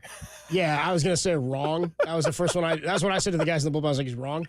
The guy will botch info. I mean, it happens all the damn time. You got something, Tim? Oh, dude, Tim gave me the wave. Like, come here, I got some sound for you. And then I threw it to him, and he wasn't ready. One word to come up with Bob Nightingale. One word for erroneous. Yeah, no, it's all erroneous. Here's what happens. He initially reports the Giants, we're going to be paying the rest of Jorge Soler's salary on the trade for the next 2 that seasons. That would have been very silly. Then he quickly comes back and he's like, no, actually, the Braves are. I was like, this would have been the worst trade of all time. We'll pay you to take Jorge Soler. I'm like, I'll just keep him. I'll just keep the 12 bombs and the 100 strikeouts and 300 at-bats or whatever the hell it is. Erroneous. Classic Nightingale, dude. Classic. 415-808-KNBR, 808-5627. Are you happy with the deadline moves by the Giants? Do you still feel like they've got an opportunity this year after what you saw in the last 5 days or so in that 4-game sweep over the Rockies as they open against the A's tonight? Let's go back out to the phone lines here. Scarecrow's in Sacramento. Scarecrow, you're on the Sports Leader. Well, for a front part of the lineup, which is basically underachieved like crazy, I wonder how much that has to do with the fact that Jorge Soler was your leadoff hitter. At least now you've sort of opened up to more of a classic leadoff hitter and possibly being able to run a lot more. All it looks like he did is cleaned out a bunch of dead wood. Okay, I'm well for that. But in terms of, if the money is not there for Snell or the prospects aren't there for Snell, you're not going to give him away. Yeah, you may lose him, but you may actually back into the playoffs. And that's my thought, Scarecrow, is the one difference, and I said this to Matt a few minutes ago, in this season to the season that Gausman had in his final year and the season that Rodon had in his season with the Giants, they're far better off in their opportunities to make the playoffs here. They're better constructed to, and if you have Snell, I think your chances are better at the back end. Now, again, unless you were going to get whatever the line was that you set for him, I'm fine with holding on to him based on where they were. If they were 8 games out, and like 7 games under 500, or they'd split that series with the Rockies, I'd say you have no business holding on to him whatsoever. But because they're still kind of in the mix and because of what he's done, why not? You thought you might only have him for a year anyway. You're in the mix. Why not go for it? I 100% agree with everything you just said. I just can't understand why, if that's the attitude, you wouldn't also make some additional marginal moves that would help you in that scenario. I'm not saying they didn't try. Who knows what was out there. I appreciate the call from Scarecrow in Sacramento. Let's go to Austin. Austin's in Sonoma. Austin, should they have held on to Snell, or did you want to see him get moved? You're on KNBR. I wanted them to hold on to Snell just because, we got him signed. And I don't know if there's value for the opt-in or the re-signing of him, by – doesn't it seem better from a player standpoint if you don't get uprooted mid-season and, kind of show that we care about him, and seems like he likes it here. I don't know. I just thought I'd get your guys' thoughts on what it means to players when they uproot their life and get traded after one season from another team. And, on another note, I didn't love the Soler move. I wish the Giants would just kind of let some of these players gel a little bit more and go from there. But, it's kind of 50-50 on the Soler move. And then my final thought is nobody talks about is what do you do with Mike Yastrzemski? Because hey, I got to interrupt you here, Austin. I'm going to stop you while you're on the line. We got some breaking news. The Giants have made an acquisition. What? Okay. Post deadline here, the Giants have acquired first baseman outfielder from the Detroit Tigers. Mark Canha is coming back to the Bay Area. Okay. The Giants have acquired Mark Canha. We'll get you the details on that. That's per Robert Murray is reporting that. I love that. I appreciate that's the call, what I'm Austin. talking about. There you go. So the Giants did go in, and that's the type of middle bat that you were talking about. Is getting a right-handed bat, and there you go. There's a right-handed bat who can play first, who can play the outfield. And oh, by the way, don't forget he hit that home run for the A's off of who was that? Who was that closer that the Giants had? Remember that? It was like a late inning reliever. Oh man, we hated that guy. He pissed everybody off. He gave up that grand slam to Canha, and then Canha said, "This is my blanket house at Oracle Park." Do you remember that? Yeah. Yes. Yeah, I don't remember who it was, but I do remember. Trevor Gott? Was that his name? Trevor yeah, Gott. that's a good pull. Good pull. There you Gott. go. I almost said Mott, but I was like, that was Jason Mott. Usually closer for the Cardinals. Yeah, there you With go. an E. Those of you just joining us, the Giants are acquiring Mark Canha from the Detroit Tigers. This according to a source familiar with the deal per Robert Murray by Robert Murray, if you want to check out the details of that. So there you go. So let me say this. Giants went middle of the road. They sold and they bought. They got somebody who can DH in Mark Canha. He can play first base as a right-handed bat, and he can play some corner outfield for you out in left if they need him to. This is, I think, a move. Mark Canha's a guy that we talked about, I think, this offseason. Susan Slusser covered him for years, of course, with the A's and thought he'd be a great addition. Loves the Bay Area. Went to Bellarmine, didn't he? Yep. From the Bay Area, so has hit well in that ballpark in the past. The Giants have acquired Mark Canha. We're going to take a quick break. We'll get you the details on this. Jorge Soler out. You've got Luke Jackson out. You have Alex Cobb out. And the Giants, who clearly are not looking like this season is a dead season, have acquired Mark Canha, and they've held on to Blake Snell. Giants fans, you got yourself a rotation. You got yourself another power right-handed bat as Mark Canha is coming over from the Detroit Tigers. More on this. How are we feeling about the trade deadline now? 415-808-KNBR, 808-5627. Mark Canha is a Giant, only here on the Sports Leader. That's, of course, after I tell you, boy, this is a quick turn. Ready for this, Kolsky? You want to know how you can win tickets to go see Journey, Def Leppard, and the Steve Miller Band on August 28th, 2024. Tune in all week long between 2 and 6. We'll give you the cue to call. When you hear the cue to call, be caller 10 to the studio at 415-896-KNBR, and you'll win tickets to see Journey, Def Leppard, and the Steve Miller Band at Oracle Park on August 28th of this year, furnished by AEG and Golden Voice. Grab the rules at KNBR.com. Tickets are on sale now at Ticketmaster.com. Tim, what's the cue to call? Steve Perry. And I should have been gone. Oh, yeah, you missed it. Oh, damn it. We said no more Journey psychouts. Dude, I'm running out of ideas. Dude, we said no more Journey psychouts. And I should have been gone. When you hear that basketball clip, that's your cue to call. 415-896-KNBR. Caller 10 is going to see Journey, Def Leppard, and Steve Miller Band at Oracle Park on August 28th of this year. The Giants did not go quietly to end the trade deadline. They got rid of 3 players, dumped some salary, and acquired Bay Area native, former Oakland A Mark Canha from the Detroit Tigers. 808 KNBR. How we feeling, Giants fans? On the Sports Leader.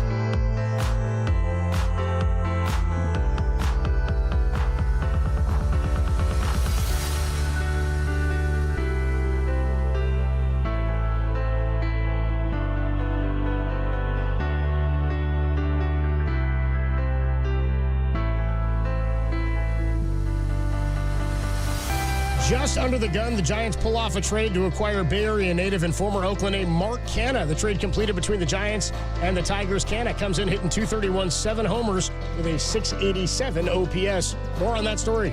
Only available at KNBR.com and the KNBR app.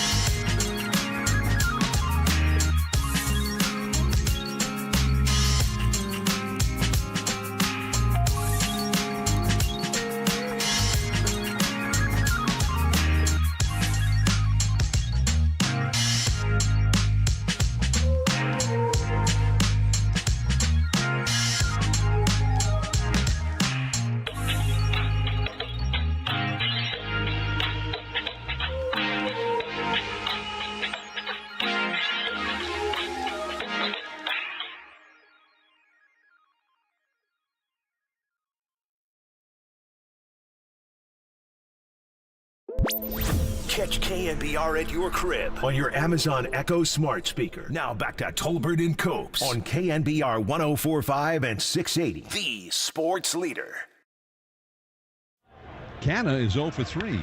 Now he hits one a long way. Deep left center field. Way back there. It, too, is a home run. Right into that group of Mets fans, almost as if to reward them for the very loud cheering that they've been doing for the Mets. Canna's first hit of the game makes it 9-2. Tolbert and Cobes on a Tuesday afternoon. There it was. Mark Canna, home run off of Trevor Gott. Was it a grand slam? Grand slam off of Trevor Gott. Was that in 2020? He said, this is my house. There was just nobody. If a guy yells, it's my house, and there's nobody in the house to hear him yell it.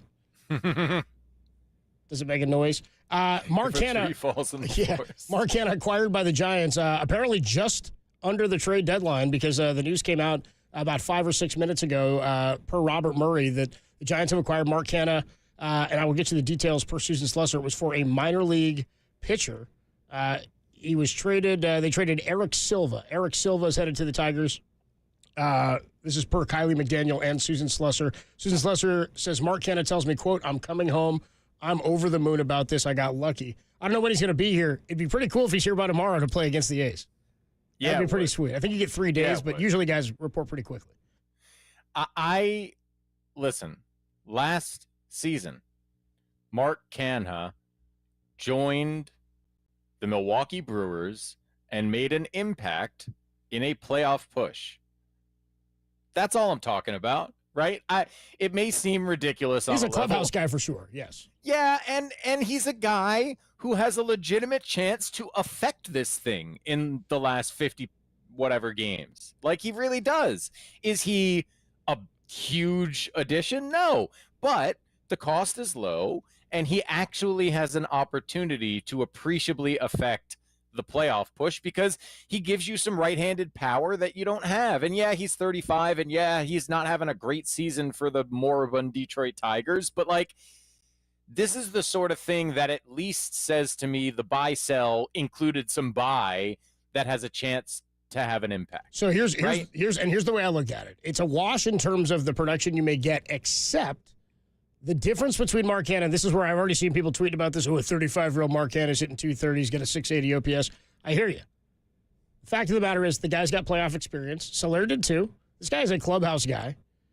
He's happy about coming home, which is, these aren't tangible things. What is tangible is he doesn't have the contract that Jorge Soler had. He also, as Tim points out in my ear, plays a GD position. You got to bring a glove to the yard. You know what I'm saying? Both corner outfield positions. I'd like a guy to bring a glove to the yard. Now, I'll get you his games by position this year for Mark Canna. He's played 93 games on the season. He's DH 31. He's played outfield 33. So 11 in right, 23 in left. And he's played 31 games at first. That's pretty balanced across the board. That gives you versatility. That gives you the ability to stack against left-handed pitching. I'll have to look at his splits for you. I'll get you those, and his splits and his numbers at Oracle Park. But I like the move of an injection of life coming in, not just guys exiting. And you haven't done anything. I said this earlier, and now it's even more true, I think. You've done virtually nothing to mess with the integrity of this season while financially helping out. This is almost identically the buy-sell thing we talked about. Yes. This was the now piece it is. That was now missing. It is, yeah. And it's not a huge ad. Don't get me wrong. I'm not overselling Mark Canna. No, I think but you've improved the position is what I think.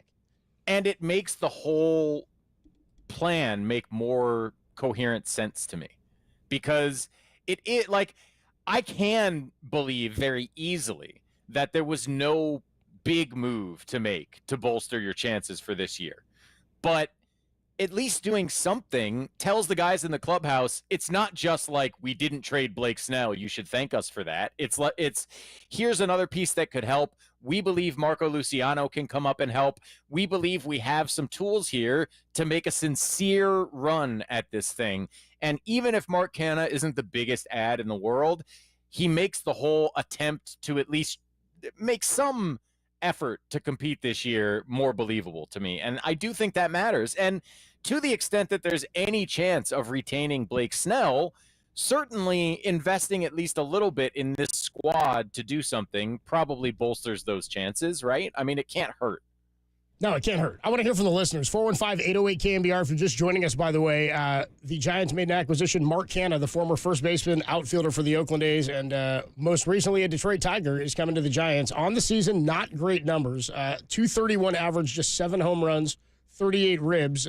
He's got an OPS of 687, but again, I think the bonus here for the Giants, or the difference in this for the Giants in having Jorge Soler, is Canha's not hitting leadoff. I think everybody's happy about that. He's probably more of a platoon guy. He's going to plug and play. You can play him in the outfield. You can play him at first base. He's played both of those positions, right, left, mostly left, and first base, and DH'd all season long. So you're getting somebody who's a clubhouse guy, in addition, where it's, in my mind, kind of a wash, and you've helped yourself financially. Let's go to Doug. Doug's in San Ramon. Doug, Farhan had some players exit, helped some contract stuff out. Didn't add a big bat, but basically a wash kind of in my mind, except that you get a little bit more versatility. What are your thoughts? You're on KNBR. Yeah, I thought it was horrible. Farhan, his whole philosophy is hope. It seems like, he gets Connor Joe and then gets rid of him, and Carlos Rodon and gets rid of him, and Haniger and gets rid of him, Soler gets rid of him. And did they add any youngsters? No. Did they increase their chances to win this year? No. Did they increase their chances to win in the future? No. It's like, a piece of paper could do as good a job. What would you have wanted to move for? When you say youngsters, you mean like acquiring minor leaguers or young talent? Well, the Astros got 3 good minor leaguers for Kikuchi, who is, not that great. Alex Kabish, or if they got rid of Snell, let's say, and kept Cobb, they could have got something, it's like, okay, like when Farhan took over, the Baltimore Orioles were in last place. And the Baltimore Orioles have come a hell of a long way, and the Giants are still in the exact same place. And the only reason that the Giants ever made the playoffs under Farhan is they had, 3 veterans who had career years. No one's disputing the past and that Farhan hasn't had success. But I don't think that every deadline has to set you up for the future or improve your chances this year. I think they did help themselves and give themselves more leeway financially. I do appreciate the call, Doug. I'm not selling this as a blow me away, this was a great trade deadline. By no means. What I do think is we all sat here with 3 different options with buy, sell, or stand pat. And then somebody came in, I can't remember, but multiple people said, Chris Rose to us yesterday, you could do both. And both doesn't always mean you've done a great job. Now, the Yusei Kikuchi Astros thing, they're saying these are astronomical. It was an astronomical haul for the Blue Jays for Kikuchi, and it's a little bit of a surprise that happened. The Astros also view themselves as, this window is closing for us with this crop of players and this group that's going to win us a World Series. And they've gotten a lot out of it. They were in last place or near the bottom of the NL West the AL West for a long time to start the season. And now things have sort of turned for them. They want to go in. And they're like, you know what? This is our best option to go in right now. You got to look at where teams are. 1, financially. 2, with the players on their roster. They've invested in Alex Bregman and Kyle Tucker and Yordan Alvarez. How old are the best players on your roster? What I'm saying is this is our window. It's the Warriors situation that we're dealing with. How can they not go all in when you have this talent left? So you sit there and say, we've already bought ourselves into it. Why don't we go in anyway? And it's difficult to argue that the Giants are in a position where going all in and trading significant prospects away would make sense. It doesn't. The vast majority of their best players are young players that are still developing. And I think the future can be bright around Elliot Ramos and hopefully Marco Luciano and hopefully Tyler Fitzgerald, right? Like there's a lot to look forward to. You don't want to mess up your future. And that's why, to me, even though he's Mark Canha at 35 years old, this is kind of an important move that Farhan made because, first of all, let me just say, last season for Milwaukee in 50 games, he was an 800 OPS player, all right? So last year, someone did this exact thing. He was hitting 245, and his OPS was down around 700, and after the trade to a competitor, he was juiced up and had a stretch run that made an impact. So I think it's totally reasonable to believe that Mark Canha has a better chance of making an impact here than Jorge Soler did, and add to that the defensive ability and the fact that you're not paying him $40 million over the next couple of years. I think this is a trade up if you're talking about going from Soler to Canha. So I like that very much, and it makes me feel better about holding on to Snell, even if we accept that you're likely only going to see, 8 to 10 more starts of him. Yeah. Giants make a couple of moves today. They trade out Alex Cobb, who, by the way, I thought earlier this week and late last week, I'm like, well, if he's not going to pitch before the deadline, who's going to take that? A team from Cleveland, dude. A team from Cleveland. Can always count on Cleveland. Alex Cobb is a Guardian. Jorge Soler, Luke Jackson, and their money all belong to the Atlanta Braves, and the Giants have acquired Mark Canha for a minor league pitcher. We are going to catch up with Susan Slusser coming up at 5:15. By the way, Farhan Zaidi is supposed to speak to the media now, right about this time. We're going to get that to you in its entirety as soon as it becomes available to us. It's not being broadcast anywhere. We're gonna get that to you in its entirety. Our guy Darren Chan, boots on the ground, is gonna take care of that for us. He's making sure. Anyway, we're gonna get that to you in its entirety as soon as Farhan has met with the media and the details of how they approach this deadline. 415-808-KNBR. We want to hear from you. I see Skaz in San Francisco, Andrew, John, Don, John in Valley Springs, Judah, and of course Mort is just hanging on the line, dude. Wants to get his Farhan takes in. Mort, we haven't heard from Mert yet either. 808 KNBR. The Giants have acquired Mark Canha. We'll talk about it more next and get to your calls on the Sports Leader.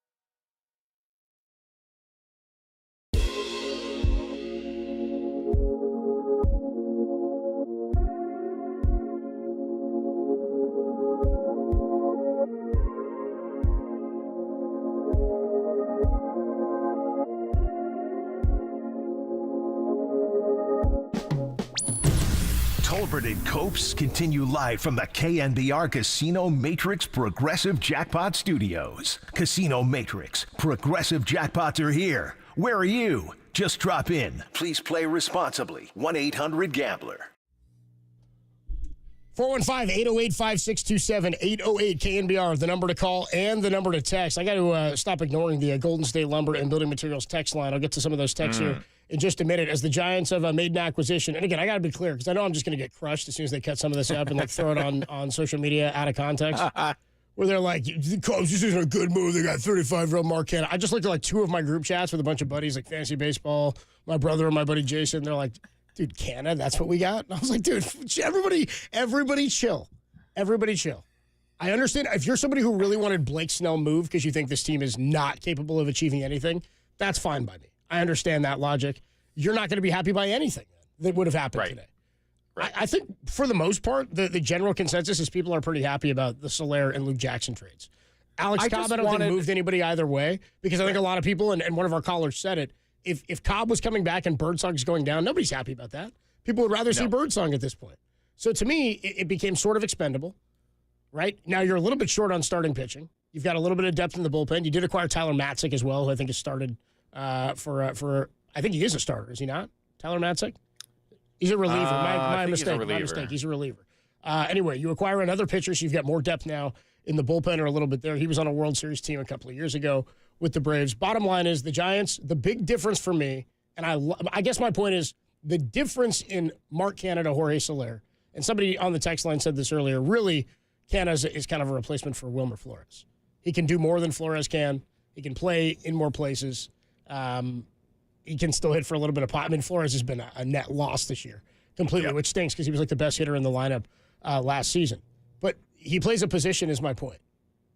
Jorge Soler was only going to bat leadoff and only going to DH. You're pigeonholed into what you can do with him. You've got more versatility here, and you don't have the contract that is tied to Jorge Soler. Let's go out to the phone lines again. Let's hear what everybody thinks about this. Andrew. Chess, it ain't checkers. Andrew's in the East Bay. What's up, Andrew? You're on the Sports Leader. The Giants have got Canha, and they've traded away Soler, Cobb, and Luke Jackson. Yeah, that's all great, and thanks for having me, guys. I'll frame a question that I want people to think about. Why is it, as an organization and a fan base, we've been okay with mediocrity for so long and not doing anything the trade deadline to be able to make us better, but once again, staying middle of the road? Why is it that we're okay and try to logically justify within our minds of getting mediocrity performances and then mediocre players and management at the same time? Why is that acceptable? Well, it's I not. actually have an answer to that. Go ahead, Kolsky. It's this is it's a tricky answer because I think it relies in part on things that were accomplished by the previous regime. But I think the main reason is that in the past, the distance from this particular sort of mediocrity, which is to say a playoff-ready starting pitching staff and a scrappy lineup that doesn't quite get it done, the distance from that to a world championship has been pretty small in the past. So it feels like if this is your team and somehow, and I don't know how this happens, but somehow the Giants add a premium middle-of-the-order bat for next season, it feels like they're a very realistic competitor. And,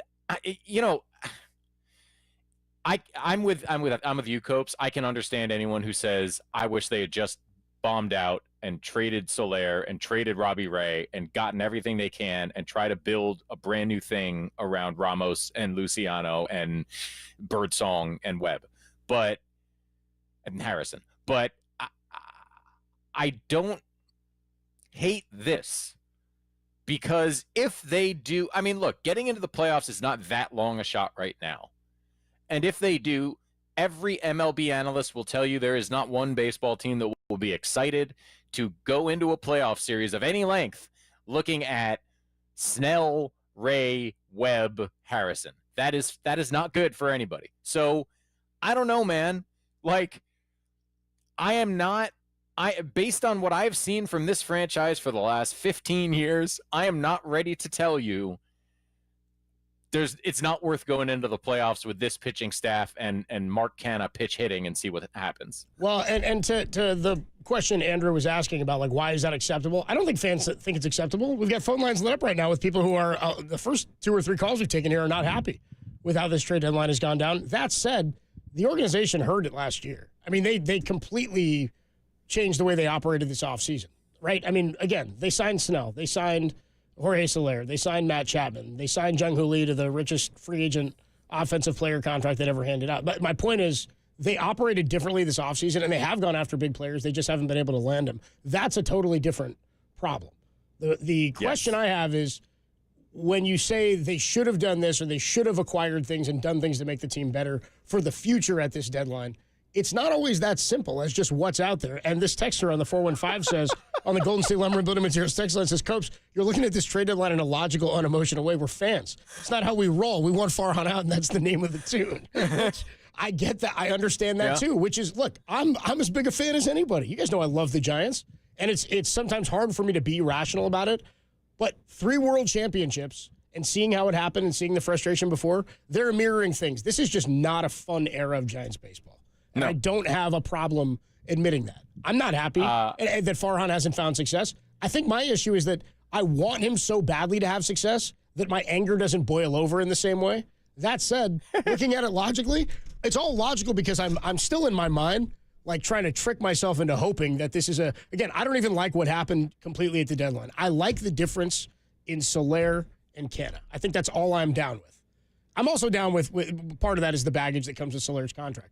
Other than that, there was nothing moving here. And now I'm just kind of like, well, I'm sort of stoked to see Snell pitch for the next 2 months. I'm down to see what Birdsong has, if he's going to be in the rotation now. Let's see what some of the young guys have. Maybe you do bring up Luciano at some point, and he gets an opportunity to play and gets the DH. So who knows what happens? My point is, the 88-win 09 Giants were a really fun team to watch down the stretch because you saw that they were understanding what it meant to win. They were learning how to win. It happened this year with Elliot Ramos. And with the acquisition of Mark Hanna, good clubhouse guy. I'm not saying this happens, but we don't know what the full rotation Giants look like yet. We haven't seen a month of Robbie Ray and Blake Snell. And so now that that's the team, I'm like, well, hell with it. Let's go try to make the playoffs then. Whatever. Yeah. I'm not like stoked about the deadline. I'm a fan too, man. But also, I when I'm being unemotional, I'm just trying to psych myself into being, but also being real. 2 things. First of all, tremendous credit to whoever wrote the headline on the YouTube that says Giants baseball, yes, we canna. Although I would encourage you to spell Mark Canna's name correctly. Secondly, I think Mark Canna feels like both somebody who can be the equal, if not better, contributor this year to Jorge Soler, but also somebody who fits perfectly, more so than Soler, into the type of environment you just described, where you're bringing up Marco Luciano. You've got Elliot Ramos in his first All-Star season trying to perform down the stretch in a playoff race. Like, Mark Canna is the kind of good veteran clubhouse guy you want in that clubhouse to be the jack of all trades. Pump me up, dude. Flexibility option. Psych me out. Keep going. There you go. Pump me up. Yeah, I'm hyped. I'll talk you into this, man. He was 800 OPS in a playoff hunt last year. Come on. Matt Kolsky hanging out with you. Adam Copeland and Matt Kolsky hanging out with you until 5:45 tonight. Giants pregame against Mark Canna's old team, the A's. I hope he'll be here tomorrow to play the A's. That'll just be kind of fun. A lot of people checking out on the text line. We're going to get to more of these calls right now. I do got to let you know, Farhan is meeting with the media as we speak. There's a press conference going on down at Oracle Park. As soon as that finishes, we will play it for you in its entirety right here on KNBR. So don't go anywhere. You will hear from Farhan Zaidi in the next, my guess is in the next 15 minutes or so. As soon as that press conference wraps up, we will have it for you right here on The Sports Leader. All right. 808 KNBR is the number to call and to text. Let's go to Don in Stockton. Don's been waiting a while. Don, you're on The Sports Leader. How'd you feel about the deadline? Hey, I'm happy as hell that they kept Snell because the guy is hot right now, and we need that kind of a player. Of course, they're not getting. We had the guy. What's the center fielder that hit the wall and Lee? Yeah. We've had some injuries that have really cost us. I mean, but I see a run right now. I mean, I don't believe in jinxing, but they can make a big run right now, and it might. There's going to be some losses in there. We got Atlanta coming up, but in the next, we need our pitching, and Snell is going to be a big part of that. Birdsong came out; he's hot, and that Ricky Ray came out, and I'm like, gee, where did this guy come from? I didn't even know his name, right? But you still don't. It's Robbie Ray. Yeah, I'm sorry, Robbie Ray. That's a great line, Don. You said Ricky Ray. Yeah, I didn't even know his name. That's because it's not Ricky, my man. Oh, yeah, his brother's not playing. You're right. Yeah, he was sharp. Don, I'm with you. I appreciate the call, man. Thank you so much. John is in Valley Springs. John in Valley Springs. What's up, man? You're on KNBR. Hey, thanks for having me back. I called yesterday and I said we need to trade Soler, and you guys were like, "No, Soler, we got to get value out of him." You were right. We credited you. We already said you were right. If I knew this was you again, I wouldn't have picked up. You know. Hey, so Farhan was listening to us yesterday, and he said, "Hold my beer. I'll top it. I'll get rid of Jackson too." Yeah, dude. Somebody on Andy Baggarly's post, John, had said when he reported that they were traded, somebody said, "I don't know who the guys are they got, but at least I know Luke Jackson's not going to hurt me anymore," which is something I think Giants fans are feeling like an addition by subtraction there. Matt, second addition to the bullpen there, and then by the way, Luciano in the lineup tonight too, as people are pointing. Oh yeah, let's go. So there you go, John. Hey, look at that. Nope. Hey, things are coming up, John, from Valley Springs, aren't they? Amen. I think so. They're coming up. I think we're gonna make the playoffs now. I think you bring up Luciano. We don't have that dead spot, and I don't want to bag on Soler. Right? He's a pro. He just didn't fit with us. I think he might do good back in Atlanta. Good for him, but I think we're better off now. All right, John, if you want to leave your number, we'll pass it on to Farhan for future consideration. From your lips to my ears. Appreciate the call, John. 415 says, "Preach, brother. Can I get a witness?" With the Marcana spelling. And then here you go. The reality of it, 510 just says, "Yeah, some of these callers don't know S about baseball. What the blank are they talking about? This is pathetic." I get it. That's my point is I understand both sides of it because this could just not work out. And to your point, they may be in the same situation in losing Blake Snell as they were in losing Carlos. I mean, again, if they S the bed like in the next 2 weeks against Cincinnati and the Nationals. They got 3 weeks. Detroit. The White Sox. If they're not good in the next 3 weeks, like if they're not really in the mix and they haven't jumped some teams and are above 500 and are playing consistent ball with this rotation, then you're in the exact same boat you were in just about a month later than you were in 2022 and wait, was it 2023? I guess back-to-back years with, right. Well, 2 years ago, it's 21 and 22. You have a chance right now to prove that you belong in the wild card race. We are going to get to more of these calls. Skaz, Grady, Judah, Mert, I promise we'll get to you. Tolbert and Copes, Matt Kolsky is hanging out with me on a Tuesday. Giants move out Jorge Soler and his contract as well as Luke Jackson, and then they acquire Mark Canha. Mark Canha is a San Francisco Giant. Tonight, Marco Luciano is in the lineup, though. We'll get you the lineups and more on that a little bit later. Susan Slesser is going to catch up with us at 5:15, and Farhan Zaidi is meeting with the baseball media right now. As soon as that press conference ends, we will play it for you right here in its entirety on KNBR. We'll take a quick break, get to more of your calls and more of your text, only here on the Sports Leader.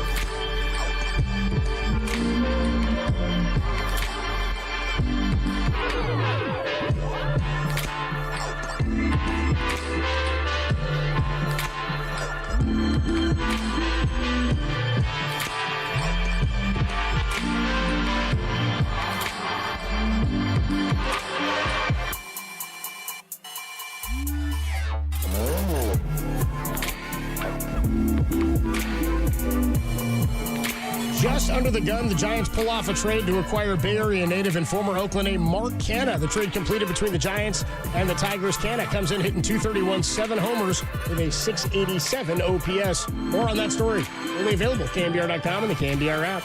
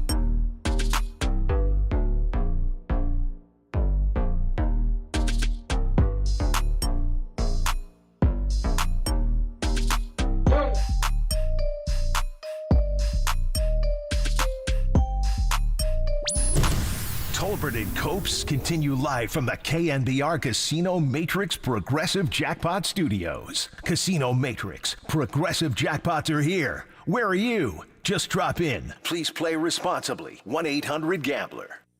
Tolbert and Copes on a Tuesday afternoon. Trade deadline went down 52 minutes and 27, 28, 29 seconds ago to be exact. And the Giants were active, certainly active. We talked a lot yesterday and last week. Kerry and I did, as did JD and I, about the Giants sort of like middling a little bit. Chris Rose yesterday said to us they could try to thread the needle and buy and sell, which is kind of what they did. I guess it's hard to say they bought. They just got more versatile in a position of designated hitter, and they unloaded some money.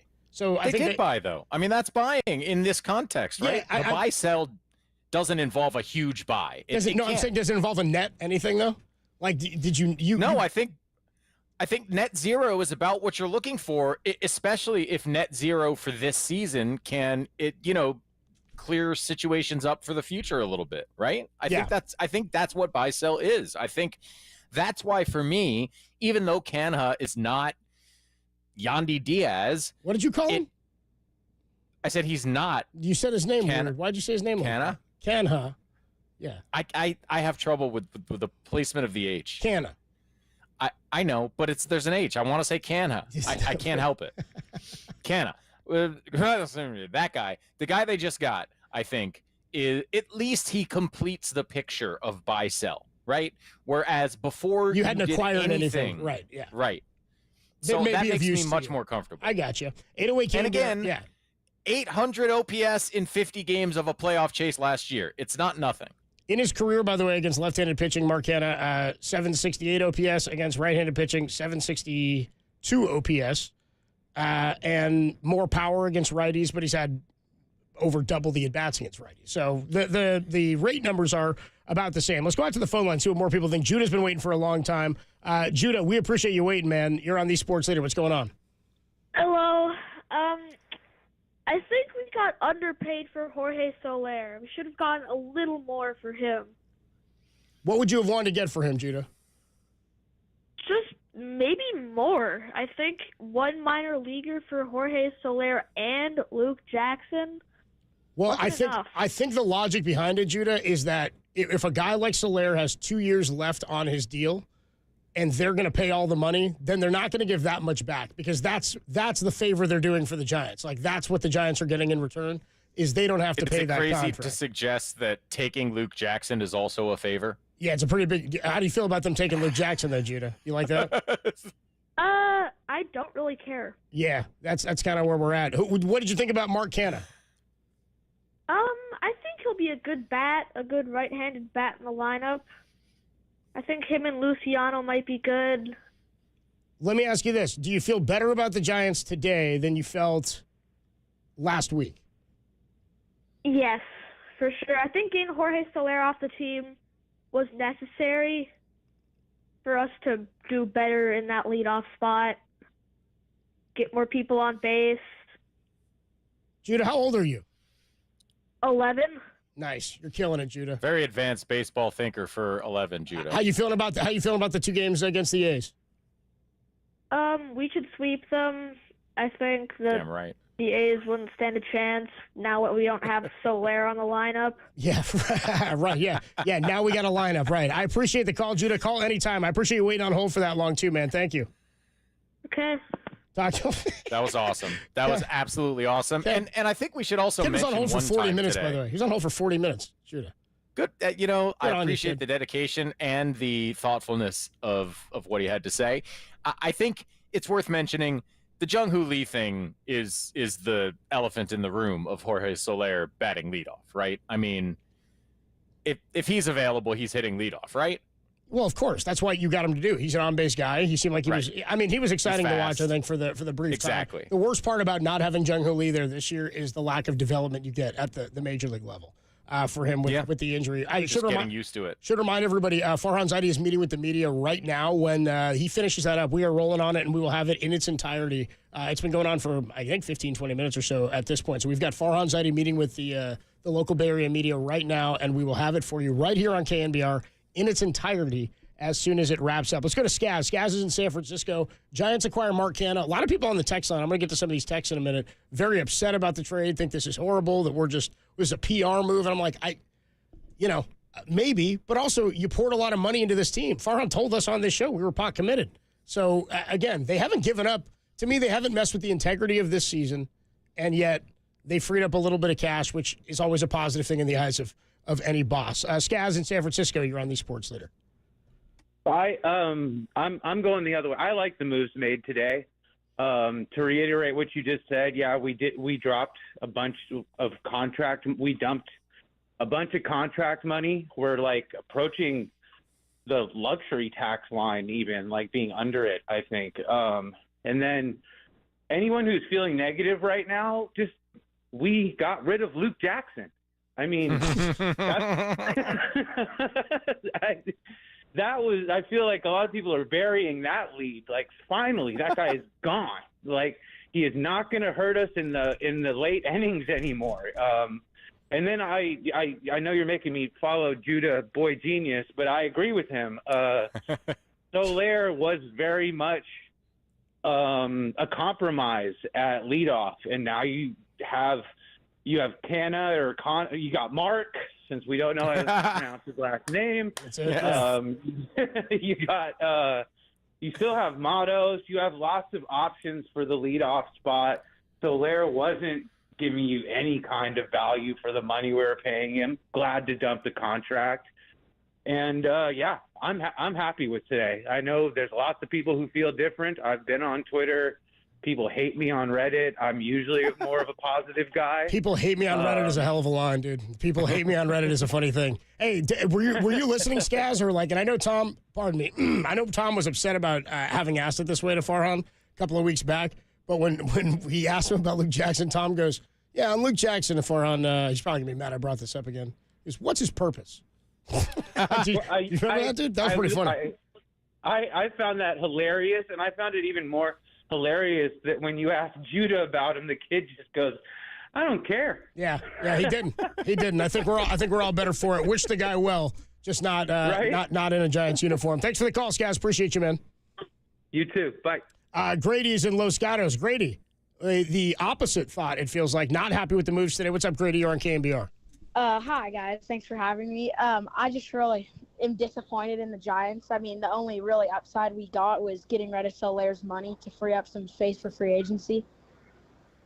And stay under a little bit of the luxury tax, I think, which keeps you from paying as much. And I'm not sure exactly where they are with the luxury tax line. We can ask Susan Slusser about that.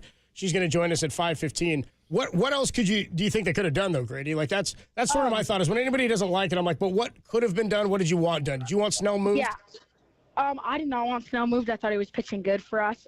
He hasn't opted out after this year. I think he will opt out. But I thought we could have gotten a big bat, Andrew Vaughn of the White Sox. We could have got Josh Bell. Hey, Kolsky, is Andrew Vaughn still a big bat? Is that a guy the Giants would have wanted? Yeah, that's the guy. Andrew Vaughn, he's a bigger bat. He's a bigger bat than Mark Canha. How's that? Sure. More team control and whatnot. Appreciate the call, Grady. Thank you so much. Would you have wanted to give up? Did we get the price on Eloy yet?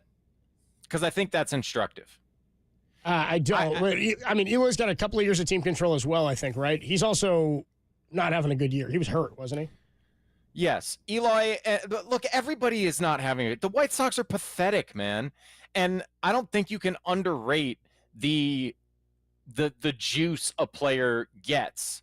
A player with a decent history of performing, like Andrew is, would get from entering a playoff environment when they've spent not just this year, but a little while now in baseball hell. Like, I do think those guys can be good in other places, just like I think Luis Robert would be better in other places. I just don't know what they would cost.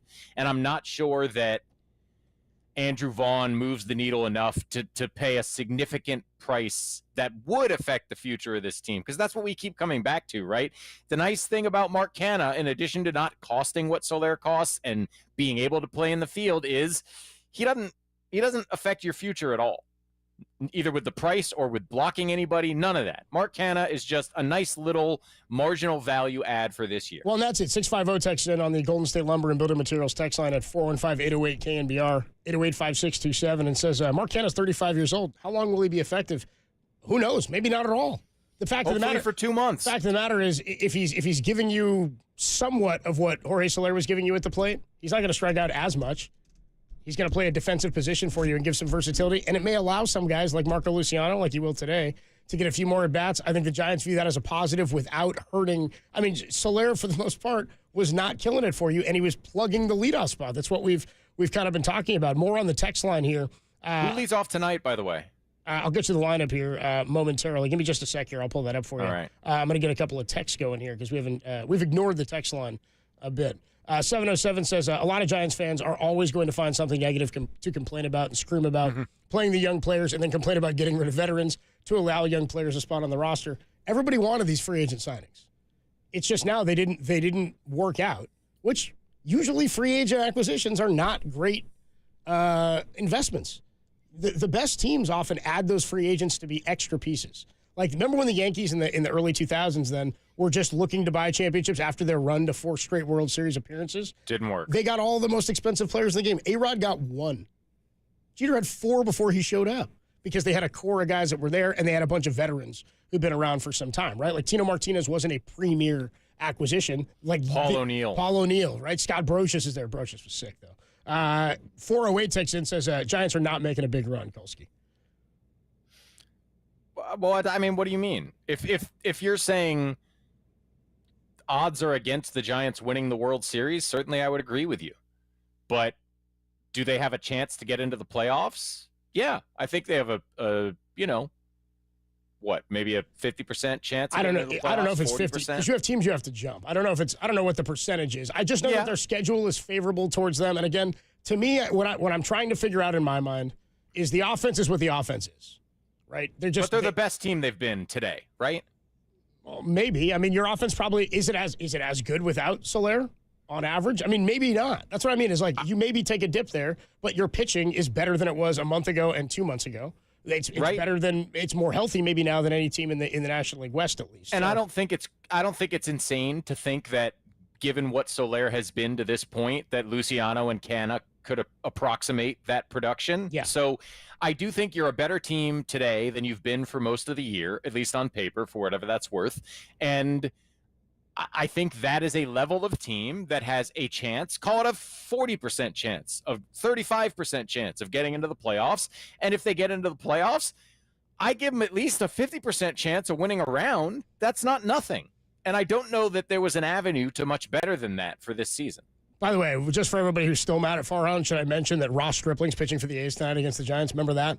2-9. He's 2-9 with a 6.02. At least, got off that sinking ship. Ross Stripling throws tonight against Logan Webb, by the way, 7-8 with a 3.72.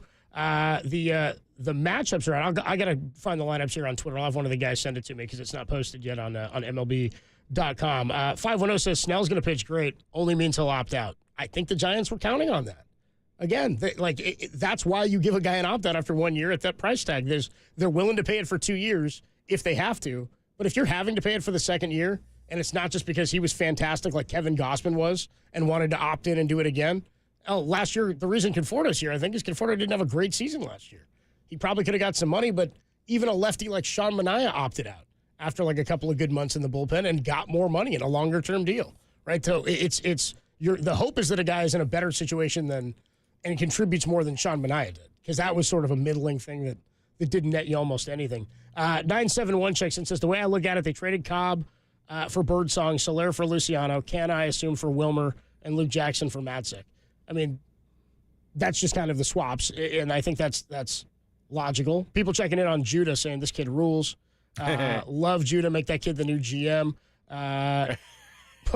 Let's go out to the phone lines here. 415-808-KNBR. Reminding you, by the way, Farhan is wrapping up his press conference with the media down at Oracle Park. We will have it for you in 2 parts in its entirety in about 10 minutes at 4:15. 4:15, we will have Farhan meeting with the media regarding the trade deadline. Also, quickly, what the thoughts were for how we approached it. Go ahead. Tyler Fitzgerald is in the leadoff spot tonight. And I think we can all agree that's a more exciting prospect than Jorge Soler in the leadoff spot. Well, Tim and I have been asking for that for 2 weeks now. We're like, yeah. Part of me is sort of down on that, though, because he's like the only dude driving in runs, too. I'm like, damn, is he going to hit a bunch of solo homers now like Soler was doing? That you just got to cross your fingers that Ramos and Chapman can be the something in that 3-4 spot. And it's not unreasonable. Matt Chapman is a streaky hitter, but if he hits a streak, he does a lot of damage. Like, and again, that's why I say it. Am I going to put my house down on the Giants making a deep playoff run? No. But if you were going to engage in a buy-sell scenario, what I want to see is both buying and selling in ways that can help you both this year and next year. And I do think that Farhan accomplished that. Is it a low bar? Maybe. But I do think he accomplished that. 808 KNBR, we'll hear from Farhan at 4:15. What he had to say about how he approached this deadline and what the thought process is with the roster going forward. 415 checks in on the text line, by the way. And I forgot to say this. Yeah, Austin Slater was also traded today. Austin Slater traded from the Reds to the Orioles today. How about that? There you go. Slater's going to wear some black and orange and maybe get an opportunity to play some playoff baseball. Alex is in San Jose. Alex in San Jose, you're on the Sports Leader. How you feeling about today's moves? Hey, guys. First off, thanks for taking my call. I'm going to continue the negativity train. I'm sorry, but I am not happy with this whatsoever. The Soler trade, I understand where they were coming from. I thought it was very weird, but I understand it's a money dump. That's fine. Glad they got rid of Luke Jackson. He started to perform a little better in the last couple of weeks. Much respect to him. Wish both those guys a lot in their upcoming tenures with the Braves. Respect them. But I am not happy about the Mark Canha trade whatsoever. I think Flores, I don't need to see another Flores. I absolutely don't. I don't need to see another Flores. I think they could have traded Conforto. We were talking, but they're talking about getting rid of money for a Soler's contract. But now here we have another journeyman. It was basically AJ Pollock 2.0. He's having a better year than Pollock was. Pollock was like hurt and like barely playing when they acquired him. Also, he fits a need. Like he's a guy who's been fairly consistent. He's having an age 35 season. He's probably not an everyday player anymore. But Soler wasn't getting you all that much anyway, and you were on the hook for 2 more years. So I guess I keep saying, and somebody on the text line goes, "You guys sound like puppets for the Giants." I'm like, I said numerous times, I'm not thrilled about this deadline. If I'm looking for a silver lining, it's that I like the difference in Canha and Soler in that he plays a position, 2 of them actually. He's not going to have to play every day if you don't want to play him every day. You don't have to hit him leadoff, and you don't have the contract. To me, those are all positive things. Exciting. Yeah. It's not an exciting move. But was there something you were going to do that was exciting that moved the needle enough for this year to be willing to sacrifice a future that no matter what happens looks brighter than this year, right? I mean, that's the goal. Yeah. The goal is that the future is where it's at. Appreciate the call, Alex. And like people are checking in, like 650 says, why not trade Camilo? Lots of teams would overpay for a closer with experience because it's pretty clear Farhan did not want to mortgage the integrity of this season. He wasn't. This is his standing pat. I think this is a version of standing pat where he dumped some salary. He took on something that's not going to handcuff him at that DH spot. If Canha doesn't work out, he's gone at the end of the year anyway, right? I mean, again, this is a stand pat type of move because a lot of the young guys like Birdsong, Spencer Bivens, even Tyler Fitzgerald, Elliot Ramos, like some of these younger guys who have come up who have proven that they deserve a role. Like I'd rather see Birdsong pitch than Cobb. Wouldn't everybody else? I think that's where I'm at. So call it a mouthpiece if you want. I'm a Giants fan. I want to see this team develop, and I think that he's still allowing this team to show us what their ceiling is with this pitching rotation without the being hamstrung by these injuries that we didn't see in the first half. And now we're going to get a chance to see that. We got to take a break because we got to get to Farhan Zaidi. Farhan Zaidi's coming up at 4:15. When we come on back, he met with the media down at Oracle Park to talk about the Mark Canha acquisition. And again, not a huge move. It's just sort of a stand pat. We'll see how the next 2 months play out and see if this bites him in the ass the way Carlos Rodon and Kevin Gossman did. Farhan Zaidi on the trade deadline next on the Sports Leader.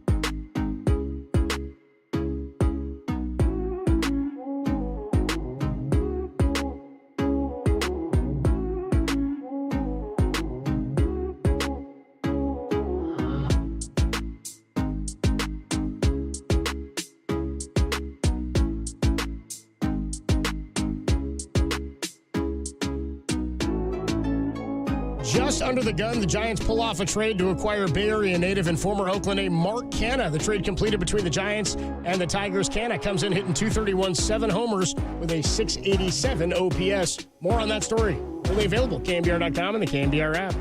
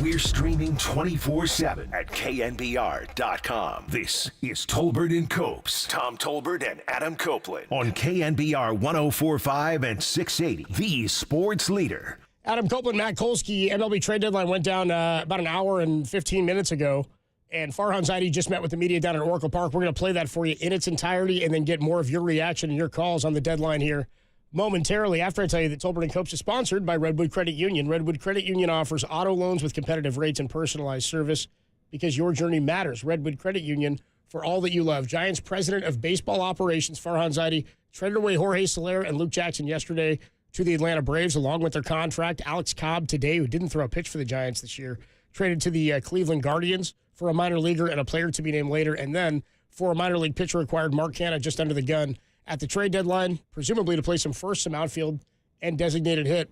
Here's Farhan Zaidi down at Orca Park on today's trade deadline. I thought we'd do this in here because the dugout can feel like a little bit of an interrogation at times, but this is a different thing too, I guess. All right. Go ahead, man. Sorry. Yeah, no, go ahead, you guys. We have, if you have a question for Farhan, just raise your hand. We'll go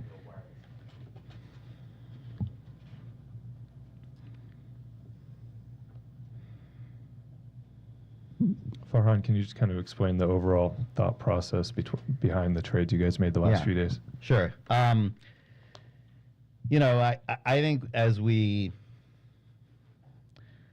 looked at how this season has unfolded so far, a couple things really stand out. You know, one, which people have talked a lot about, and it's certainly how we feel internally, is it's been a long road to get our rotation to the place it's in now. And we feel like we have the best rotation in baseball. So, you know, when you have starting pitching like that, it can get you on a roll. And, you know, for us to keep that group together, seeing how we played this past weekend was, you know, really high priority. And obviously we had to be open to things that might come up, but that was really, you know, really our central philosophy going into the deadline is, and we have a rotation that can carry this team down the stretch and get us on a roll. The other thing is, this season for us really, I think, has been about some breakthroughs by young players. And oftentimes those breakthroughs don't happen until you give a guy a real opportunity. So Ramos' opportunity came after Lee got hurt. We released Nick Ahmed and traded Austin Slater at, you know, kind of difficult times to give Luis Matos and Tyler Fitzgerald an opportunity. Obviously, Fitz has you know, been unbelievable for us, and you know, Luis is still obviously a guy we believe in and think he'll be here down the stretch at some point as well. Hayden Birdsong, at a time when our rotation was beat up, you know, really accelerated his timetable, and you know, a lot of the Alex Cobb deal was really just about creating a spot for him. The deal last night was a lot about creating at-bats for Luciano, who's really come a long way offensively. I think we have seen his trajectory over the last few years, and we talked a little bit about how he can get put under a microscope because he's been such a highly thought of prospect from the time he signed at 16. Sometimes you lose the zoom out big picture of how much progress he's made, and we've really seen that over the last month. So I think this, you know, the first couple of trades were really about creating opportunities for young players, which has been, you know, the catalyst for some of our best play so far. And, you know, then kind of here at the buzzer, you know, Bob got a hold of the car keys and brought in another one of his guys. So, you know, Mark Hanna's just like a perfect fit for this roster with, you know, his versatility, ability to play the corners, play first base, start, come off the bench. You know, we're very left-handed in the corner, so he fits that perfectly. And I think the relationships he has in the clubhouse, which obviously Bob can speak more to, and really this city and this region, just a great fit for us. And I know people are excited about it. So, yeah, that's kind of our thinking in a nutshell. You've already seen this year, Farhan, just how you can never have enough pitching depth with what you had to go through in the first half. Was it difficult to give up some of that depth with Cobb, even though, like you said, you are making a space for Birdsong?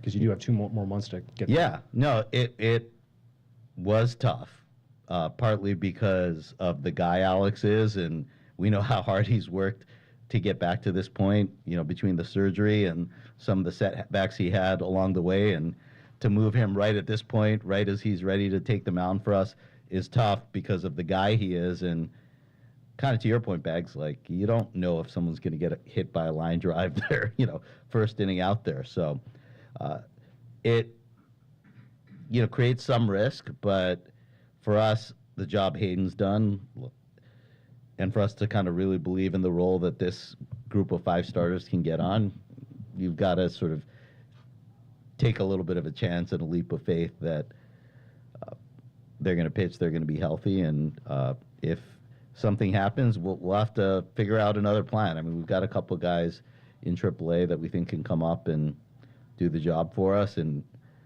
we've had to sort of improvise at different times this year. Obviously, that's not plan A, but if it happens, we'll figure it out. But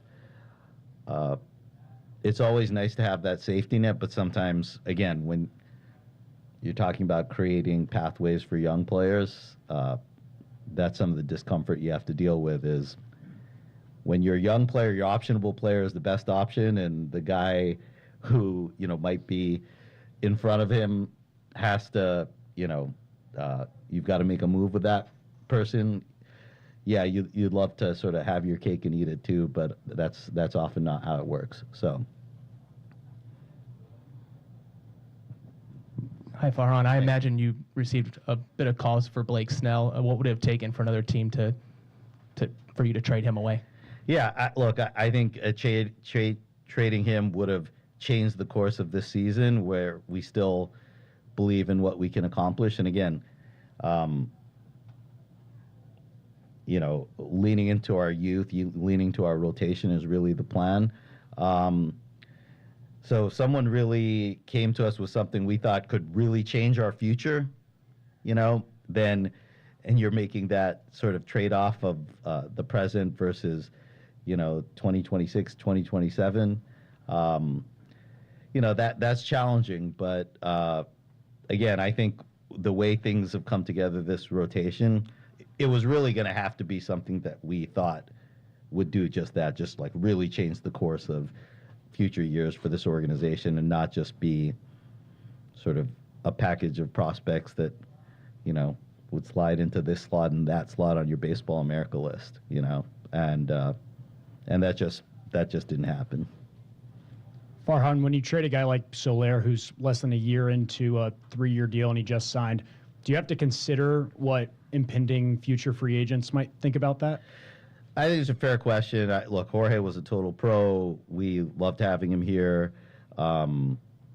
He's going to a team he's played for before, has relationships. I know he's happy about it, even though I think anytime you get traded, there's some degree of sadness or disappointment.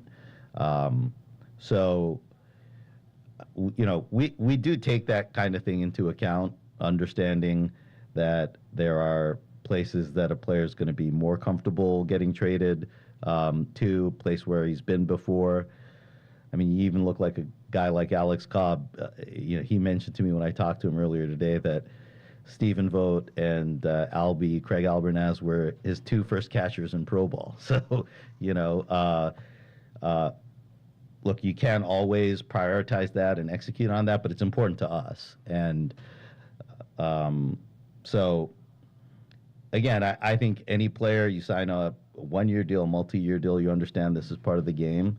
And, he was just a total pro while he was here. I know it's always tough when we're talking about our belief in what we can do down the stretch. It's always tough to trade out of your major league clubhouse. But obviously bringing Mark in helps. Getting a chance to give Marco Luciano some at-bats is something we're all excited about. So I think it's a totally fair question. But, again, it's part of the business. And I still think on the grand, in the big picture, guys are really happy here, really enjoy playing here. And that's, I think, a reputation we want to see continue.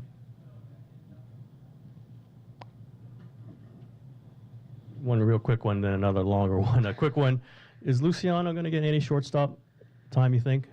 Yeah, I think it's possible. Obviously this is really about getting him at bats in the DH spot. I don't think we're kind of putting in ink that he's a career DH now. Obviously he's young. We've talked about his defensive progress. So there may be spots where he moves around the infield, but this is the role for him right now. And secondly, I know, you've got a season, weeks, months left in the season. You don't want to look entirely big picture, but you have to look big picture when you're looking at the trade deadline.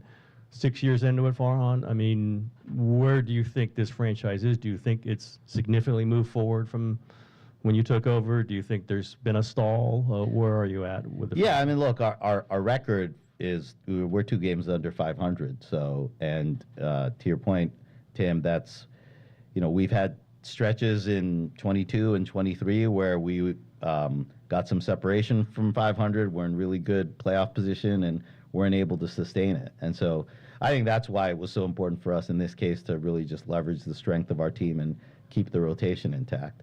When I look at the progress that's being made, to me it's breaking young players in. We've talked about that a lot. This year between Ramos, Fitzgerald, Birdsong, I think those are things you can really hang your hat on as something that represents long-term progress for the organization. Players who've been drafted, and that's part of this. I know you get to this time of year, and frankly, whenever you're a little bit on the competing bubble like we are, we're 3 games out in the wild card race. There's a notion of let's just let's sell and let's enhance the farm system. But you can have all the prospects you want. It's not going to matter until you actually create opportunities for them, right? So you can go out and get a bunch of guys, but if you're not willing to do some of the things we did over the last couple of days to create opportunities for those guys, it's just not going to have a chance to impact your major league team. So, really to answer your question, I would say I think what fans want to see, I think what we can hang our hat on as an organization is the progress of young players coming up and impacting us. And I named 3 guys, and that's not including, guys like Eric Miller and Brett Wisely that were acquired into this organization, but are young players who have a chance to be here for a long time. So the more of that, the more we have guys coming up, establishing themselves, like a Pat Bailey did last year, I think that's where the progress is coming from. Hey, Farhan. Was there for you a fine line that you had to cross between slashing payroll versus being all in on this year? How was that measured? Yeah, there's no, for us, these were all kind of baseball decisions. And like I mentioned, John, they were decisions that had to do with creating opportunities for young players, very specific young players. And, again, we're trying to compete. We have this rotation that we think can carry us. And,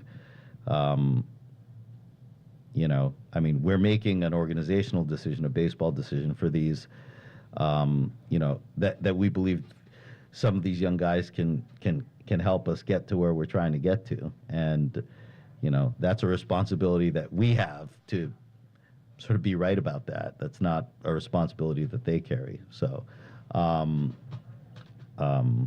I don't know if that answers your question. Well, you talked about the best rotation in baseball. What about the offense, which has been very inconsistent? Why not bring in a big-time hitter to help support that rotation?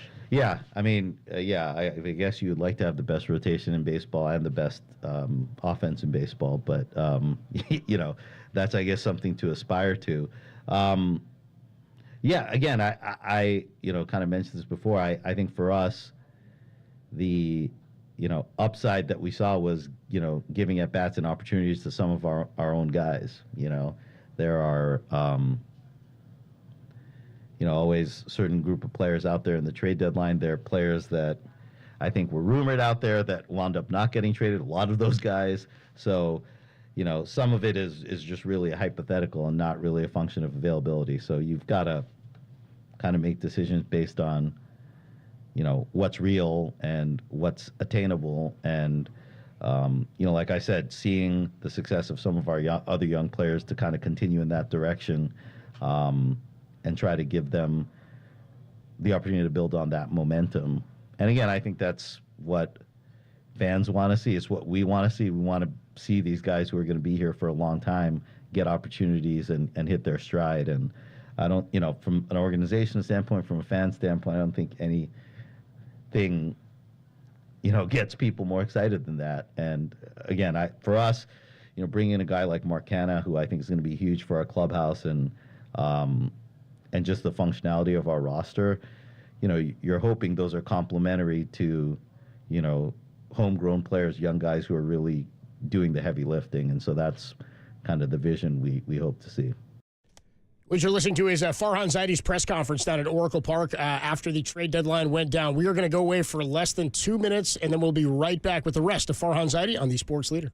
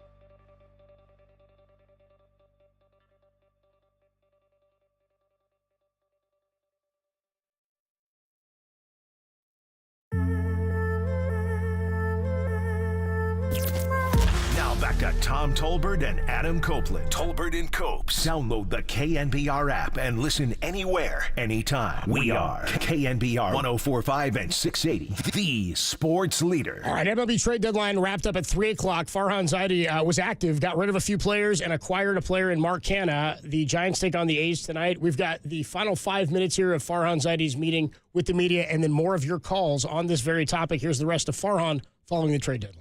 What would you say to those fans who are feeling frustrated and who have maybe kind of lost hope to kind of get them excited about the future of this organization?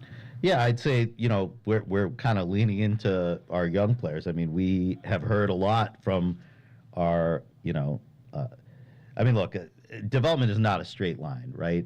I think when we're talking about guys like Ramos and Fitzgerald, they're perfect examples of it. Ramos has been in AAA for 3 years and, was getting hot and got an opportunity, and now we see where he is. Tyler Fitzgerald, was a 4th-round pick for us back in 2019, went a level at a time, had a nice minor league career, got an opportunity to come up last year, did a nice job, and we kind of kept the shortstop position open, hoping that somebody from our group of young players could, take the reins, and he did it. So I think that's going to be the fun of the rest of the season. Is we're going to continue to bring guys up.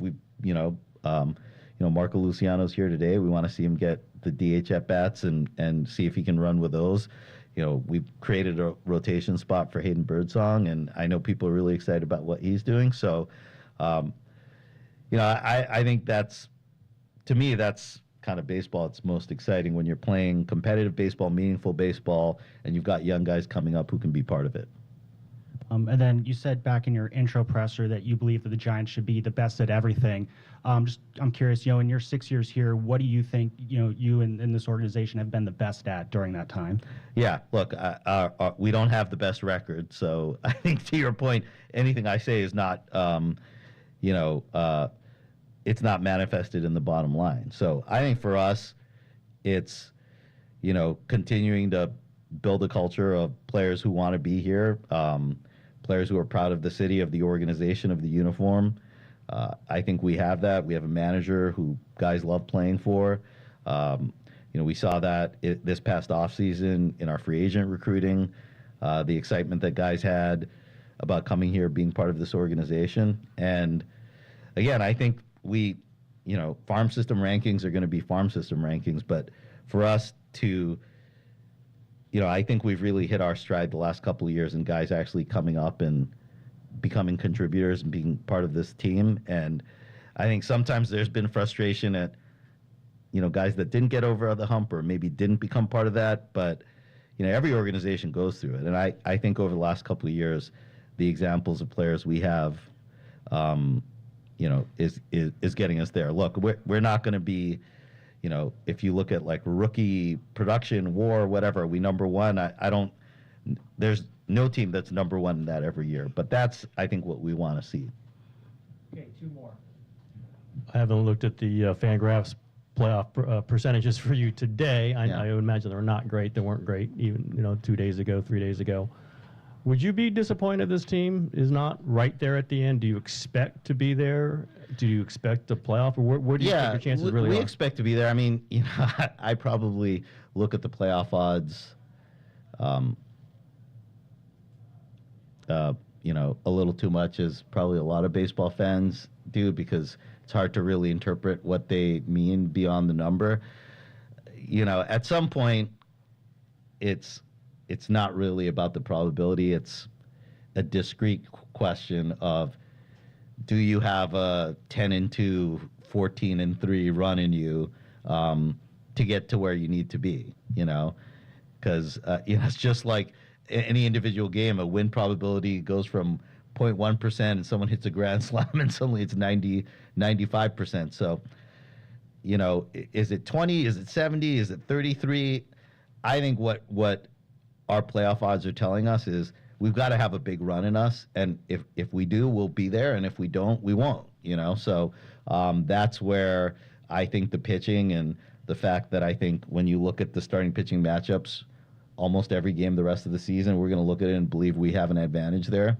It's a pretty good place to start any baseball game. And again, it's gonna take that run. Our guys know it, we know it, and again, I think the common thread when you see teams get on a run is just pitching that gives you a chance to win every day. My sort of question in a similar vein. Do you see this roster as constructed as a team that can make the playoffs, or is there more looking towards the future? Yeah, 100% I think we can. I mean, we have felt that way since the start of the season, and our roster looks different than it did at the start of the season. We've had guys come back. We've lost some guys. But 100% I believe that. And like I said, I can't sit here and guarantee it. It's going to take us getting on a roll. And, 2 weeks from now, we may look at those playoff odds and they may look very different. They may look the same. I mean, at some point here between now and the end of the season, we're going to have a 1 week or 2 week stretch where people are really talking about us being as hot as any team out there. That's what it's going to take.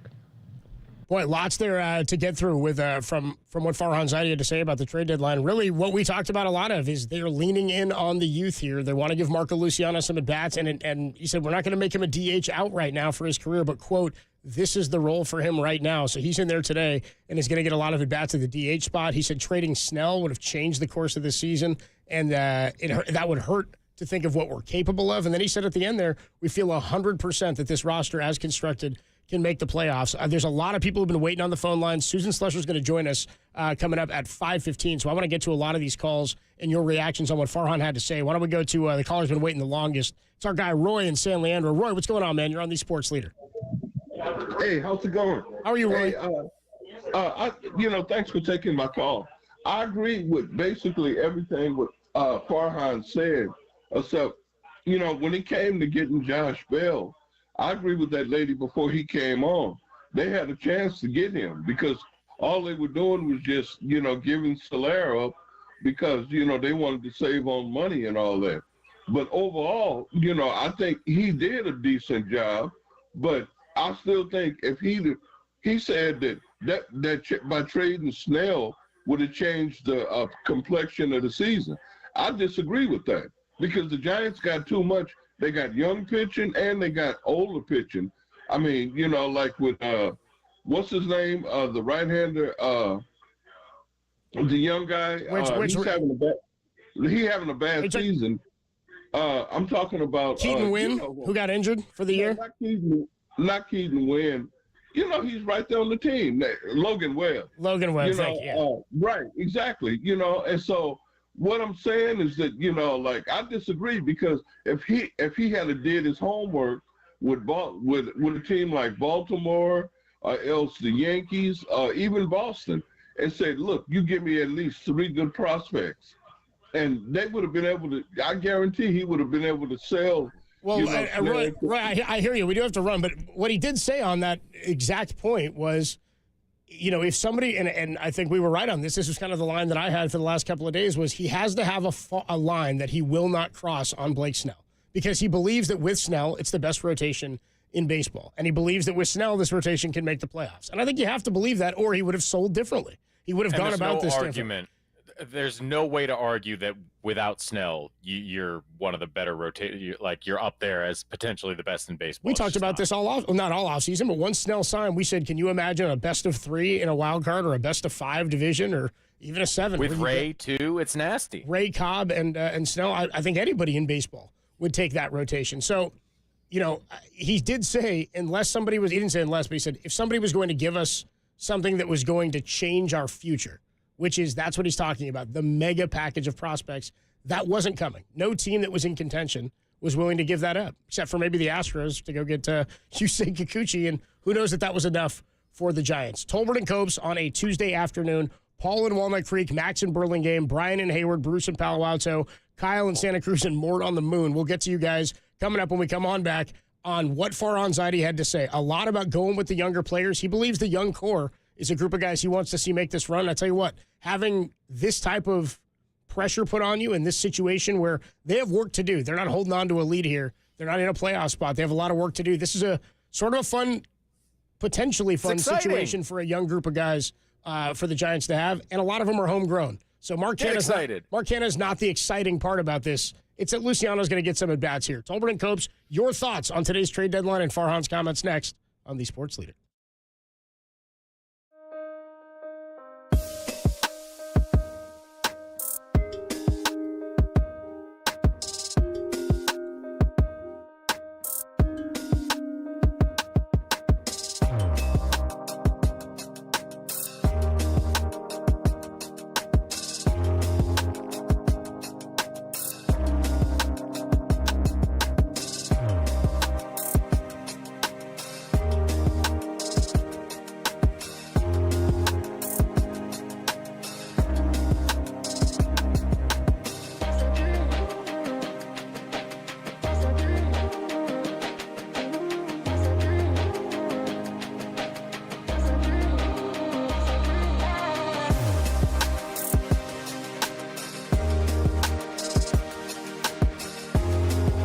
Just under the gun, the Giants pull off a trade to acquire Bay Area native and former Oakland native Mark Canha. The trade completed between the Giants and the Tigers. Canha comes in hitting .231, 7 homers with a .687 OPS. More on that story only available at KNBR.com and the KNBR app.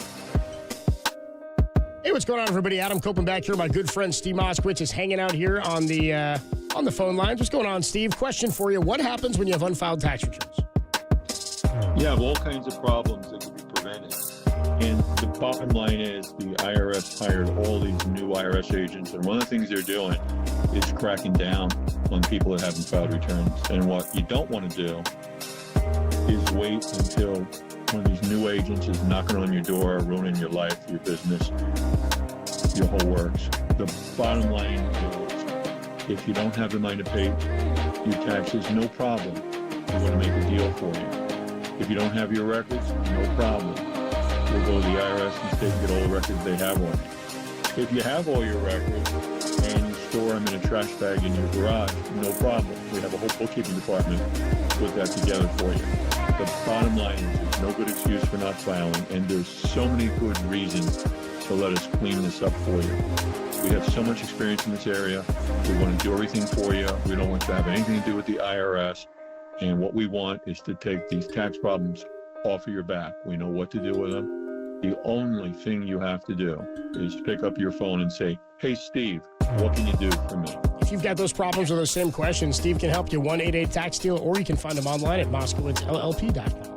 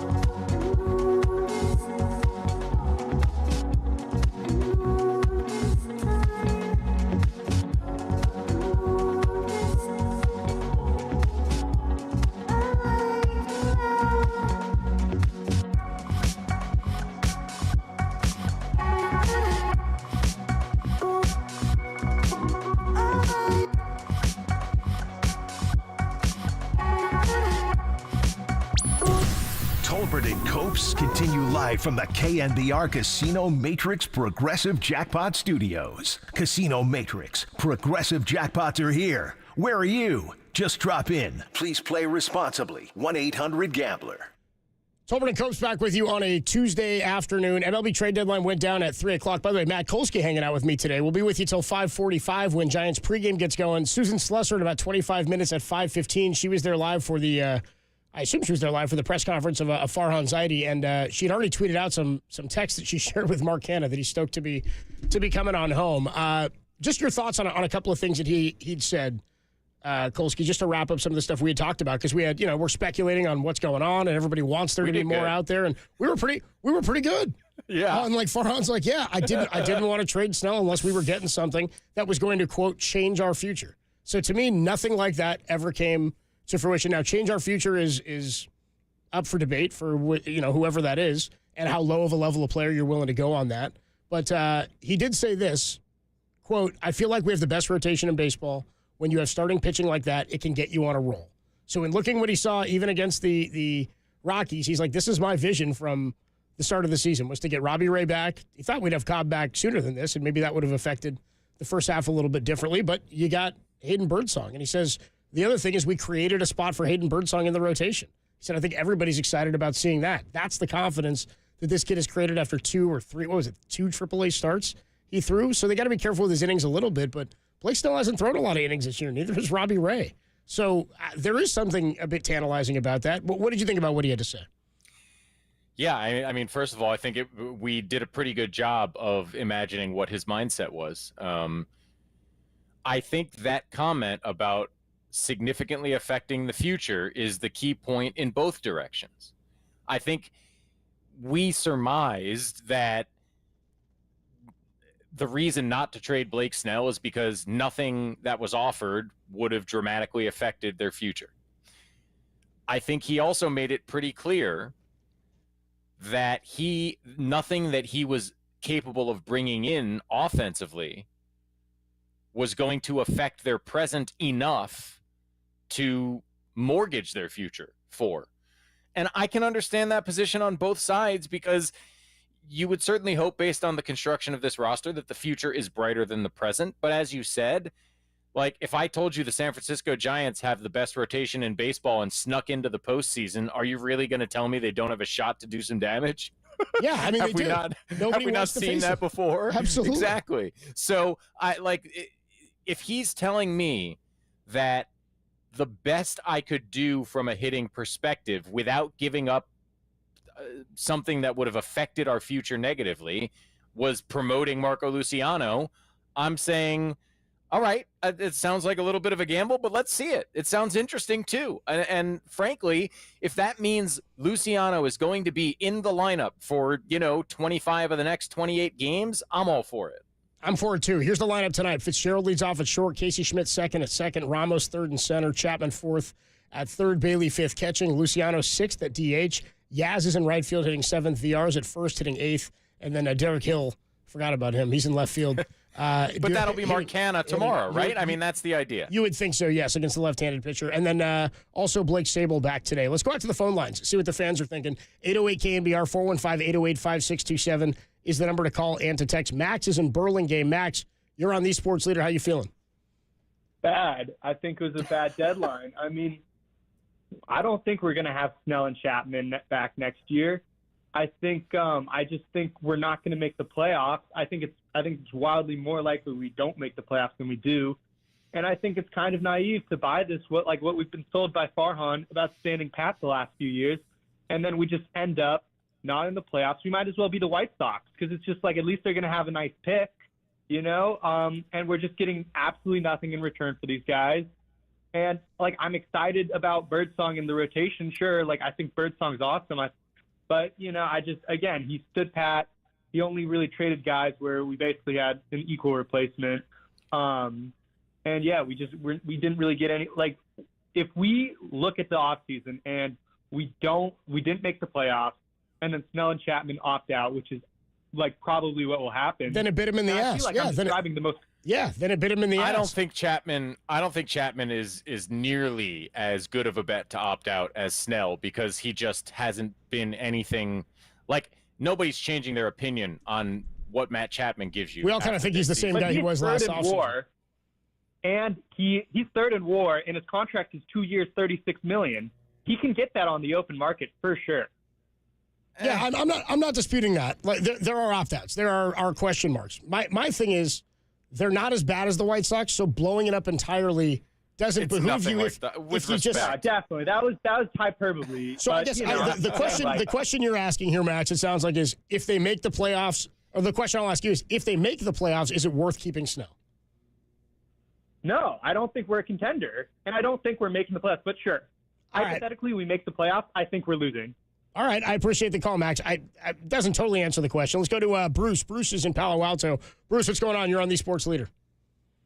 Oh, man, a lot going on. I was going to talk about one thing until I heard Farhan. It just reminds me of going into a really nice restaurant thinking you got the money to pay for a free-course meal, and you really barely have enough for an a la carte dish, man. I mean, he just ticks me off because he talks about what we were offered for Blake Snell. Okay, what you were offered, if you're going to play in the NL West with the big boys, put on your big boy pants. If you're playing with Preller and Friedman, you don't just wait for an offer. You construct one that's competitive, and you may have to give up a little bit more than you want. Maybe it is Snell and Wisenhunt as an example to get Hurstad, the first baseman and outfielder, or Mayo, the second baseman and first baseman, two extremely good prospects. I mean, better than anybody short of Luciano maybe in the Giants organization. So, to me, in the 6 years that he's been here, and Tim did a great job of trying to point him out, like, how much have you improved in 6 years, Farhan? He's a waiver wire guy. He's great at picking up guys that might slip through, and occasionally he gets lucky. I mean, like everybody does in Vegas. When you roll the dice. Yeah, you hit some. Bruce, we got to run. I appreciate the call. The thing with like having to make a deal for some big time prospects in whatever situation you're in is, but it takes two to make the trade. I was saying this before. Yeah. The Dodgers and Padres. This is the other thing. There's layers to this. The Dodgers and Padres have exorbitant payrolls, right? The Padres even tried to shell out. They traded Soto to recoup some of that, the prospect capital that they gave up to the Nationals when they got him. They were like, we need to shrink some of this down a little bit. We can't continue to do this. The Dodgers got bigger and bigger and bigger. The way to supplant that is by keeping the reason that those teams have been good for so long is not because they're giving up as many of their prospects as they can to go get a big-time rental player. They've done that, and they've done it at the cheap, where they got like Yu Darvish that year, the Dodgers did it. And they give up players to do it. But you have to be the other team has to be willing to do that. And it doesn't sound to me like again, he hasn't pulled off, Farhan hasn't, some massive trade for some massive prospect. But not a lot of GMs still do that. Again, it doesn't happen a ton at this time of the year. So I have a tough time faulting him for not trading Snell for something massive when he said to us, if somebody offered us something that was a big-time player that would change our future, we would have done it. But to sit back, say you're sitting back and waiting, they are 2 games under 500, and he believes he has the best rotation in baseball, and he believes if you have the best rotation, you can get hot. I don't disagree with that, and that's a philosophy that has won Giants championships before, so no fan should disagree with that. It's just that we haven't seen it. They did not get worse today, is my thought. They didn't get better, but they've given some young guys an opportunity to improve the future. They didn't get worse, and okay. They didn't get worse, right? We agree on that. Maybe a little bit, but not like incrementally. If Soler is better than Canna, then yeah, a little bit.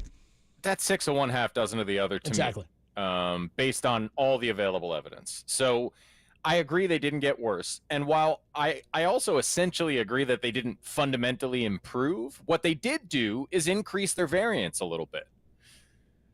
Marco Luciano is an unknown. What we've seen of him in an incredibly limited amount at the plate is better than what Jorge Soler was giving you. Now, we have to admit that we haven't seen enough to count on that. So the downside is that he could definitely be worse than what Jorge Soler was giving you. But to say that putting Luciano in the spot where Soler was underperforming doesn't at least create a possibility to be better is, I think, incorrect. It does. And that's the question I'm asking is, if you make the playoffs, is it worth keeping Snell? And again, unless you think you got to get into the LCS for it to be worth it, but who knows what was out there. Paul is in Walnut Creek. Paul in Walnut Creek, what's going on? Trade deadline goes down. You're on the Sports Leader. Hey, guys. How's it going? What's up, dude? Good. Yeah, I think, pretty divided fan base on this topic, and there was some talk about what are the Giants' playoff odds. They're around 21% today. But I like their odds for 2 reasons, or their moves for 2 reasons. The rotation is still intact, mostly minus Cobb. And then the upcoming schedule, right? We've got the Nationals, the White Sox, Marlins, A's, 2 series against the Diamondbacks and the Padres. So it's right there in front of you, right? If they go 32-20, maybe we're in. Yeah, this is the spot. And this, thanks for the call, Paul. The question we have, and we continue to ask, is: are they capable? That Farhan even said that in his presser today. He was like, the question you have to ask is, can you go on a 12-game run of 10-2, or 12-2, or 10-4, or something like that? And they haven't really done that this year. But look, you're going to see a team for the next 3 weeks that is not the team you've seen for the course of the year. So I'm open to the possibility. Kyle is in Santa Cruz. Kyle's been waiting a while. Kyle, you're on the Sports Leader. Hey, what's up, guys? What's up, Kyle? My question that I have for you was asked to Farhan, but I'll take your opinion. The fact that we landed 30-plus home run bat with Soler, he didn't perform at Oracle, which is in the hitter's ballpark. Is that going to affect landing any other bats in the future? Like, you mean if you sign a guy in free agency and then trade him in year one? Will it affect other free agents? He didn't fulfill his contract. Yeah, I mean, again, it's all guaranteed money. And what Farhan said in that answer, and I thought it was definitely a GM type answer, and I do appreciate the call, Kyle. He said, we traded both guys back to places that they had played. Or Alex Cobb texted him and said, my first catchers in pro ball were Stephen Vogt and Craig Albernaz, who are now with him out in Cleveland, his manager and his bench coach, I think, or something like that. Whatever. They made both Albernaz guys does happy, right? Out there. I think that's the point. He said Soler was a pro about it, but again, trading guys isn't easy, and the Giants have struggled anyway to get hitters to come here. I just thought Soler's power would travel. He just didn't have it. He wasn't a fit. And he's always been a streaky guy. Like, this is not that far out of like the expected outcomes for Jorge Soler, and I would say more meaningfully than any of that stuff, the type of free agent that really matters, it's not an issue. The way Jorge Soler panned out doesn't affect Juan Soto or, to rewind, Aaron Judge or Shohei Ohtani. If they're coming there here, are it's coming questions here. about exactly. There's questions about whether the Giants can get that type of guy anyway, but it's not going to have anything to do with Jorge Soler. Brian is in Hayward. Brian's been waiting a long time. Brian, what'd you feel, or how do you feel about the moves today? Brian, you there? Cool. We got you? Yeah, hey, how are you guys? Good, man. How are you? Okay, so, I mean, as a Giants fan and as a Bay Area sports fan in general, I don't know when it's been acceptable for us to be excited about competing for a third wild card spot. Same with the Warriors wanting to run it back and hope to get into play-in. That's not who we are. I mean, I'm looking at the Orioles and I'm envious of them, and I mean that's how far we've fallen. That I'm envious of Baltimore.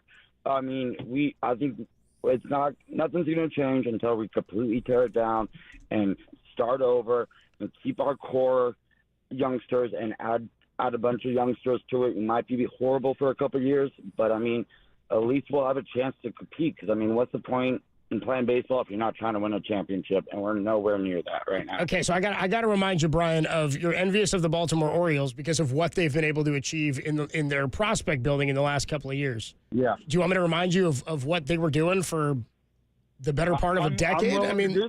I'm willing to do that if we have a chance for a decade. And all those youngsters. They're a fun team to watch. They went from 2017 till 2023 before they had a season over 500, and several of those they were in the 300s in win percentage, Brian. I appreciate the call, man. They're never going to dip that low. You can't in the same sentence say, and I've never liked this argument because I want to win the division, of course. You want to be the best team in baseball. You want to be the best team. You want your team that you root for to be the best team at everything, of course.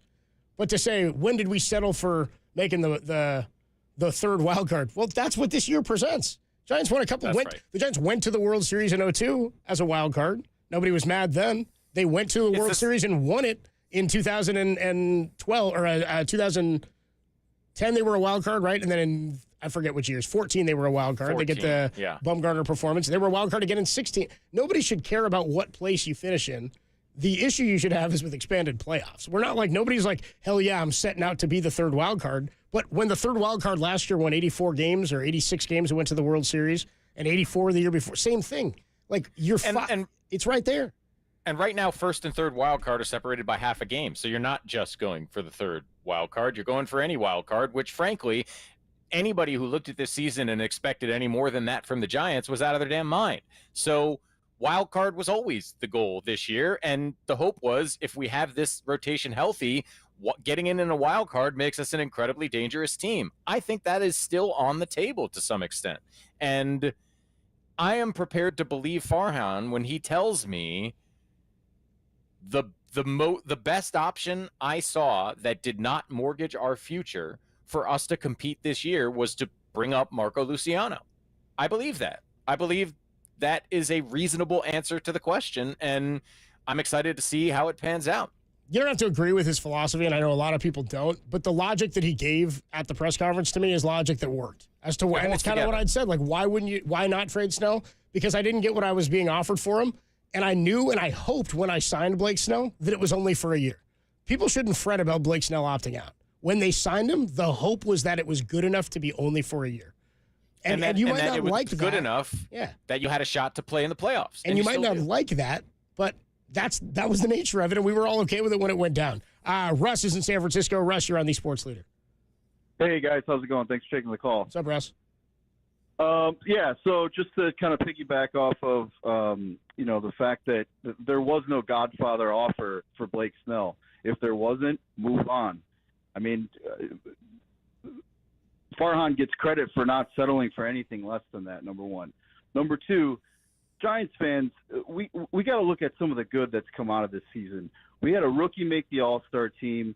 We found Birdsong, who to me looks like he's going to be top-end rotation talent. Like, the dude is a babyface assassin. He goes out there with swagger. He's a bad dude. I mean, we are on the verge of what we were looking at in 2009 and 2010.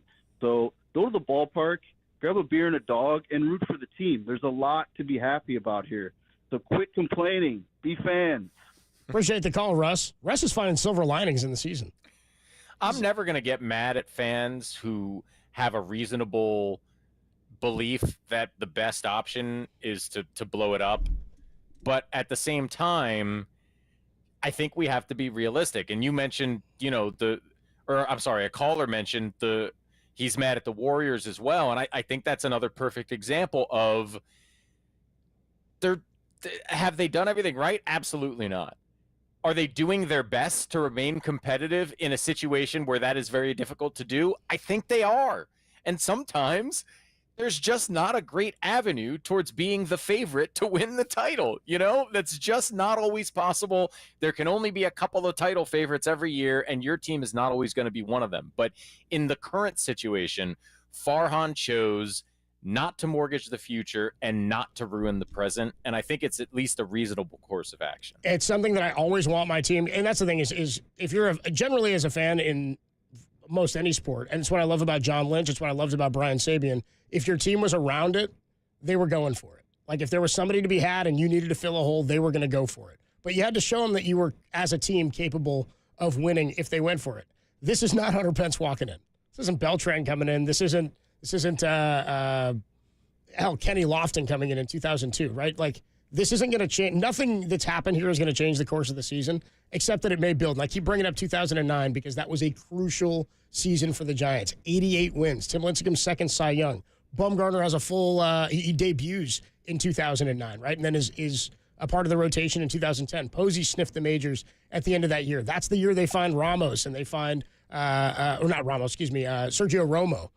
They go and they establish some other bullpen pieces. There were guys that were there that led to the development of what became the championship teams. I'm not saying that's what this is. I'm saying this is a boring trade deadline. There's nothing that's going to light up the ballpark tonight or tomorrow night because of what they did today. That said, they haven't mortgaged the future, and we may have some exciting baseball because of what they did with the rotation at the start of this year and what's come of it this year with Hayden Birdsong. Let's talk more about this with Susan Slesser, covers the Giants for the San Francisco Chronicle. We'll get her thoughts on what Farhan had to say, what Mark Canha told her just a little while ago, I believe via text, and what the Giants' chances are. By the way, you were saying you thought 50% chance to make the playoffs? Fangraphs has them at just shy of 18%. Yeah, I will say this.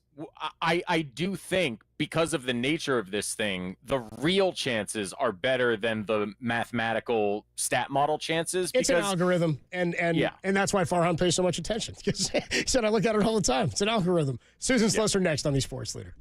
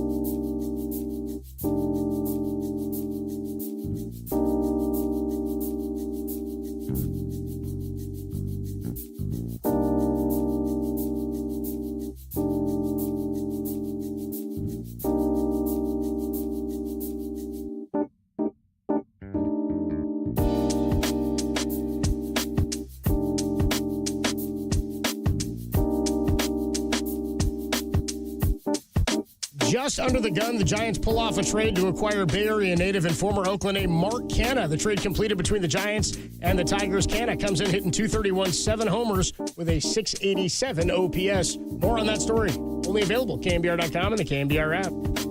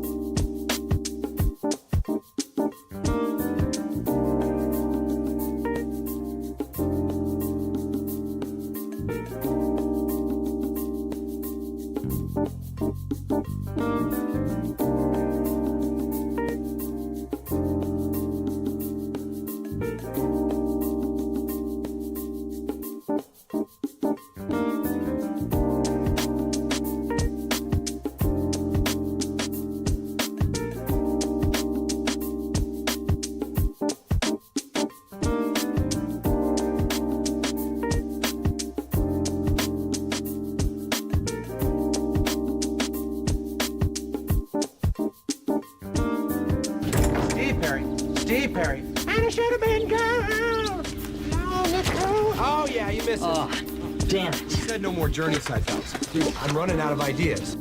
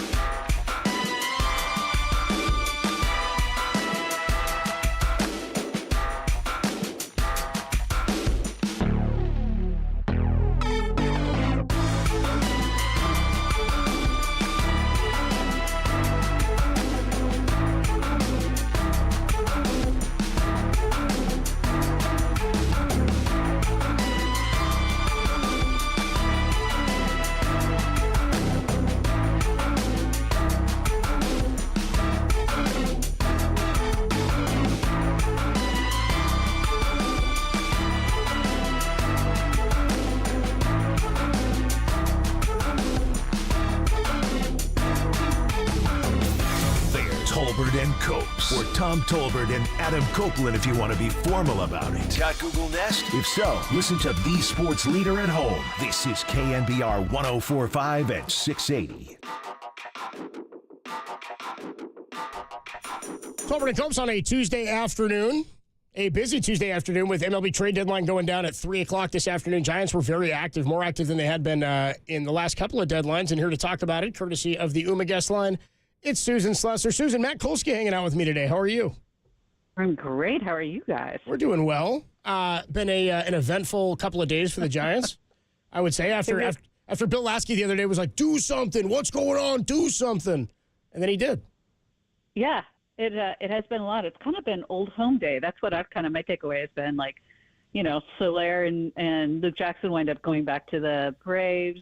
Alex Cobb's reunited with Stephen Vogt, who's Cobb's the first person Stephen Vogt told me that he ever met in pro ball. And then Mark Canha comes back to the Bay Area, and his house, you'll remember, is what he called Oracle Park. So it's a lot, but everybody's going to places they love. Yeah, absolutely. I kind of like it. Yeah, as far as this affects the Giants this season, do we think basically net zero after the last 24 hours? Is Canha giving them a little more flexibility, which is nice? Does Luciano change the upside of the lineup? Like, where are we at in terms of how is this team different from the last time they played baseball? Well, obviously, they lose a little bit of power. You know, trading Soler even in a down year, that power potential is something nobody else on that team has to that degree. Luciano has got power. Canha's got some power. He's having a down year, but he's a guy who really, really profiles as somebody who could be a change of scenery guy, especially in a park that he loves playing in. So that'll help. And I think Ramos moved back to a corner, which I think they'd really like to do. And I'm still not sure how they do that since they didn't wind up getting Kiermaier. But I think, if Yaz goes there and Ramos winds up going back to a corner, Conforto winds up DHing more, so maybe I think that frees up Ramos maybe to concentrate a little bit more on what he's doing at the plate. And we definitely have seen the power there. So not quite a net zero. I think they're still, offensively there may be a tick down, but the rotation now I think is set to go, and just keeping Blake Snell, that's huge. That's huge to me. And that's a signal. Everybody's like, oh, what are they doing? They didn't buy really, they're not going for it. Keeping Blake Snell to me is going for it. So what I'd said to Kolsky and Kerry even last week when he was filling in, and JD I think too, was Farhan's got to have a line on Blake Snell where unless he gets an offer that meets that want, he's not going to trade him because of where the team is right now, right? Like, this is what he finally wanted. And my logic is when you sign Blake Snell, best case scenario is he pitches well enough to opt out. That's why you give a guy opt-outs, is you're banking, you're giving him the opportunity to earn his next deal or whatever it is. So I'm wondering, what do you think? Because he said we weren't offered something that would have changed our future. And I think fans right now and a lot of the callers we've talked to think that they should have just gotten anything for it. And I'm not of that mind, but what's a change your future type of move? Yeah, it had to have been better than any of the deals that we saw happen today, and there was some pretty big returns we saw today. But for my money, Blake Snell is better than any of the pitchers that exchanged hands today. So I think it would have had to be even bigger, and obviously nobody was willing to do it, partly because they know that Snell can walk at the end of the year. I could have even seen a scenario in which Snell went and pitched somewhere else for the last couple of months and then re-signed with the Giants. I think he really enjoys playing for the Giants a lot. But I like the Giants. You signed Blake Snell to give you a chance to get to the playoffs and then to have a potentially dominant rotation in the postseason, and that's what they've got. They've got a chance to go to the playoffs. He is finally pitching his best. And they've got a real chance to go to the playoffs. Somebody asked me yesterday on Twitter something like, oh, what, they're just going to sneak into the playoffs? Is that all this? Yeah, that's what everybody's trying to do now. That's the whole wild card thing. You're trying to sneak into the playoffs. I think they've got enough pitching-wise. Do they have enough defensively without getting a better center fielder? I don't know. And offensively, they really are going to have to keep clicking the way that we saw them click against Colorado. There'll be some ups and downs, but I think they will be rejuvenated, and they know what they've got going forward, and I think that's always helpful. And they did do some things. Last year at the deadline, they really did nothing. This year, they do bring in a guy who feels comfortable, knows Chapman, very friendly with Chapman, loves playing for Bob Melvin, and is a, pretty energetic kind of player. I think that helps a little bit, especially when you lose Soler, who is really looked up to by the other guys, the other Latin guys on the team, really, really looked up to. I think that's maybe a little bit of an underrated component here, is what a nice impact Soler had on the younger Latin players. But at the same time, you also lose Alex Cobb, who is really revered by the younger pitchers and really a big presence in the clubhouse among the pitchers. But even he was like, hey, Hayden Birdsong, I kind of saw this coming. Like, that's how well this kid is pitched. Everyone understands that move. On Snell, let's just say, for the sake of discussion, he continues to pitch the way he has for the last few weeks and ends up in a position at the end of the season, whatever happens with the Giants, that he believes he deserves more security, whether that is a higher annual or just a longer extension of contract. And there is mutual interest. As you say, he enjoys it here and the Giants have enjoyed having him.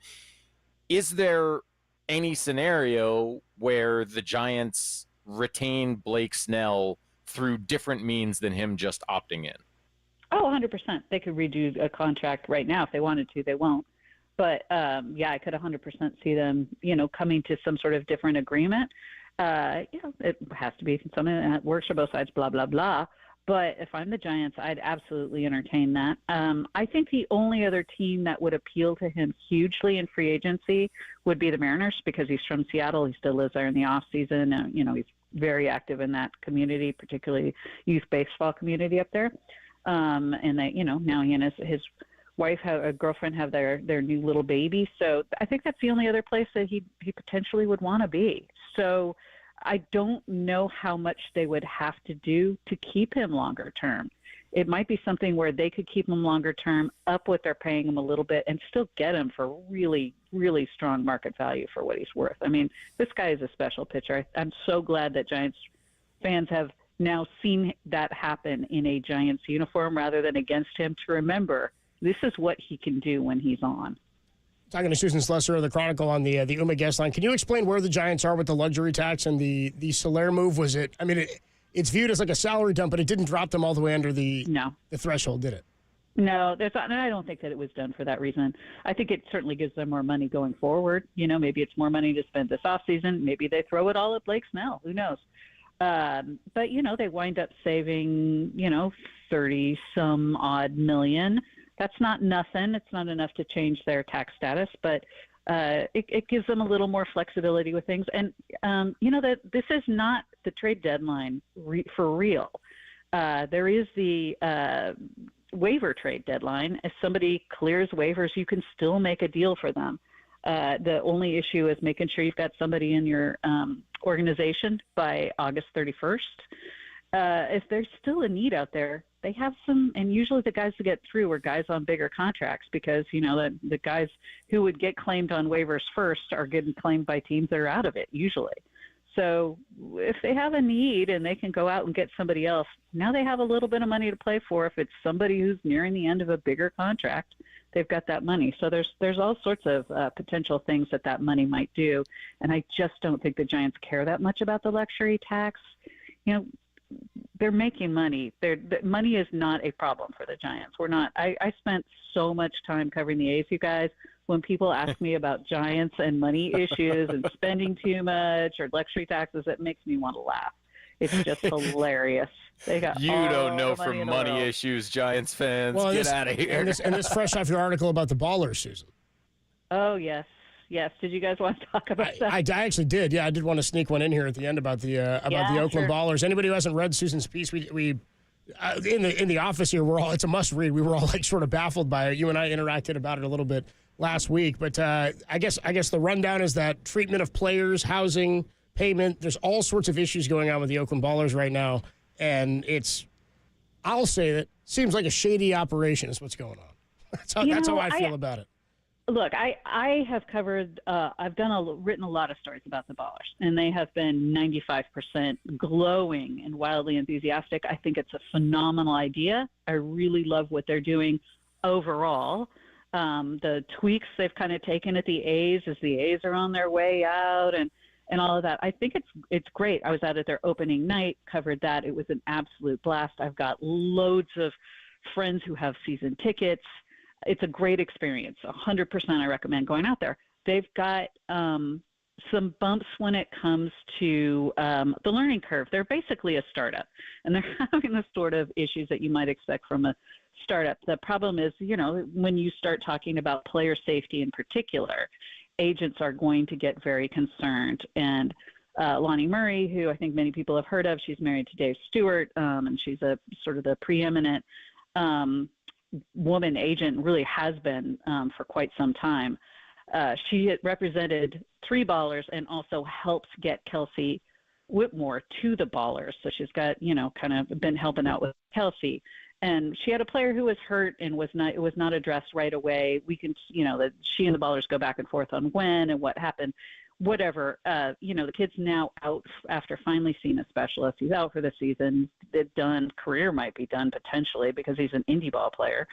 And that's an issue, and I think she felt like she was getting the runaround on some of that, and there were issues about housing, other things. Those things have been addressed. A lot of things in the story, as one of the founders told me, those things have been addressed, which is great. But there are still some concerns. And, yeah, I think that's to be expected. I want them to succeed. I talked to JT Snow the other day. He reached out because he coached for them most of the year. He's out with a hernia surgery. But he wants them to succeed, too. He saw some of the same things. I think they're going to clean it up. And I'm still very much hoping that the Ballers are an institution in Oakland for a long time. Good deal. Everybody should read the piece. It's good. In the Chronicle from last week from Susan Slesser. All right, and we looked at the lineup. Tyler Fitzgerald in there hitting leadoff tonight. It's about time. Love it. I love that great. too. Yeah. By the way, I said my favorite thing about him last weekend was I don't know. I'm not sure if you were in the scrum when it happened, but he was asked about the 2-homer game on Friday after the game, and he's like, "Yeah, I don't really know what's going on." So I'm not trying. It's funny. It's He's happening. kind of like that. It's kind of like that. He had that huge stretch in the minors this year when they were at El Paso, hit something like 5 and 6 games or something. And he said sort of the same thing then. He's very modest. He was like, "Oh, it's just because it was El Paso." Like, nah. Now he's doing at the big league level. He's doing the same thing. So that's actually very kind of endearing. Oh, shucks. Tyler Fitzgerald. All right, who's in there hitting leadoff tonight? And Marco Luciano DHing. Blake Sable is back. And presumably Mark Hanna going to be here tomorrow? Did he say when Mark Hanna will be here tomorrow. I talked to Mark Hanna, one of my favorite people, Bay Area guy, and he said he is over the moon with excitement about coming to the Giants, and he will be there tomorrow. He said, "I'll be at my blanket house." I will first be pitch. at my house. He said, "Bring Trevor Gott. Bring Trevor Gott. This is my blanket house. I'll be there." All right. He was driving his car when I talked to him, but he still somehow managed to flip a bat while he did it. Good deal. We like some bad flips. All right. We will talk to you soon, Susan. Fabulous. Thanks, guys. Good deal. Susan Slesser of the Chronicle was covering the trade deadline today, was out at the press conference, and will presumably be at the game tonight where Tyler Fitzgerald is in there hitting leadoff. The new look Giants lineup without Jorge Soler at the top. It's just sort of like it was a plug, I feel like. It's now it's like, God, now it's a little more free there. We got some speed. This kid better put the ball in play today. I'm just saying. Yeah, just get on base. Dude, if he can walk. if he Ks 3 times. that's gonna be unfortunate. Ks 3 times and pops out to short with a runner on third. How about that? That's a Soler game. Listen, right? 3 runs scored from Tyler Fitzgerald and a homer from Marco Luciano will go a long way to easing the concerns of people who were upset at the trade deadline today. The best part is the floor is just what Soler had been doing, so it's like, same old lineup. We had a funny texter, I think, earlier who said, "Dude, Mark Hanna's hitting 230. He'll fit right in." I was like, come on. Giants first pregame coming up in about 10 minutes at 5:45. We'll get that to you and get you out to Oracle Park for award-winning Diamond Notes and all that good stuff. Tolbert and Copes, Matt Kolsky is hanging out. Do we have a little sound soiree on the other side? Is that what we're getting into? A sound soiree. We're going to dip away. I'm sorry, one more time? Okay, we're going to get to a little bit of football for the final 10 minutes of the show, or a few minutes that we have, and a Chicago Bears question that I have for Matt Kolsky. That's next in the Sound Soiree on the Sports Leader. Hey, what's going on, everybody? Adam Copeland here for O'Donnell Financial Group. Look, making the transition from work life into retirement, it can be jarring and it can be disorienting.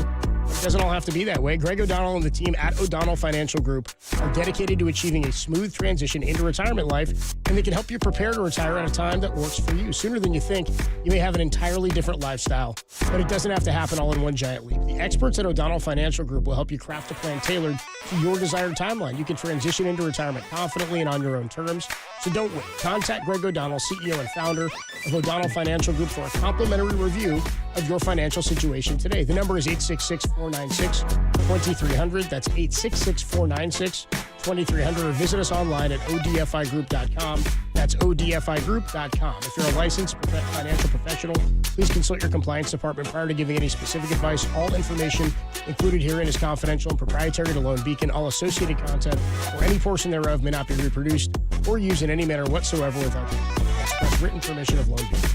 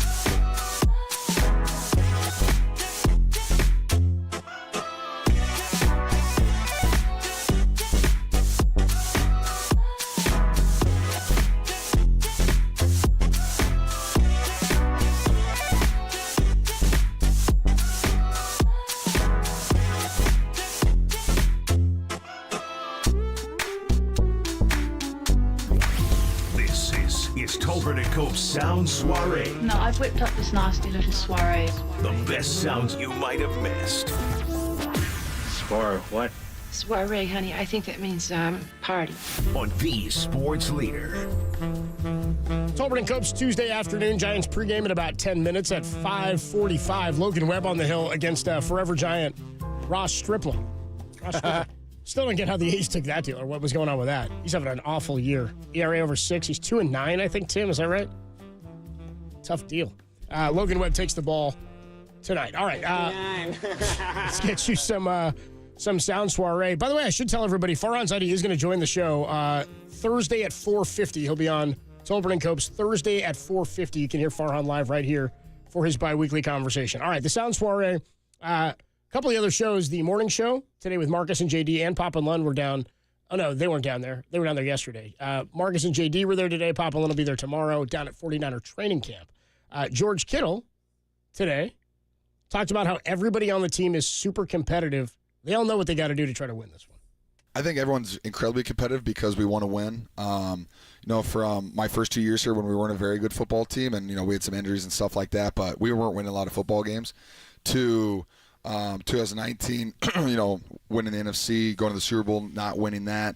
I think guys just have this competitive, we've climbed the mountain, we've done that.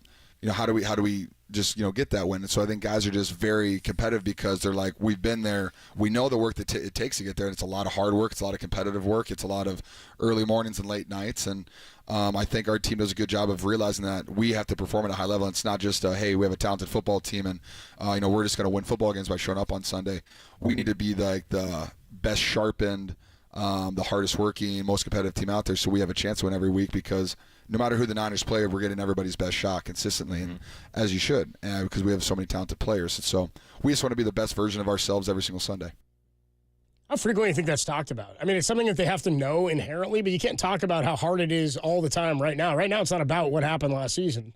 But, they all have to – it's funny, you all have to, full-on believe and know what he's talking about as a player in order to be successful beyond what happened last year, but you can't keep talking about it. Right, because if you talk about it too much, it's going to affect your belief in a negative way. And you're leaning on last year. Yeah, then you're just trying to change last year, right. Yeah, it is it's one of those weird mental things in sports. I think we still consistently underestimate the mental challenges that these guys have to deal with. Yeah, I paired that with the physical. I mean, the wide receiver show was fun. The quarterback one is the one that got to me because I was like, dude, the homework these guys have to do. Out of control. I didn't want to do that anyway. You know what I mean? That's why I'm doing this. Homework down. I was like, I'm going to go to the I'm going to watch the ball game tonight, see what Webb does. See if Webb can give me 7. That's my homework. Oh, I'm just going to zoom in on Luciano's at-bats. That's my plan for the evening. It's like a box score. That's what I'm going to do. Here's Nick Bosa. Enthusiastic Nick Bosa, don't you know? He's talking about being relieved this offseason. There you go. It's a huge relief. Definitely a lot easier going into a season when you know when you're going to show up to work. You could kind of structure everything around that. And I mean, it's as stressful as good of a problem it is to have. As you could see, I mean, it seems like every year we have a guy going through it. It's stressful and it wears on you more than you would even think when you're not being able to do what you love to do, and then you feel like you're letting people down or you're missing out and you don't know when you're going to be back. It's a lot that goes into it mentally, so having that out of the way for a good few years is huge, and now I can just focus on getting better. So obviously talking about missing all of training camp last year with the contract holdout. It's funny, too, when guys hold out, and then they're like, it's so nice to be here this year. It's like, it was up to you. Yeah. I mean, I get why you did it, and it was the right move, but... It's a huge relief. You could have showed up, and it wouldn't have been if it was that huge of a relief, right? It was... You don't believe it wasn't worth it, right? It may be a relief, but you don't believe you did anything wrong, that's for sure. And I will say... You know, it may mean nothing in the long run, but when you hear the way he describes what last year felt to him, it sure doesn't feel like the way you want the year to start off for Brandon Ayuk, and that's just a bummer. I can't agree more. I'd say too late, bro. You know what I mean? I that's what I'm saying. It's already happened, but it's not ideal. 49ers' first preseason game's a week from Saturday. You know, in New Orleans. Yep, he's out for that. It's too late. Sure. I mean, pretty much nobody plays anyway in preseason now, but still. Brandon Staley joined the staff as a defensive assistant, right? After, where was he, San Diego? I guess the Chargers, L.A. Anyway, he gets let go from there, and rightly so. Probably 2 years too late. Anyway, Deommodore Lenor is talking about Brandon Staley's come over to join the coaching staff, and always good to have guys with former head coaching experience, defensive mind. Here's Demo Lenor on Staley. He's a genius. You know, it's like having Kyle on defense. You know, just the knowledge that he brings to the room and how much guys respect him, respect his word, you know, when he speaks. It's a blessing for him to be here with us. Wow. Listen. That's high praise. That was the book on him 3 years ago. That was the book on him when he got the Chargers job. We've seen it 1,000 times. Some dudes are not head coaches. That doesn't mean they aren't brilliant in their area of expertise. So I actually think Brandon Staley is a huge positive add for the Niners. If Kyle Shanahan wants him here, I'm good with it. Quick thought from you, because one of your Chicago Bears, we got about 2.5 minutes before we got to get out here. DJ Moore has reached an agreement, wide receiver with the Bears, 4 years, 110, an extension that includes $82 million guaranteed. He's just the latest receiver now who gets an extension, 4 years, 110. Jefferson got 4 for 140. Amon-Ra 4 for 120. Where is he in relation to Ayuk? Where does this fall in?